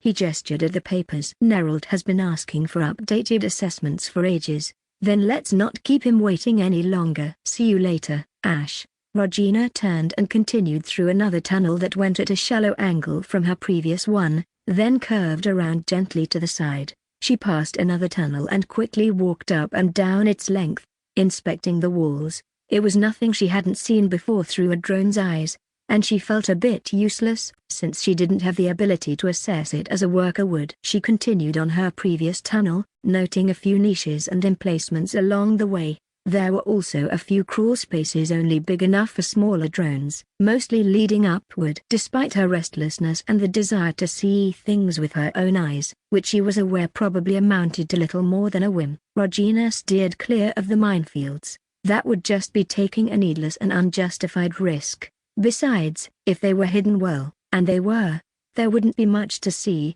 anyway. That was basically the point, after all. Instead, She mostly walked through the tunnels and bunkers. She didn't have much to do with their arrangement, which was mostly decided by Max, Ben and a few others, going off instinct and a bit of advice from Nerold, Janice and, later, by Anorn. But it seemed to work well enough. The tunnels should be a confusing tangle for anyone else while still allowing drones to go to their destinations efficiently, and the bunkers were spaces apart so they could support each other, with exits leading deeper into the tunnel network in case one should fall. There were a few other surprises built into it, as well.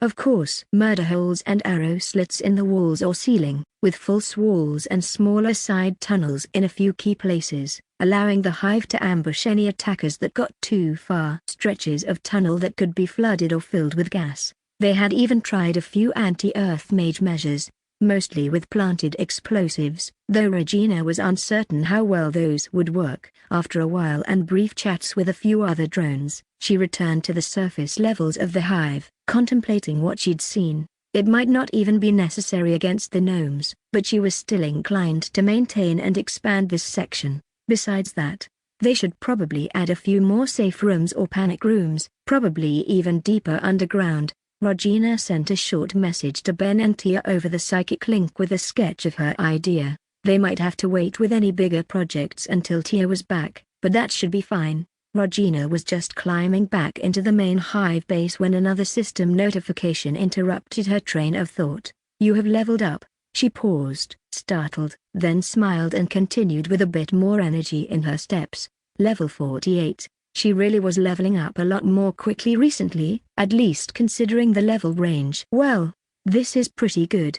It also means my drones can reach a level higher now. I wonder when I'll unlock a new template, though. I guess those unlocks have been slowing down. As soon as Regina reached the core part of the base and turned to return to where she came from, she was stopped again, this time by a mental request from Janice, the psychic equivalent of pinging someone. She glanced around and replied, "What's up, Janice?" The young mage had only recently returned from the mountains. In fact, now that Regina thought about it, she'd only come back to the base an hour or two ago. She would be going back to coordinate with the elementals soon, too. "Do you have a minute, Regina?" Janice replied. She looked around and started walking at a right angle to her previous path, finally seeing the girl after a few steps. Janice looked like she felt in the psychic link, mostly calm but still a bit nervous or concerned. "Sure," she responded aloud. "Let's go to the roof, unless there's something you wanted to show me." Janice nodded and fell into step with her.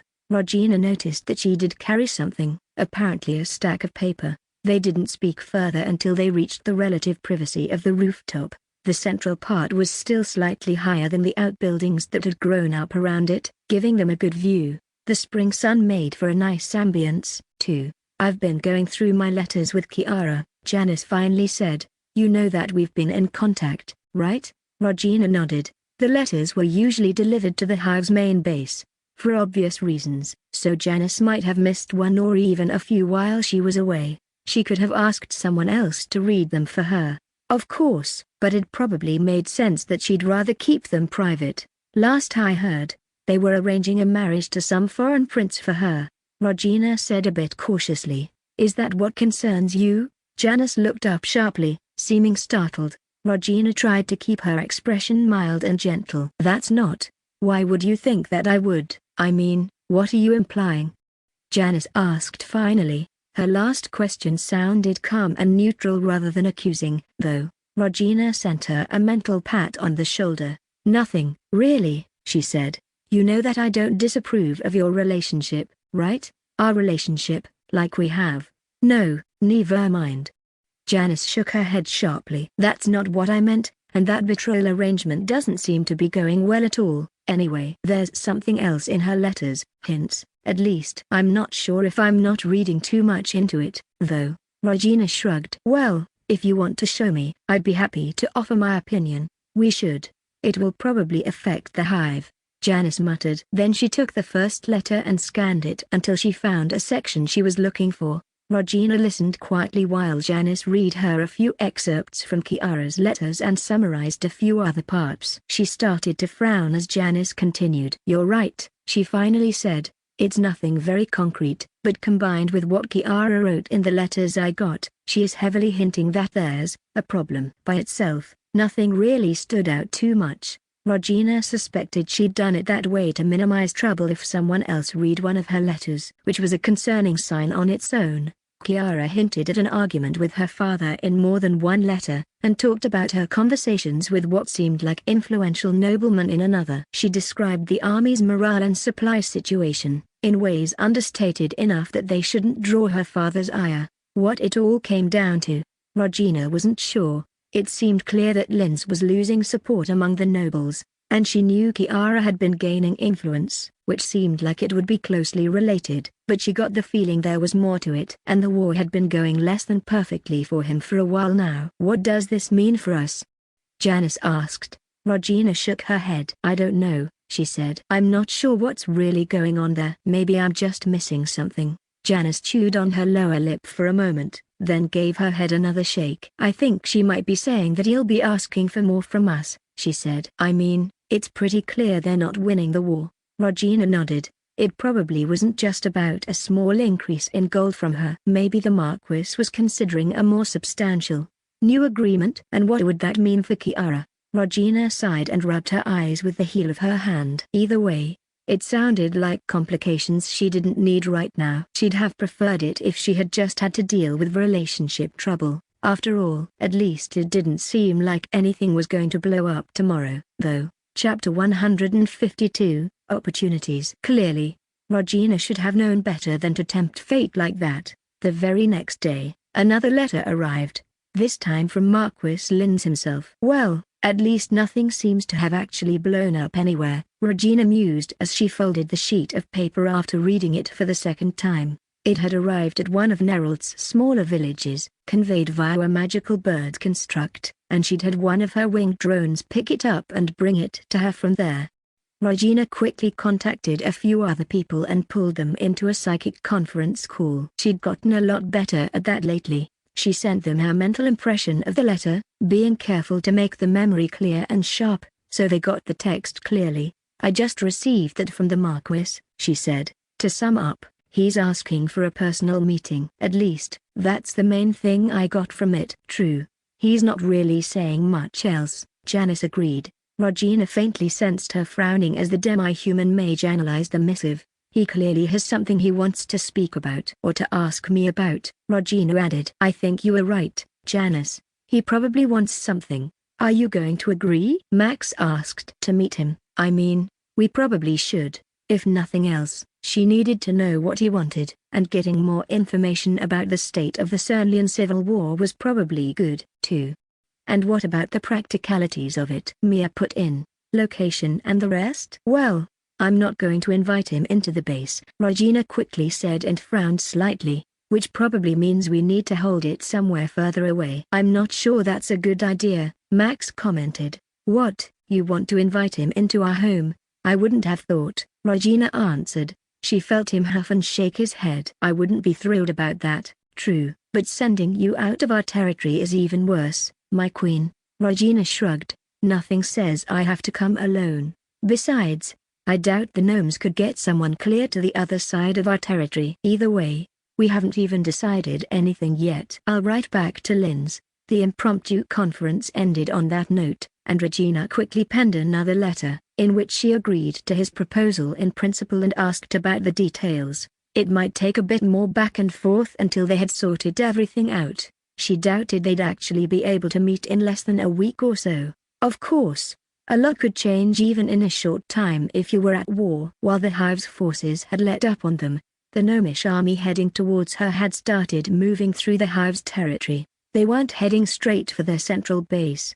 Of course, presumably, that would leave their back or flanks too exposed. Instead, they fanned out somewhat, though they still kept their forces largely concentrated, and attacked outposts of the Hive. Regina mostly left these matters to Ben, and he'd decided not to try and hold any of them. For one thing, he didn't want a decisive confrontation until the other main part of the Hive's forces, which had fought the gnomes in the mountains, was ready to support them. In that regard, it was probably even a good idea to suck the gnomish army further north. away from their own home. That meant the hive abandoned some outposts outright, and concentrated defenses on a few bases. These were meant mostly to slow the gnomes down, although if their enemies believed they fought seriously to hold them, Regina would definitely not complain. They used some explosives as well as the terrain, both natural and artificial trenches and fortifications, to make taking them more costly. At the same time, Ben arranged things so they wouldn't leave any sapient drone actually inside and in danger when the gnomes inevitably overran the hive's outposts. It's probably just new level in his strategy of attrition, Regina reflected. If she looked at it another way, this war was giving her commanders and warriors a lot of experience. That might be an even better thing than the system experience her drones earned. In the long term, Regina wouldn't say it was worth the cost, but she supposed if the gnomes were going to attack them anyway, she could at least look on the bright side. And there were a few advantages to this situation. Despite the danger, she was almost more concerned about the situation in the mountains. The gnomish army was basically shattered, but pieces still remained. It was hard to get an exact count, even with the hive's winged drones. Gnomes could use hiding spaces and tunnels just like drones. After all, most of the surviving soldiers seemed to have fled back into the Confederation's territory, from what they could tell, but there were probably units remaining in the mountains. And while Regina obviously had no reason to doubt her own forces' discipline, she had a much more tenuous hold over the elementals. Janice had already returned and met with Volance again. Together, they were managing to keep the elementals who joined the war mostly pointed in the same direction and under control. If Regina didn't give them some action eventually, though, she doubted it would stay that way. "Can't we simply go into the tunnels?" Volance asked just now. She sounded surprisingly whiny for a presumably centuries-old monster. Janice sighed, then sent a tentative question out across the psychic link to Regina, who quickly pulled Ben in, as well. "You know what?" "Yes, sure," Janice answered with a faint smile. "We're going to send a few probes through the gnomes' tunnels. The plan is to take care of any outposts they've left vulnerable, too. Anyway, I can get you and your companions sent through the main target we've identified." Her voice turned sterner. "If you promise to behave yourselves and come back on time." "Yes, Mother. Of course, Mother," Volance responded sarcastically. Regina snickered to herself and left Janice to the task of wrangling the elementals. Ben and Tim got involved, filling out their strategy and preparing other strike teams to head into the other gnomish tunnels they'd found, which presumably lead back into their confederation. They would mostly put swarm drones into those, and no sapient drones that would have to fight close up and could fall prey to traps. With the psychic link, they didn't really need to have a commander on the spot. After all, even if it did make things easier and generally worked better, and Regina still didn't want to risk her sapient hive members too much. This also meant that she didn't get a very good look at what the elementals did. Unfortunately, they had assigned a few swarm drones to them, but the group of 3 elementals left those in the dust pretty quickly, including Volance. They had an air elemental, an earth elemental and a fire elemental. Perhaps unsurprisingly, Volance and the earth elemental, Itaram, were the most effective. With the limited air supply in a tunnel, not to mention the surrounding earth, they killed the gnomish guards positioned in a reinforced checkpoint at the other end before they even realized what was happening. As far as Regina could tell, the drones coming up behind them didn't hear any cries of alarm. Anyway, she tried to focus a bit more on what she could make out on her own. Elementals' minds were a bit weird to her psychic senses. Compared to humans or gnomes, she could still get a general idea of their mood if she concentrated, though, or the direction of their attention if they focused on something enough. They did have strong minds, for lack of a better description, which made it harder for them to hide. It looked like the tunnel the elementals had entered was actually the start of a small complex. There were 2 other tunnels leading from a cave that might have originally been natural. Regina quietly told her swarm drones to fan out while the elementals took care of any gnomes left in the cave. They'd built scaffolds, walls and parapets here, clearly turning this place into a defensive choke point. It didn't help them much against the elementals. Volance appeared to be experimenting with some of the new knowledge she gained, choking gnomes out in various ways.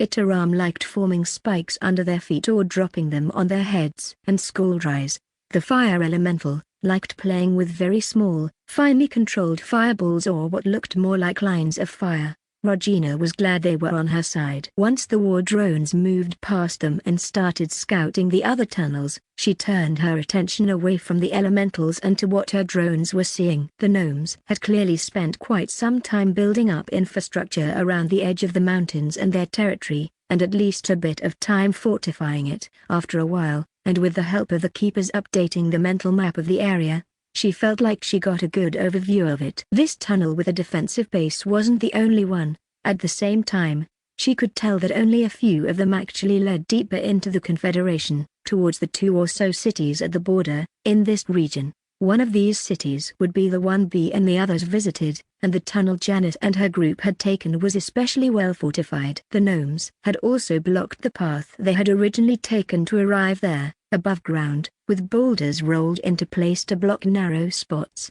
"I don't think we should try and push those strong points now," Ben said when she asked him his opinion. "We planned on this being probing attacks, to push the gnomes back, keep them off balance, and get more information." "All right," Regina agreed. "I guess we would need a little more preparation before we attempt another major offensive," she added with a mental smile. Ben responded with a mix of a chuckle and an eye roll, before his focus shifted to watching some of the drones currently clearing out an isolated gnomish outpost. Well, isolated now. The hive's attacks and the loss or retreat of other gnomish forces in the area had left it exposed. It wasn't the only outpost like that, either, which was why they'd pushed the attack now. Regina turned her attention back to the elementals. Now that they'd cleared out the cave outpost, Janice entered it, though Tim insisted on assigning her a bodyguard squad of high-level war drones. Regina watched as she stepped closer to a group of fallen gnomes and looked at the bodies. After a moment,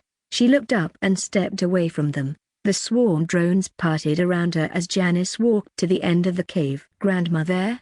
she called. Regina, like Janice, could gather the location of the elementals through the eyes of nearby swarm drones, though that weren't many. Obviously, they couldn't talk over the psychic link, though. Regina wasn't sure if Volance didn't hear Janice, or simply chose not to answer. She didn't give any reaction, either way, and instead kept talking to her fellows as they continued down another tunnel. They'd already cleared out one more outpost, little more than a waypoint where 2 tunnels met.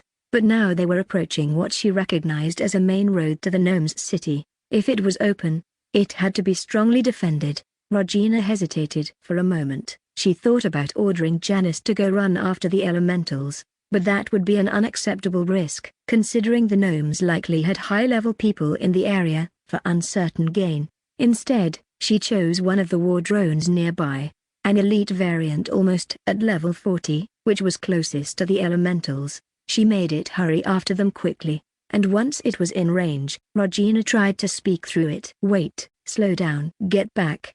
We don't want to attack strong points like this yet." Unfortunately, that didn't have the intended effect. Or rather, it didn't work as she intended. Regina hadn't actually tried to make one say anything in a while, and swarm drones were still not very well suited to speech. So it came out rather garbled. At least Volance and the others paused, the air elemental looking at the swarm drone in surprise. During that pause, while they'd stopped talking, Janice called after them again. Volance looked at the drone, glanced back up in Janice's direction, then down the tunnel. Regina held her breath, waiting for a long moment. She almost thought the elementals would just ignore them. Then Volance smiled and turned around. "Let's go back. Can't have us scaring my granddaughter." "Are you serious, Volance?"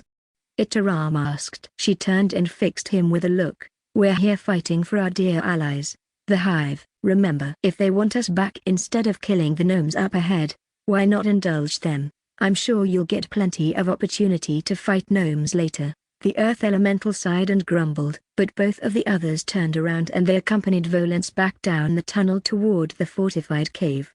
Regina let out a deep breath and shook her head. She moved her attention away, trusting Janice to handle the situation. Hopefully, they'd be able to keep the elementals entertained going forward, especially considering Janice should probably come with her to any meeting with the Cernlian rebels. A bit of time getting to know the other Hive members here probably wouldn't go amiss. She made a mental note to nudge Tim to talk with them, He was surprisingly good at making friends for someone usually so taciturn, and he was still the overall commander of the area. With a final quick look at the senior drones in the region, Regina turned her attention to matters closer to home. A large clutch of drones was about to hatch, and she should make sure their space was taken up again. Then she had a meeting with Mia and Zoe about the food situation for the hive, and she should get some training in, too. Chapter 153, Help Wanted. Kiara pulled her horse to a stop, surveying the land in front of her with a critical eye. They were in her father's march at present, although she had not spent much time in this part of its eastern reaches before. The terrain was open, with only some slight hills causing any dip in elevation, which made it easy to survey one's surroundings from the ground with the naked eye. She'd stopped on top of a low hill, as well, sweeping her gaze along the horizon behind her and then forward to the camp being set up in a shallow valley ahead. The sight did not provoke fond feelings. While their forces had not been driven quite this far back, they had already been pushed quite a distance beyond the Danann. Their army was encamped only a few days' ride to the east, perhaps less for a messenger who did not spare his horses. "Do you see any cause for concern, my lady?" her companion asked. Kiara glanced at her and shook her head. "Not as such, Lady Margaret. I was merely taking in the view," she responded. The other woman inclined her head in response and fell quiet. She was a few years older than Kiara, and quite fetching with honey blonde hair and expressive sea-green eyes. They made her look more innocent than Kiara knew it was wise to think. She was not supposed to know about the young lady's hidden suitor, but Kiara had found out quite quickly. In normal times, less than a year ago, Lady Margaret would have been considered Kiara's superior, as the daughter of a duke, not a marquis. They were both their house's heirs. Of course, Kiara supposed her own royal blood might have complicated things even then. Today, the daughter of Duke Bluegrass seemed perfectly content to follow Kiara. She had also more than proved her worth as a companion and was quickly becoming a friend. Now, Kiara gently nudged her spurs into her horse's side and set off down the hill. Margaret quickly followed, as did the two knights at their sides. "There. Do you see, my lady?" Margaret asked after a short pause. Kiara squinted, following her gesture, then smiled. "Good eyes," she praised her. "It seems our guests are arriving." The other noblewoman returned her smile. She hesitated for a moment, then asked, "Do you believe your father will find the success he seeks?" She sighed softly and shook her head. "The answer to that question is beyond me, I am afraid." Kiara tried not to show her frustration and smoothed the frown starting to take shape on her forehead as she thought about it. "They seem to be as oblivious as lionettes to anything I wrote," she complained to herself. "At least Janice should have understood something." She suppressed a sigh. "Perhaps I should have been more explicit." And perhaps, she reflected, they had understood more than she assumed, and simply not committed it to writing. Which, if so, might not bode well for their attitude in the coming meeting. Or perhaps she was giving the Hive Queen too little credit. She rather doubted the Hivekind played games of intrigue among themselves, although,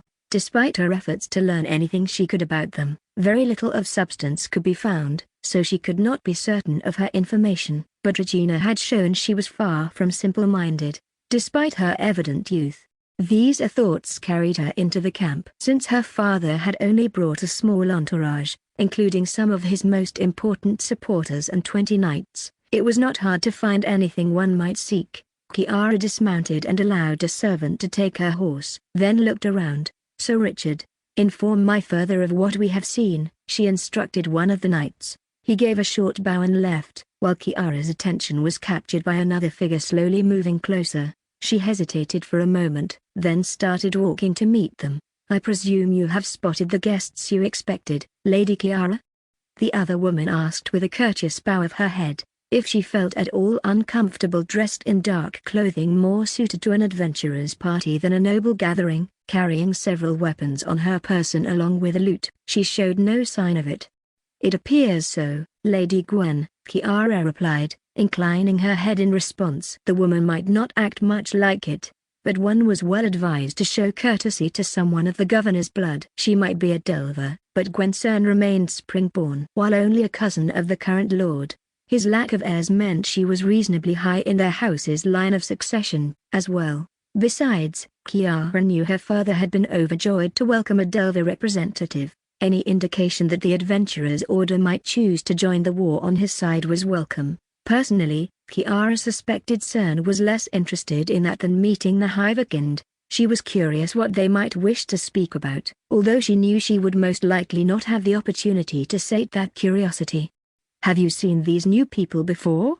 Margaret asked, also sounding curious. Gwen CERN's hesitation was faint, but Kiara was confident she had seen it. In passing, she acknowledged. "I imagine your order is not eager to have dealings with them," Kiara commented, keeping her tone neutral. The Delver sent her an undecipherable look. "Not all of us Delvers are xenophobes, my lady," she replied, "whatever people may say." Her look softened after a moment. That said, "You are not entirely wrong. Shall we go watch them arrive?" Lady Margaret asked, possibly trying to move past any tension. Kiara followed her to the edge of the camp where they would have a better view, while CERN kept back. It did not take long for her further to arrive, and he beckoned Kiara with a gesture to join him. Duke Bluegrass was also close by, and smiled at his daughter as they met. The Hive's envoys could certainly have arrived by air, but it seemed they had chosen not to do so. Although Kiara supposed it was possible they had traveled part of the way in the air and only made their final approach on the ground. Instead, they were clearly putting on a show, a small display of their strength. 2 columns of war drones flanked the sapient members of the Hive at the core of their delegation. As they came closer, Kiara could see that all of their levels were above 30, and there were several classes, if such a term was applicable, of war drones she had not seen before. They moved with perfect coordination, every step falling exactly in time with the other escorts, keeping precise distances as they flowed around their masters, their columns rippling in a wave-like pattern. It might have use as a combat formation, although Kiara could see potential weaknesses in addition to the advantages of a changing front line, but it certainly made for an impressive display of skill. As they approached, they even began to fan out, spreading into wings while keeping up their rotations and presenting the bladed ends of their natural weapons. At the center walked Hive Queen Regina, her head held high and a serene expression on her face. She really had matured somewhat and grown into a more humanoid appearance since Kiara had first laid eyes on her. While clearly smaller than several of her companions, she looked to be around Kiara's own height now. She wore a richly embroidered jacket and pants in the style of Aeridel, which must have been gifts from the elves. Her companions wore similar, though more muted, clothing. Kiara recognized Max and Tim. Although Hivekind did not seem to show much variance in their appearance, with all of them having the same coloring, there were differences if you looked closely. 3 of the drones accompanying their queen seemed to be warriors, although they each only had a single weapon on their belts. Kiara's eyes were inexorably drawn to the one person of a different race among them. However, Janice looked good, and surprisingly powerful. Her hair and eyes proclaimed her non-human heritage to the world, but Kiara could not find it in herself to consider them a detriment to her beauty. Especially those eyes, like the deep sky on a summer day. "So it is true," Duke Bluegrass muttered. "If I had not seen it with my own eyes, they do have a royal champion." Kiara glanced around and realized that a lot of the gathered nobles and knights appeared to be looking at Tim. Some of them frowned, a few seemed disbelieving, but there were some satisfied smiles as well. If she had to guess, the owners had won bets on the matter. "That is not the only thing, Father," Margaret spoke up, frowning faintly in what appeared to be contemplation. "That Hive Queen, she has divine power laying over her like a shroud of silk." "You believe she is truly a divine champion?" Marquis Linz asked sharply. Lady Margaret shook her head slowly. "I cannot be sure, but it does not seem that way." "I do not think so." Kiara nodded. Margaret had actually met a champion of a deity before, the god Benaron in this case. She herself was a paladin of the god often referred to as the god of monsters, something Kiara was sure had confounded many of their peers. Perhaps it was good that they were meeting here. After all, instead of in a city, Kiara had hoped for a chance to see June again. It had been too long since she had spoken with her little sister, but it might be fortunate there were not even more people of status present. Then the Hivekind arrived. The war drones moved to the side and instead formed an honor guard at the Sapient's side. Regina stepped forward until she stood at the front of the group, Max looming beside her. Kiara glanced at her father as he also took a step forward. "Welcome, Hive Queen Regina," he spoke, inclining his head. "Thank you, Lord Linz," she responded, mirroring the gesture. To the same angle, Kiara noticed. Faint muttering rose from around her seeing this. "I am gladdened that you have followed my call," he continued. "I believe we have much to discuss. If you will allow me to make introductions, there are many here who are eager to make your acquaintance." He cleared his throat and took half a step back and to the side. "I believe you remember my daughter, Kiara." Kiara bowed her head slightly deeper. "It is a pleasure to see you again." "Likewise," Regina responded with a smile. "Please let me introduce Duke Bluegrass." Kiara let her father's words wash over her as he continued with the introductions, naming the important noblemen who had accompanied him. She noticed Regina start slightly as he introduced the Lady Gwencern. Then the Hive Queen herself started with introductions. She ignored her war drones and only gave her sapient companions names, mentioning their names and classes, although all could see those through the use of the system. As Regina had apparently decided to go in the order of their levels, Janice was last. "Introduced as my trusted confidant and advisor, Janice Starlet, granddaughter of Volans." Clearly, that name meant nothing to most of those present, although Gwencern's eyes narrowed slightly. "We have set up a pavilion where we may talk in more comfortable surroundings, if you would follow me," her father continued after the introductions were finally finished. The gathering moved into the improvised camp and the pavilion he mentioned, which consisted of a cloth canopy that fell down on two sides, allowing the spring warmth to enter on the other sides. It was comfortably furnished with carpets and chairs, as well as a table. Kiara further took a seat on the richest chair, while Kiara sat down beside him, with Duke Bluegrass on her other side. Judging by their visitors' intent looks, this arrangement did not escape them. "I have to admit I was surprised to receive your letter," Regina began as soon as everyone had settled down. "I was not aware the war was in such a state that you could be spared from leading your army." "That is reasonable," he answered calmly, "but I have capable lieutenants, and I trust them to manage well until we can return to the field." The Hive Queen inclined her head. "Of course, I see." "Firstly, let me thank you for the generous contributions of gold you have provided to our campaign," he said. "They are much appreciated." There was a slight rustling in the tent as a few of its occupants shifted. Kiara knew some would not be happy to see her father express this sentiment to a demi-human, just as they were unhappy he needed such contributions from her in the first place. But the war had taught all of them lessons in pragmatism, so no one would complain. Regina smiled and nodded again. "You are quite welcome. We hope they have been useful." One of the drones, Max, commented. "Does the war go well?"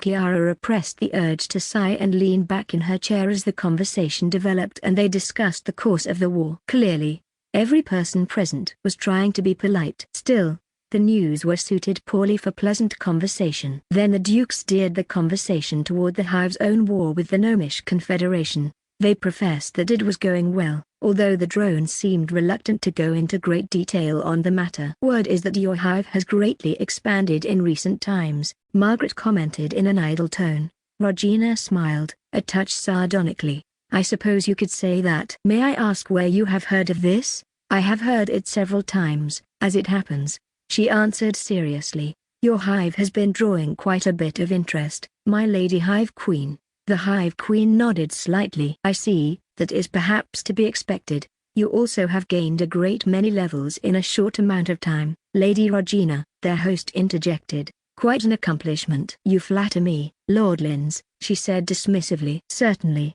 Your people have seen an enormous gain in strength," he continued. "I dare say few could have expected it, and many will find it difficult to believe, but I have no doubt of it." Regina leaned back in her chair, her posture still casual. "I suppose you are going somewhere with this?"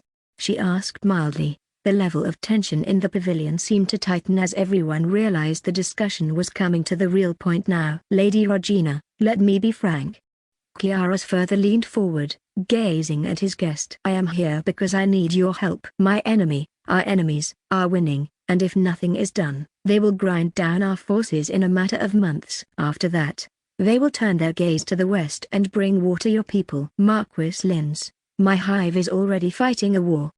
Regina's voice was steady, but hard as stone, "fighting against an enemy with considerably superior numbers, may I add. While I have no doubt about our ability to prevail, it is far from an easy task. We have our fight, as you have yours. He raised a hand slightly and answered, I am aware of this, and, of course, we could never ask for your full strength. Still, I believe this is in all of our best interests. We do not simply come with pleas, either. We really do need your help, Kiara added. Her eyes darted briefly to Janice, before she fixed them on the Hive Queen again. You are fighting a civil war for the throne of your country, she pointed out. A war you are already involved in, not simply by helping us, he countered. And I am prepared to make concessions. I have things to offer you should not turn down lightly. Regina frowned and glanced at the others. I have my doubts about that, to be frank. Understandable, but I am sure we can lay them to rest.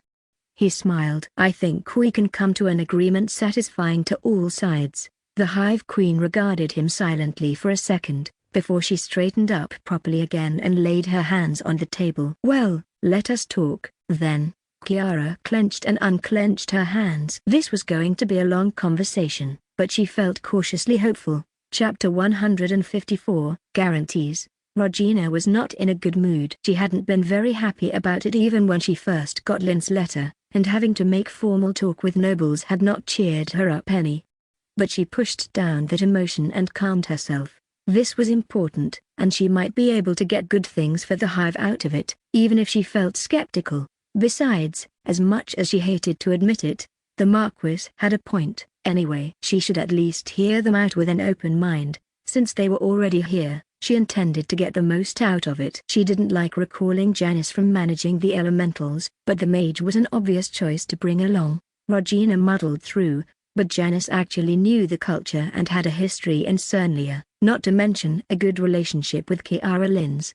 Ben had stayed home, overseeing their defenses and the fighting. Originally, she'd thought that he could just listen in on the talk about war-related matters and give her his opinion. Unfortunately, he was too distracted by the defense of the Hive to spare much attention to this meeting right now. Half the reason Regina was so anxious about being here was that the gnomes had the worst timing.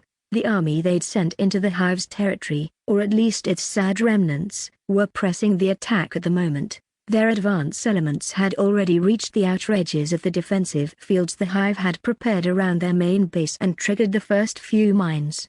She could only assume they intended to press on and finish this in some kind of Hail Mary attempt because they thought they couldn't retreat. There might have a point about that, to be fair. The Hive was already harrying them a lot, and if they tried to retreat all the way back to the Gnomish Confederation's territory, they would be bled even further. Not to mention the troops the Hive still had in the mountains. Ben had gathered another strike force from them, leaving some troops behind to occupy the ground they had gained and keep the gnomes bottled up. They'd abandoned any plan of striking deeper into the gnomes' territory for right now, though. Still, did they think I would just sit around waiting for them? Regina wondered, before mentally shaking her head and refocusing her attention on her present surroundings. Her Hive was doing a fantastic job of taking down the gnomes even without her presence or direct input, and on the plus side, Max seemed to feel a lot better about her presence here. Marquis Linz was being surprisingly frank. Perhaps that was a sign of how desperate his situation was. Regina didn't think his cousin would be very merciful if the king won this war, and it seemed like that was definitely going to happen as things stood. I think I see why you need our help, she interrupted after a few minutes of him laying out his position. We do not have many supplies to spare, but I could be persuaded to help you out in that regard. I am less certain about sending my own forces to fight, though, and frankly, you do not have much to offer as things stand right now. That is true, my lady, Linz agreed, sending a sharp glance at another nobleman beside him who grumbled softly. Another Marquis. Regina might have forgotten his name if the system didn't identify him. She didn't care much about the various nobles supporting Linz. He probably hadn't brought everyone, as there were only 5 others, counting the Duke, but it was enough to show that he did have broad support, and to show that any deal they made was more than just him whistling in the dark and his faction would hold to it. Presumably. However, that will not always be the case, especially if, when, we win, Linz continued. That is why we offer many concessions. Once we have the country firmly under control, they will bring you many benefits. Regina leaned forward slightly. The trade agreements and affirmations of sovereignty are a good start, she said. I will need more than that, however. I will need every help your country may give. She smiled. I need every guarantee. You will have it, Kiara promised, ignoring a glance from Duke Bluegrass. The discussion continued, now focused on what the Cernlian rebels could do for her, and what she would require of them. Guarantees was putting it mildly, in some sense, but Regina wasn't about to commit her hive to fighting someone else's war unless she got everything out of it that she could. Especially a good foundation for the future. Are we agreed? She finally asked, after several minutes of intense discussion. Lin's face was hard, and she could tell he was holding back a grimace. Yes, Hive Queen. I believe we are. I will agree to all of your demands and have a written contract prepared. You are certain, my Lord Linz? Duke Bluegrass asked. The other Marquis, Lymain, had a thunderous frown. He leaned in close to his leader, speaking in an intense but quiet whisper. Unfortunately for him, he must not have been aware of the Hivekin's superior senses, and Regina could hear him even over the rustling and muttering in the tent. My lord, that is a humiliating agreement. Is help really worth bending our backs to this degree? Having to ask this girl for permission if you are to fight a war, while we would be obligated to join any fight she might pick with the gods know who, and even losing further lands. This is barely short of actual submission or fealty. Would you rather bend your back and offer your neck to the king's executioner? Linz returned in a harsh whisper. Regina made sure she didn't smile and turned her gaze to the other humans. Bluegrass was frowning slightly, and so was Kiara. While looking at her father, Regina noted she must have heard what they said. There is one more matter to settle, Tim spoke up. Lord Linz, if memory serves, you said what I have taken to mean that you are prepared to offer hostages as a guarantee of your honor for this agreement. Perhaps we should settle who we might welcome as our guest, if so? He smiled sardonically. Not that any of us would question your honor, of course, but at the end of the day, contracts are simply ink on paper, and agreements with demi-humans may be easily broken for some humans. The tension in the pavilion noticeably increased. The humans seemed to take Tim seriously, at least, and no one looked surprised that he'd spoken up. The content of his words, though, clearly wasn't very welcome. I understand, and you are correct. I did intend to give you a tangible guarantee of my sincerity, Linz answered. He paused, then glanced at Kiara for the briefest of moments, before he faced Regina again. In fact, I would be honored if you were to host my daughter as your guest. I am sure there is much she may learn from you, and having her safely beyond the reach of the king's hired swords would ease my mind greatly. Regina stiffened, unable to conceal her surprise completely. She watched Kiara, who had also stiffened and stared ahead with her jaw clenched, noticeably not looking at her father. What does she want? Regina wondered. Did she expect this, or something like this? Maybe that is why she wrote to us. In either case, Regina realized quickly that Kiara probably didn't want to remove herself from the war, especially now that the Hive would hopefully turn things around for her faction. She considered all of this quickly. There were several options open to her. Marquis Linz, to be blunt, Regina answered slowly. While I am honored at the thought, I am frankly not sure how suited Lady Kiara would be for this role. Linz frowned. I offer you my heir as a guest, and you deem that unsuitable? There was obvious consternation in his tone. Regina smiled briefly. Lord Marquis, please do not think I am unaware that your wife is pregnant, and if she should bear the son you obviously wish for, your attitude towards your older daughter will necessarily shift, won't it? She shook her head. Of course. I think Lady Kiara is a perfectly competent and delightful future princess or queen, but that is neither here nor there, and I have no intention of meddling in any internal power struggles, either, should that somehow come to be an issue. The Marquis took a deep breath. I imagine you have another demand to make? He asked tensely, sidestepping a direct answer to her words. It occurred to me that our hive might offer safe harbor for Lady Florence and your younger daughter, Regina answered easily. That caused even more of a stir among the Marquis followers. Several of the nobles started to speak, only to cut off. You cannot be serious. The Marquis responded. While I have no doubt that you could protect them from our enemies, Kiara spoke up. Mother is pregnant. As mentioned, June is in ill health, as well. Taking them away from the comforts and care of home might be ill-advised. Regina smiled again. Ah, but you see, that is the main reason I am making this suggestion. She fixed her eyes on Linz again. I am sure you all know at this point that I have rare knowledge hard to find in this day and age. That seems to be the case, he agreed, clearly wondering where she was going with this. Then I will tell you in confidence. She leaned forward and spoke softly enough that few people should overhear, that this holds especially true for the medical arts. My knowledge in this field eclipses anything else you might have seen, anything my hive could build. If there is anything mortal means might do for your wife or daughter, or your sister, she nodded at Kiara, who had leaned forward as well, I will do it.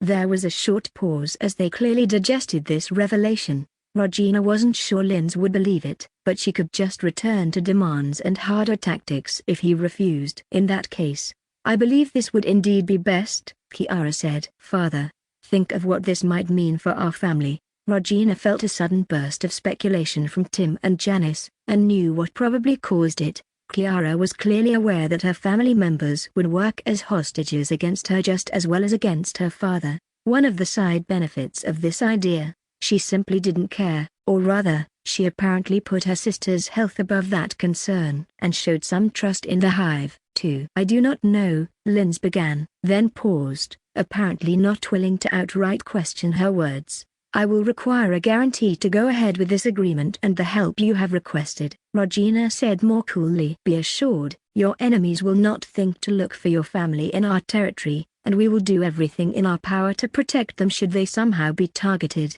as well. They will be much safer than in any castle. Your wife will be much more certain to survive childbirth.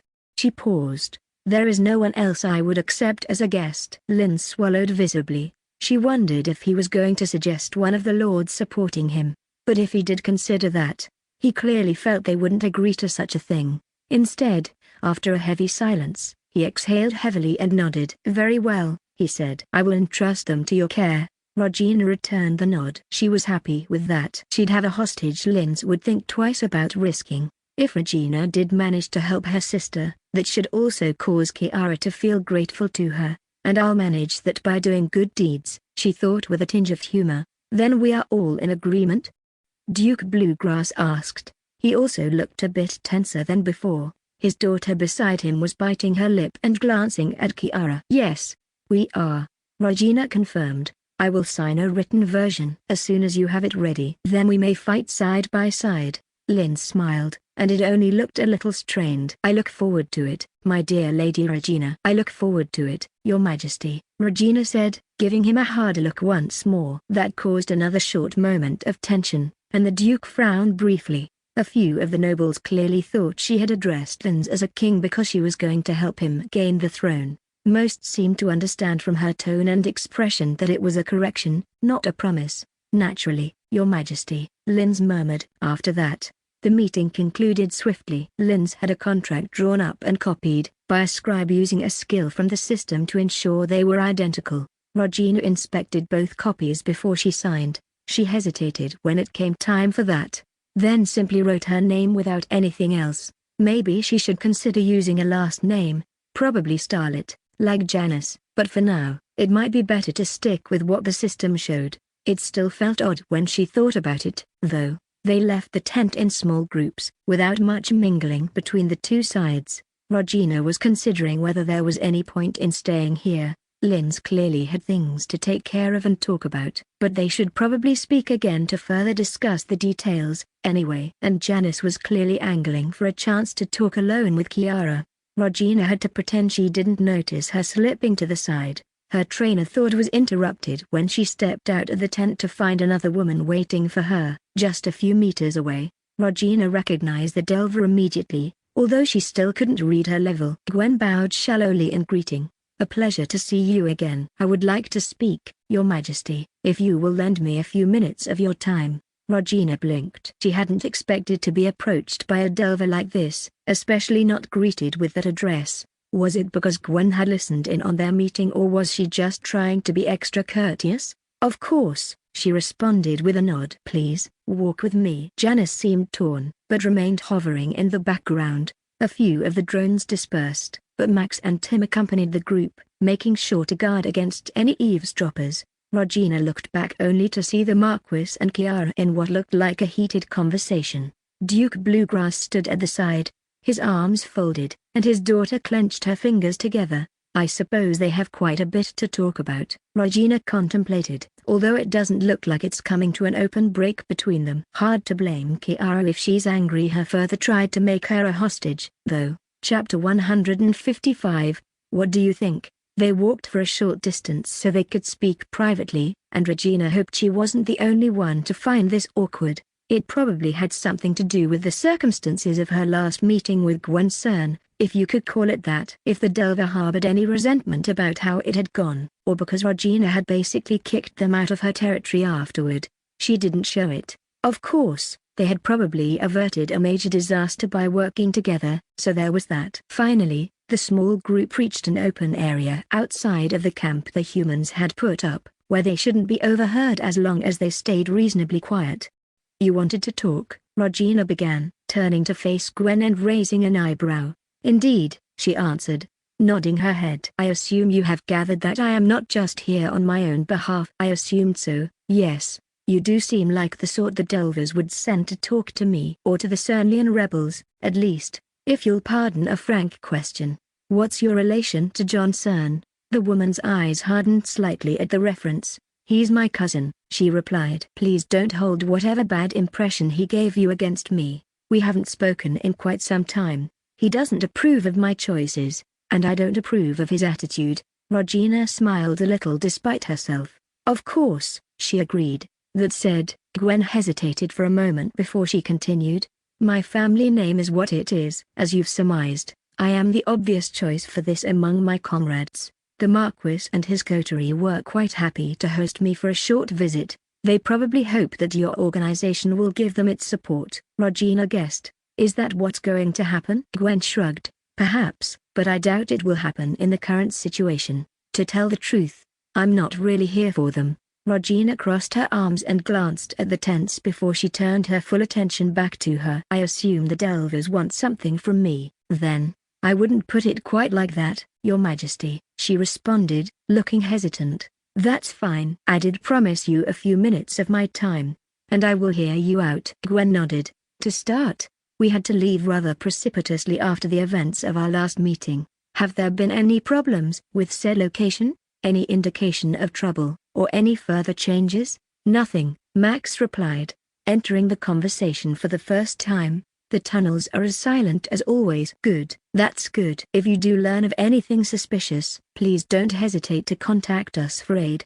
Gwen smiled wryly. I realize we don't have the best reputation, but we Delvers really are experts when it comes to dealing with such phenomena. Regina privately doubted the Delvers were really experts on phenomena like what had happened with Gilita, or even the old base underground, but she still nodded. She wasn't going to dismiss an offer of help for no good reason. Regina started and barely kept herself from showing a more visible reaction as a hot sting went through her, originating from the psychic link. It took her a moment to realize what had happened. The fight at the edges of their main base had turned heated, and she'd just felt a large unit of war drones dying to a magical bombardment. Max took a step closer protectively, raising a hand, before she sent him a sharp mental no, and he stopped. I'll keep that in mind, Regina said blandly, trying to distract from her moment of distraction. Gwen cocked her head slightly, watching her, before she gave a nod and continued. Of course, the main matter of interest to my organization is your hive's rapid growth,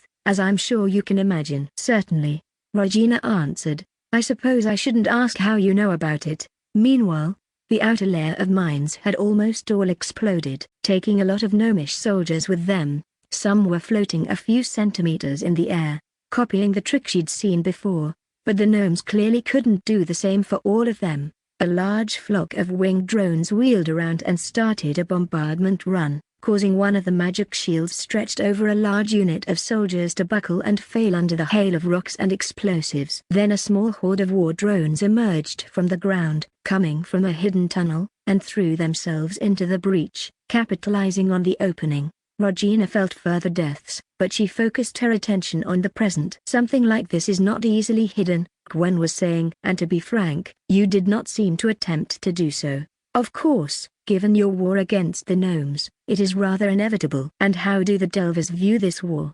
Regina asked. Gwen shrugged again. Gnomes may have been some of the people we were on best terms with, but they were still not human. Besides, it seems rather obvious this conflict is entirely their fault. I do not think most of my comrades want to see them triumphant, which doesn't mean they want us to win, Regina pointed out. True. There is a difference between these things, Gwen acknowledged. She paused for a moment, then shook her head. Anyhow, we have been watching these developments with some interest, for reasons I am sure you can understand. Your Majesty, you have my congratulations on your victories, by the way, and this interest has only increased since you seem to have struck up an alliance with elementals. Regina frowned. You're well informed. Gwen nodded and remained silent for a while. Elementals are unable to level up, she finally said. And how do you know this? About the same way you came to know, I suppose, she said with a small smile. One of our members talked to an elemental some time ago and learned of it.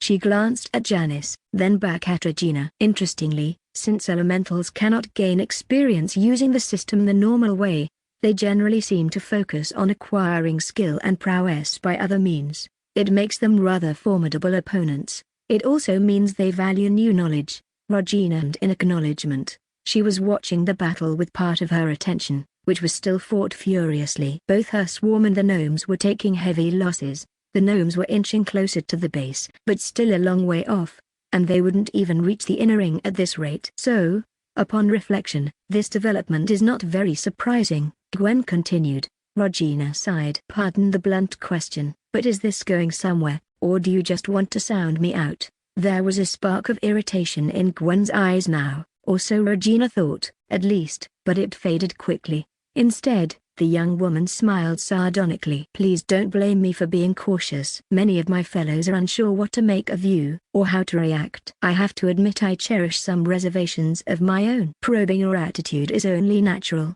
Regina only raised an eyebrow and gave her a look. Gwen took the invitation to continue, and dropped into another bow. We would be honored if you were to visit us, Your Majesty. Regina just stared at her for a moment. She had to admit she hadn't expected her to say that. I don't even know where your base is, she finally said. We have several, though our headquarters in this part of the continent is to the northwest of here, in the town of Resurgence. That's on the border of the Earldom of Nidgen. Then this is probably meaningless, since I couldn't exactly go there right now, she pointed out. Perhaps not right now, Gwen agreed, but with your forces helping the rebels to push the king's forces back, it may be open to you soon. Regina frowned. I am afraid that practical considerations make it impossible for me to entertain your offer for now, regardless of my inclination. That was, hopefully, the safe answer.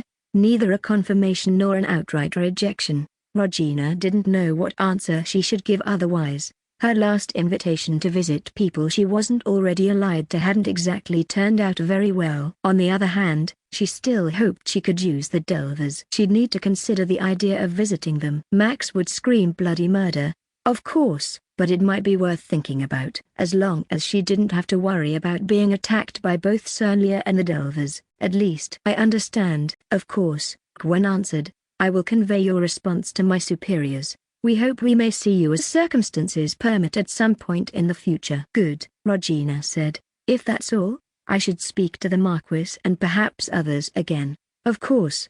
The Delver inclined her head. I won't keep you. Regina nodded and turned to go back. Gwen looked hesitant, like there was something else she wanted to say. She accompanied Regina for a few steps in silence, walking back to the camp, before she spoke again. I have one question.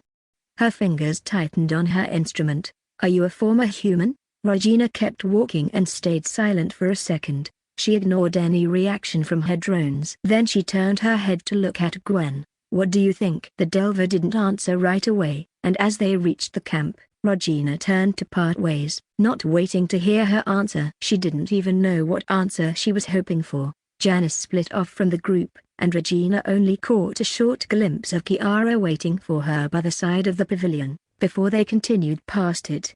Instead, she closed her eyes for a moment and focused on the battle that was still raging in the center of her territory. It appeared to be drawing towards a conclusion. It had been short and brutal, but the end was in sight. At least, the gnomes' numbers had diminished too rapidly as many of their soldiers fell, and while the hive had also suffered losses, They still had reinforcements to spare. The ratio was tilting in the drones' favor, and they were enveloping the main part of the gnomish army. The gnomes would have needed elites to bail them out, and they'd already lost too many of those in prior engagements. Some still fought, of course, but not enough to turn the tide. Most of them were getting overwhelmed by the horde of war drones, the same as their common soldiers. They'd been prime targets from the beginning, and even those with abilities suited to dealing with crowds of weaker enemies were running low on mana or were using up their skills. The bombardment by the mass of swarm drones gathered in the air only made things worse for them. "You're doing well," Regina told Ben quietly over the psychic link. "Thank you,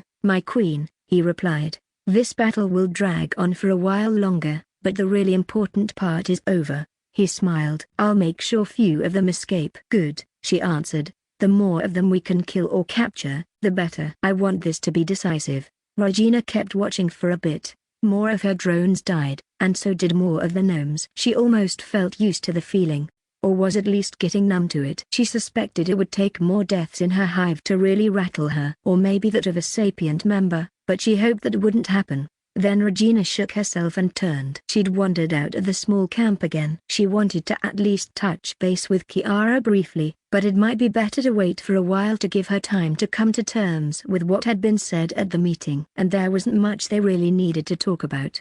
Besides, it looked like Kiara was currently speaking to Janice. Regina wasn't going to interrupt that. She briefly took a mental glimpse at the pair through Janice's connection to the psychic link, and noted that they were also walking through the camp, speaking quietly. Janice's great-uncle trailed behind, wearing his armor and sword, and looking elsewhere. Regina didn't stay long enough to catch what they were talking about. Even if she wanted to listen to a couple of teenage girls like that, it felt like a breach of privacy. Regina didn't need to spy on Janice's personal life, and this was pretty clearly in that category. If they talked about something important to the hive, Janice would tell her.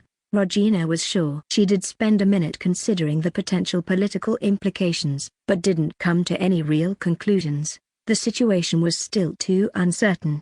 Besides, this might not amount to anything, anyway. Regina glanced southwest again. She felt eager to return to her hive, and not just because of any territorial hive queen instincts. Dealing with humans, or maybe just politics, was just a headache. Regina smiled as she turned another corner in the camp and saw Janice and Kiara again. They were walking a bit more closely together, and Janice's hand twitched slightly, as if she was stopping herself from reaching for hers. Regina smiled at them and gave a small wave, before she turned again, leaving the group to their own devices. The gathered human nobles looked at her as she passed, but Regina ignored their stares. At least they weren't openly hostile. She watched the girl who'd been with Kiara earlier, Margaret, talking to her father, until the Marquis came and interrupted them. Another knight she recognized trailed him, and they started an animated discussion. Regina didn't pay much attention to it, though, instead watching their body language and that of those around them. "Yeah," she concluded, "definitely trouble in paradise. I wonder how many people only want to see Linz on the throne because the alternative is worse." She wished she could simply dismiss that as not her concern, but given what Regina had just agreed to, she knew it probably wouldn't be that easy. Well, at least she could make her excuses using the fact that she needed to prepare her hive for the war and leave quickly. Chapter 156, Preparations and Logistics. Regina breathed a quiet sigh of relief when the group finally left the meeting with the Marquis and his followers. It had been interesting, she supposed, but she'd feel better once she was back in her hive's core territory, especially since she wouldn't have to focus on politics then. Of course, she would have to concentrate on getting the hive ready to enter their war instead. Regina didn't regret the agreement they'd come to, but no matter how you looked at it, the timing could have been better. They would almost certainly have to make compromises where the war against the gnomes was concerned. Substantial ones. Well, at least they'd rather conclusively demonstrated that the gnomes couldn't actually beat them, at least not by sending an army out to assault her hive. If they didn't manage it now, they wouldn't if they tried again, with many of their soldiers and elites now dead. Even if they had gained some experience. No.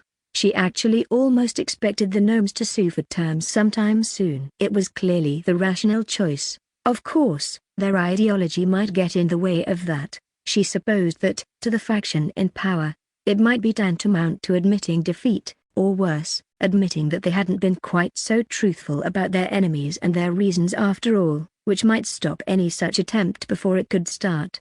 One thing was clear, the gnomes and their military leadership hadn't exactly covered themselves in glory in this war so far. This might imply there was some political interference, as well. Of course, it might just be because the gnomes hadn't actually fought a real war in a long time, and had wildly underestimated their opposition. They did seem to be pretty arrogant, on the whole, about their power compared to other people, too. Regina was looking forward to breaking that arrogance into tiny little pieces. For now, she traveled back to the main base of her hive with her companions. While she watched the aftermath of the battle that had been fought not far from it, there were a lot of dead to bury or burn, both enemy soldiers and her own drones. The workers and their units of swarm drones were hard at work repairing their defensive measures, too. Meanwhile, a large part of the forces that had fought at the mountains was spreading out, trying to catch any gnomes who might have escaped and started trying to regroup. Any gnomes who tried to go back to their home would have to go straight through them,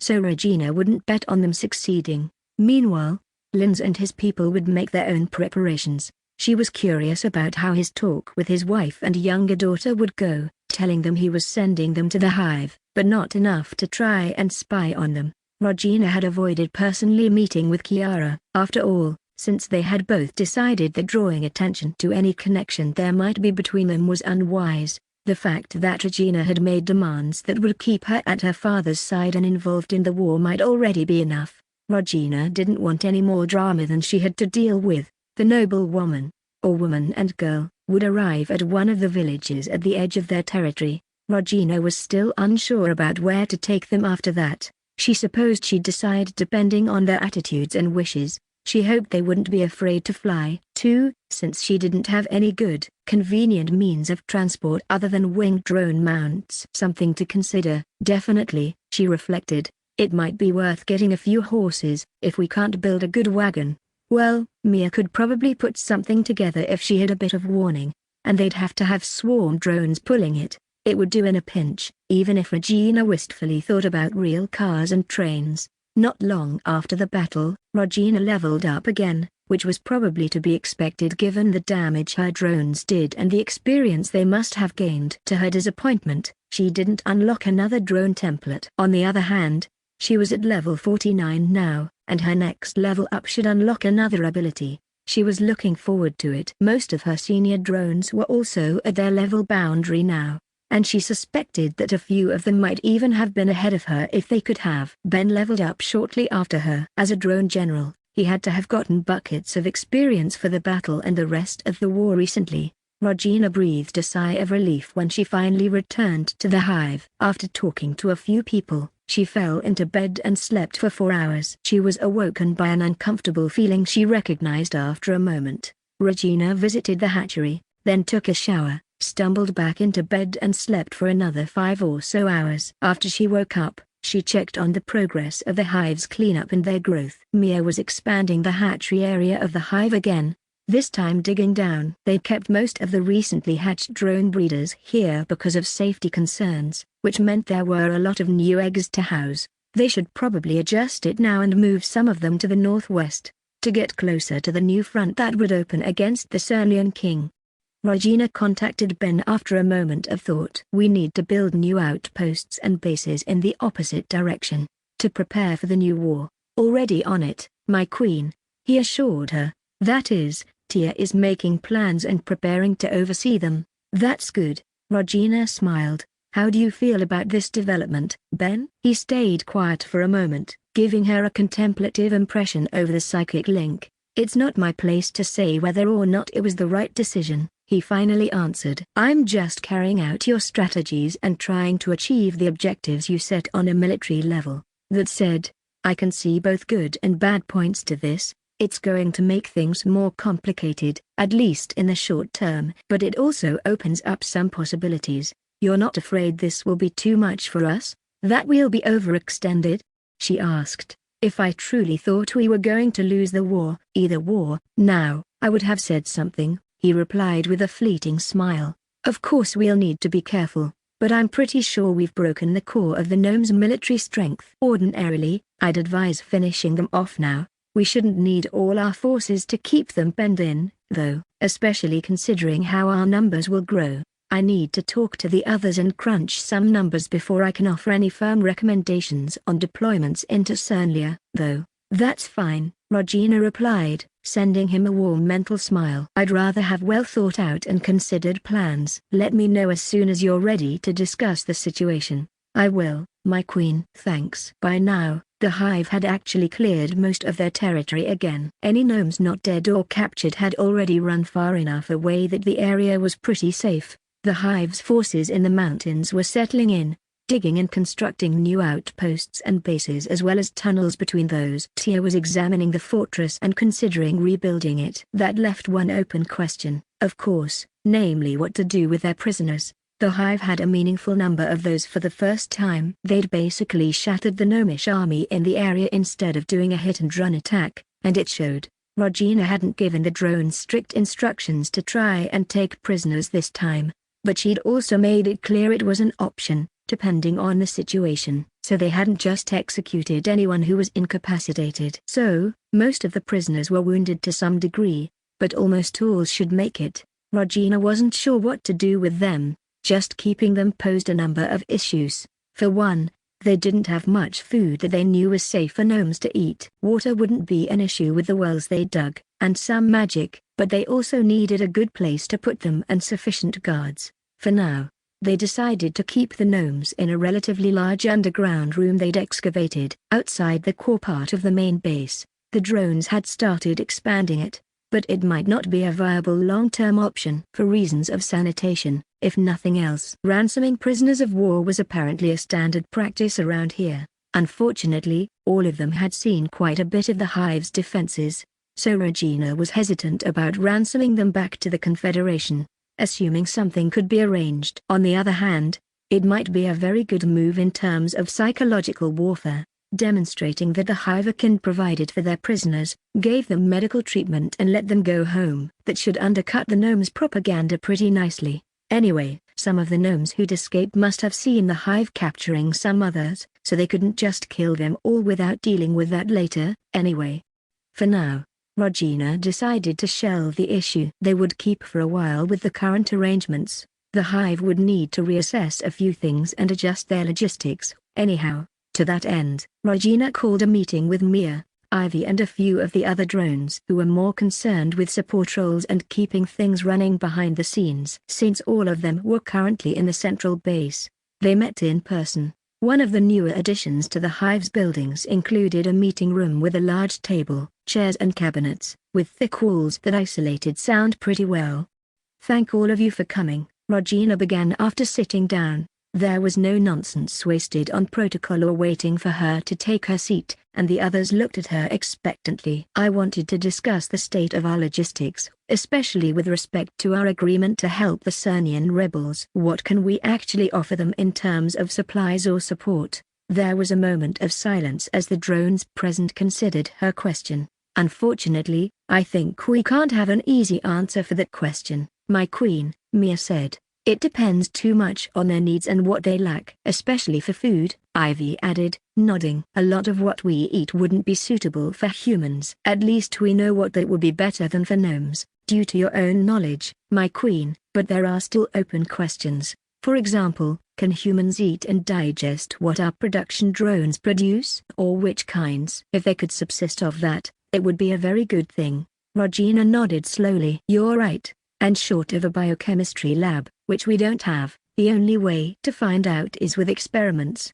We could ask for volunteers from Forest's Haunt or the others, Ash suggested. Good idea, she agreed. Ivy, I'm putting you in charge of that. Take at least one magic user who's good at healing along for any experiments. I'll see if I can find the time to come myself. Either way, consult with the keepers, too. How long would any food supplies we send them last? Ash asked. Looking at the others, they seemed a bit uncertain, but Mia spoke up. It depends. We did make some hay and the like, which should feed their horses as well as our swarm drones. Not sure about dried weeds, though. Grain can probably keep for a while as long as it's kept dry, but we don't have much of that. It varies a bit for the production drone stuff, but most of it is still edible after a few weeks at the very least. For us, anyway. We also have some preserved monster meat that should do well. Regina nodded. That was good to know. That aside, we will probably need more detailed information from the Marquis and his people, Mia said. But I'm assuming that food, weapons and whatever combat equipment they need will be the main points. I don't think we can help them much when it comes to weapons, Rhea commented. We can't even buy actual metal weapons for ourselves. They should be able to use the gold you conjured for them to buy what they need, though, my queen, right? I think so. I didn't get the impression they were lacking in that respect. Anyway, we could give them some of our more special weapons, of course. Regina frowned to herself. I don't think I'd be willing to go that far, though. We can and will use some ourselves, but I don't want to hand them explosives or anything without being there to keep an eye on them. The others nodded. They all seemed to be in agreement with her words, especially Ash. We don't have much in the way of other equipment, either, Mia said thoughtfully. It's not like we need much of it ourselves. But things like clothes, boots, tents, and the like are probably important for them, too. Again, they might just have to buy that kind of stuff with money. At least we won't be dependent on such things ourselves, Regina commented. Good. That leaves medical supplies. We can probably send some herbs for local remedies we gathered, but I think magic will be the most important thing. Does that mean you'll send attendants and witches to heal their soldiers, my queen? Ash asked. Regina hesitated for a moment, before she nodded slowly. I think that may not be a bad idea. I'll need to discuss it, of course, but I don't think it would be too dangerous as long as Linz can guarantee their safety. Obviously, I won't send them straight to the front line, but maybe if they set up field hospitals in the back. Regina could sense that a few of them felt conflicted about the idea, but they didn't speak up to voice any doubts. She could understand it, but in a sense, letting any of Lin's soldiers die that they didn't need to would be a waste. They couldn't replenish themselves like her own forces could, after all. And any wounded soldier they healed so they could go back to fight their enemies meant none of her drones would have to do that instead. Plus, the cat was pretty much out of the bag when it came to showing their hive's capability. Anyway, but building goodwill with Lin's soldiers wouldn't hurt, either. All right. I think that's it for now, Regina concluded. Take a look at our stockpiles and consider our options before you get back to me with an assessment. Please. The others all nodded and chairs shuffled as they stood up. Regina left to visit the hatchery, already considering who she would need to meet with next, and how best to keep communication with Linz going. She really wished she could just build telephones, or even something simpler like telegraph lines, but she didn't even have the resources for that. At least there were magical ways of sending messages. Chapter 157, Hostage. June Linz huddled deeper into the blanket covering her and leaned her head against the carriage's wall, wincing as another bump jarred her. She was feeling cold, again, despite the warmth of a nice spring day. Are you all right, dear?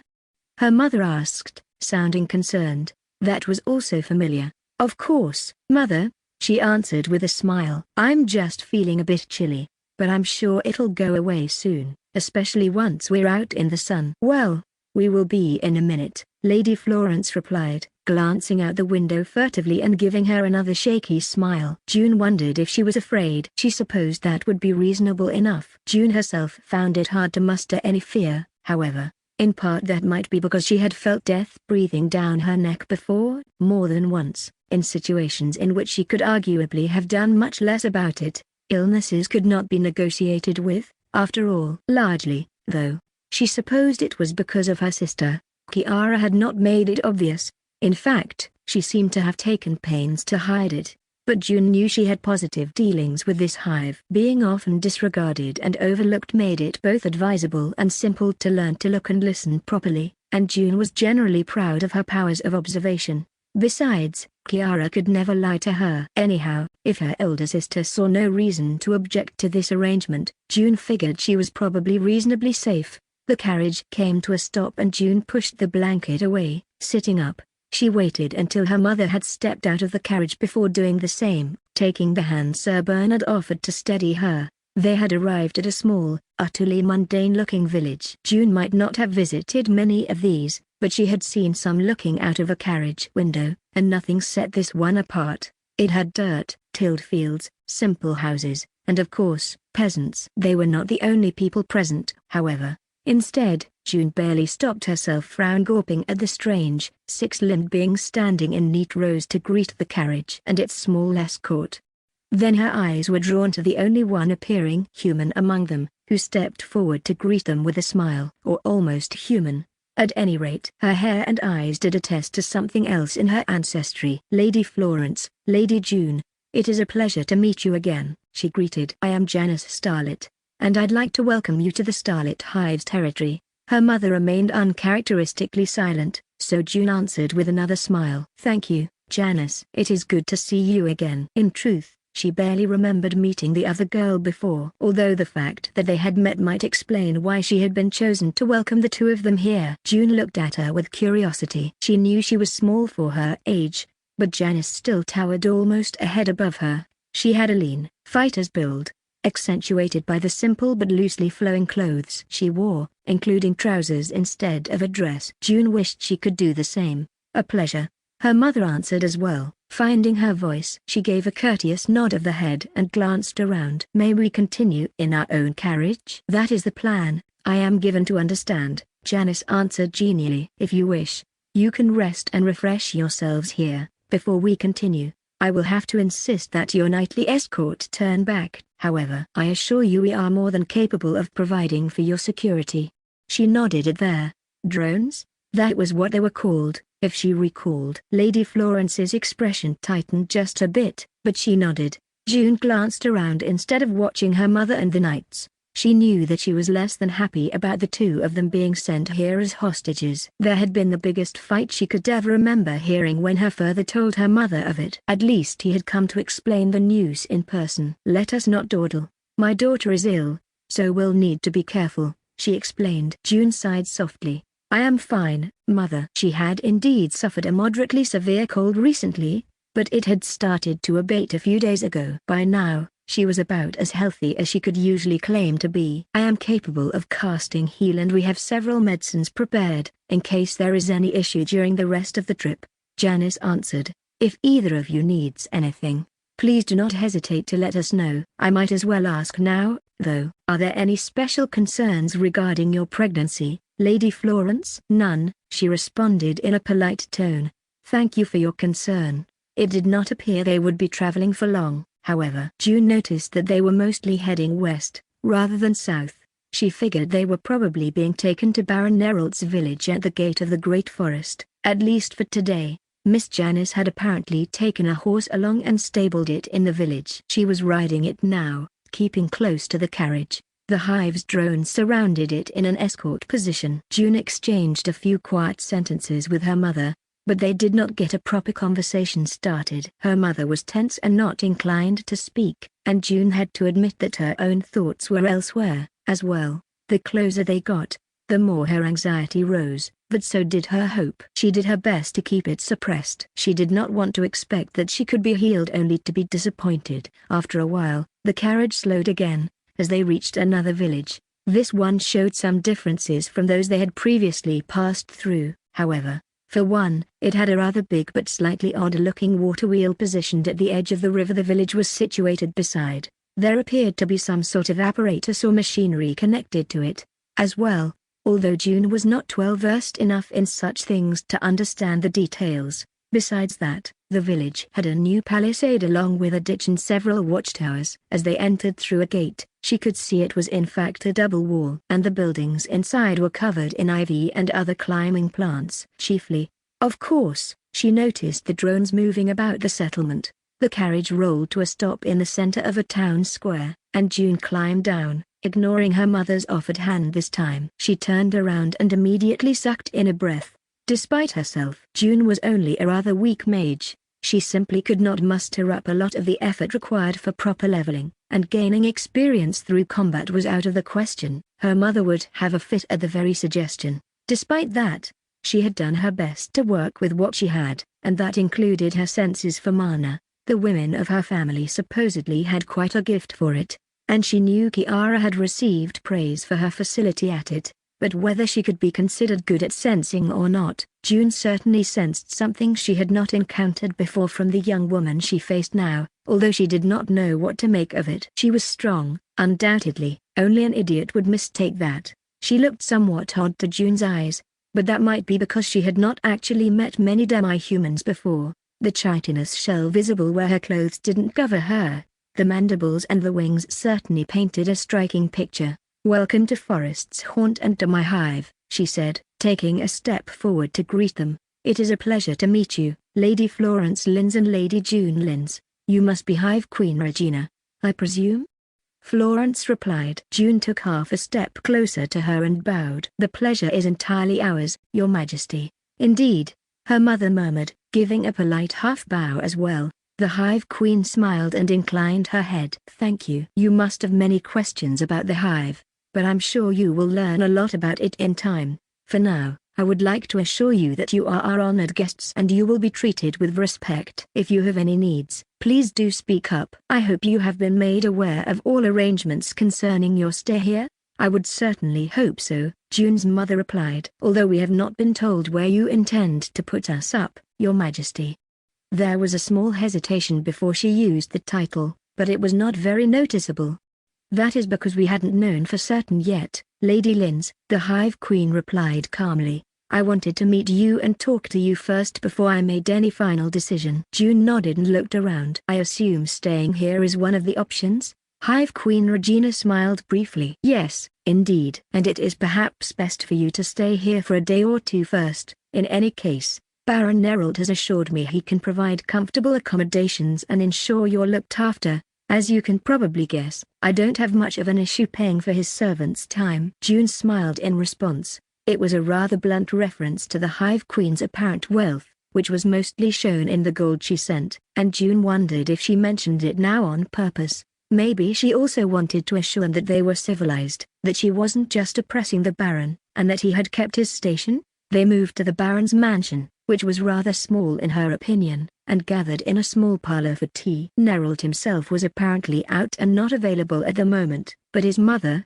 Lady Marianne, welcomed them. She appeared the epitome of a proper lady and received them with exquisite courtesy. In no time at all, she and June's mother were talking easily. June herself was more interested in their surroundings and the other guests. However, she noticed that two drones in particular seemed to follow the Hive Queen around, although they kept in the background. She couldn't see their levels, but given their classes of royal bodyguard and drone assistant, it made some sense. After a while, Regina cleared her throat. "If you're satisfied with accommodations here," she quirked an eyebrow at them and the two of them nodded. "Then perhaps it is time for an examination. I would like to do a health check on your pregnancy, Lady Florence, and start diagnostics for you, Lady June." June hesitated for a moment, and she could see her mother do the same. A mix of nervous anticipation and anxiety rose in her, swirling in her gut. She had to clench her hands together tightly for a second and consciously straighten up.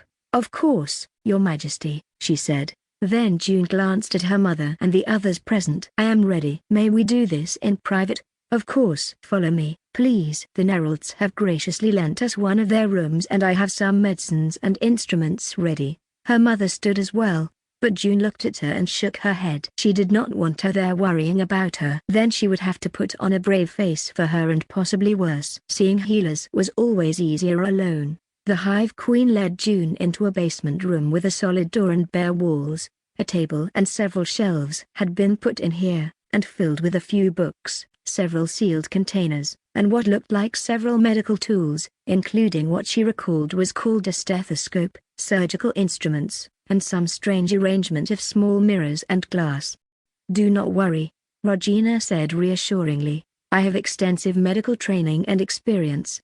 She smiled wryly. "Don't let my class name fool you. I am certainly a more competent medical professional than Hive Queen." June smiled nervously. "Somehow, I doubt most people would see you as a doctor," she said. "But I suppose that does not make it untrue. I might not call myself a doctor, perhaps," Regina replied, "but I am more of one than anyone you would give that label."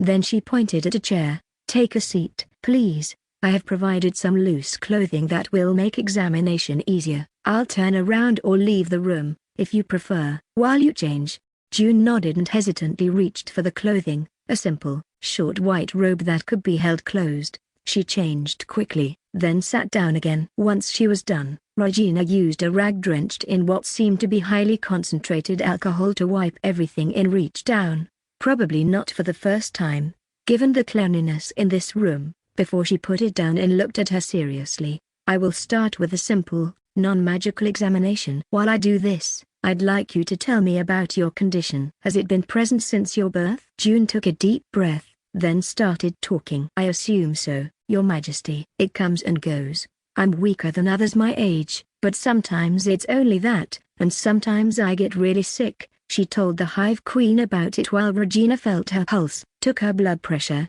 listened to her heartbeat and lungs, checked her eyes, nails, skin, tongue and tonsils, and tested her reflexes. It was all something June had seen done before, although not all at once by the same healer. Regina asked a few clarifying questions, then started inquiring if she was taking any medication. The answer was not at the moment, and about previous treatment attempts. After that, she started asking about her parents and family members and their health. June was uncertain where she was going, but answered all her questions. Finally, Regina nodded and stepped closer with nothing but her hands. I think it's time I used some magic. Please hold still and don't try to fight it if you should sense anything. June nodded nervously, and Regina laid a hand on her forearm and closed her eyes. She almost held her breath, but nothing truly seemed to happen. If she focused fully on it, she thought she could sense something, but it was subtle. As far as she could tell, the Hive Queen was not doing much of anything except for looking, presumably. Then, after a while, June tensed as she felt a change in her lungs. Foreign magic was at work there, and she almost tried to shut it off, before she controlled herself. Finally, her healer for today stepped back, frowning. That couldn't be a good sign. Interesting, Regina said, then seemed to notice her apprehension and gave her a reassuring smile. No cause for worry, dear. It seemed odd to be called that by someone who didn't look much older than her, but June ignored it. So, what is your diagnosis, if I may ask? Unfortunately, I don't really have one, the Hive Queen answered, shaking her head with a small grimace. At first, I thought you might have something like cystic fibrosis. That's a recessive genetic disorder, so it would have been bad news. I don't think that's quite it, though. I suspect it is some kind of immune deficiency, possibly even an autoimmune disorder. There might still be a genetic component, but I think it might also be due to an infection or some kind of magical issue. Most likely simply something new that couldn't have been covered in my studies and that I haven't encountered before. June frowned. She did not understand everything Regina had said, but it did not sound good. So, you do not know what ails me. Did I understand that correctly? Does that mean you will not be able to heal me? No, of course not. Regina shook her head again. I wish I could just do a blood test, she muttered, seemingly mostly to herself. Then she glanced up again and smiled. I'm not giving up so easily, June. I'll figure it out, and at the very least, I can alleviate your symptoms. I've already done a quick pass. June nodded and took a deep breath.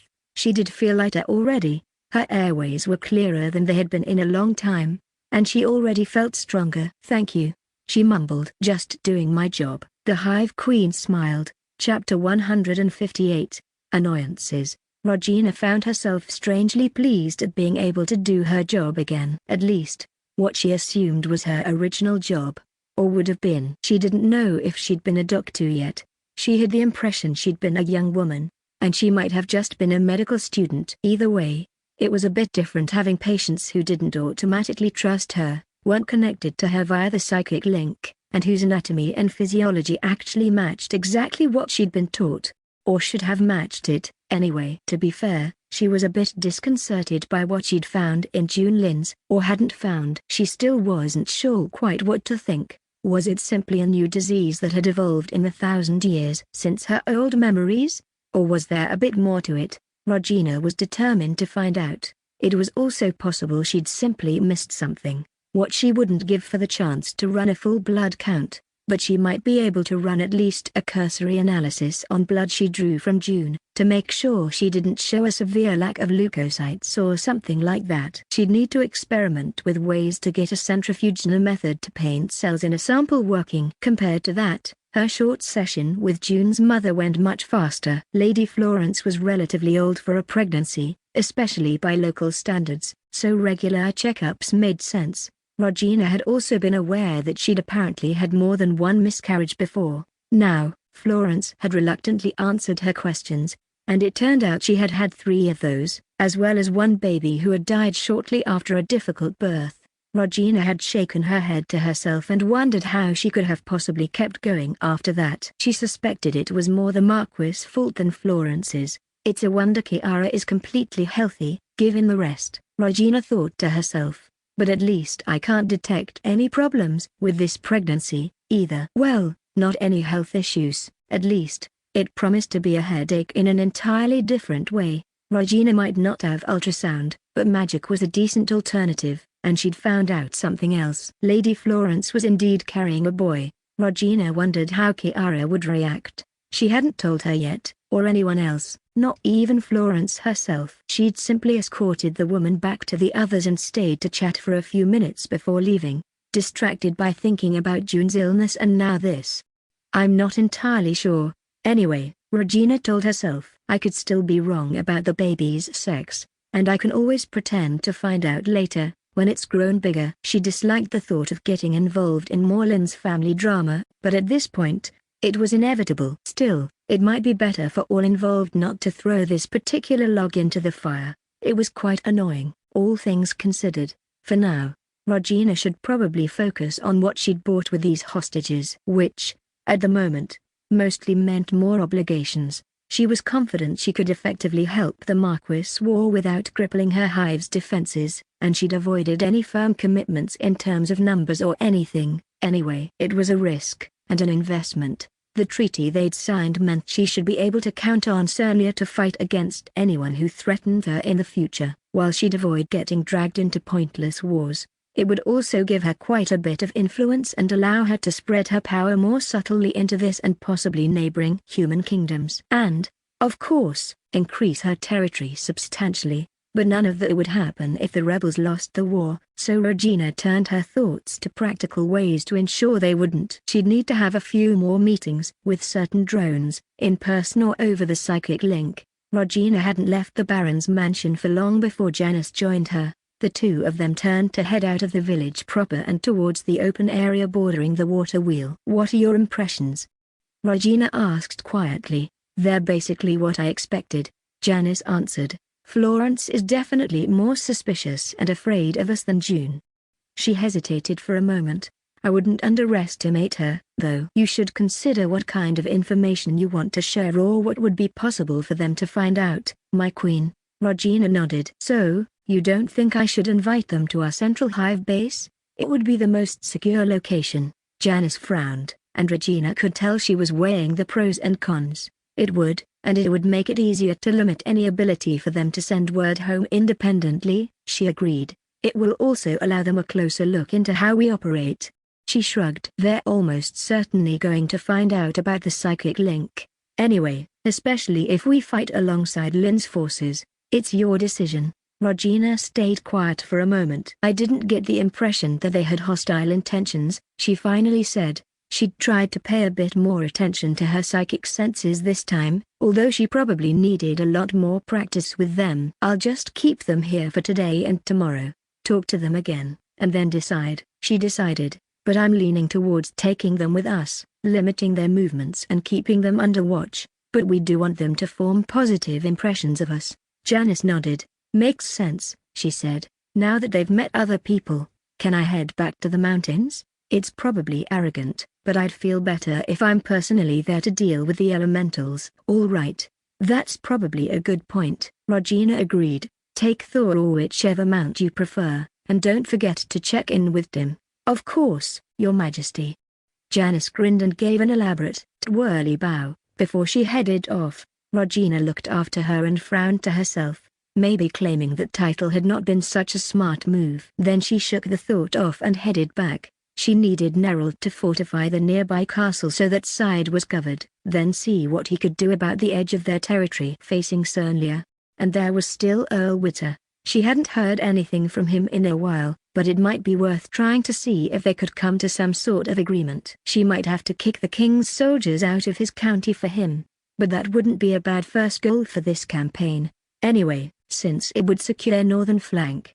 Regina decided to give their new guests some space and instead moved through the village, looking around. Once she emerged on the other side, she rose into the air and headed to the castle. Max was still keeping an eye on the humans, but she had quite a few winged drones circling above. Via also left to take to the air and catch up, something Regina didn't tell her to do, but didn't stop. Fort Forest's watch hadn't changed much since she'd first seen it, although it had undergone some repairs. Now that she had confirmation the gnomes had artillery, not to mention flying combatants, she wasn't sure how effective a defense it would really be. Regina made a mental note to talk to Tio about ways to deepen its fortifications and maybe add some bunkers, or at least some overhead cover for the entire place.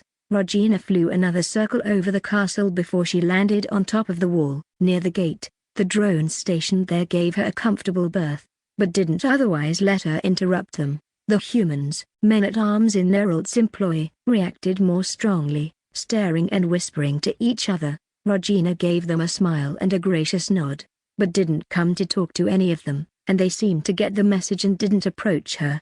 She started wandering around the battlements, examining the walls and the rest of the castle. It wasn't really necessary to be here in person, but since she was in the area anyway, she didn't see why she shouldn't. At the same time, Regina kept half an ear mentally tuned into the conversation happening in Nerald's house through her drones. She didn't learn anything really important, which could be because Florence and June knew people might be listening. Probably more likely they just didn't have any big, important secrets to discuss. Though, Regina also checked in with Ray. He'd settled in pretty well as the Hive's semi-permanent ambassador to the elves, and he'd been invaluable in coordinating with them. Now he had the probably unenviable task of explaining Regina's new agreement with Marquis Linz and the rest of it to them. From what he'd told her before, and what she could sense from him now, the elves weren't very happy about it. Which probably figures since they see the Cernlians as an enemy, and want us under their influence. Regina reflected. Well, tough luck. She probably should make room in her busy schedule for a visit to Eridel. At least if she could make sure that the gnomes, and now the Cernlians, weren't going to be able to attack her on the way, it would probably be good to talk about this in person. Failing that, maybe she could get them some sort of gift to reassure the elves that she wasn't ditching them. Isn't that kindergarten-level diplomacy? Regina groaned softly and rubbed her eyes. I wish I could say that made it wrong or a bad idea. Regina paused and cocked her head. Someone was calling for her attention. After a moment, she realized that it was Ace. She focused on him, and found that he seemed concerned, or at least disconcerted by something. My queen, he said, we just got a message from the Cernlian king. Regina blinked in surprise. We did? A magical bird summons of some kind brought it to the same village where we usually get letters from the Marquis, he explained. One of our scouts, Annie, saw it arrive and let me know. Regina's frown eased as she looked at the image he sent. It was a letter envelope made of parchment, held closed by a wax seal, what she recognized as the royal seal of Cernlia. It had some kind of weird tree in the center. Linz hadn't dared to actually use that symbol yet, so it had to be the king. All right, she decided. I'll send a drone to pick it up. Thank you. Luckily, she had quite a few winged drones in the area. After a moment of thought, she contacted Gale, who was a bit further away but still relatively close. She'd rather trust an important missive to a sapient drone. He acknowledged her instructions and hurried to the village. It would take him a bit of time until he picked the message up and flew it to her, but Regina decided to stay in the castle. She didn't know if she wanted her new guests to see this. A while later, Gale landed on a tower in the castle. Regina stepped up to him and gave him a quick scratch behind the wings as she took the envelope, feeling his pleasure at the sensation. I hope this isn't more bad news, he said. Probably just bluster and empty threats. Regina answered absently, already opening the letter. She quickly turned it around and made sure there was nothing else in the envelope. Then read it. To the being calling herself Hive Queen Regina, greetings. It has come to our attention that not only are you unlawfully occupying Cernlian land, but you have also engaged in clandestine meetings with the traitor Linz and his cadre of Oathbreakers. We are aware that you have promised him support for the war he is treasonously waging against his own proper legion nation out of petty ambition. We earnestly urge you to desist from all such activities. Should you comply, you may receive mercy. Should you, however, persist in aiding these renegades, rest assured you will be called to account. Should you join them in raising hands, or whatever appendages your people may possess, against our sovereign nation, we will treat you as not simply enemies to be defeated but danger to be eradicated. As a sign of His Majesty's goodwill, be assured that we will protect you from any backlash the traitor Linz might attempt to visit upon you in his rage. Simply send word to any border settlement in lands that remain loyal, and it will be passed on with the hope that reason may prevail. Archmage Zephyr, on behalf and in the name of His Majesty, Nicholas III, by the grace of the gods King of Cernlia, Duke of Heathland, Duke of Silver Waters, Lord of the Eastern Expanse. Regina snorted softly to herself as she folded up the letter and returned it to the envelope. I was right, she told Gale, who'd stayed and watched out of curiosity. It was mostly threats, a few empty promises as well. Even if I thought he was telling the truth about protecting me from Linz if I turned on him, as if I needed that. How would that even work? And it doesn't take a diplomat to see they're not terribly eager to offer me mercy and become the best of friends. No wonder, Gale replied. His voice sounded a bit scratchy, since even sapient swarm drones weren't very well suited to talking, although he was definitely capable of it. It does mean he knew about this meeting relatively quickly, Regina mused. Mostly thinking out loud. She sighed. That implies they've got a spy in the Marquis camp. Regina pulled a face. She wasn't very surprised at the thought that one of the nice nobles might be betraying him, probably making deals to save his own hide behind his back, although it could also be a knight or a servant in a position with some access. Well, on the bright side, my queen, Gale said and grinned mentally, at least they don't have a spy in the hive. Regina snorted, but felt her lips tugging upward into a smile despite herself. Yeah. Along with all of the other benefits it offered, their hive structure and psychic link was great for information security. Although she should probably check that no one in the human villages in their territory could send messages to the enemy, even if they wouldn't be able to tell them much, just to be safe. Interlude. Division 3. Tickermaken sucked in air in deep gasps, doubling over slightly and stumbling a little as he kept running forward. He squinted his eyes, then forced himself to slow down, but not stop running, instead letting his speed gradually fall back into a fast walk. Exhaustion dulled his mind, and the relief of having made it almost caused him to collapse. The gnomes manning the outpost in front of him raised a cry when they saw him, and he smiled to himself. It was an out-of-the-way spot, some distance from any of the fighting, and well hidden among a cluster of rocky hills in the shadow of a crevice under a stone overhang. The small squad of soldiers guarding it didn't seem like they'd seen combat, at least not recently. Fellow, sir, one of them said, correcting himself presumably when he saw Tickermaken's system description. We didn't expect to see anyone else making it here. You came from the battle? Tickermaken nodded, still drawing in air greedily. He stopped and rested his hands on his knees. I was lucky to make it out, he said. Then I made my way here, dodging their patrols as best I could. He paused for a moment. I need to report home. That was what he was expected to say, even if he didn't feel any particular urge to see any other officer at the moment. He didn't need to look at their expression to know he was lucky to have made it out alive. If he hadn't decided the battle was lost and run, he wouldn't have. He pushed down the faint feeling of guilt he felt at the thought. He survived, that was what mattered, and he would be more useful to his people alive rather than one more casualty of that utter disaster of an attempted assault. All right, one of the other soldiers said. We have a cart here. It's mostly downhill to the transit point, and then you can hitch a ride on the convoy going back to Tilimalakali 10. Sir, Tickermaken nodded, muttered his thanks and stumbled into the tunnel opening. There, he found the cart. A simple wooden vehicle. One of the soldiers spread a blanket on the space in the back and he settled down, letting them strap him in. His eyes closed and he barely heard the sounds of the soldier getting the cart moving on the rails before he nodded off. It didn't take too long for them to reach the transit point, where where several of the rail lines converged and split. Tickermaken hopped out of the cart and found a place on one of the bigger trains. Several of the carts hitched together. They would take the main road, a stretch of wide tunnels and a few open parts. Since it was mostly going uphill, the carts were pulled by a draft team. This time, they were using bovine monsters he vaguely recognized as steel-horned oxen, strong and tireless beasts. They must have been brought in because of this route's military importance. "You're with the army?"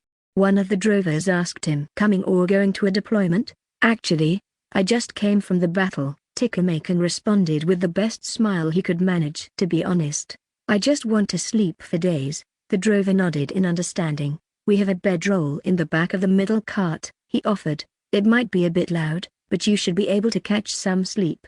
"Much obliged," he answered, nodding at the man and turning to climb in. He slept through most of the trip, which made it hard to know how much time it took. It was not the most comfortable journey, jolting around in a cart and with the sounds of other travelers all around him, but Tickermaken was exhausted enough to still fall asleep easily. Even when a particularly loud noise woke him several times, he returned to sleep.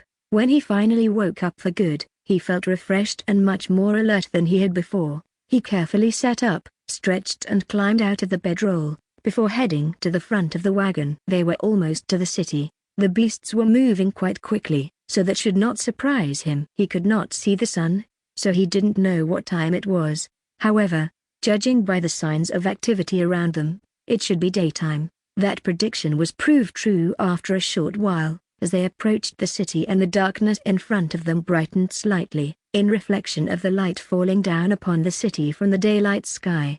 The wagon halted briefly in front of the outer gate leading down into the city, then continued on. Once they reached the end of the track, Tickermaken jumped down. He waved at the drover who'd talked to him before, then turned to head into the city proper. He had not been back since the beginning of the campaign, obviously, so he was not quite certain how things might have changed or where he should go. In truth, he really wanted to go see Tickermaken. He hadn't talked to her in far too long, and after the harrowing journey and all the fighting, he longed to see her face. Unfortunately, he was not sure where she would be right now, either. It turned out he was worrying for nothing, as the decision was taken out of his hands as soon as he reached the outer gate of the facility the army had taken over as its headquarters. It used to be a factory, but had been hurriedly restructured to accommodate the needs of the war. The sentinel at the entrance waved him in, and Tickermaken passed through the gate in the metal fence and into the outer yard. Here, a young man whose face he vaguely recognized approached him hurriedly. "Tickermaken, Unbroken Rock?"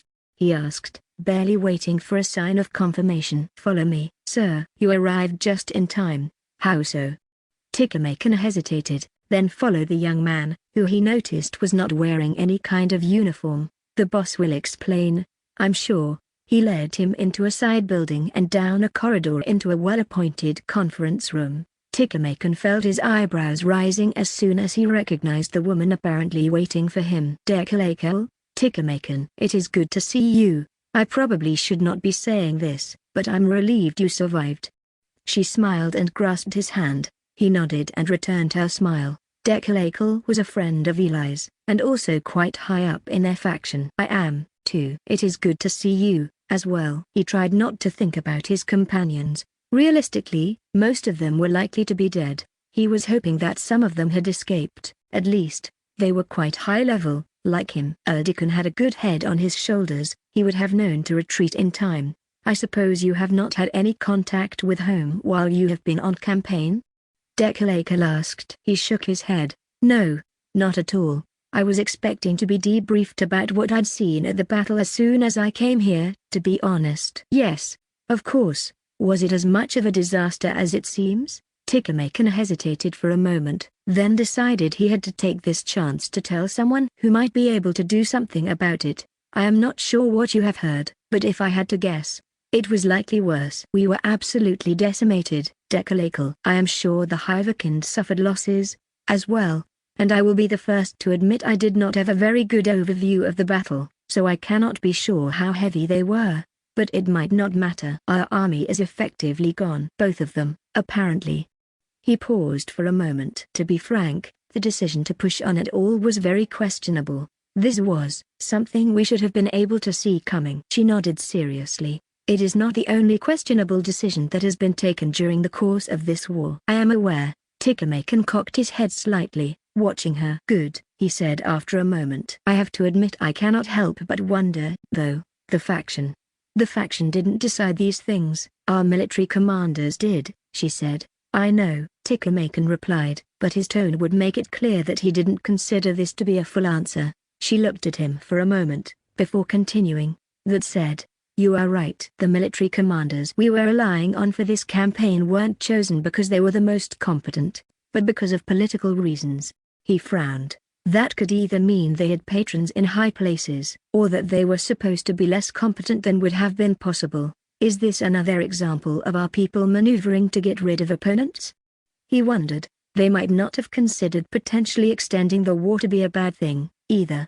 A chill ran down his spine at the thought. Perhaps his response would have been different only a few weeks ago, but now, after all that had happened, he had to work not to show anger at the possibility. We're relying on? He asked instead. She nodded with a small grimace. Of course, we can't have them continue to make decisions in this war, not after this. Hoping to whittle down our opponent's military strength may have been a secondary aim. I'm sure you can guess as much, but no one expected things to go this badly. Looking back, I have to admit we were far too arrogant. No, if we are to dig ourselves out of this hole we have just stumbled into, we will need our best effort, across the board, for all gnomes, not just historicals. Tickermakin was not sure she truly understood the full gravity of the situation, but her last words did ease his tension a little. Why are you telling me this? He asked. Not that I do not appreciate it, of course, but I'm sure you have many things to do. Well, he supposed they wouldn't have sent a woman to talk to everyone about military matters, but the two of them knew each other, and he had far more important things to worry about than being hung up on inconsequential details. Still, because you will help me, us, she answered frankly. Me? How can I help? I'm only a merchant who almost lost his life in this war. Exactly. You're a well-respected member of the historicals, Tickermakin. You're rather strong. You're known for being level-headed, and now you have personal experience with this war. Experience right from the front. When you tell them what is truly going on, they will need to listen, won't they? I hope so, he responded, a little hesitantly. He frowned in thought for a moment, then nodded. I will certainly try my best. He continued more firmly. This was an opportunity, and more than that, it was something he had to do for the sake of his country. He had never felt this way before, and it was a little startling to realize it now, but he was not going to let it stop him. If he failed, he might doom a lot of people, maybe all gnomes on this continent. Very good, Decalacal replied, giving him a politician's smile. There is a meeting of the General Staff with Executive Council members. I hope I can count on you to give your report while keeping in mind what we have just discussed. You want me to speak at such a meeting? Despite himself, his eyes widened slightly. I am serious about this, Tickermakin, she said. Many people in the Executive Council are too preoccupied with the usual politics to grasp the magnitude of the challenge we face. For that matter, I am not convinced that certain high-ranking officers are much better. And the faction's struggle over resources and influence has become more pronounced in the military sphere. I need a personal account to knock some sense into them, among other things. I'll try my best, he repeated. Do you have other veterans lined up to give reports, as well? Of course, we have some written reports, as well. That is not the only reason I am talking to you, however. I assume you have something else in mind for me. Indeed. She smiled again. It would be a shame for your talents to go to waste sitting around here, or dying on some random hill. I intend to give you an opportunity to help, not to mention some influence. Do you know General Alekin? I do, although I wasn't aware he was a general, he answered with a frown. He hasn't been for long, but he's almost certainly the brightest of our senior commanders. He has also been an outspoken voice for caution and a proper evaluation of our opposition, and he has begun devising some strategies and doctrines to counter the enemy. From every report we could gather, we are going to be on the defensive for the foreseeable future, but unlike some others I could name, he is refusing to panic and using the time we have to prepare. We are giving you a position as his assistant. What? He stared at her in surprise. But I'm not a soldier. I may be a good combatant, But this is a senior officer's posting. Would you rather die in some random tunnel? She frowned at him. If the chance to stay out of combat isn't good enough for you, think about Eli, at least. Besides, we're hardly giving you this on a whim. We need people who have actually been out there and seen the fighting, and for some mysterious reason, we are tragically short of senior officers with such experience. Furthermore, I am hoping you will be able to work as a sort of liaison between the faction and military command. You have always been good at that sort of thing. You also have personal experience with the Hivekind, knowledge of the surrounding area, and a sense of discretion. He stared at her for a moment longer, closed his eyes, rubbed the bridge of his nose, then opened them again and returned her smile. Everything she had said was true. After all, he really was not looking forward to going back out there, into the line of fire, either, and doing important work here in the city was just what he needed. All right. You're right. I'll do my best, and thank you. Good. Then let's get going. The meeting is about to start. One more question, if you would. Then he hesitated. I'll tell you truly, Decalacal, it is looking grim. We must have lost many soldiers, and they will not be the last. Is there anyone advocating for limiting the damage that we must suffer? Perhaps ending the war? You are right. I do have personal experience with the Hivekind, and they are not mindless monsters. They can be reasoned with. He grimaced as he said that, Peary's dead face flashing by his inner eyes. But he focused on the gnome in front of him. Decalacal's face closed off. You mean attempting to sue for peace? No, she said curtly. Perhaps there are some people talking like this, but you should not mind it. We cannot afford to screw this up, Tiki. Losing the war is not an acceptable outcome. And what do you think it would do to the faction, to you and me? All right, he muttered, then gave her a firm nod. Let's go.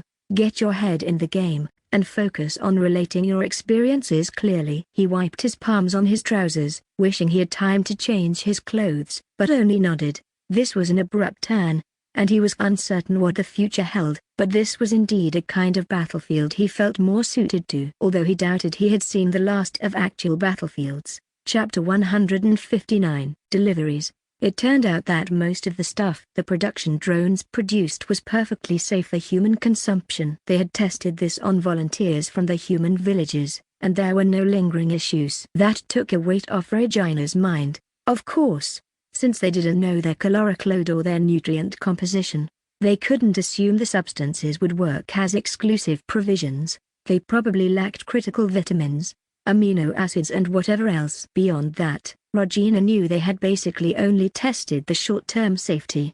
It was entirely possible this stuff could cause long-term issues. Maybe it contained something that would lead to problems later, like blocking certain enzymes, or carcinogens. But she figured that if the Cernlian rebel soldiers were desperate enough to need the food from the hive, it was probably worth the risk. It didn't matter much if you had a higher risk of cancer in 30 years if your odds of receiving sharp pointy bits to the body in the more immediate future decreased greatly. For that matter, malnutrition could kill more people than actual weapons of war, directly or indirectly. Actually shipping those food supplies to the Marquis army still remained a challenge. She could make use of winged drones for supply drops.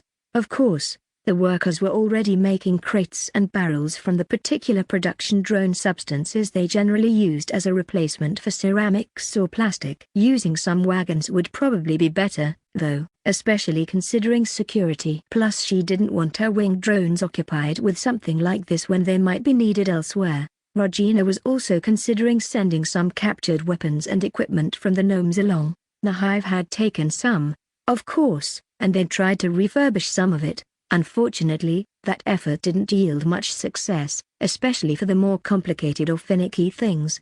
War drones weren't really capable of repairing crossbows, for example, at least without detailed enough oversight that a sapient hive member might as well do it themselves. And the hive didn't even have any proper blacksmiths or anything. It would be easier to just send them to Linz and have his own smiths adjust the armor and weapons for human frames, if possible. Or just melt them down for the metal. The hive would keep some, though, and they'd already refurbished a few things for their own use, as well. Luckily, she didn't have to personally worry about most of that. Mia, Tio and the others had things well in hand. Regina stayed in Forest's Haunt for a while, after the Linz women's arrival, but it didn't impact her productivity much. After all, With the psychic link, there wasn't really a pressing need for her to be in any particular place to talk to specific people. It did make paperwork easier, though, not to mention her own direct contributions to the hive's growth. It was definitely a minor headache to organize the transport of any new eggs, or even new hatchlings. Regina had talked to June and Florence Linz a few more times, and conducted another short session with June. She still wasn't quite sure what to think about her symptoms, but that was par for the course. She was more frustrated with her inability to get any substantive diagnostics she was familiar with. "I'm not even asking for a genome sequencing or proteome assay," she thought grumpily to herself. "It's not like I'd know how to analyze them by myself, even if we somehow had computers, but still, I can't even use simple diagnostic assays. I suppose I could actually do a biopsy." Regina frowned, then shook her head. "My magic is probably a lot more useful. The same disease and even the same general symptoms always showed individual variations, so relying on conventional diagnostics wasn't going to get her too far." She had a sense of the workings of June's body and where they failed, though, if she was using her magic, it was probably abusing her spell, since Greater Heal wasn't really designed for that, and more of a use of unstructured magic as well. It was also why Regina was confused, though, since she could tell there was something she was missing. Sure, there might be a few issues in June's respiratory system, and maybe her gastrointestinal tract, but Regina couldn't sense any deeper problem. Even if it was hard to get a good impression of her blood or bone marrow, and she might miss something there, for now, she was just going to do her best with what tools she could make herself. Both of the humans were surprisingly cooperative, though, and Regina could tell that Florence was nervous about her pregnancy, even if she was trying not to show it. She attempted to reassure woman that everything would be fine, although she wasn't sure how well she succeeded. Marianne and Elric Neralt actually seemed happy to host them. Regina supposed that their social life had to have been stifled recently, since they couldn't exactly have visited or received visits from other nobles. She decided there was no harm in letting the Linz ladies stay here for now, as long as her drones kept an eye on them. Tia had started construction of an improvised prison camp a short distance from the main hive base. It would be far enough away to limit what they could see, but close enough to make organizing and supplying it simple, while being isolated enough from anywhere else that the prisoners would be stranded if they somehow managed to escape. The construction was going well, but even with a few workers and a lot of war drones providing the labor, it would take more than a day or two to put something like this up. Regina had told them to make it with room to spare for new prisoners and with a plan for expansion. Meanwhile, a few keepers and scouts were starting a systematic interrogation of the prisoners. Regina left that in Ace and Jim's hands, though she didn't feel like she could contribute a lot to it. Instead, Regina focused on what she could do, which meant growing her hive, making sure all of her drones were focused and coordinated, and, to her own surprise, diplomacy. She postponed a trip to the elves, but consulted with Ray, who by this point had basically become the hive's official ambassador to Aridel. She also sent Janice back to try and wrangle the elementals, which was harder than it sounded. One of them simply wandered off. According to Volance, he'd said that they should call him once they had some actual work, or rather fighting, to do. Regina wasn't exactly happy about that, but at least Scaldrise didn't create more issues. Volance was also remarkably blasé about everything. Regina wasn't sure if she was just that patient, compared to her fellows, or if she just wasn't very interested in fighting the gnomes in the first place. To be fair, she'd already gotten her payment, so Regina should probably count herself lucky that the air elemental was still helping them. She might not if it wasn't for Janice, or if Regina didn't still have knowledge she wanted. She deliberately hadn't put everything into those booklets. Not that she'd had the time or space. End of Block 4.